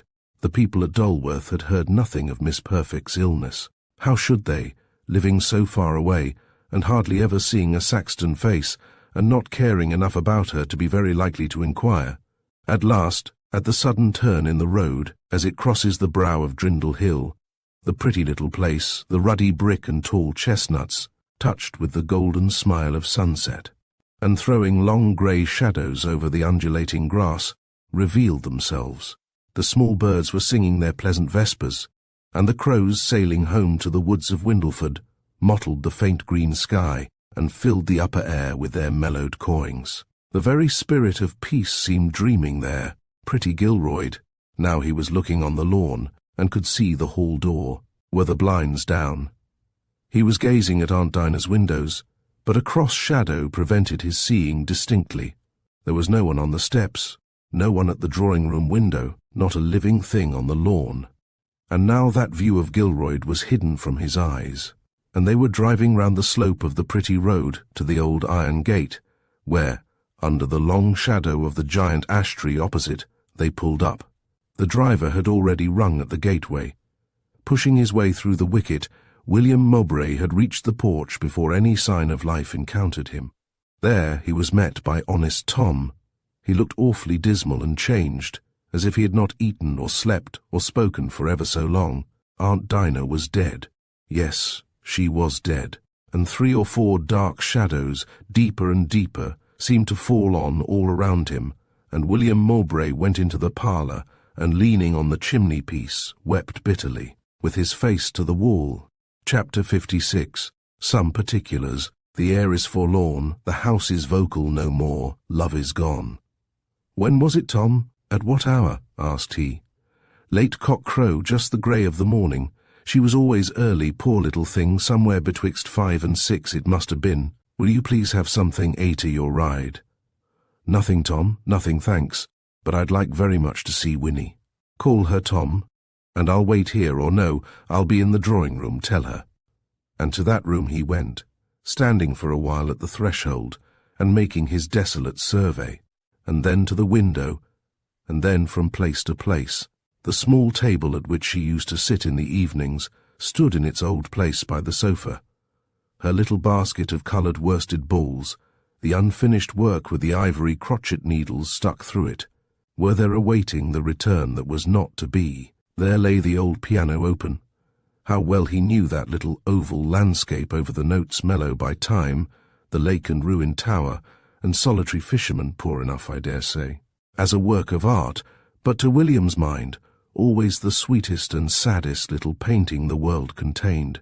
Under that roofless tower that lonely fisherman there had heard all Violet's pretty music, and before it poor Aunt Dinah's grand and plaintive minuets, until, years ago, she had abdicated the music stool in favour of the lighter finger and the rich young voice. He remembered dear Aunt Dinah's face as she, sitting by that little table there, would lower her book or letter and listen to the pretty girl's song sadly in some untold poetry of memory. Oh, Aunt Dinah, he did not know till now how much you were to him, how much of Gilroyd itself was in your kindly old face. The walls of Gilroyd speak and smile no more. He heard old Winnie Dobbs talking to Tom in the passage, and her slow foot approaching. Poor Aunt Dinah's light step and pleasant tones would come no more on stair or lobby. Such a welcome at Gilroyd, or anywhere, as the old one, for him would be no more. No, nowhere, never. In came old Winnie. Could old Winnie be quite old Winnie and Aunt Dinah gone? The yearnings of love were strong within him, and he hugged good old Dobbs on the threshold, and her fat arms were round him, and her fat fingers were grotesquely patting his back, and the sounds of sobbing were heard by the servants in the kitchen through the silent house. At last Winnie, drying her eyes, related all she had to tell. It happened early this morning. A little before sunrise, she went very quiet, like a child. She talked a deal about Master William, when she was well enough, and more loving-like than ever. She did not wish to live, but she thought she would, though. Aye, she thought she'd do well, poor thing. Miss Vi was with her all the time. She was breaking her heart like about it. And Miss Waggett came down in the carriage, and took her away wi' her. And better, sure it was. This was no place for her, poor Miss Vi. Dr. Drake was very kind, and sat up all the night wi' her. And sure was Winnie. If doctors could have saved her, she would have been on her feet still. But everyone has their time. It's right, of course, to have the doctors in, but, dear me, we all know 'tis no more use than nothink. There's a time, you know, and all is one, first or last. I have mine, and you yours, and she had hers, the dear mistress, and time and tide waits for no man, and as the tree falleth so it lieth, and man is born unto trouble, as the sparks fly upward. And indeed, that's true, dear knows. Would you like to see her, Master William? Does she look happy? Does she look like herself? Inquired William. Ah, that she does, asleep like, you'd say. You never saw quieter, just her own face. She is a very pretty corpse, poor little thing she is. Perhaps, by and by, not yet. I could not now. You'll come with me to her room in a little while, perhaps. But oh, Winnie, I don't think I could bear it. It is not in her room, said Winnie Dobbs. She was very particular, you know, poor little thing, and would have her way, and she left a note in the looking-glass drawer for the rector, Mr. Waggett. You know that now is, and she made him promise it should be done as ordered, and so he did. Only a scrap of a note, no bigger than a playing card. And I don't think you knew, unless she told you. But she had her coffin in the house this 7 years, nigh 8 a most, upright in the little press by the left of the bed, in her room, the cupboard like in the wall. Dearie me, 'twas an odd fancy, poor little thing, and she'd dust it and take it out, she would, with the door locked, her and me, once a month. She had a deal of them queer fancies, she had, but she was very good. She was very good to everyone, and a great many will miss her. And Winnie cried again. I knew it must have happened some time for certain. Her or me must go. But who'd have thought 'twas to be so soon? Who'd have thought it ever? There's a great plate, silvered over, wi' her name on't, as Dr. Waggett took away to get her years and date put on. 'Twill be back again tomorrow, poor thing, and she's not in her room, out in the gardener's house. This was a disused outbuilding, for it was many a year since Gilroyd had boasted a gardener among its officers. Do you mean to say she has been carried out? Inquired William, in unfeigned astonishment. Them was her directions, the little note as I told you, and Dr. Waggett went by her orders strict, as he said he would, and sure 'twas right he should, for she would not be denied. So this odd conversation proceeded, and indeed, with this strange direction of poor Aunt Dinah's, whose coffin lay on trestles in the little tiled room, in the small 2-storied cubical brick domicile, which stood even with the garden wall. Old Winnie's revelations ended. William walked down to Saxton and had a long talk with Dr. Drake, who was always sober up to 9 o'clock, about poor Aunt Dinah's case. And he wrote to Dr. Waggett, not caring to present himself at the rectory so late, to report his arrival. And in the morning Dr. Waggett came down and saw him at Gilroyd, when a conversation ensued, which I am about to relate. Chapter 57. Dr. Waggett, further particulars. Dr. Waggett found William in the study at Gilroyd. He met him without the conventional long face, and with a kindly look, and a little sad, and shaking his hand warmly. He said, "Ah, sir, your good aunt, my old friend, Miss Perfect, we've lost her. My loss is small compared with yours, but I can grieve with you." The doctor laid his hat, and gloves, and cane upon the table, and fixing his earnest eyes on William, he went on, "We had a great deal of conversation in her last illness which will interest you. On religious subjects I found her views, poor lady, all very sound indeed. if it had not been for that foolish spirit rapping, which a little led her away, that is, confused her.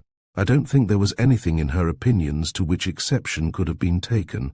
She had the sacrament twice, and I visited and prayed with her constantly, and very devout and earnest she was, and indeed her mind was in a very happy state, very serene and hopeful. Thank you, sir, it is a great comfort.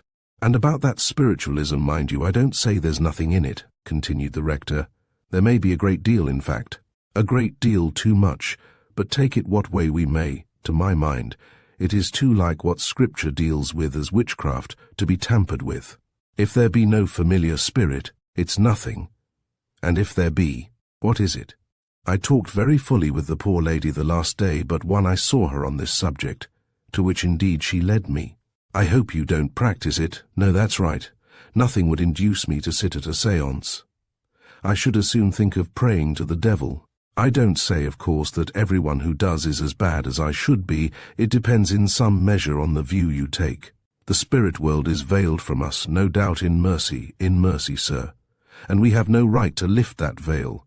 Few do with impunity, but of that another time. She made a will, you know. No, I did not hear. Oh yes, Jones drew it. It's in my custody. It leaves you everything. It is not a very great deal. You know, 2 annuities die with her. But it's somewhere about 400 a year, Jones says, and this house. So it makes you quite easy, you see. To William, who had never paid taxes and knew nothing of servants' wages, 400 a year and a house was Aladdin's lamp.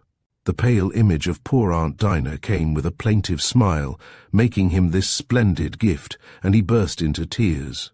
I wish, sir, I had been better to her. She was always so good to me. Oh, sir, I'd give anything. I would for a few minutes to tell her how much I really loved her. I'm afraid, sir, she did not know. Pooh, she knew very well. You need not trouble yourself on that point. You were better to her than a son to a mother. You are not to trouble yourself about that little, difference of opinion about taking orders, for I tell you plainly she was wrong, and you were right, one of her fancies, poor little thing. But that's not a matter to be trifled with. It's a very awful step. I doubt whether we make quite solemnity enough about it. There are so few things in life irrevocable. But however that may be, you are better as you are, and there's nothing to reproach yourself with on that head. When I said, by the by, that she had left you everything, I ought to have accepted that little jewellery which was left to Miss Darkwell, and a few books to me, that mad fellow Bung, you know, among them, and an old silver salver to Saxton Church, which there was a tradition was stolen by a Puritan tenant of Sir What's-his-name, that had the tobacco box, you know, from some church, she did not know what, in this county, when his troop was quartered at Hentley Towers. And she had a fancy, it was that spirit, Henbane, you know, that told her to restore it to the church, any church. And there are a few trifling legacies, you know, and that's all. Then their conference diverged into the repulsive details of the undertaker, where we need not follow. And this over, the rector said, you must come down and see us at the rectory. Miss Darkwell, you know, is with us at present. Something likely to be in that quarter very soon, you are aware, he added significantly. Very advantageous, everything, but all this, you know, delays it for a time. You'll come over and see us as often as you like, a very pretty walk across the fields. Nothing to a young athlete like you, sir, and we shall always be delighted to see you. Well, this dreadful week passed over, and another, and William Mowbray resigned his appointment at Paris, and resolved on the bar, and, with Mr. Sergeant Darkwell's advice, ordered about £20 worth of law books to begin with, and made arrangements to enter his name at Lincoln's Inn, which was the learned sergeant's, and to follow in the steps of that, the most interesting of all the sages of the law, past or present. Vane Trevor looked in upon William very often. Gilroyd, William Mowbray, even the servants interested him, for there it was, and thus surrounded, he had seen Miss Violet Darkwell. There, too, he might talk of her. And William, too, with a bitter sort of interest, would listen, an angry contempt of Vane rising at his heart. Yet he did not quite hate him, though he would often have been glad to break his head. Trevor, too, had his grounds for vexation. I thought she'd have gone to church last Sunday, he observed to Mowbray, and I must allow that he had made the same statement in various forms of language no less than 5 times in the course of their conversation. I think she might, don't you? I can't see why she should not, can you? The relationship between her and poor Miss Perfect was a very roundabout affair, wasn't it? Yes, so it was, but it isn't that. I told you before it couldn't be that. It's just that she was so fond of her. And really, here, I don't see any great temptation to come out, do you? No, perhaps. No, of course. There may not, but I don't see any great temptation to shut oneself up either. I called at the rectory yesterday and did not see her. I have not seen her since poor Miss Perfect's death, in fact. So did I. I've called very often, answered William. As often as you, I dare say, and I have not seen her, and that's odder, don't you think? And I gather from it, I suppose, pretty much what you do. Very likely. What is it? Said Vane. I mean that she doesn't expect much comfort or pleasure from our society. William had a fierce and ill-natured pleasure in placing his friend Trevor in the same boat with himself, and then scuttling it.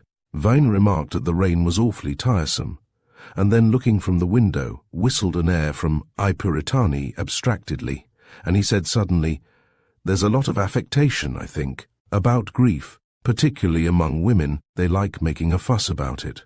To be sure they do, replied William. When anyone dies they make such a row, and lock themselves up, and all but take the veil. But, by Jove, they don't waste much compassion on the living. There are you, for instance, talking and thinking all day, and nightmared all night about her, and for anything you know she never troubles her head about you. It's awfully ridiculous, the whole thing. I thought you said she was very fond of your poor aunt, said Vane, a little nettled. So I did, I was speaking of us, you and me, you know. I'm an old friend, the earliest she has almost, and you a lover, no one's listening, you need not be afraid, and you see how much she distinguishes us. By Jove, she likes old Waggett better. And William laughed with dismal disgust, and proposed a walk, to which Vane, with a rueful impression that he was a particularly disagreeable fellow, acceded. Chapter 58. Revington Flowers. That very afternoon William did see Violet Darkwell, and he fancied he never saw her look so pretty as in her black silk dress. There was no crying, no scene. She met him gravely and sadly in the old-fashioned drawing-room of the rectory, and was frankly glad to see him, and her wayward spirit seemed quite laid. His heart smote him for having acquiesced in Trevor's fancy that there could be affectation in her grief.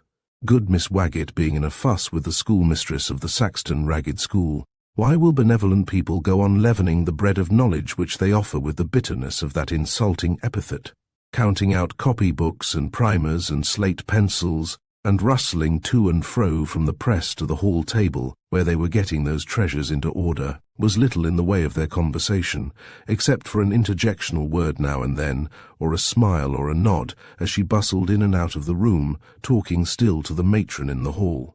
Violet had a great deal to ask about old Winnie Dobbs, and the servants, and even little Psyche, and the bird, which latter inmate William did not somehow love, and regarded him in the light of an intruder who had established himself under false pretences, and was there with a design.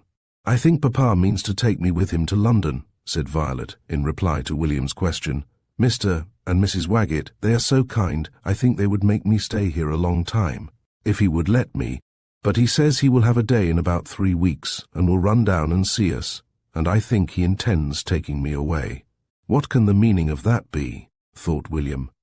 More likely he comes to see Trevor and bring matters to a decisive issue of some sort, and his heart sank at the thought. But why should William suffer these foolish agitations? Had he not bid her farewell in his silent soul long ago? What of this business of Trevor of Revington? Was it not the same to him in a day or 3 weeks or a year, since be it must? And thus stoically armed, he looked up and saw Violet Darkwell's large eyes and oval face, and felt the pang again. In 3 weeks? Oh, I'm sorry if he's to take you away, but I was thinking of going up to town to see him, about the bar. He has been so kind, and there are 2 or 3 things I want advice about. I'm going to the bar, you know. Papa seems always doubtful whether it is a good profession, said Miss Violet wisely, though he has succeeded very well. But it's sad, don't you think, being so shut away from one's friends as he is? Well, for him I'm sure it is, in his case I mean. I miss him, I know, and so do you, I'm sure. But my case would be very different. I've hardly a friend on earth to be cut off from. There's he, and Dr. Sprague, and Dr. Waggett here, and there's poor Winnie, and Tom. I can count them up, you see, on the fingers of one hand, and I really don't think I've another friend on earth. And some of these I could see still, and none I think would miss me very much. And the best friends, I believe, as Dr. Waggett says, are books. They never die, or what's worse, change. They are always the same, and won't go away, and they speak to you as they used to do, and always show you the same faces as long as you have sight to look at them. How sensible and amiable of Dr. Waggett to like his Johnson's dictionary so much better than his sister, exclaimed Miss Fee, with a momentary flash of her old mood. There's certainly one thing about books, as you say, they never grow disagreeable, and if they're— She was growing to be sarcastic, but she reined in her fancy, and said sadly, instead, about books I know very little, nothing, and about friends, you and I have lost the best friend we'll ever know. And as she spoke, tears glimmered under her lashes, and she looked out of the window over the wooded slope towards Gilroyd, and after a little pause said in a gentle, cheerful voice, with perhaps a little effort, how pretty it all looks today, the slanting sun. Poor Granny used to like it so. And it is the sweetest light in the world, look. And William did look on the familiar landscape, faintly gilded in that aerial light, and looking still, he said, You ought to come over some day with Miss Waggett, to see old Winnie. I should like very much in a little time, but not now. It would be very sad. I was looking at it from a distance yesterday. From where you see the ash tree there, you know that view.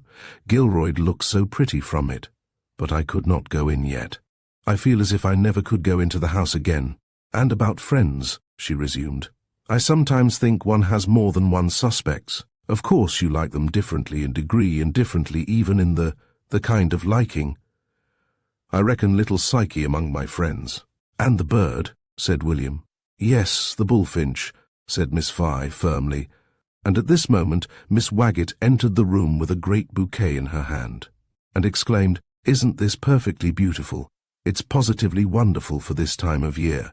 Look at it, my dear, all from the conservatory. It's a very nice taste. I wonder how he keeps it so beautifully, and very kind, I'm sure, to think of us. These are Revington flowers, Mr. Mowbray. It is very kind of Mr. Trevor. You'll arrange them, won't you, dear? This was addressed to the young lady, and at the same time she held the bouquet towards William to gaze on, and he stooped over and smelled at the flowers, which were really odourless, in some confusion, and then turned his eyes on Violet, who blushed first a little, and then in a brilliant glow all over her face.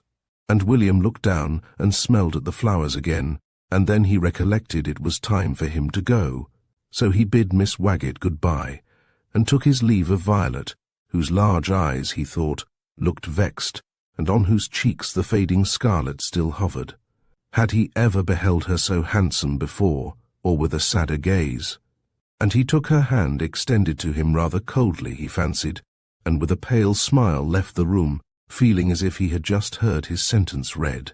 So he stood on the steps for a moment, bewildered, and answered good Dr. Waggett's cheery salutation and pleasantry that issued from the study window, rather confusedly. Chapter 59. Vane Trevor sees Miss Violet. Next morning William was surprised by a visit from Vaney Trevor.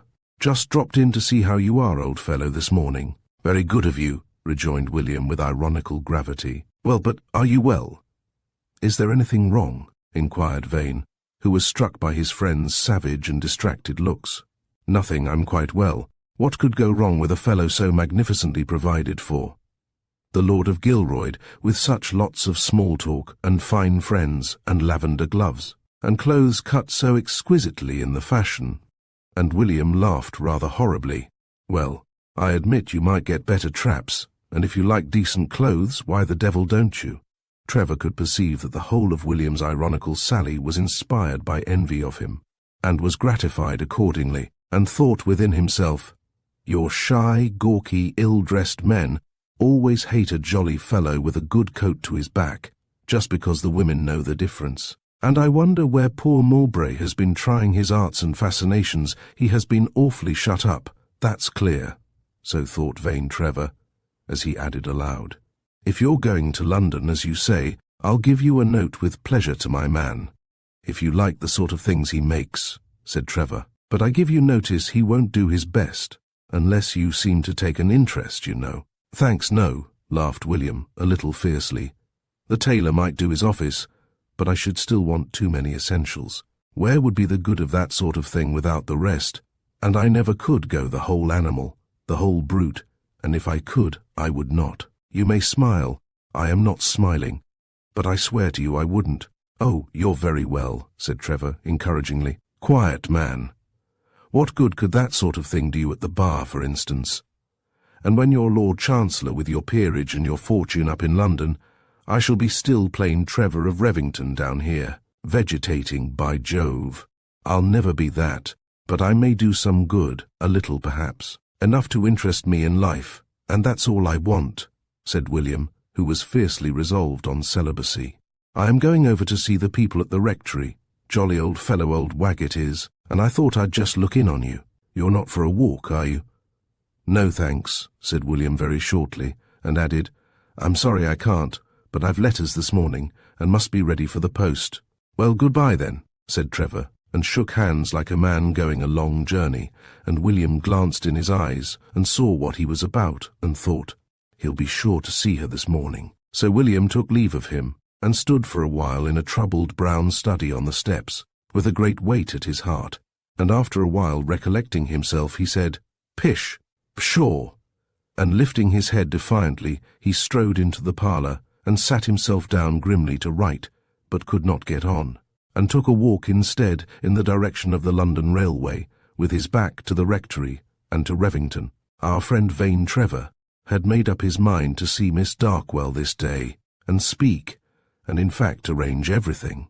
And as usual, the crisis being upon him, his confidence in himself and his surroundings began to wane, and he experienced the qualms of doubt and the shiver of suspense. So, as there was usually between the prison and the gallows tree, a point at which the gentleman on the hurdle drew up and partook of a glass of something comfortable, Mr. Vain Trevor halted on his way at Gilroyd and had his word or two and shake of the hand with William Mowbray, and went on. On he went, looking much as usual, except for a little pallor, but feeling strange sensations at his heart, and now and then rehearsing his speech, and more agitated inwardly as he drew near the door of the rectory.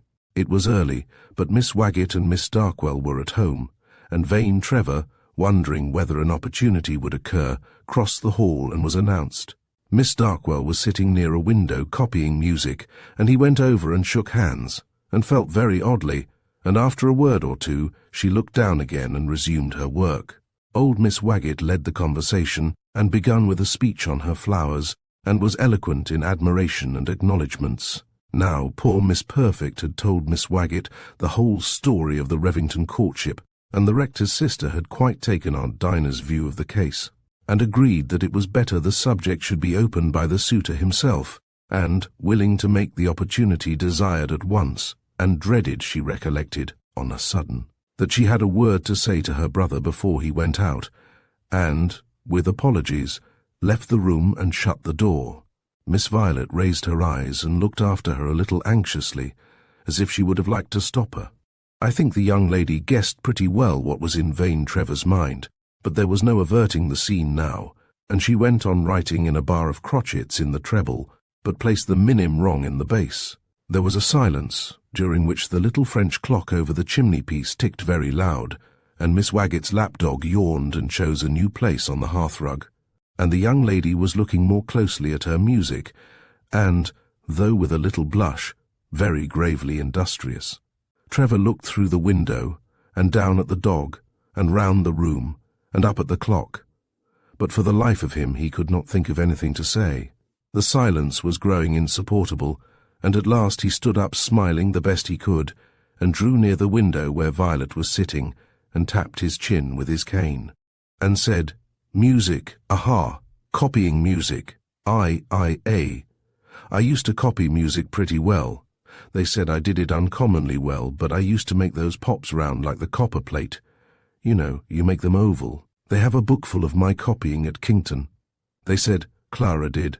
They could read it, just like print, and I wish you could give me some employment that way. I really wish you would. I'm afraid you find it awfully slow, don't you? No, thanks, no, indeed. I'm very much obliged, though, but I rather like it. I don't think it tiresome work at all. I should so like, and I was so glad to hear from Miss Waggett that you thought the flowers pretty, yesterday, I mean. These are beginning to look a little seedy, aren't they? I'll send over more today. I only wish, Miss Darkwell, I knew your pet flowers, that I might send a lot of them. I assure you I do. Miss Darkwell here looked closer at her work, and drew 2 parallel lines connecting the stems of her semiquavers very nicely. Chapter 60. The Momentous Question. I really would be so very much obliged if you would, resumed Trevor. Do now, pray, tell me anyone you like particularly. I like all flowers so well, said Miss Violet, compelled to speak, that I could hardly choose a favourite at least, without thinking a great deal, and I should feel then as if I had slighted the rest. And awfully jealous I'm sure they'd be. I should, I know I should, indeed, I should, indeed. If I were a flower, I mean the ugliest flower in the garden, by Jove, and that you preferred anything, I think I'd almost wither away. I swear to you I do. I'd tear my leaves out, I would indeed, and I'm in earnest, I assure you, I am indeed. Miss Darkwell, I'm awfully in love with you. I've been waiting this long time to tell you. I wrote to your father for leave to speak to you. And poor Miss Perfect also. She was very kind. And I've come to say that I hope you can like me enough, that if a life of the greatest devotion to your happiness, and the greatest devotion to your happiness, he was trying here a bit of the speech he had prepared, but it would not come back, and so he shook himself free of it, and went on. I'll try always. To make you happy, I will indeed, and you shall do just as you please, and there's no one, I don't care what her birth or rank, I should be prouder to see in the as mistress of Revington than you, and I hope very much you can like me enough to give me some encouragement to hope. And Miss Darkwell answered very low, I'm so sorry, Mr. Trevor, I'm very sorry, but I can't indeed say anything but just how sorry I am, and how much obliged for your liking me, and it could not be. And Miss Violet Darkwell, with a very beautiful and bright colour, and eyes that looked darker than ever, stood up to go. Pray don't, I'm sure you misunderstood me. I think I could, do pray, just a minute, said vain Trevor, awfully confounded. Miss Darkwell waited where she stood, looking down upon the carpet. I don't want you to answer me now. I'd rather you didn't. You'll not answer me for a week. I'd rather you thought it over just a little. It would make no difference, I assure you, Mr. Trevor. It would merely prolong what is very painful to me. It is very kind of you to think so well of me, and I'm very much obliged, but I think I'll go. And she extended her hand to take leave, and was on the point of going. But really, Miss Darkwell, said Mr. Trevor, who began to feel a little insulted, and to remember the Trevors, the Vanes, and the historic fame of Revington, I don't quite see. I think I do think I have a right to some explanation. There's nothing to explain, I've said everything, said Miss V very quietly. That's very easy, of course, to say, but I don't think it's using a fellow quite. Did I ever lead you to think I thought otherwise? Exclaimed Miss Violet with a grave but fearless glance. There was a pause. Trevor was angry and looked it. At last he said, I did not say that, but I know I'm not a mere nobody here. The Trevors of Revington are pretty well known, and they've always married in a certain rank, and I think when I've spoken to you as I have done, I might have expected something more than a simple no, and I think, if you did not appear to like me, at all events, there was nothing to make me think you didn't, and that's why I say I think I've a right to ask for an explanation. You can have no right to make me say one word more than I please. I've said all I mean to say, more than I need have said, and I won't say more, said Miss Violet Darkwell, with eyes that glowed indignantly, for there was an implied contrast in the lordly marriages of the Trevors, with his own tender of his hand to the young lady, which fired her pride.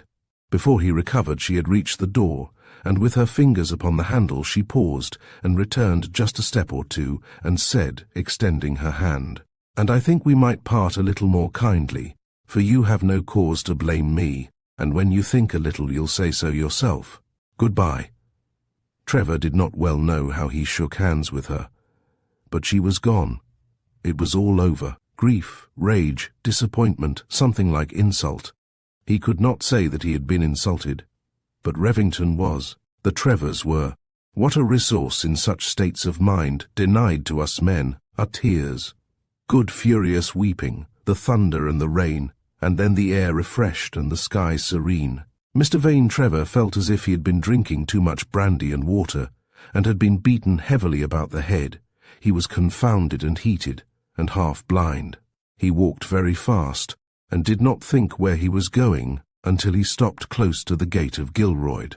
He went in and rang the bell at the hall door, which stood open. William came into the hall. "Come in, Trevor," said he. He had taken his walk of a couple of miles, and was more serene. "No, come out and have a walk with me, will you?" answered Vane. "Where?" asked William. "Anywhere. Wherever you like, here among the trees." "I don't care if I do," said William, who saw that in Trevor's countenance which excited his curiosity. And out he came with his wide-awake on, and Trevor walked beside him, looking very luridly on the ground, and marching very fast. William walked beside him, quietly waiting till the oracle should speak. At last, wheeling round by the trunk of a huge old chestnut, he came suddenly to a full stop, and confronted his companion. "Well, that's off my mind all over. The best thing I dare say could happen to me, and I think she's a bit of I think she has a temper of her own. I didn't like any more shilly-shally, you know, in that undecided way, and I thought I might as well tell you that it's all off, and that I'm very pleased it is. She's very pretty and all that, but hang it, there are other things, and it never would have done. I have not much of a temper of my own, I believe." Trevor was really a good-humoured fellow, but chose to charge himself with this little failing for the occasion. "And I could not get on with that kind of thing. It wouldn't have done, it couldn't. I thought I'd just come and tell you, and I think I'll run up to town. They want me to go to Kington, but it's too slow, and Revington's such a wilderness. I wish someone would take it. I don't want to marry for ever so long. I don't know what put it in my head." Mr. Vane Trevor resumed his walk at a slower pace, and he whistled a low and contemplative air, looking down on the grass with his hands in his pocket. And then he said again, "I thought I'd just come down and tell you, and you're not to mention it, you know, not to that fellow Drake, or anyone, mind. Not that I much care, but it would not do to be talked about, and you won't, I know, thanks, and the Waggets are honourable people. They won't talk either. I suppose, and I depend on you, and you know you and I are friends all the same." "Certainly no," said William, very truly, shaking his hand cordially. "And I'll be off today. I'll go to the opera, or something tonight. I've been too long shut up. A fellow grows rusty, you know, in this tiresome corner. I wish some fool of a fellow would take a lease of it. Goodbye, old fellow. You must come up to town and see me when I'm settled, mind." And so they parted. Chapter 61. A Doubt Troubles Mowbray. I come now to some incidents, the relation of which partakes, I can't deny, of the marvellous. I can, however, vouch for the literal truth of the narrative. So can William Mowbray, so can my excellent friend, Dr. Waggett. So also can my friend, Dr. Drake, a shrewd and sceptical physician, all thoroughly cognizant of the facts. If, therefore, anything related in the course of the next 2 or 3 chapters should appear to you wholly incredible, I beg that you will not ascribe the prodigious character of the narrative to any moral laxities on the part of the writer. I believe William Mowbray liked Vane Trevor very honestly, and that he was as capable of friendship as any man I have ever met with. But this I will aver, that he had not been so cheerful since poor Aunt Dinah's death as for the remainder of the day on which he had heard the authentic report of his friend's overthrow. Down to the town of Saxton that evening walked William, for in his comfortable moods he required human society, as he yearned for sympathy in his afflictions. He visited his hospitable friend, Dr. Drake, now in his pardonable elation, on the occasion of his friend's downfall, as he had done when writhing under the thunderbolts of poor Aunt Dinah. In this case, however, he could not disclose what lay nearest to his heart.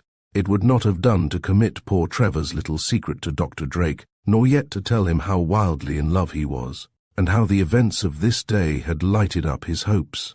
In fact, Dr. Drake had long ceased to be the sort of doctor whom a gay fellow suffering from one of Cupid's bowshot wounds would have cared to consult, and William visited him on this occasion simply because he was elated, excited, and could not do without company of some sort. At about 9:30 o'clock, Dr. Drake was called away to visit Mr. Thomas, the draper. "Gouty pain in the duodenum. There's a man now wants kill himself. He is killing himself. Advice. You might as well advise that bottle. You might a bilious fellow, lithic acid, gouty, scouty a fellow, by Jove, sir, as you'd like to see. And all I can do, he rink his little, whatever it is anyway, but hot, sir, and with sugar, and you know that's poison, simple pea, poison. You see me, any lal thing I take, sometimes a little she, sometimes a lil old Tom, or Branley, I take it coal. Without quite innocent, rather useful, slight impulse, all the organs, never affect the head, never touch the liver. That's the way, sir, that's how you come to live long, lots of war, coal war, and just sprinkle over, that's your sort, sir. Stick of that, sir, coal war, lots of war, sir, never make too stiff, you know, and you may go on all. Don't go, you know. I main be half an hour all nigh, sir, and no harm done, no harm, sir, rather useful." By this time the doctor had got himself into his surtout, and selecting Mr. Thomas's gouty cordials, ether and other bottles from his drawer, he set forth on his sanitary expedition, and the symposium ended. So William walked musingly homeward. What a tender melancholy over everything! What a heavenly night! What a good, honest, clever fellow Dr. Drake was! By Jove, he had forgotten to ask for Miss Drake, who was no doubt in the drawing-room. A jolly old creature was Miss Drake. Should he go back and drink some of her tea?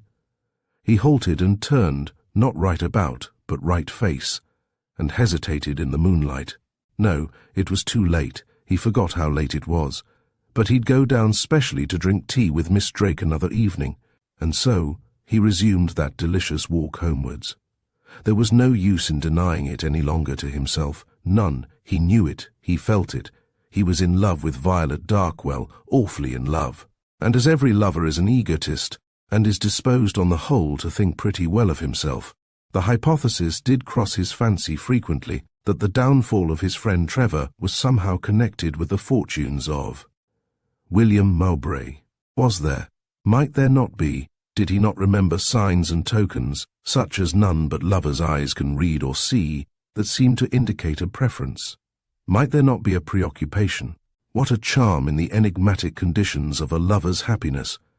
How beautiful the castles in the air in which his habitation is! How she stands at the open portal, or leans from the casement in beautiful shadow, or golden light divine! How he reads his fate in air-drawn characters, in faintest signs, remembered looks, light words, a tone. How latent meanings hover in all she says, or sings, or looks, or does. And how imagination is enthralled by the mystery, and he never tires of exploring, and guessing, and wondering, and sighing. Those deep reserves and natural wiles of girls are given to interest us others, with those sweet doubts and trembling hopes that constitute the suspense and excitement of romance. William Mowbray sat himself down in a delightful melancholy in his great chair by the drawing-room fire, and ordered tea, and told old Winnie that she must come and have a cup, and keep him company, and so she did very gladly, and William made her talk a great deal about poor Aunt Dinah, and this retrospect went on with a stream of marginal anecdote about Miss Violet, to every syllable of which, though maundered over in honest Winnie's harum-scarum prose, he listened breathlessly, as to the far-off music of angels, and when all was told out, led her back artfully, and heard the story bit by bit again, and listened to her topsy-turvy praises of Violet in a delightful dream, and would have kept her up all night narrating. But honest Homer nodded at last, and William was fain to let the muse take flight to her crib.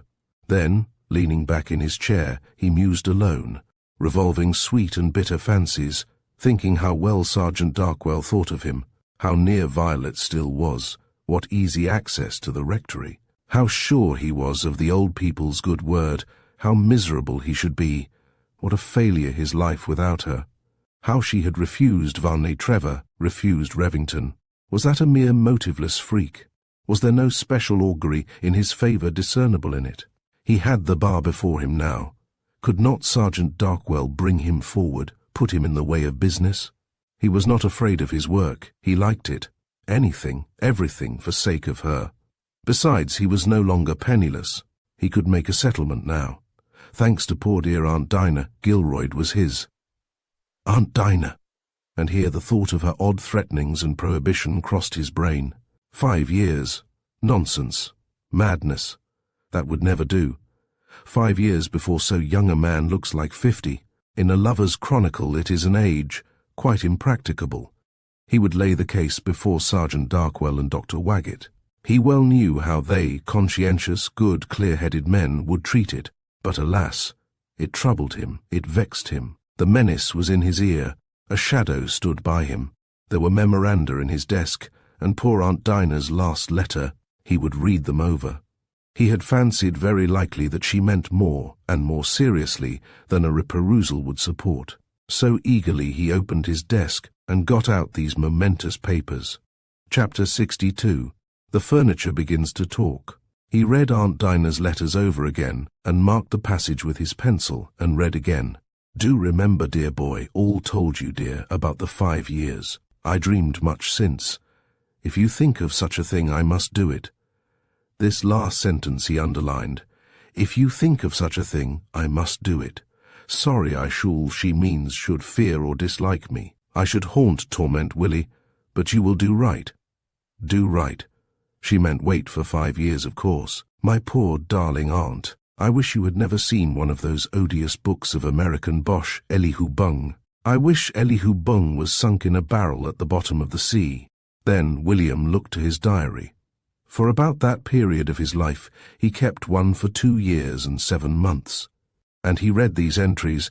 Dear Aunt Dinah pressed me very much to give her a distinct promise not to marry for 5 years. Marry indeed. I, poor penniless William Mowbray, I shall never marry, yet I can't make this vow, and she threatened me, saying, if I'm dead there's nothing that spirit can do, if you so much as harbour the thought, be I good or evil, or mocking. I'll not do to prevent it. I'll trouble you, I'll torment you, I'll pick your eyes out, but I won't suffer you to ruin yourself. And she said very often that she expected to be a mocking spirit, and said again, mind I told you, though I be dead, you shan't escape me. That night I had an odious nightmare. An apparition like my aunt came to my bedside and caught my arm with its hand, and said quite distinctly, oh, my God, William, I am dead, don't let me go. I fancied I saw the impression of fingers on my arm, and think I never was so horrified in my life. And afterwards in her own bedroom, my aunt, having heard my dream, returned to the subject of her warning and said, if I die before the time, I'll watch you as an old grey cat watches a mouse, if you so much as think of it. I'll plague you, I'll save you in spite of yourself, and mortal was never haunted and tormented as you will be, till you give it up. And saying this she laughed. The whole of this new fancy turns out to be one of the henbane delusions. How I wish all those cursed books of spiritualism were with Don Quixote's library. William had now the facts pretty well before him. He had, moreover, a very distinct remembrance of that which no other person had imagined or seen, the face of the apparition of Aunt Dinah, and the dark and pallid stare she had actually turned upon him, as he recounted the particulars of his vision. It had grown very late, and he was quite alone, communing in these odd notes, and with these strange remembrances with the dead. Perhaps all the strong tea he had drunk with old Winnie that night helped to make him nervous. One of his candles had burnt out by this time, and as he raised his eyes from these curious records, the room looked dark and indistinct, and the slim black cabinet that stood against the wall at the further end of the room startled him. It looked so like a big muffled man. I dare say he began to wish that he had postponed his scrutiny of his papers until the morning.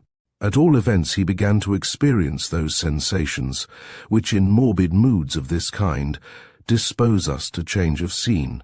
What was it that made that confounded cabinet and its shadow again look so queer as he raised his eyes and the candle, just like a great fellow in a loose coat extending his arm to strike? That was the cabinet which once, in a confidential mood, poor Aunt Dinah had described as the spiritual tympanum, on which above all other sympathetic pieces of furniture in the house she placed her trust. Such a spirit gauge was in no other room of Gilroyd. It thrummed so oracularly, it cracked with such a significant emphasis. "Oh, I see, nothing but the shadow," as I moved the candle. "Yes, only that and nothing more.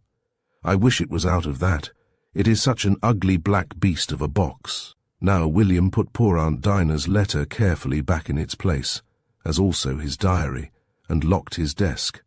And just then the cabinet uttered one of those cracks which poor Aunt Dinah so much respected. In the supernatural silence, it actually made him bounce.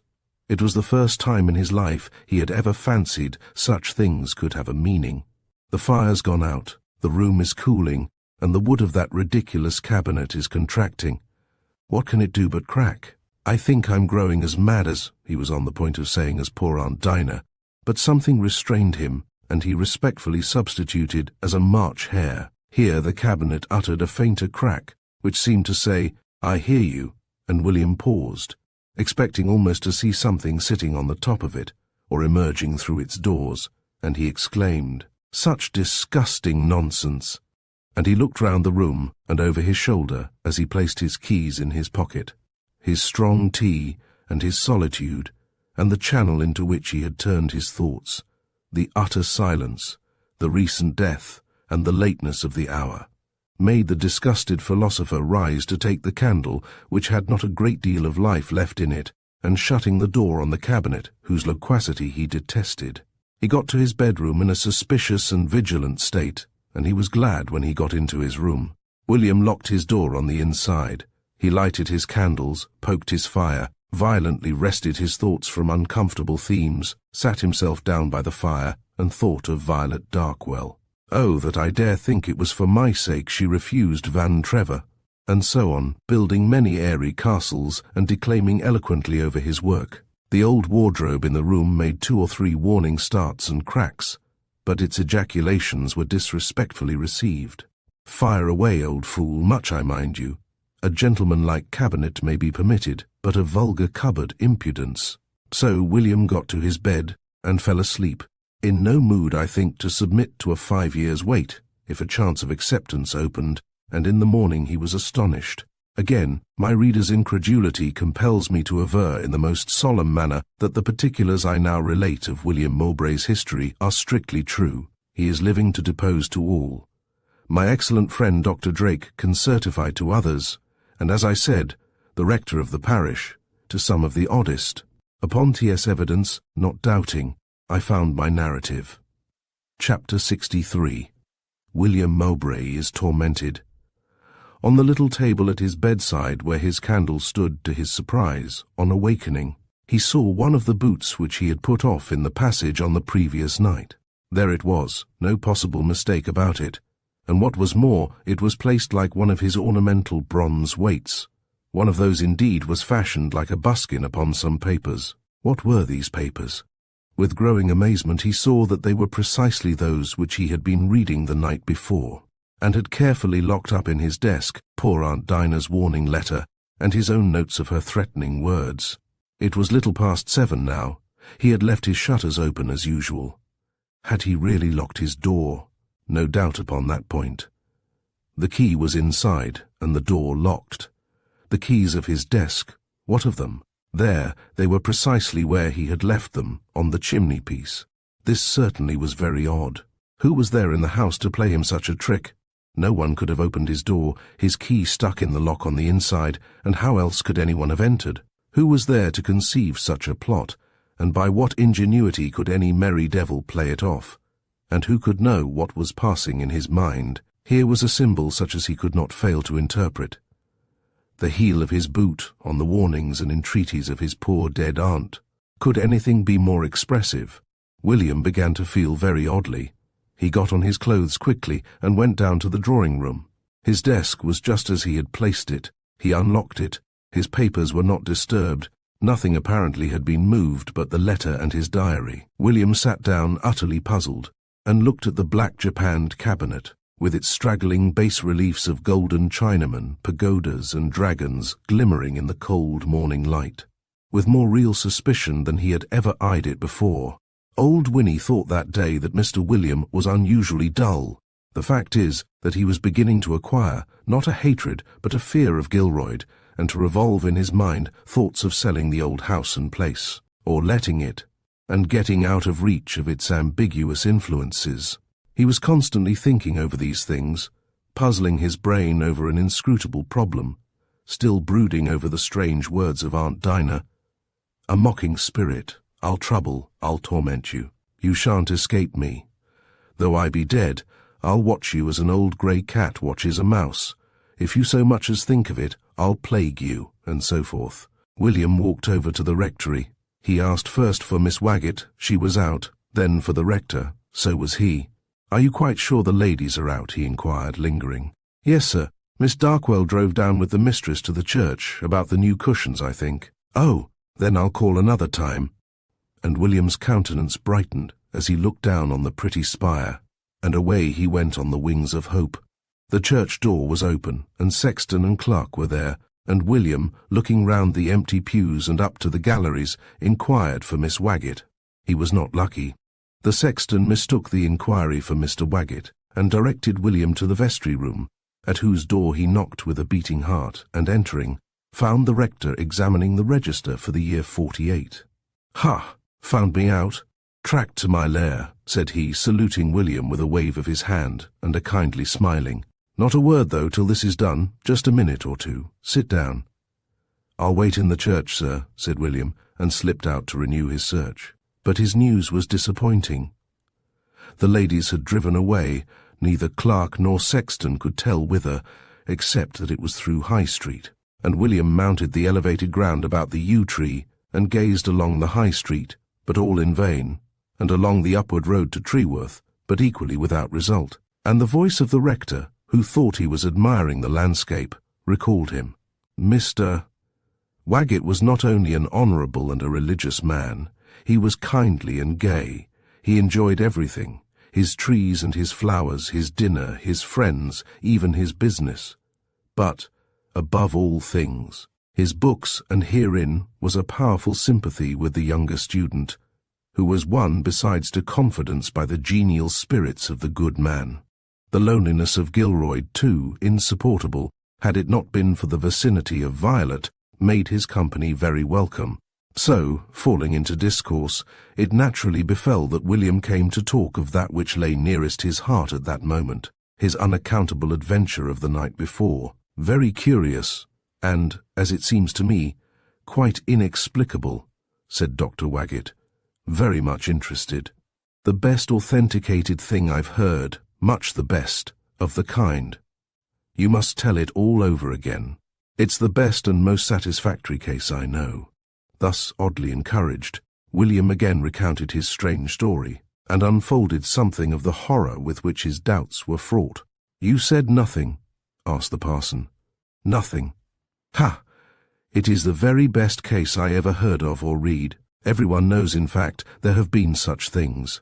I believe in apparitions. I don't put them in my sermons, though, because so many people don't, and it weakens one's influence to run unnecessarily into disputed subjects, and it is time enough to talk of such things when people are visited, as you have been.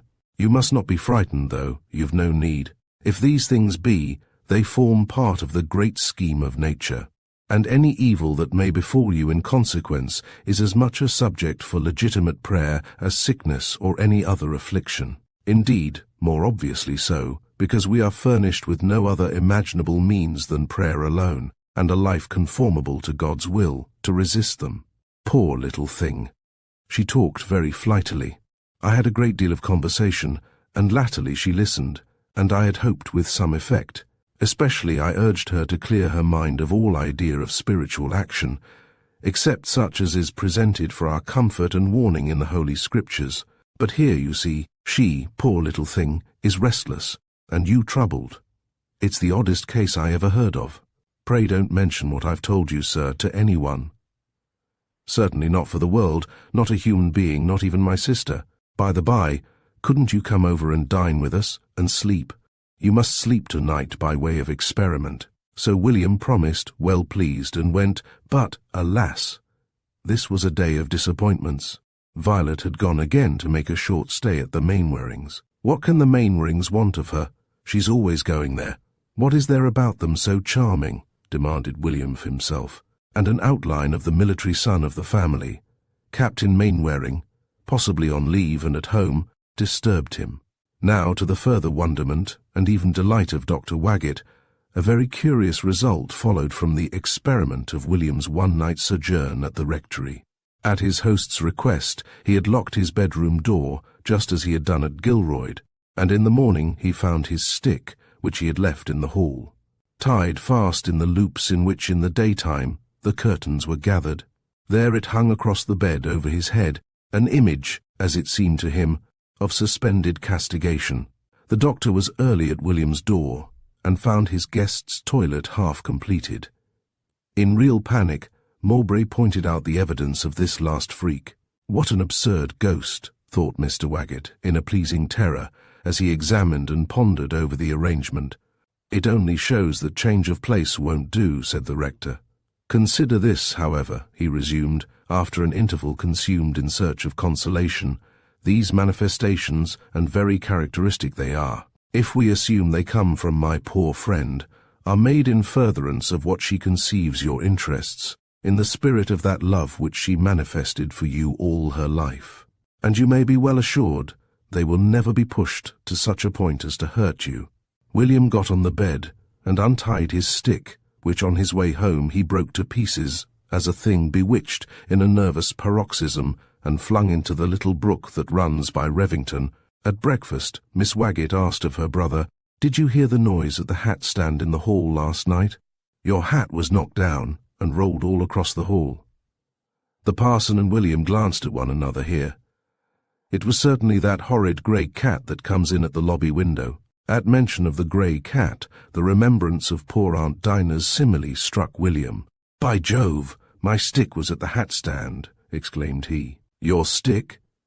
"But this was a hat," replied Miss Waggett, who did not see why he should be so floored by the recollection of his stick. "Ha! Your stick?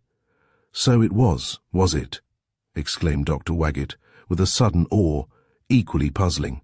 And staring at her brother, and then again at William, Miss Waggett suffered the water from the tea-urn to overflow her cup and her saucer in succession. Chapter 64. An Ambuscade.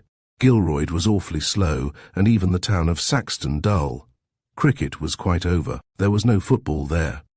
William Mowbray used to play at the ancient game of quoits with Arthur Jones Esquire, the Saxton attorney, who was a little huffy when he lost, and very positive on points of play, but on the whole a good fellow.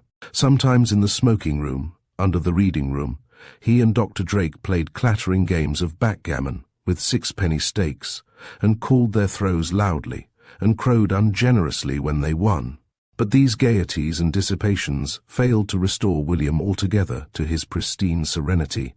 Although he had been now for 4 nights quite unmolested, he could not trust Gilroyd. It was a haunted house, and he the sport of a spirit. The place was bewitched, but so, unhappily, was the man. His visit to the rectory proved that change of place could not deliver him. He was watched, and made to feel that his liberty was gone.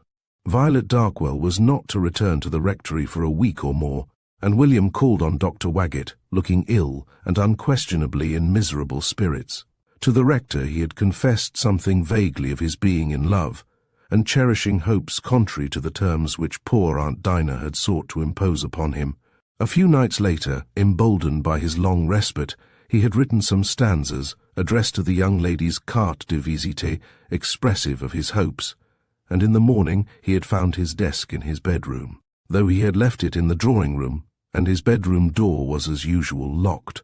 His desk was not open, nor was there any sign of the papers having been disturbed, but the verses he had that night written had been taken out and torn into small pieces, which were strewn on top of the desk. Since then he had not had a single quiet night, and the last night was the oddest, and in this respect the most unpleasant, that they had set the servants talking. "Tom, he's a very steady old fellow, you know," related William. "Waked me up last night at about 2 o'clock. I called through the door, not knowing but that it might be something. I said the rector, with a mysterious nod. Yes, sir, and he told me he had been awake and heard a loud knocking in the drawing-room, like the hammering of a nail, as indeed it proved to be. And he ran up to the drawing-room, and saw nothing unusual there, and then to the lobby, and there he saw a tall figure in a white dress run up the stairs, with a tread that sounded like bare feet, and as it reached the top, it threw a hammer backward, which hopped down the steps to his feet. It was the kitchen hammer, unhung from the nail there which we found had been pulled out of the wall. Without waiting to get my clothes on, down I went with him, but our search showed nothing but one very curious discovery. Ha! Go on, sir. I must tell you, sir, there was a print, a German-coloured thing. I had forgotten it. It was in my poor aunt's portfolio in a drawer there, of a great tabby cat pretending to doze, and in reality slyly watching a mouse that half emerges from its hole, approaching a bit of biscuit, and this we found nailed to the middle of the door. The inside? Yes. You did not see anything of the apparition yourself? Asked Dr. Waggett. No, I was asleep. I've seen nothing whatever but such things as I've described, and the fact is I'm worried to death, and I don't in the least know what to do. I'll tell you what, said the clergyman after a pause. I'll go down and spend the night at Gilroyd, if you allow me, and we'll get Dr. Drake to come also, if you approve, and we'll watch. Sir, we'll spy it out. We'll get at the heart of the mystery. Drake's afraid of nothing, no more am I. And what do you say, may we go? So the bargain was concluded, and at 9 o'clock that evening, the parson and Dr. Drake in friendly chat together walked up to the door of Gilroyd, and were welcomed by William, who led these learned witch-finders into his study, which commanded easy access to both drawing-room and parlour, and to the back and the great staircase. The study looked bright and pleasant. A cheery fire flashed on the silver teapot and cream ewer and old china tea things, and glimmered warmly over the faded gilded backs of the books. This and the candles lighted up the room so brightly that it needed an effort, notwithstanding the dark wainscot, to admit a thought of a ghost. I don't know whether the parson had really any faith in ghosts or not. He thought he had, and cultivated in private a taste for that curious luxury, though he was reserved on the subject among his parishioners. I don't think, however, if his nerves had been as much engaged as they might, he could have turned over the old tomes of the late Dean of Crutched Friars with so much interest as he did, or commented so energetically upon the authors and editions. Dr. Drake was utterly sceptical, and being threatened with one of his ugly colds, preferred brandy and water to tea, a little stimulus seasonably applied, often routing the enemy before he had time to make an impression. So very snugly they sat round their table. The conversation was chiefly between the rector and the doctor, William being plainly out of spirits and a good deal in the clouds. The churchman sipped his tea, and the physician his strong drink, and there was adjusted a plan for the operations of the night. Now, Mr. Mowbray, you must do as we order. When we bid you, you go to bed, do you see? Everything must proceed precisely as usual, and Dr. Drake and I will sit up and watch here. You go, at your accustomed hour, and lock your door, mind as usual, and we'll be on the alert, and ready to arrest the cabinet, egad, and garrote the clock, if either so much as cracks while we are on duty, interposed Dr. Drake, poking William's flagging spirits with a joke. In vain. I dare say, was William's parting observation. Just because you are both here, there will be nothing whatever tonight, I'm quite certain, but I'm awfully obliged to you all the same. He was quite wrong, however, as all who please may learn from the sequel. Chapter 65. Pursuit. William Mowbray, in obedience to orders, went to his bed, having locked his chamber door. He grew tired of listening for sound or signal from the picket in the parlour. As he lay in his bed reading, his eyes failed him. He had walked 15 miles that day, and in spite of his determination to remain awake, perhaps partly in consequence of it, he fell into a profound slumber, from which he was awakened in a way that surprised him. The sages in the study had drawn their armchairs about the fire. The servants had gone to bed. All was quiet, and it was now past 1 o'clock.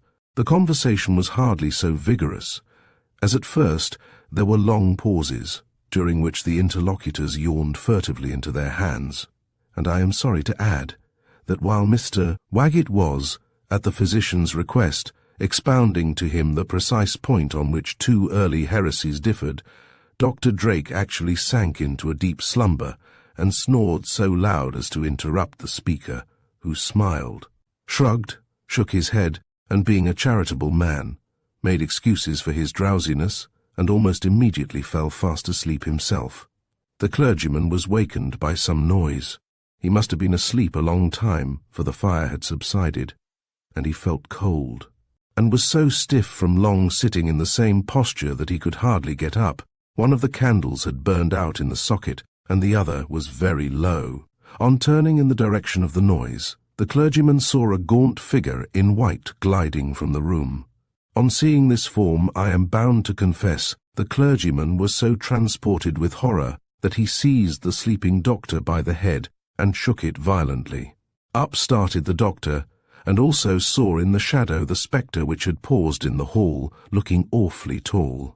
The doctor's hand was on the candlestick, and uttering a prayer, he flung it in a paroxysm of horror, but it was a wild shot, and hit the sofa near the study door, and rebounded under the table. The study was now dark, but not so the hall. One tall window admitted a wide sheet of moonlight.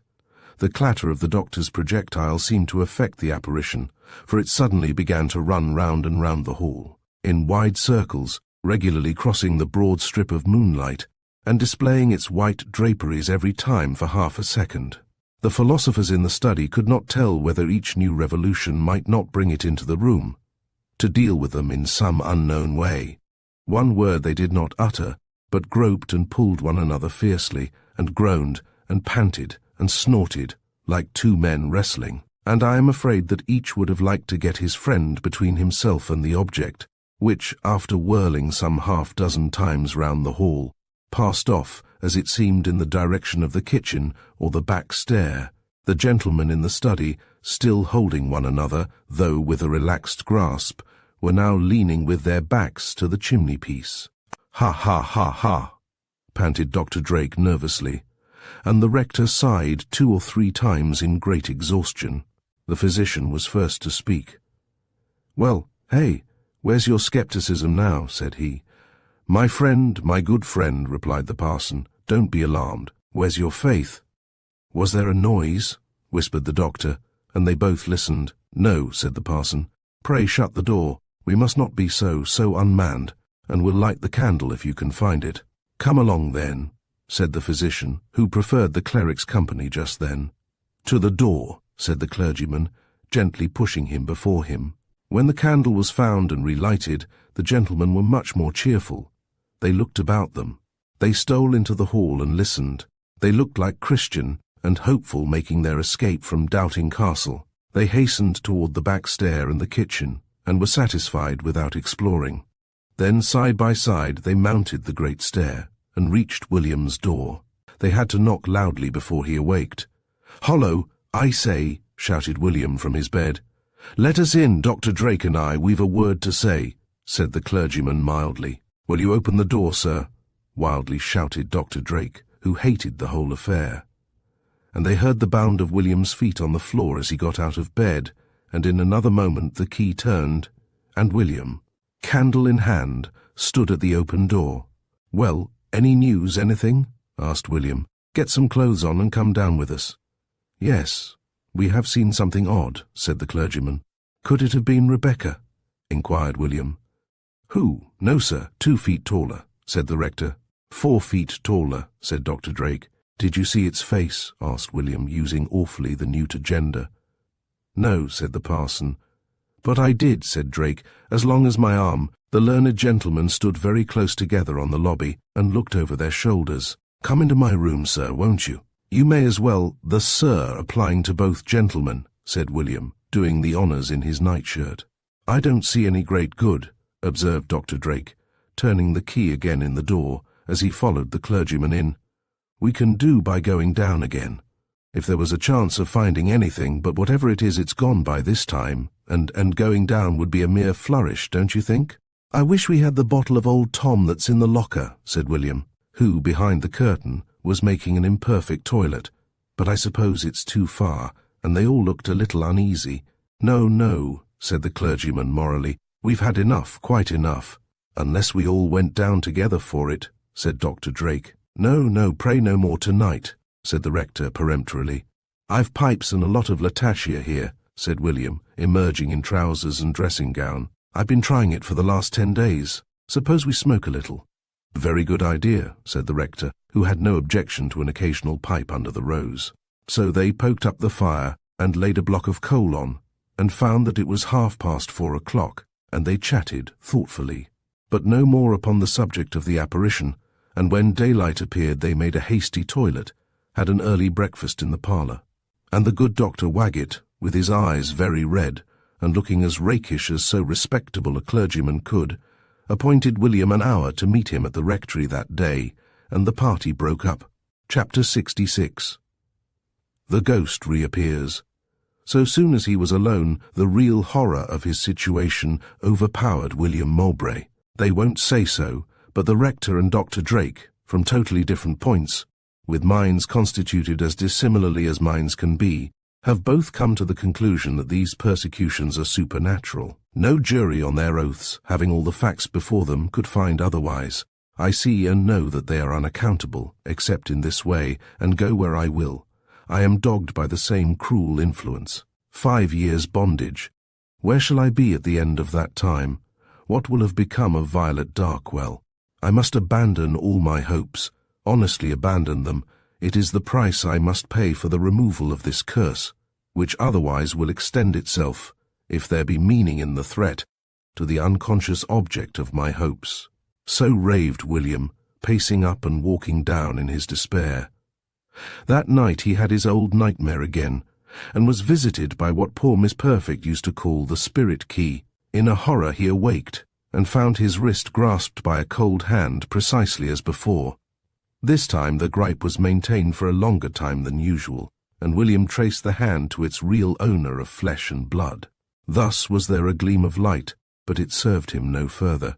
In the evening, still agitated by his discovery, he visited Dr. Drake, who listened first with surprise, and then with downcast, thoughtful look, and a grim smile. "I'll think it over," said he. "I must be off now," and he poked his finger toward the window, through which were visible his cob and gig. "They don't leave me much time, but I'll manage to be with you by 9 this evening, and I don't care if we try that Old Tom," and the doctor winked comfortably at William. "We'll be more to ourselves, you know, our rector's all for tea. Goodbye, and I'll turn it over carefully in my mind. I have an idea, but I'll consider it, and 9 o'clock tonight, mind." Thus said the doctor as he climbed into his gig, and nodding over his shoulder to William Mowbray, away he drove. Like a restless soul as he was, William toiled hither and thither through the little town of Saxton with his hands in his pockets and his looks on the pavement, more like an unfortunate gentleman taking his walk in a prison yard than the proprietor of Gilroyd pacing the high street of Saxton, where he ranked second only to Trevor, Prince of Revington. Repose is pleasant, but that of Saxton is sometimes too much for the most contemplative man who is even half awake. There are in the town 11 shops, small and great, and you may often look down the length of the high street for 10 minutes at a time, and see nothing in motion but the motes in the sunshine. William walked back to Gilroyd, and paid himself as it were a visit there, and was vexed to find he had missed the rector, who had called only half an hour before. The loss of this little diversion was serious. The day dragged heavily. Reader, if you repine at the supposed shortness of the allotted measure of your days, reside at Saxton for a year or 2, and your discontent will be healed. Even Dr. Drake was half an hour late for his appointment, and William was very glad to see that pillar of Saxton society at last. When they had made themselves comfortable by the fire, and the physician had adjusted his grog, and William had got his cup of tea by him, after a little silence, the doctor began to ask him all sorts of questions about his health and sensations. "I don't think," said William, "except perhaps my spirits a little, and my appetite perhaps, this thing has affected my health at all." "No matter, answer my questions," said the doctor, who after a while fell into a mysterious silence, and seemed amused, and after a little time further, he expressed a great wish to remain and watch as on the former occasion. "But," said William, very glad of the offer, "the rector is not coming, and you would wish someone with you." "No, no one. I don't mind," said the doctor, smiling with half-closed eyes into his tumbler. "Oh yes, we'll have your man up when you go to bed, that will do. I missed Dr. Waggett today, he called here," said William. "Not after nightfall, though," said the physician, with a screw of his lips and eyebrows. "I saw him early today, he's awfully frightened, and spoke like a sermon about it." William looked sorely disquieted at this confirmation of his estimate of Dr. Waggett's opinion of the case. He and Drake exchanged a solemn glance, and the doctor, lowering his eyes, sipped some grog, and bursting into a mysterious fit of laughter which rather frightened William, who helplessly stood at the tea-table and gazed on the spectacle. Everything began to puzzle him now. The doctor was like an awful grotesque in a dream. How could a good-natured and shrewd man laugh thus, amid suffering and horrors such as he had witnessed? "I beg your pardon, but I could not help laughing when I thought of the rector's long face today, and his long words, 'By Jove,' and in a minute or two more the doctor exploded suddenly again, with the old apology on recovering his gravity, and William's bewilderment increased. The doctor insisted on William's adhering strictly to his tea and his hours, precisely as if he were alone, and Tom came in, and the doctor, who was in no wise ceremonious, made him sit down by the fire, and furnished him with a glass of the grog he so recommended. He then delivered to Tom a brief popular lecture on the subject he desired him to comprehend, and, having thus charged him, silence reigned. And then the doctor, after an interval, smoked half a dozen pipes, and by the time the last was out it was past 3 o'clock. The doctor had left the study door open. The moon was shining through the great hall window. "Put off your shoes, make no noise, and follow me close, with the candle, wherever I go. Don't stir till I do," whispered the doctor, repeating the directions he had already given. "Hish!" The doctor had seen a tall white figure in the hall, in the shade beyond the window. "Hish!" said the doctor again, seizing Tom by the arm, and pointing with a mysterious nod or two towards the figure. "Lawk, oh, law bless us," murmured the man, and the doctor, with another hish, pushed him gently backward a little. Chapter 67. The Phantomized Tract.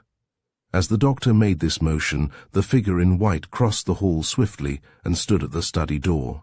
It looked portentously tall, and was covered with a white drapery, a corner of which hung over its face.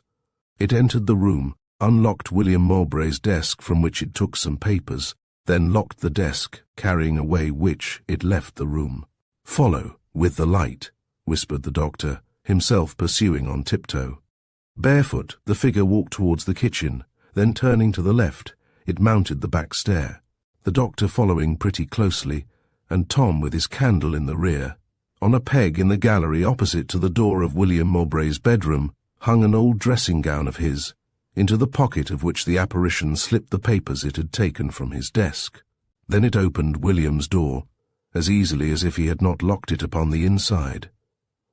The doctor and Tom followed, and saw the figure approach the bed and place the desk very neatly under the bolster, then return to the door, and shut and lock it on the inside. Then the figure marched in a stately way to the far side of the bed, drew both curtains, and stood at the bedside like a ghost for about a minute, after which it walked in the same stately way to the door, unlocked it, and walked forth again upon the gallery, the doctor still following, and Tom behind, bearing the light.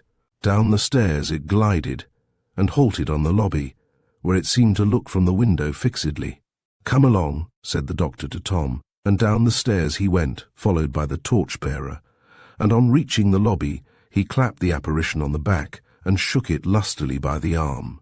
With the sort of gasp and sob which accompany sudden immersion in cold water, William Mowbray, for the ghost was he, awakened, dropped the coverlet, which formed his drapery, on the floor, and stood the picture of bewilderment and horror in his nightshirt, staring at his friends and repeating, "Lord, have mercy on us. It's only Tom and I. Shake yourself up a bit, man. Dr. Drake, here we are, all old friends." And the doctor spoke very cheerily, and all sorts of encouraging speeches. But it was long before William got out of his horror, and even then he seemed for a good while on the point of fainting. "I'll never be myself again," groaned William, in his nightshirt, seating himself, half dead, upon the lobby table. Tom stood by, holding the candle aloft, and staring in his face and praying in short sentences with awful unction, while the doctor kept all the time laughing and patting William on the shoulder and repeating, "Nonsense, nonsense, nonsense." When William had got again into his room and had some clothes on, he broke again into talk. "Somnambulism, walk in my sleep. I could not have believed it possible. I never perceived the slightest tendency. The only thing was that catching my own wrist in my sleep and thinking it was another person who held me, but actually walking in my sleep. Isn't it frightful?" "I don't think you'll ever do it again, ha ha ha," said the doctor. "And why not?" asked William. "The fright of being wakened as you were cures it. That's the reason I shook you out of your doldrum," chuckled the doctor. "I'm frightened out of my wits." "Glad of it," said the doctor. "Be the less likely to do it again." "Do you think I'm really cured?" asked William. "Yes, I do, but you must change your habits a bit. You've let yourself get into a dyspeptic nervous state and keep working your brain over things too much.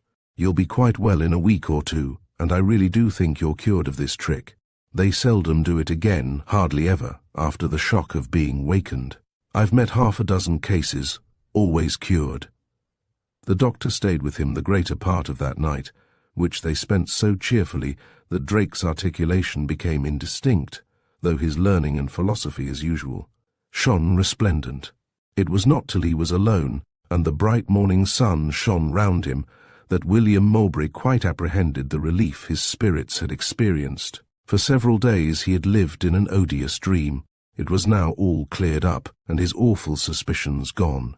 As he turned from the parlour window to the breakfast table, the old Bible lying on the little bookshelf caught his eye. He took it down and laid it beside him on the table. Poor Aunt Dinah had kept it by her during her illness, preferring it to any other. "I'll read a chapter every day. By Jove, I will," resolved William, in the grateful sense of his deliverance. "It's only decent, it's only the old custom. It may make me good some day, and hit or miss, it never did any man harm." So he turned over the leaves and lighted on an open sheet of notepaper. It was written over in poor Miss Perfect's hand, with a perceptible tremble, and he read the following lines, bearing date only 2 days before her death. "Dear Willie, today I am not quite so, but trust to be better, and wish you to know that having conversed much with Doctor, my friend, the rector, I make for future the Bible my only guide, and you are not to mind what I said about waiting 5. Only do all things, with prayer, and marry whenever you see good, seeking first God's blessing by prayer. So, lest anything should happen, to remove from your mind all anxiety, writes your poor old fond auntie." Thus ended the note, which William, with a strange mixture of feelings, kissed again and again, with a heart at once saddened and immensely relieved. Chapter 68. Some Small Events and Plans. William Mowbray heard from Trevor, who affected boisterous spirits and the intensest enjoyment of his town life, though there was not a great deal doing just then to amuse anybody. He had been thinking of running over to Paris to the Sowerberrys, who had asked him to join their party, but thought he must go first to Kington for a week or two, as the ladies insisted on a sort of promise he had made, and would not let him off. He hinted, moreover, that there was a perfectly charming Lady Louisa Sowerberry, of whom he spoke in a rapture, and possibly all this and a great deal more in the same vein was intended to reach the ear of Miss Violet Darkwell, who was to learn that there are maidens in Scotland more lovely by far, who would gladly, and also that young Lochinvar was treading his measures and drinking his cups of wine with remarkable hilarity, notwithstanding the little scene which had taken place. But Vain Trevor was not a topic which William would have cared to introduce, and it was in relation to quite other subjects that he was always thinking of Violet Darkwell. "So," said the old rector, walking into the hall at Gilroyd, shaking his head and smiling as he spoke, "we've found you out, the merry devil of Edmonton, eh? I don't know when I was so puzzled. It was really, a most perplexing problem, and Dr. Drake has been our Matthew Hopkins, our witch-finder, and a capital one he has proved. I dare say between ourselves," continued the rector, in a low tone, like a man making a concession, "that several cases of apparently well-authenticated apparitions are explicable, upon that supposition. And, indeed, good Dr. Waggett devoted time and research to this inquiry, and has written already to 2 publishers on the subject of his volume, called The Debatable Land. And when, last summer, I passed a week at the rectory, my admirable friend read to me his introduction, in which he says, if apparitions be permitted, they are no more supernatural than waterspouts and other phenomena of rare occurrence, but, ipso facto, natural. In any case, a Christian man, in presence of a disembodied spirit, should be no more disquieted than in that of an embodied one, i.e., a human being under its mortal conditions. And the only subject on which I ever heard of his showing any real impatience is that of his night watch in the study at Gilroyd, as slily described by Dr. Drake, who does not deny that he was himself confoundedly frightened by William Mowbray's first appearance, and insinuates a good deal about the rector, which the rector, with a dignified emphasis, declares to be unmeaning travesty.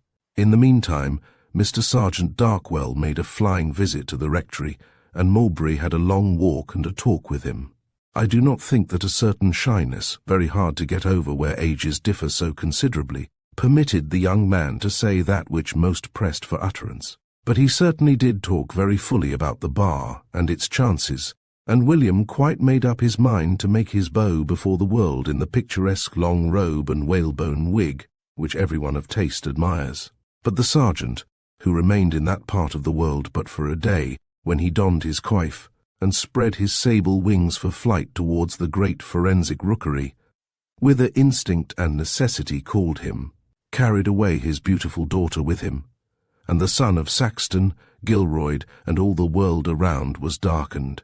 In a matter like love, affording so illimitable a supply of that beautiful vaporous material of which the finest castles in the air are built, and upon which every matchmaker, and what person worthy to live is not a matchmaker, speculates in a spirit of the most agreeable suspense and the most harmless gambling. It would be hard if the architects of such chateaux and the backers of such and such events were never in their incessant labours to light up a prophetic combination. Miss Waggett was a Freemason of the Order of the Castle in the Air. Her magical trowel was always glittering in the sun, and her busy square never done adjusting this or that block of sunset cloud. She had, some little time since, laid the foundations in the firmament of such a structure for the use and occupation of William Mowbray and Violet Darkwell, and she was now running it up at a rate which might have made sober architects stare. The structure was even solidifying, according to the nebulous theory of astronomers, and this good lady used, in her charity, to read for William, in his almost daily visits to the rectory, all such passages in Violet's letters as she fancied would specially interest him. Her love for the old scenes spoke very clearly in all these letters. But, and young ladies can perhaps say whether this was a good sign or a bad one, she never once mentioned William Mowbray. No, no more than if such a person did not exist, although certainly she asked vaguely after the neighbours, and I venture to think that in her replies, Miss Waggett selected those whom she thought most likely to interest her correspondent. All this time good Miss Waggett wrote constantly to remind the barrister in London of his promise to allow Violet to return to the rectory for another little visit. It was so long delayed that William grew not only melancholy, but anxious. What might not be going on in London? Were there no richer fellows than he, None more, what should he say? More that style of man who is acceptable in feminine eyes. Was not Violet peerless, go where she might?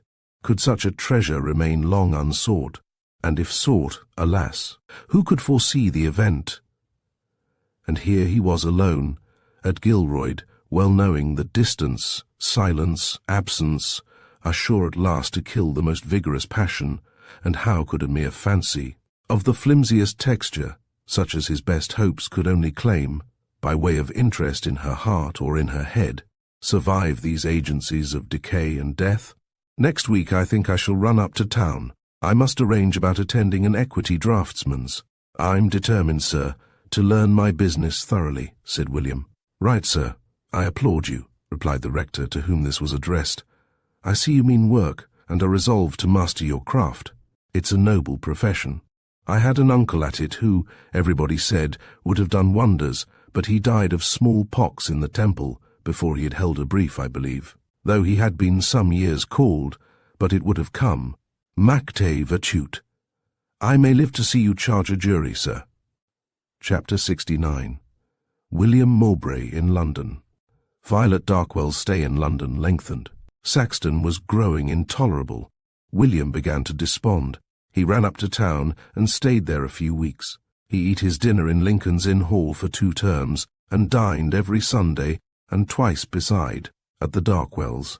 The sergeant was so busy that, on these occasions, he appeared like a guest, an unexpected presence, and was still evidently haunted by briefs, fatigued and thoughtful, but very kind to William.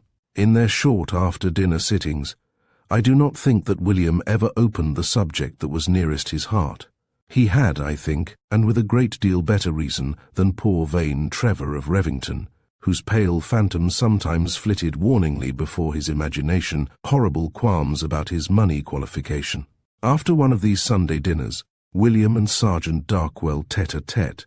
The barrister, in his quiet, cheery way, had been counselling the student on some points, and relating bar stories, always pleasant to hear when told by bright and accurate men like him, and said he, as they rose, "And the first term you make £100 I give you leave to marry." William looked hard at his host, but his countenance was thoughtful. He had wandered away already to some other matter. In fact, he looked quite innocent, and I believe he was of thought of Violet. "I give you leave to marry." Of course it was quite out of the question that he could have meant what the young man fancied he might mean. Still, he thought he might lay down this general rule, and leave it to him to make the particular inference. "I see," said William, in conference with himself, as he trudged home that night dejectedly. "He wishes me to understand that I shan't have his consent till then. £100 in a term. He had been 7 years called before he made that. Could William hope to succeed so well? Not quite, he rather thought, and then grasping his stick hard he swore it was like Jacob's service for Rachel, a 7 years' business, and all for a Rachel who had no thought of waiting. On all these occasions he saw Violet. But was there not a change, a sense of distance, and above all, was there not that awful old she-cousin, to borrow Sam Papey's convenient phrase, of Sergeant Darkwell, silent, vigilant, in stiff silk, whose thin face smiled not, and whose cold grey eyes followed him steadily everywhere, and who exercised an authority over Violet more than aunt-like? William called again and again, but never saw pretty Violet without this prudent and dreadful old lady. Her, indeed, he twice saw alone. In a tete-a-tete she was not more agreeable. She listened to what few things, with a piteous ransacking of his invention and his memory he could bring up, and looked upon him with a silent suspicion and secret aversion under which his spirit gradually despaired and died within him. Glimpses of Violet, under the condition of this presence, were tantalizing, even agonizing sometimes. The liberty of speech, so dear to Englishmen, was denied him. Life was gliding away in this speechless dream. The spell of that lean and silent old lady was upon him. How he yearned for the easy country life with its kindly chaperons and endless opportunities. Love, as we all know, is a madness, and it is the property of madmen to imagine conspiracies. And William began to think that there was an understanding between Sergeant Darkwell and the she-cousin, and that she was there to prevent his ever having an opportunity of saying one confidential word in Violet's ear. It seemed to him, moreover, that this was unspeakably worse, that Violet was quite happy in this state of things. He began to suspect that he had been a fool, that his egotism had made him, in a measure, mad, and that it was time for him to awake and look the sad truth in the face. William left London. He wavered in his allegiance to the bar. He doubted his fitness for it. Had he not money enough for all his wants? Why should he live a town life, and grieve his soul over contingent remainders, and follow after leading cases in objectless pursuit, and lose himself in Bacon's interminable abridgment, all for nothing? He returned to keep his next term, and suffer a like penance. It seemed to him there was a kind of coldness and reserve in Violet that was hardly tangible, and yet it was half breaking his heart. She was further away than ever, and he could not win her back. He sate there under the eye of silent Miss Janet Smedley, the inexorable she-cousin. There was no whispering in her presence. She was so silent you might hear a pin drop. Not a syllable escaped her observant ear. There was no speaking in her presence, and that presence never failed, though Violet's sometimes did. The situation was insupportable. Away went William again, and this time he made a portion of that charming tour of Brown, Jones, and Robinson, which for any comfort it gave his spirit, he might as well or better have made within the covers of Mr. Doyle's famous quarto. Back to England with the homesickness of love came William. He had still a week before his term commenced. "I can't stand it any longer," said he, as he paced the platform of the railway, by which he had taken not an up but a down ticket. "I know I'm right. I must go down and see Miss Waggett. I'd rather talk to her than to the doctor. I know very well she sees how it is, and she'll tell me what she thinks. And if she advises, I'll speak to the sergeant when I go to town, and so I shall soon know one way or other." And he sighed profoundly, and with a yearning look townwards he took his place and flew away toward Gilroyd. Chapter 70. Violet Darkwell tells me S.S. Waggett that Queen Anne is dead. The sun was near the western horizon, and sky and clouds were already flooded with the sunset glow, as William Mowbray drove up to the high and formal piers of Gilroyd, with their tall urns at top, decorations which belonged to old-world fancy, a little formal, like the stately dress of bygone beauties and beaux, but with a sentiment and a prettiness of their own. Sad looked to him the smile of the old building and lordly trees in the fading sunlight. The windows sparkled redly in it, the ivy rustled in the light air, and the sparrows twittered and fluttered up and down among its glittering leaves. The time, the sights and sounds recalling many an arrival at the same pleasant hour, and many a welcome look and tone, gone now, faint and far away in memory, and ever to grow more and more distant. The hall door was opened, in went William without a summons, and in the hall he heard voices issuing from the drawing-room. Old Miss Waggett's kindly and cheering tones were distinctly audible, and Winnie Dobbs was making answer as he entered.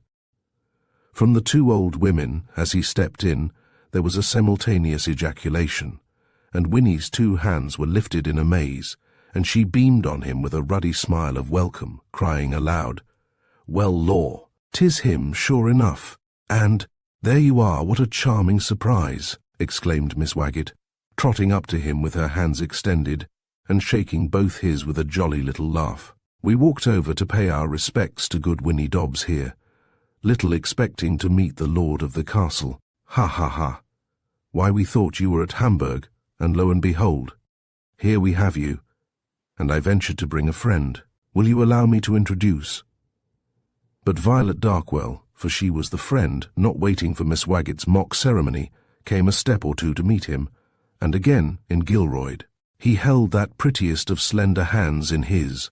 "Oh, pretty Vi, who could forget you? How I wish you liked me ever so little. Oh, that you were the mistress of Gilroyd." These were his thoughts as with a smile and a quiet word or two of greeting he took her hand. "Did you come through London?" asked Miss Waggett. "No, direct here," he answered. "Surprised to find us, I dare say," and she glanced at Violet. "Our friend here, like a good little creature, as she is, came down to keep me company for a week, and as much longer as I can make her stay, while my brother is at Westhorpe, and you must come over with us to tea." William acquiesced. "And, Winnie Dobbs, you must tell me all you know of that Tummins family at the mill. Are they really deserving people? There was a rumour, you know. Young people, do you go out and take a ramble in the lawn, and I'll join you. Winnie and I must talk for a minute or two." So Violet and William did go out, and stood for a minute in the old familiar porch. How pretty it looks, always, in the setting sun. It's the light that suits Gilroyd. "There's something a little melancholy in this place, though cheery along with it, I don't know how," said William. "So do I. I always thought that, like those minuets I used to play, that dear old Granny liked so well, something brilliant and old-fashioned, and plaintive," replied the sweet voice of Violet Darkwell. "Come out into the sunlight," said William. "Oh, how pretty, isn't it?" Violet looked round with a sad smile that was beautiful on her girlish face. "And the chestnut trees, I wonder how old they are," said William. "I must see you once more, Violet, among the chestnut trees." And he led her towards them, she going willingly, with a little laugh that sounded low and sadly. Among their stems he stopped before that of a solitary beech tree. "Do you remember that tree?" said William, speaking very low. "I do indeed," said Violet, with the faintest little laugh in the world. "It's more than 3 years ago, it's 4 years ago since I carved them." He was pointing to 2 lines of letters already beginning to spread and close in, as such memorials on the living bark will do, but still legible enough. They were Vi Darkwell, William Mowbray. "These are going," he said with a sigh. "Like the old inscriptions in Saxton churchyard, I believe it is impossible to make any lasting memorial. Even memory fails as we grow old. God only remembers always, and this little carving here seems to me like an epitaph. Times are so changed, and we, Vi Darkwell, William Mowbray," he read slowly, "little Vissy is gone, dead and buried, and William Mowbray, he did not know a great many things that he has found out since. He is dead and gone too, and I am here. He did not know himself. He thought the old things were to go on always. He did not know, Vi, how much he loved you, how desperately he loved you. You don't know it. You can't know it, or how much rather I'd die than lose you." She was looking down. The point of her little foot was smoothing this way, and that the moss on the old roots that overlace the ground. "If I thought you could like me. Oh, Violet, can you ever so little?" He took her hand in both his, and his handsome young face was as that of a man in some dreadful hour pleading for his life. There were the glow of hope, the rapture of entreaty, the lines of agony. "I like you, William, I do like you," she said, so low that no other ears but his, I think, could have heard it, and the little wood anemones nodded their pretty heads, and the groups of wood sorrel round trembled, it seemed, with joy, and William said in a wild whisper, "My darling, oh, Vi, my darling, my only love, dearer and dearer every year. Oh, darling, my love is everlasting." And he kissed her hand again and again, and he kissed her lips, and the leaves and flowers were hushed. Nature was listening, pleased, and I think the angels looking down smiled on those fair young mortals, and those blessed moments that come with the glory of paradise, and being gone are remembered for ever. "Why, young people, what has become of you?" cried the well-known voice of Miss Waggett. "Oh, here you are. I guessed I should find you among the trees, grand old timber, Mr. Mowbray." The guilty pair approached Miss Waggett side by side, looking as unconcerned as they could, and she talked on. "I sometimes think, Mr. Mowbray, that Gilroyd must be a much older place than most people fancy. That house, now, what style is it in? My brother says there were such houses built in Charles II's time, but the timber, you know, is, particularly the oaks down there. The trees are enormously old, and there are traces of a moat. I don't understand these things, but my brother says, at the side of the house toward the road." And so on kind Miss Waggett laboured, little assisted by William, upon topics about which none of them were thinking. That evening, Miss Waggett was seized with a sort of musical frenzy, and sat down and played through ever so many old books of such pieces as were current in her youth, and very odd and quaint they sound now. More changed the fashion of our music even than of our language. I am afraid that the young people were not so attentive as they might, and William whispered incessantly, sitting beside Violet on the sofa. It was rather late when that little musical party broke up. To Gilroyd, William walked in a dream, in the air, all the world at his feet, a demigod. And that night when Vi, throwing her arms about Miss Wagget's neck, confided in her ear the momentous secret, the old lady exclaimed gaily, "Thank you for nothing. A pinch for stale news. Why, I knew it the moment I saw your face under the trees there, and I'm very happy. I'm delighted. I've been planning it and hoping for it this ever so long, and poor fellow, he was so miserable." Chapter 71. The Chimes of Saxton.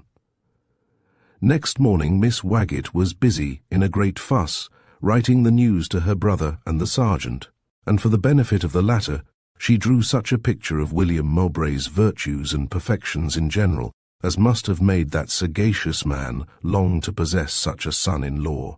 The good lady enclosed a dutiful little note to him from Violet, and wound up with an eloquent lecture, in which she demonstrated that if the sergeant were to oppose this palpable adjustment of Providence, he should be found to fight against heaven, the consequences of which enterprise she left him to conjecture. William also spent the entire forenoon over a letter to the same supreme authority, and the letters dispatched, there intervened a few days of suspense and wonderful happiness, notwithstanding. William was waiting in the little post office of Saxton when the answering letters came. Mrs. Beggs, having sorted the contents of the mail with an anxious eye, delivered his letters, and at his desire, those for the rectory. To William, there was a letter from the sergeant for him. There was no mistaking the tall and peculiar hand. There were two others addressed severally to the ladies at the rectory. William did not care to read his in Mrs. Beggs's little parlour, so he took his leave cheerfully, even gaily, with an awful load at his heart. In his pocket lay his fate sealed. Hardly a soul was stirring in the drowsy little street. Here and there a listless pair of eyes peeped through the miniature panes of a shop window. He could not read the letter where any eye could see him.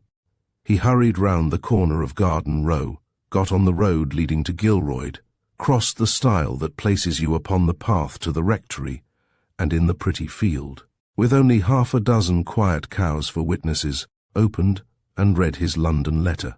It told him how well Mr. Sergeant Darkwell liked him, that he believed wedded happiness depended a great deal more on affection, honour and kindness than upon wealth. It said that he had aptitudes for the bar, and would no doubt do very well with exertion. It then mentioned what the sergeant could do for his daughter, which William thought quite splendid, and was more, Miss Wagget afterwards said, than she had reckoned upon.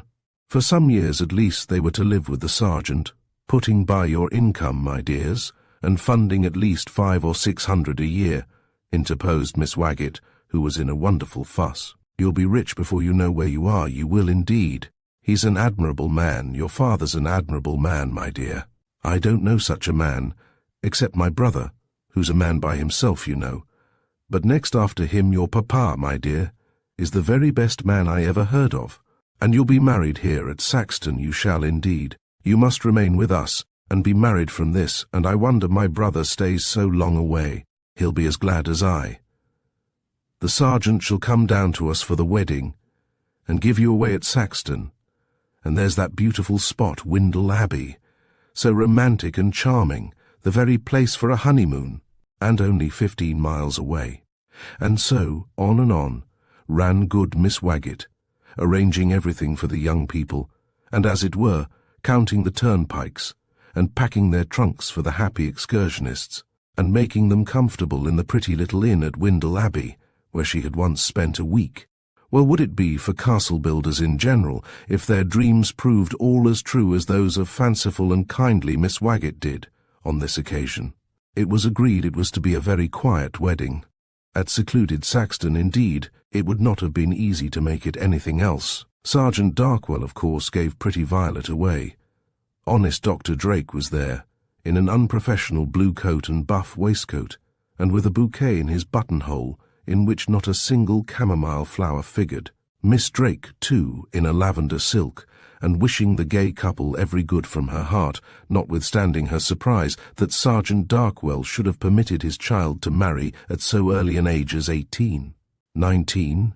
Well, 1 year here or there doesn't signify a great deal, she fancied. Good old Winnie Dobbs, too, in a purple silk and new bonnet, which must have been quite in the fashion, for all Saxton admired it honestly.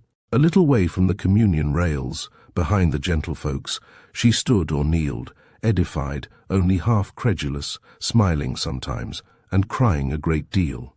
Thinking, I am sure, of kind old Aunt Dinah, who was not to see that hour. Winnie, I mention parenthetically, is still housekeeper at Gilroyd, and very happy, with nothing but a little rheumatism to trouble her. Here every year William and Violet pass some time, and the happiest month of all the 12, though the estates and title have come to him, and he is Sir William and she Lady Mowbray. But the change has not spoiled either. The honest affections and friendly nature delight in the old scenes and associates, and in summer sunsets, under the ancient chestnuts, they ramble sometimes, her hand locked in his, and often, I dare say, he runs over those delightful remembrances, still low, still in a lover's tone, she looking down on the grass and wild flowers, as she walks beside him and listens as she might to a sweet air, always welcome. The more welcome that she knows it so well, and they read the inscription on the beech tree, time has not effaced it yet. They read it smiling in their happy dream, with that something of regret that belongs to the past, and all the tenderness that tones the uncertain mortal future. Sometimes William says a word of Trevor, and she laughs, perhaps a little flattered at the remembrance of a conquest. Vain Trevor is very well, not married yet, they say, grown a little stout, not often at Revington. He does not put himself much in the way of Sir William, but is very friendly when they correspond on Saxton matters, workhouse, and others. He has not renewed his attentions at Kington.